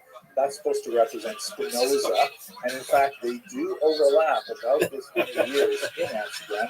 Spinoza went through much of the same process as Acosta did, but unlike Acosta, he was able to somehow simply say, "Well, okay, that's fine. I'm not too worried about it. I'm going to go on my merry way." And here, the same artist in 1907, a few years later, painted this version of Spinoza excommunicated. He was a Jewish lens grinder who became very interested in other perspectives on the Bible, and he, in fact, essentially invented what would be called later biblical criticism. There's a lot more to say about Spinoza and more than I would spend here, but in many ways he is the architect of modern philosophy. He was also excoriated by the community, who felt that his ideas were not only antithetical to Judaism, but they were also antithetical to the protection of the community, because the Amsterdam Jewish community did not want to rely on this idea of illegally but officially tolerated. They wanted everyone to stay in line and, have their ties on and look proper. And they regarded him with some hatred and fear. Whereas in this painting, you see his attitude of, "Well, I'm sorry about that, but I'm going to go on my merry way." Much more to say about Spinoza, but nevertheless, he is indicative of the intellectual ferment of Jewish community there, for good or ill, depending on how you understand his thought. It was a place of tremendous activity, tremendous exchange of ideas, huge center of printing. You may recognize this frontispiece from the Amsterdam Haggadah, which is a landmark in printing, that copper engravings that were illustrated, that Haggadah used on hundreds of thousands of Jewish tables every Passover. It was illustrated by Abraham Bar Yaakov, a fascinating convert to Judaism who lived in Amsterdam. This picture, which depicts the artist himself as being none other than Prophet Jonah, being tossed over into the waves and swallowed up by that great sea creature, and then he is finally deposited on solid ground. Avram Bar Yaakov, who signed his name at the bottom there, clearly saw himself as someone who was lost in the sea of intellectual ferment and found his home ultimately in Judaism, and he became a very important master copper engraver.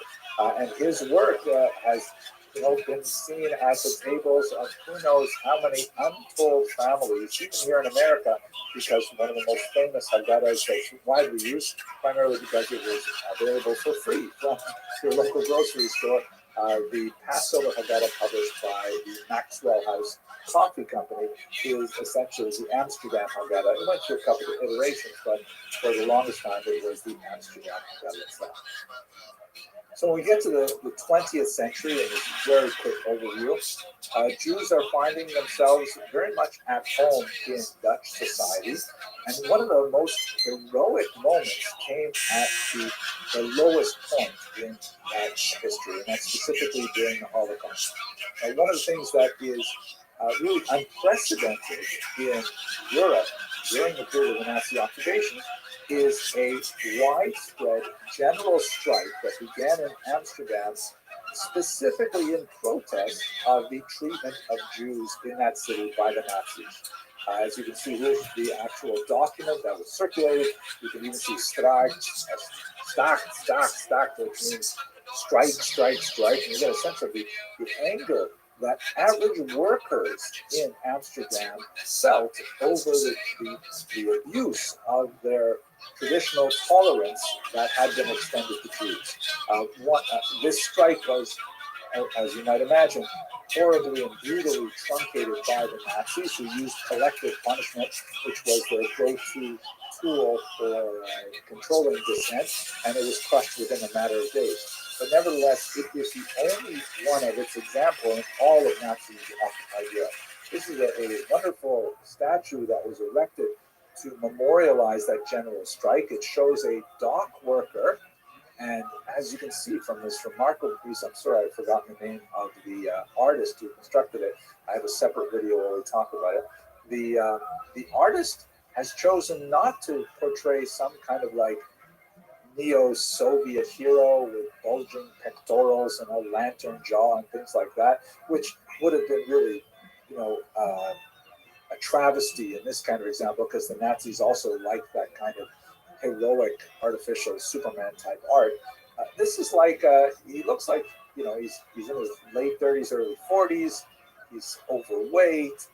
He's just a regular working Joe, but he's looking up to the sky, and his hands are like slowly clenching as he begins to feel the anger at how Jews are being treated, his fellow citizens in Amsterdam. And as his anger builds, he becomes resolved to engage in this general strike. It's a very, very touching and worthwhile statue. I can't wait to see it when we're there. Unfortunately, the larger story of the Jews in the Holocaust is not one of great heroism.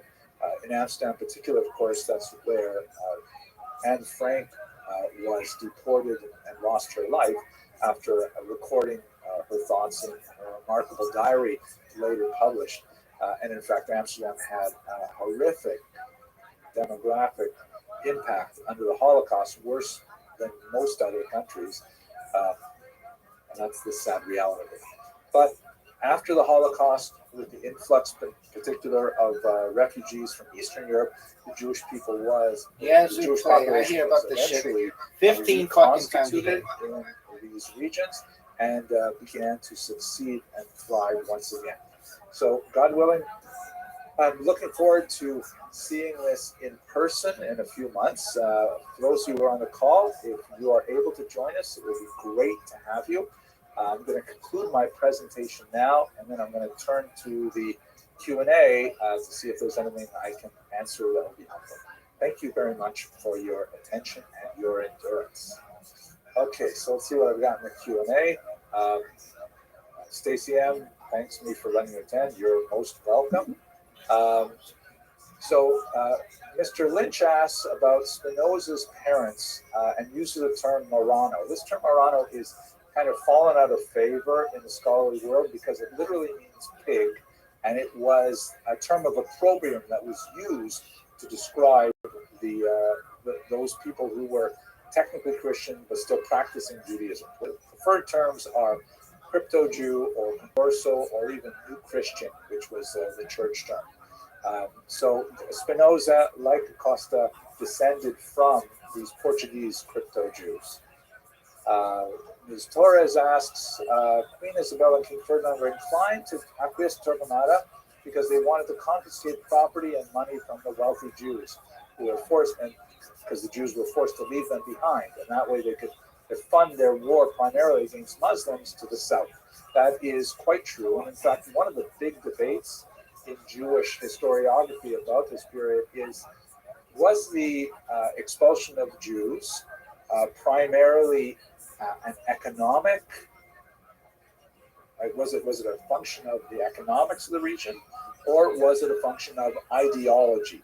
Meaning, Ferdinand and Isabella were true believers, and they really wanted to get rid of all non-Christians from the Iberian Peninsula, make it not only totally Judenrein, but also Muslimrein, right? They wanted to also drive out the Islamic influence, and it's a massive debate. My humble opinion, I think the truth is somewhere between those two extremes, but the crown definitely stood to benefit from the seized property of the expelled Jews. They got into a lot of trouble later because there were still debts owed, and that had to be dealt with. And Christians were, well entwined into many of these economic arrangements, and so it was not just a simple matter to simply steal money and kick them out.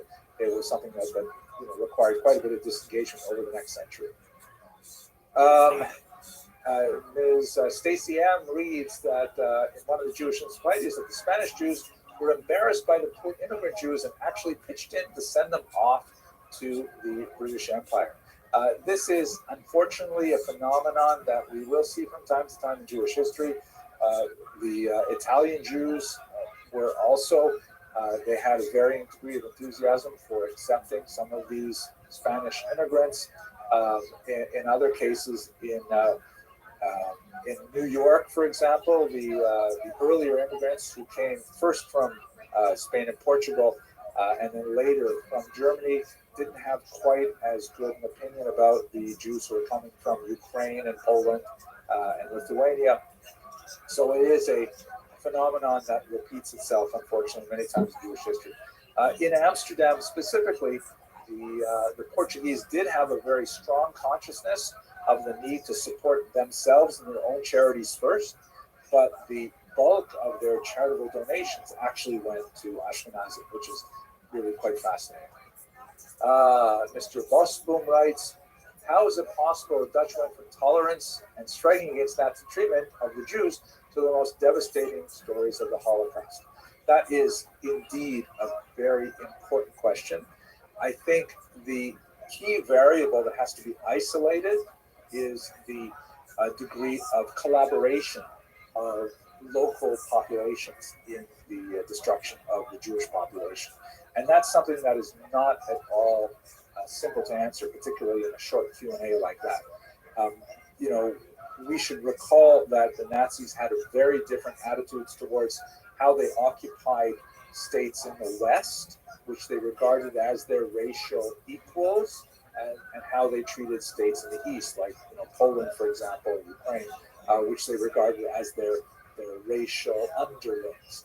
And the degree to which the local population was willing to cooperate with the Nazis was highly correlated with the treatment they received from the Nazis, which is a very, very different kind of thing. So your question requires far more attention that we can devote here, but thank you. Will the recording be made available on YouTube channel? Yeah, I intend to put it on there. And Mr. Barron asked my opinion on Columbus being Jewish or of converso. Please have a look at my channel. There's a huge lecture there where I discuss it in great detail. Okay, that's it. Not too bad for timing. Thank you all very much for joining me. I think it would be great if we could learn together in person on this cruise. If that's not possible for you, then very happy to communicate my research as I go through it over the next few months on my YouTube channel. Thank you very much for attending this webinar, and I hope you all have a fantastic day.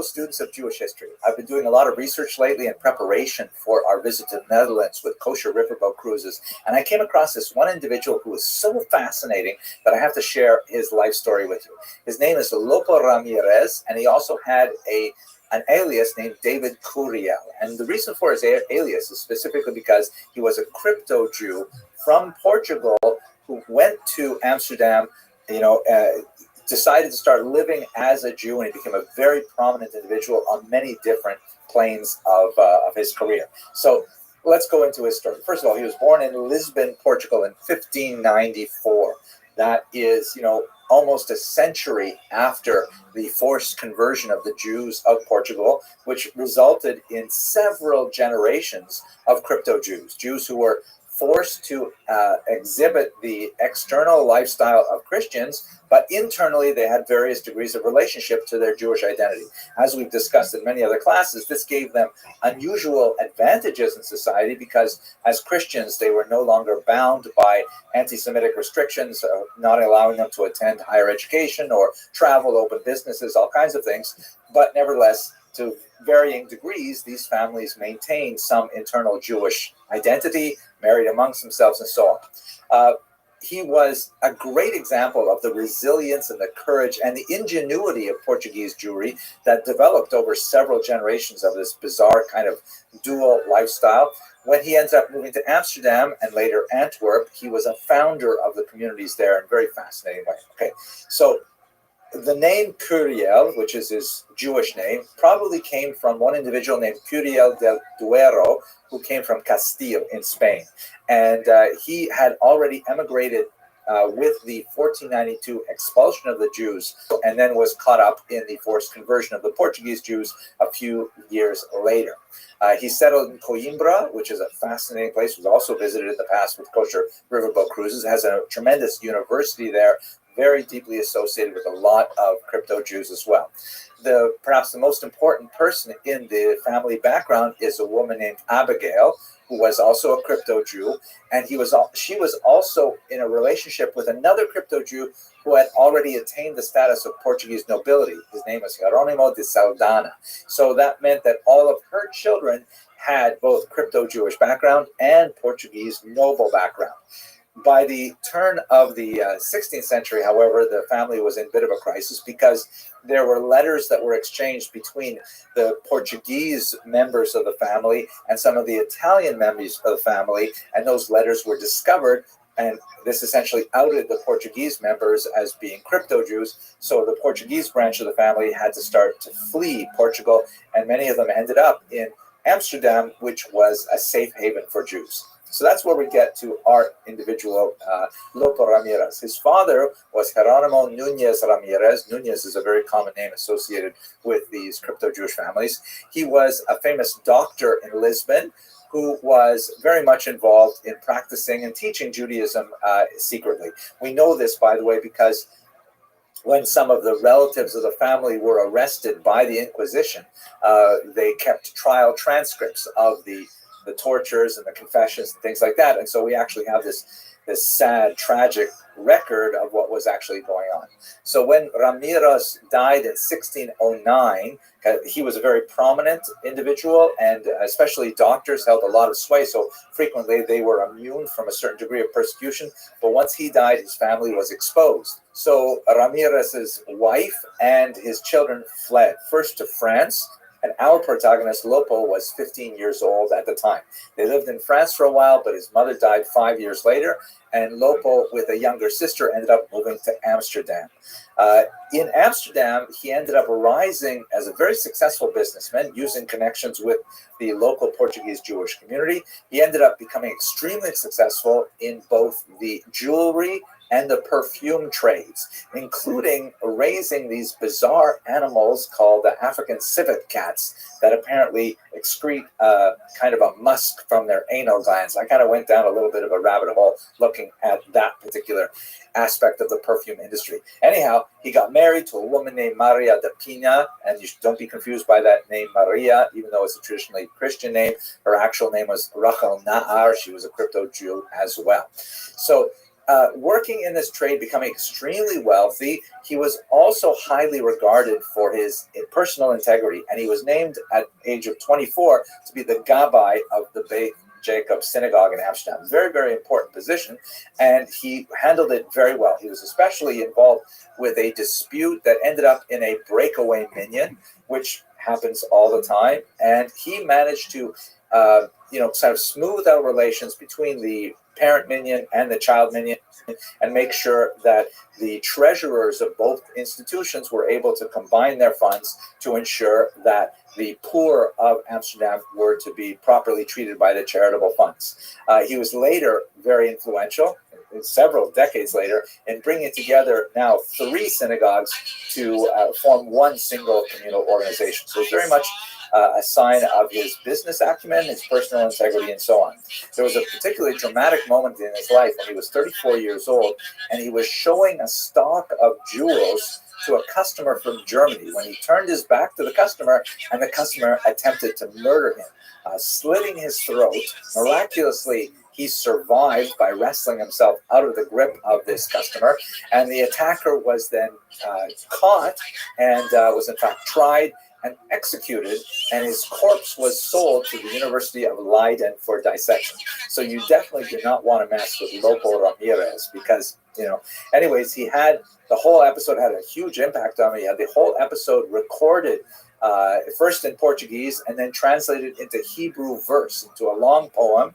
He kept the scroll recording that particular story with him at all times whenever he traveled. And on Purim, the family would read this scroll every year alongside the Book of Esther. So it was kind of like his personal Purim story. Perhaps the reason why he was most famous, however, going well beyond what he did in the Jewish community, was that he ended up becoming very deeply involved in high-level diplomacy, involving Spain and Portugal, which had significant tensions at this time. He was very much involved in lots of international affairs, working with both the Spanish and the Portuguese governments, and especially when Portugal seceded from Spain in 1640, Lopo became a major promoter of his estranged homeland. And we see an unusual phenomenon here that actually shows up several times with these Portuguese Jews, that even when they are, estranged from their land, not able to return because of the Inquisition, they still bear a tremendous love for their home country. And in fact, in this case, Lopo was knighted by the King of Portugal. He was made a formal knight, Caballero Fidalgo da Casa Real, but he could still not return to the homeland where he was officially a knight. Another great example of this is João Rodrigues de Castelo Branco, who took the Latin name Amatus Lusitanus, very famous Jewish doctor who was, originally a crypto Jew.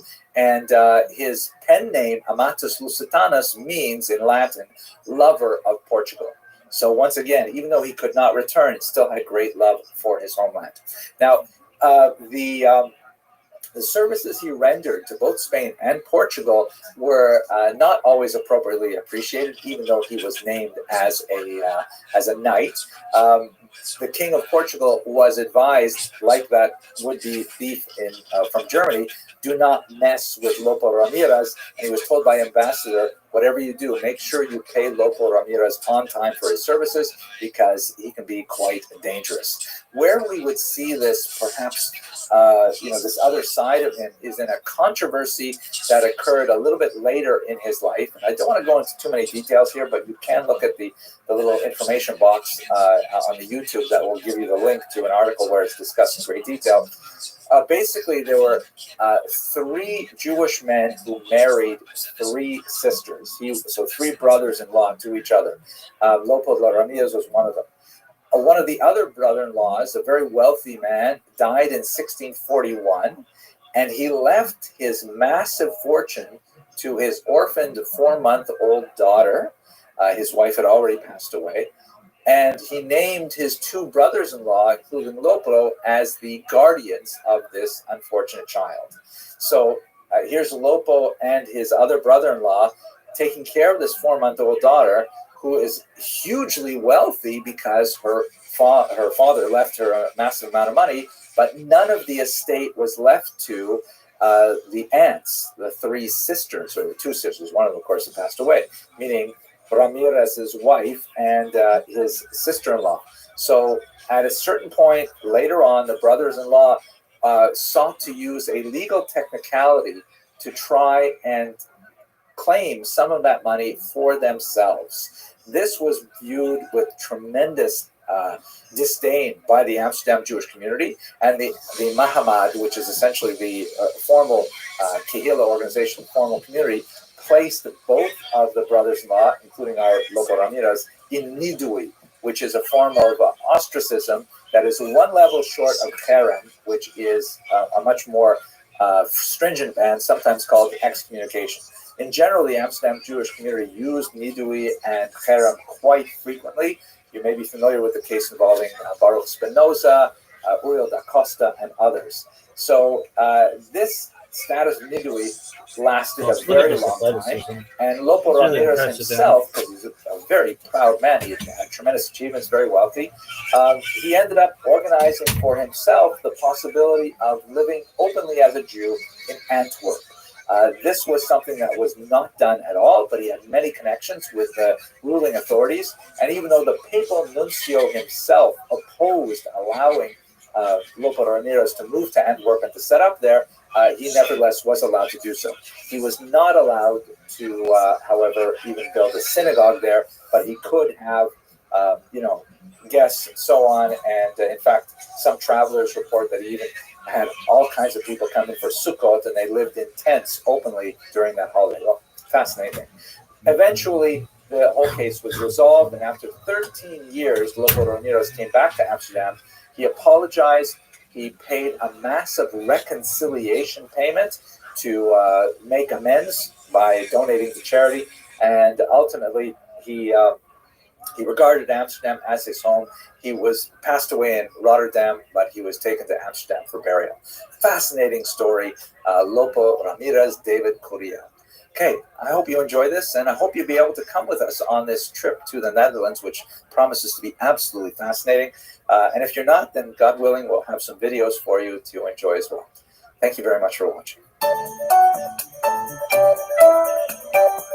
What's my boy's name? What's my boy's name? What's my boy's name?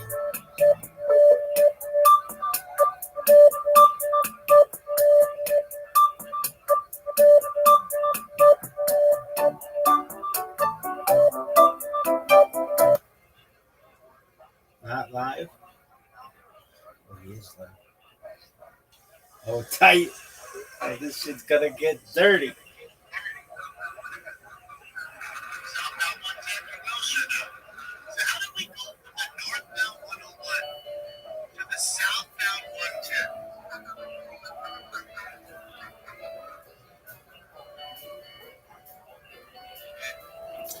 Oh, no. Gangster.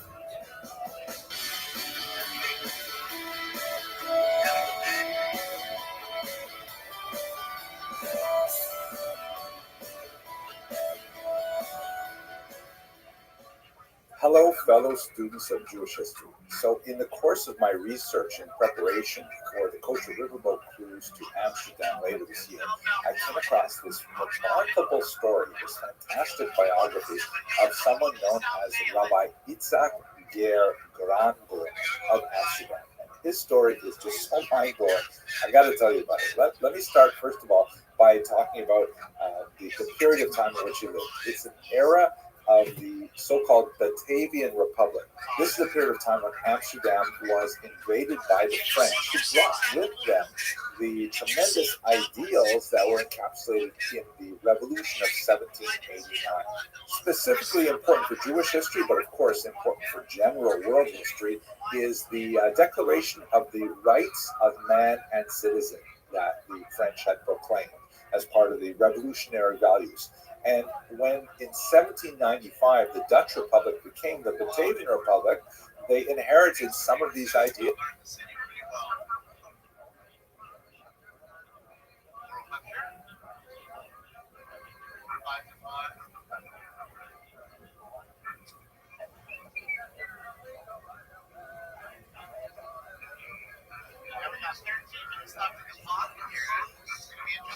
how long they stay with us. I think they will, guys. I don't know if they have much to show us.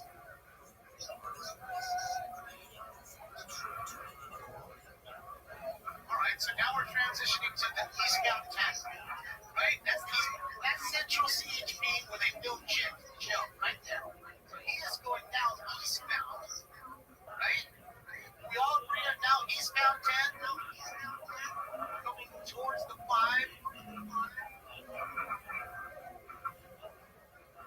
Yes, right, Kevin? Right, Kevin? That's what they'll be taking with these scouts right here.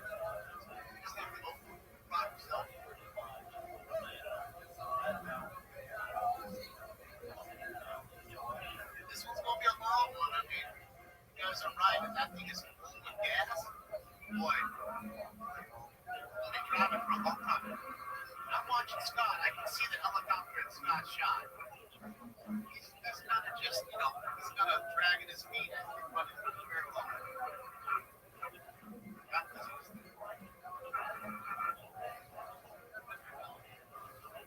They already had one drop off. Right? They already had one drop off now.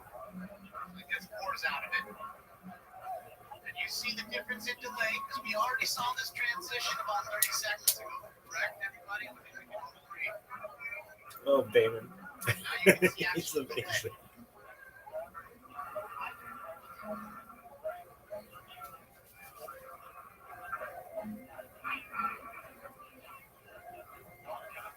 Sorry about this noise. What is a tenement slum? I'll go back later. So much going on. Is that like the project? Let me do this. Watch it.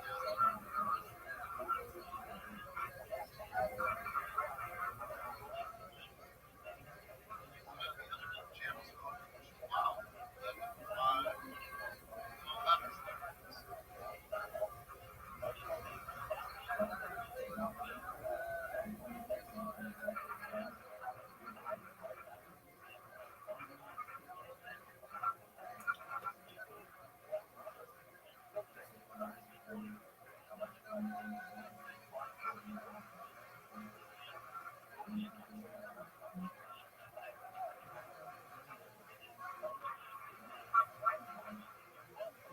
Oh, tight. Driver also fired officers.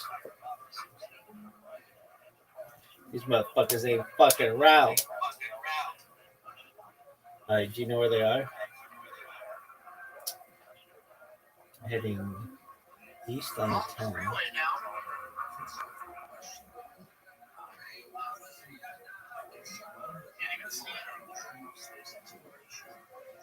I wonder why they get off the freeway. It's way easier to fuck with you.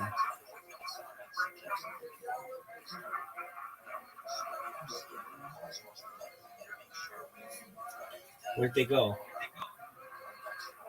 Where'd they go? Tight.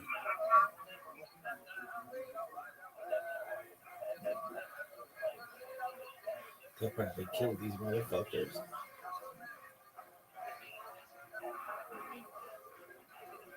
Who do you want to win? The truck drivers. Right? Right, so we got box overhead now, so Everybody's doing the second chance. I want to know what's in this fucking cylinder. If that bitch blows up.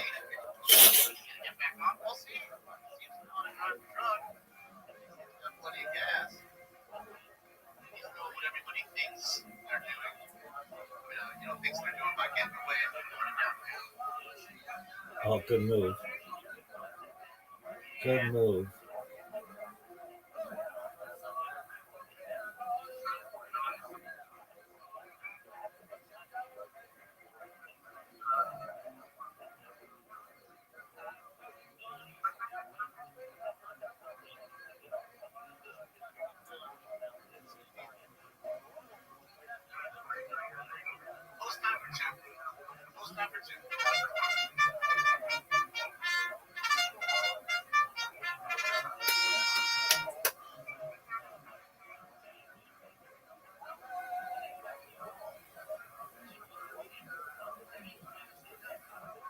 kept making all the stops. I kept running about. 26 years old. After 26 years, I'm living in the past. You're in the future. You're great. Here comes the tunnel. Come on. Wait for the top, bro. I want to see the action. Jimmy's running past the yard, right on his ass. He can't just sit up there and run away. He knows if he gets out, he's gonna run. His best bet is to stand there.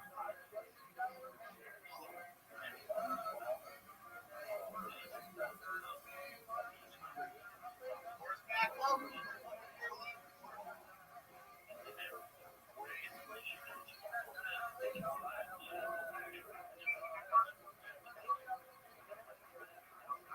Floor.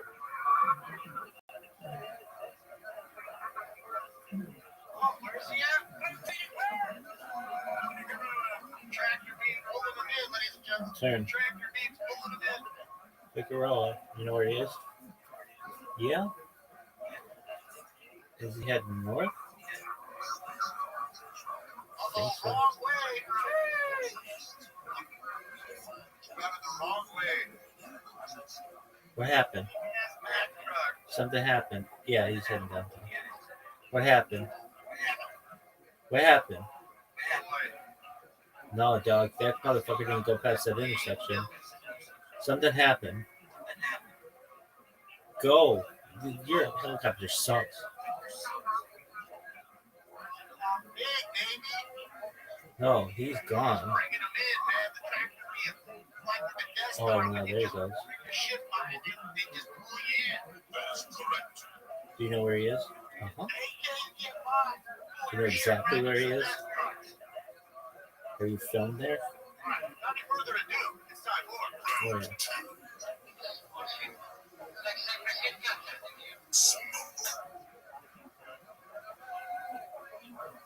Have you filmed inside this motherfucker's cab? I filmed in this area.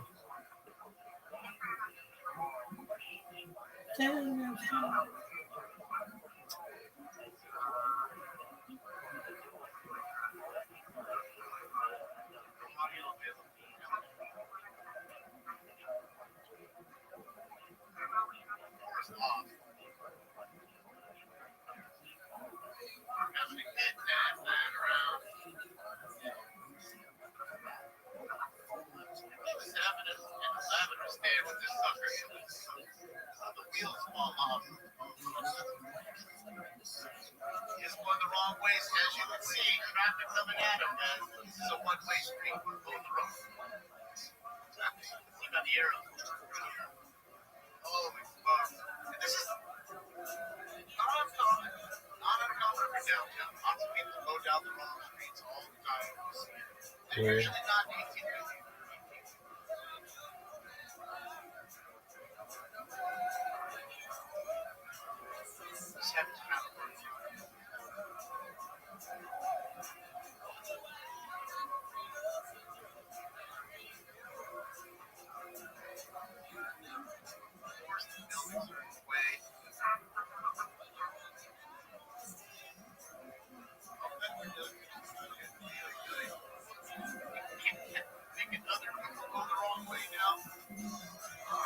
You know where he is? Yeah, it's up at LA Live. Crypto.marine.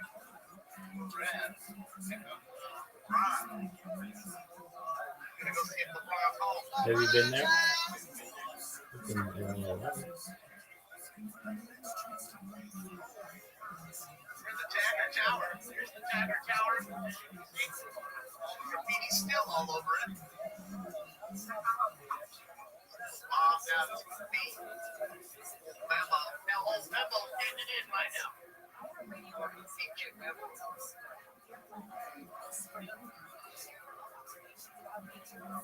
Where is he going?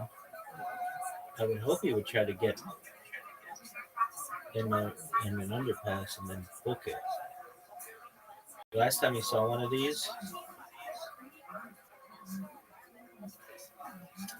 the guys got away.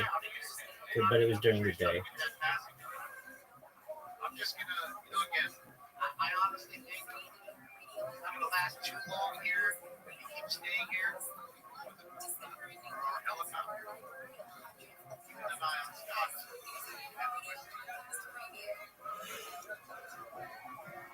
That's a good view.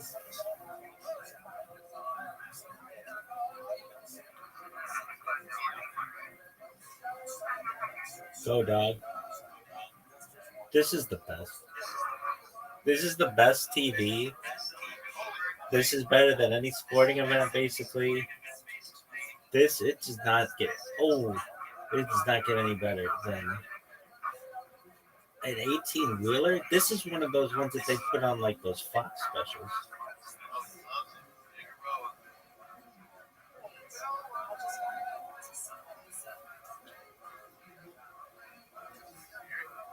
More scary during the day. Word. 11:32 on Sunday. It's like as empty as it could be.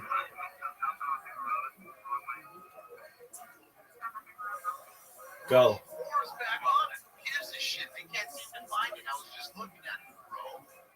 What's up? We need a new cameraman. Oh man. All I saw was Buildings. And again, you shouldn't have left it, bro. I don't understand why they didn't just go high and then just be right over the guy. Come on, bro. Doesn't take a rocket scientist. They need me up there at Channel 4 to get me out. We need that shot. We need this shot. Channel 4, hey, I'm with this shit.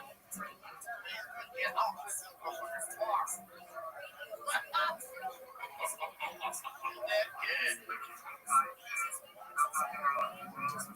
Jug dish.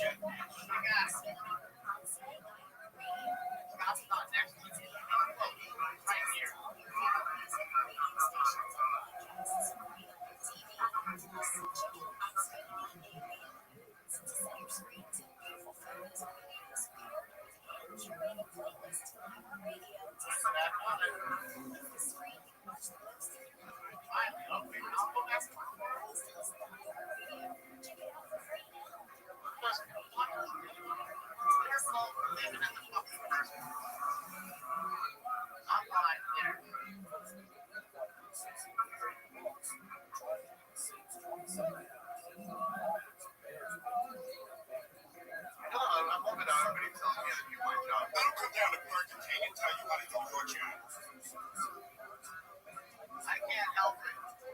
They leave the chain in the middle of nothing. Jesus, close to it. And I don't have any more devices anymore. I have to buy a whole other computer on top of the other one. Oh, this might be his move. No. I'm watching Scott. He's close. Uh-oh. I have a feeling he's going to go down the wrong way or something. Get stuck. They're on his ass. I think he's trying to get on the freeway. He's trying to get that. Wait for the next one. You see, he's running parallel with it. You see all the garbage and debris. They tell you how nice and clean the city is. They're doing a great job. Yes. Yes, you can see. Man, if any of the people that run the World Cup are watching, you can see the way the shithole is that you're about to bring your biggest event to. Your biggest event every 4 years that you've got, you're about to bring the biggest toilet. I live in. They're just cleaning it up. A long way again, huh? Hey, bro, let's be honest. This dude drives truck. There's no way Word. somebody would have taken that pole out on that turn right there. This dude knows how to drive a truck. On the down. Word. He's an old truck driver. Or a third. He's going to lose his life.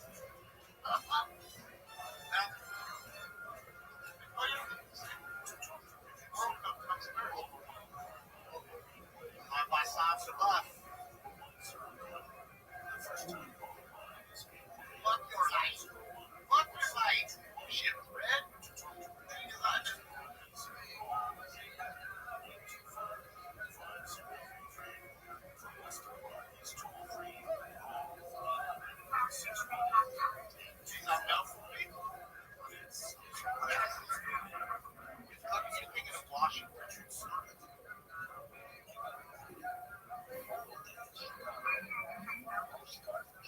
This bitch has been going.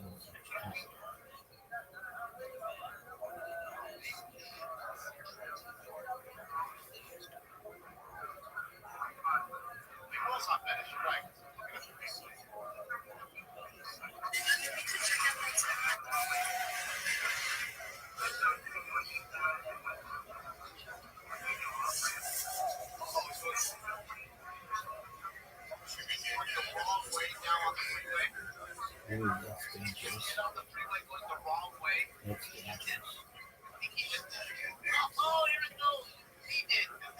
Right here is going to be an on-ramp to his right. Oh, that's dangerous. That's dangerous.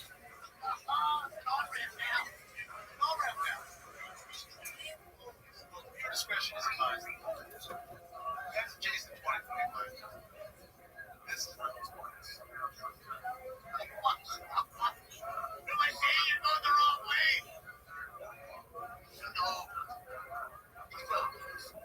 That's it. Going the wrong way.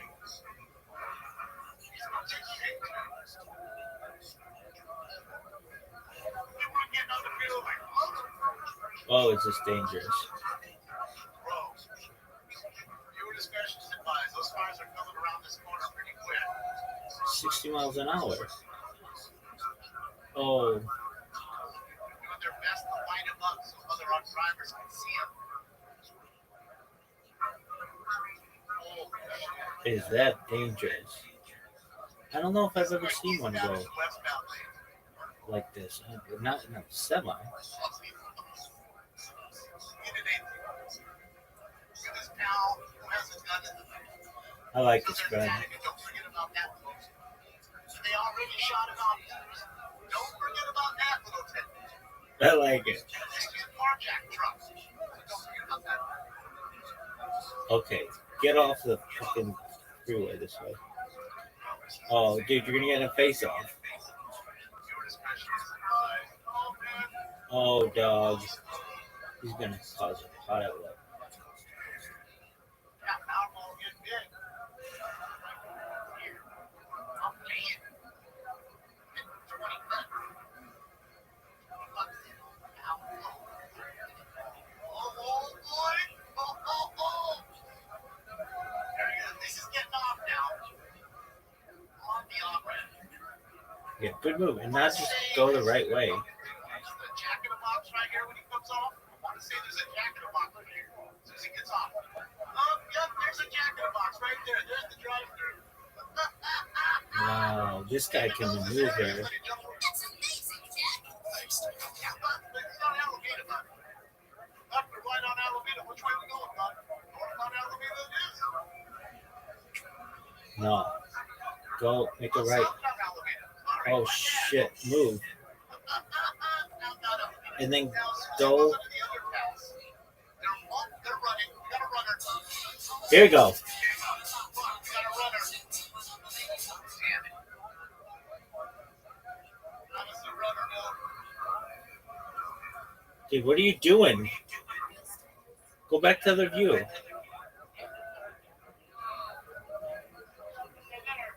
right there. Boy. Didn't even notice the door was open when he was making that right turn. Passenger door was open. Steal another car. Scott's close. I'm watching Scott. This is going to be the end of it unless they carjack another car. That'd be great.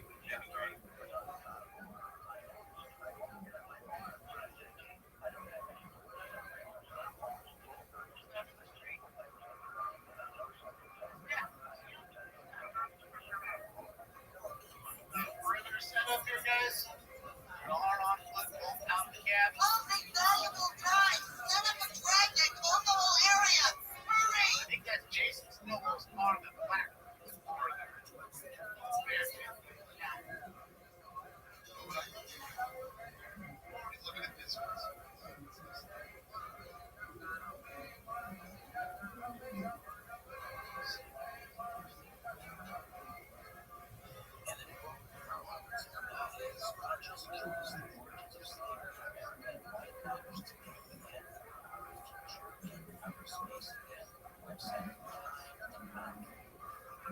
Get back in the semi.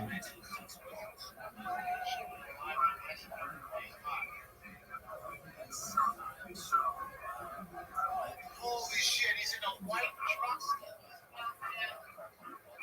No way. Here's Jason. He's on top. You can see the helicopter to your left right there. So he just got into another fucking car. I love it. Get in the car.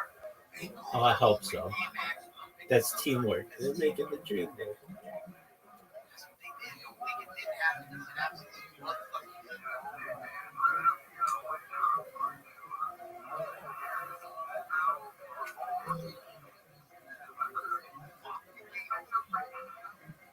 Trying to tell you, don't be.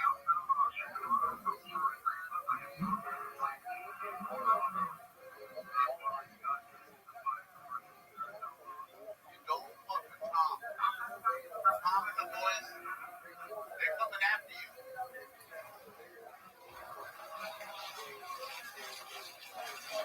Eagle eyes.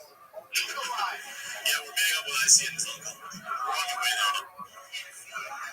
Oh, you've been up all night? Nice. Oh, that feeling, Papa. That's me every day.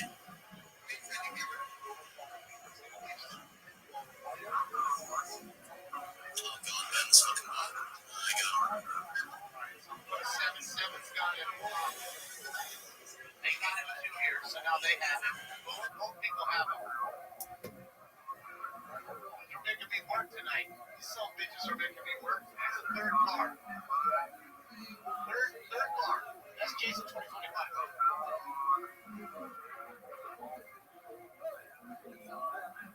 Shout out to fucking Tom and the boys. They're doing it. They won't give up. Won't give up.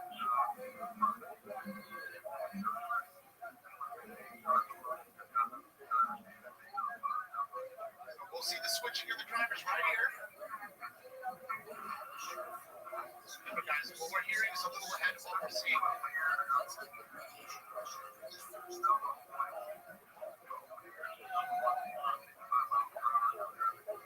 Here we go. Here's the Chinese fire drill.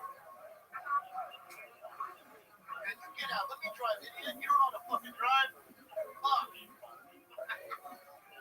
Oh, that's what that was. That was the conversation being had. I need you to know that.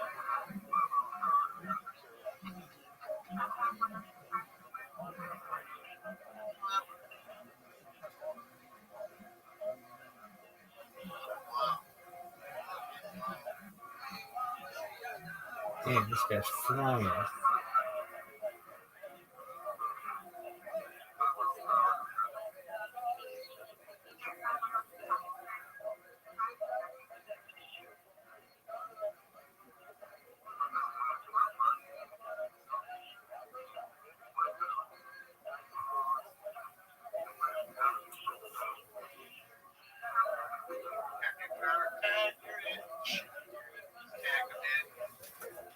Who the fuck? I don't know if there's a third person, but I would assume there was two in the truck. This truck didn't get there by itself. One would assume there's three of them.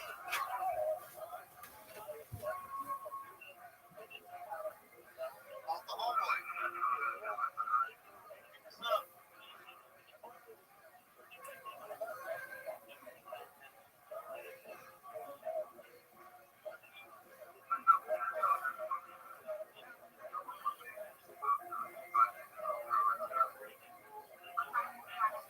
Jumped out.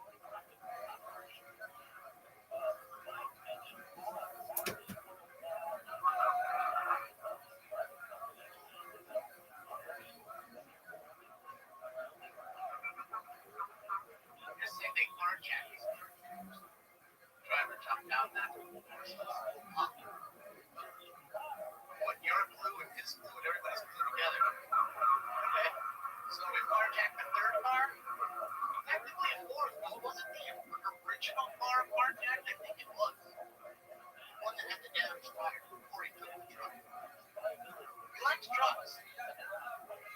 Sam,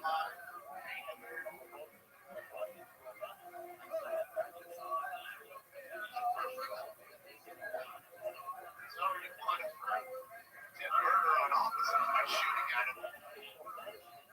That's gonna get you 10, 15 years. I don't know. You have a new DA, I don't know how he might work.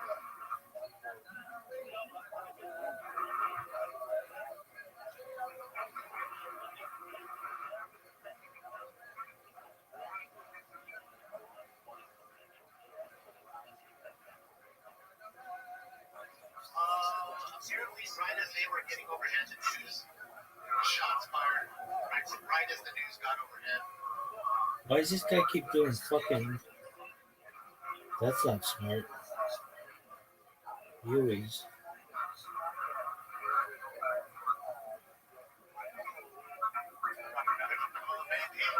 I mean, think about it. They took this many. I think this is their friend's truck. I think you guys could be right. Could be another carjacker. I think this person got it. What are they doing? Like, why even do that? Just give up. Makes no sense. No. Unless he's stalling for time because the next movie's coming. And remember, if you guys were right, this person is a part of a crazy organization. They have a lot of reach. They have a lot of people. Fuck. Pick me up, man. I got them all the way right now.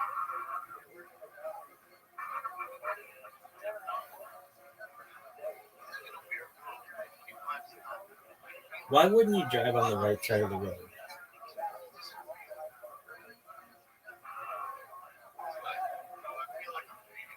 Bounce. Bounce. They're bouncing. They're bouncing. They're bouncing.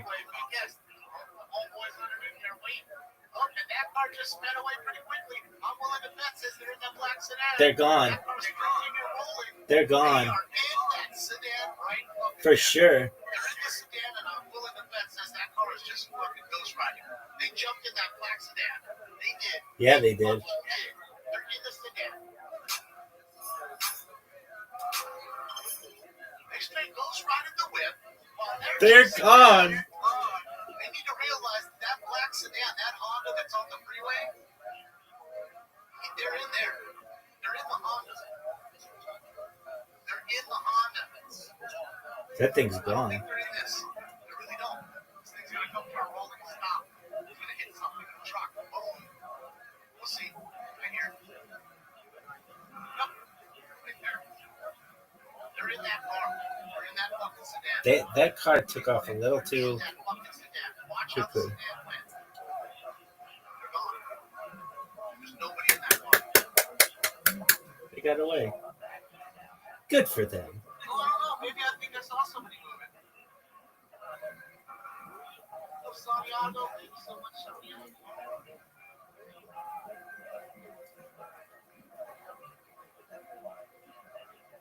They're gone. I'm telling you, they're in that black sedan. They got away. They're in that black Honda.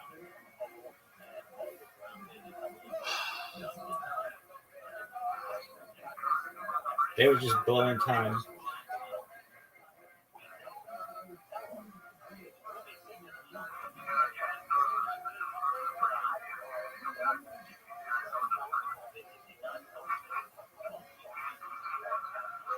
Dog, they're not in there.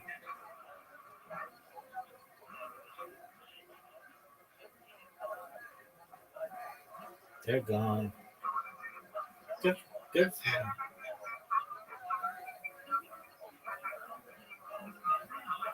I root for the bad guys. I'm telling you, they're looking for it. They're looking for it.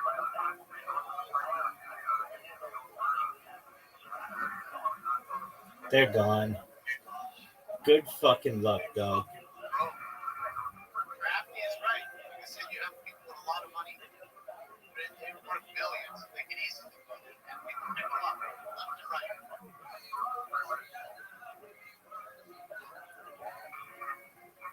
He said it's gone. You saw how it just jammed out of there. Right? It was quick.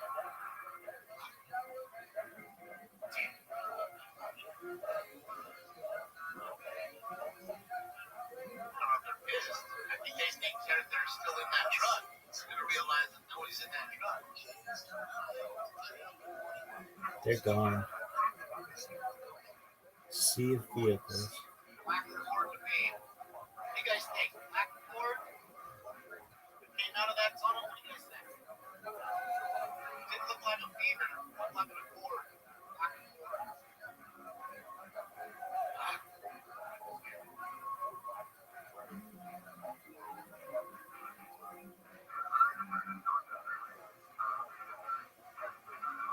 Civic Sport. Or Civic. Okay, Civic.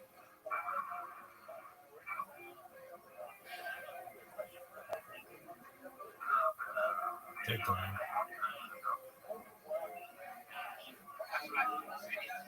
Either way, I think we're all in agreement that they are.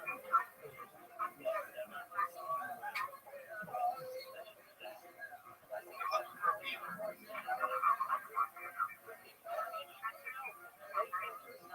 Guys, the board.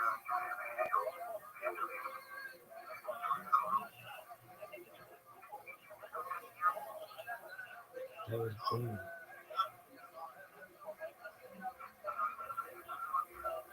They made it. I'm watching Scott. He's not on it.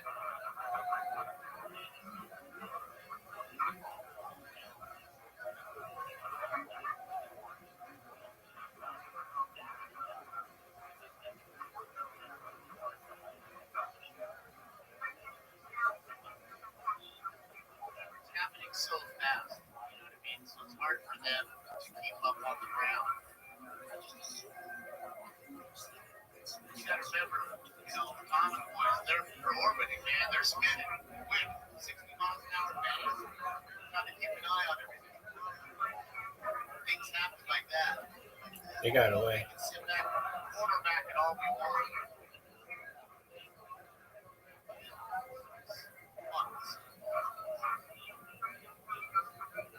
Gone. Gone.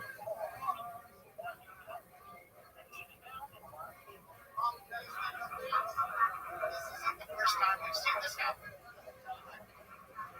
Like people picking another person up. It's not the first time. See, they're in the car now. They're in the car now. See, there's nobody in that car.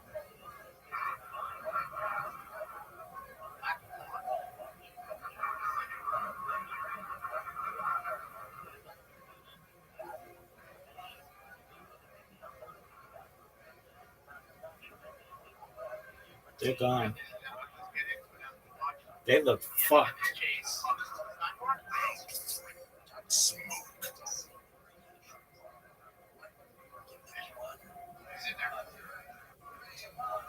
like I thought, Ghost Rider is. Let it go. Have your homeboy waiting underneath there. Or maybe they just pulled up next to the car that was sitting there, but I doubt it.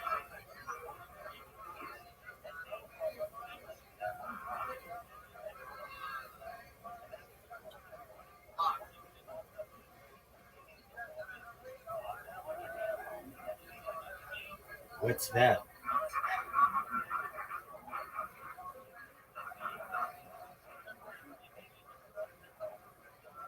Oh, that's earlier.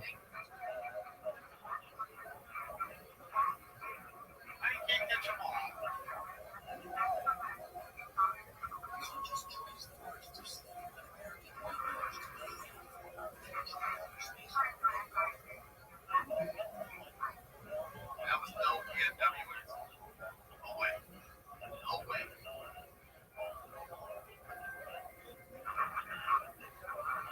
They pulled my way out of the white truck. No way that was it.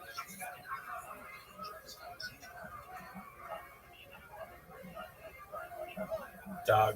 I have no idea how they got away. But that was baller as fuck.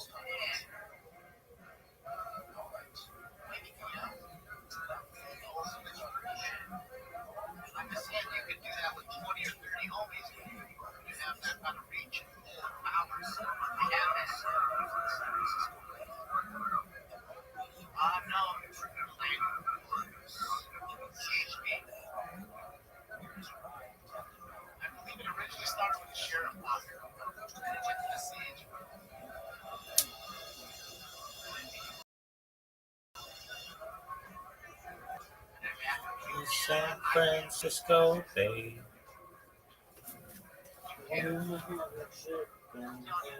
They have to say. How hard that car jammed onto the roof. That's what was the telltale sign of me. That was it. I was looking at the rear tail. There's no way that car's a black issue. It was black. It wasn't an SUV. I'd be willing to bet since it's a Honda.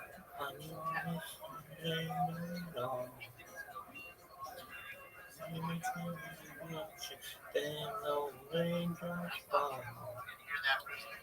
Did you hear this?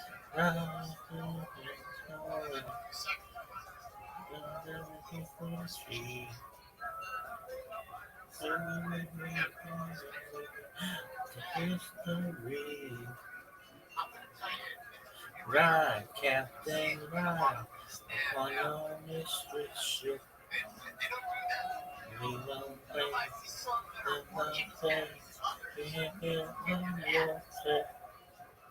But they all ought to get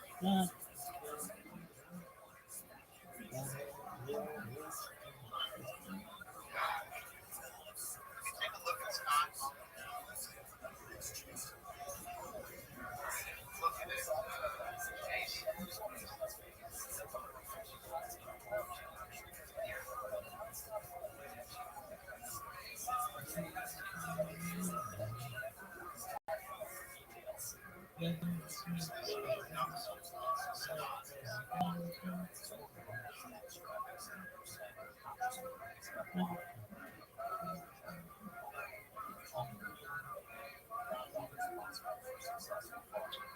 Yeah, it's easy for us, to watch this. Like I said, that's what was so impressive about how well Smart handled that chase we saw. Friday night, we watched Deputy Snow Smart. She did a phenomenal job being a deputy by herself, having to chase that car and use her creativity on it.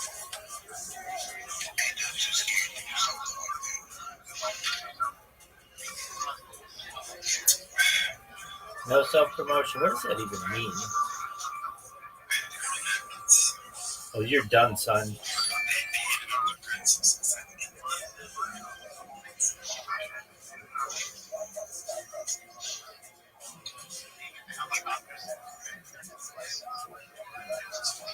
Oh, you don't know who I am?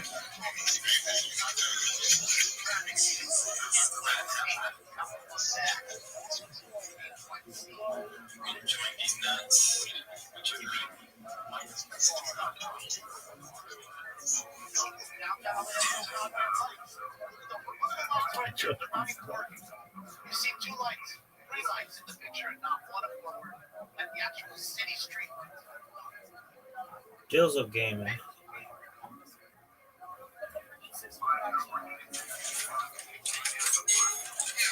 And if you really want to go, raindrops fall.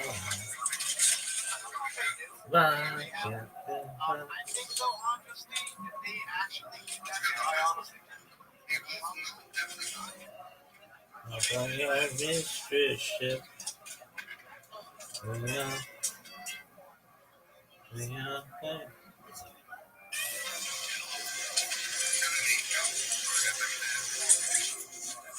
How many fucking minutes, dog, you loser?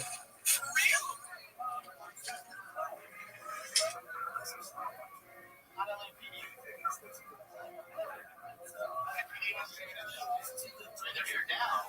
Again, this is so they're gonna close the street off.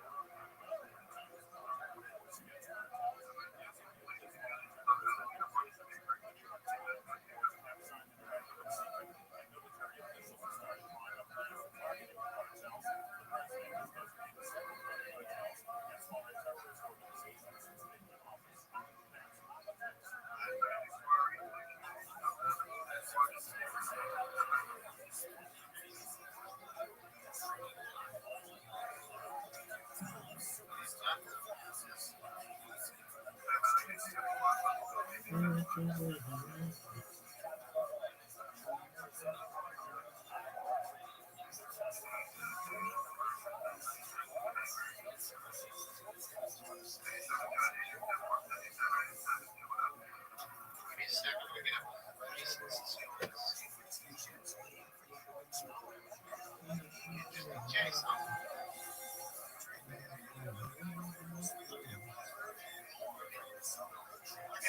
isn't the first time we've seen this happen. Guys picking each other up. Not anything new. What's new is to see it happen that many times, or that many carjackings. I mean, it reminds me of the best chase I ever saw, the one I showed you guys in Colorado. Dude got 100. Did he get 140 years in prison? I think he got 140 years in prison for 4 or 5 carjackings. And he tried for a bid. He didn't get the bid. They were troopers were auto by then. They chased him way halfway across Colorado before he was close.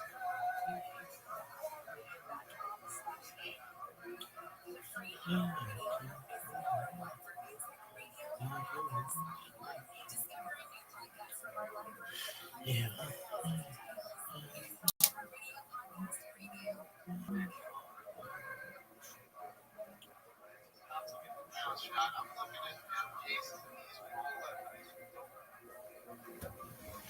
This athleticism, folks. It's really impressive.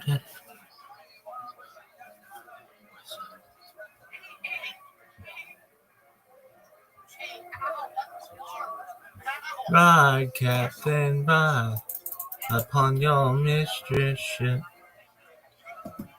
You are flying. Why the fuck are you clipping streams and slapping your name under them? Dude, go fuck yourself. Listen, motherfuckers!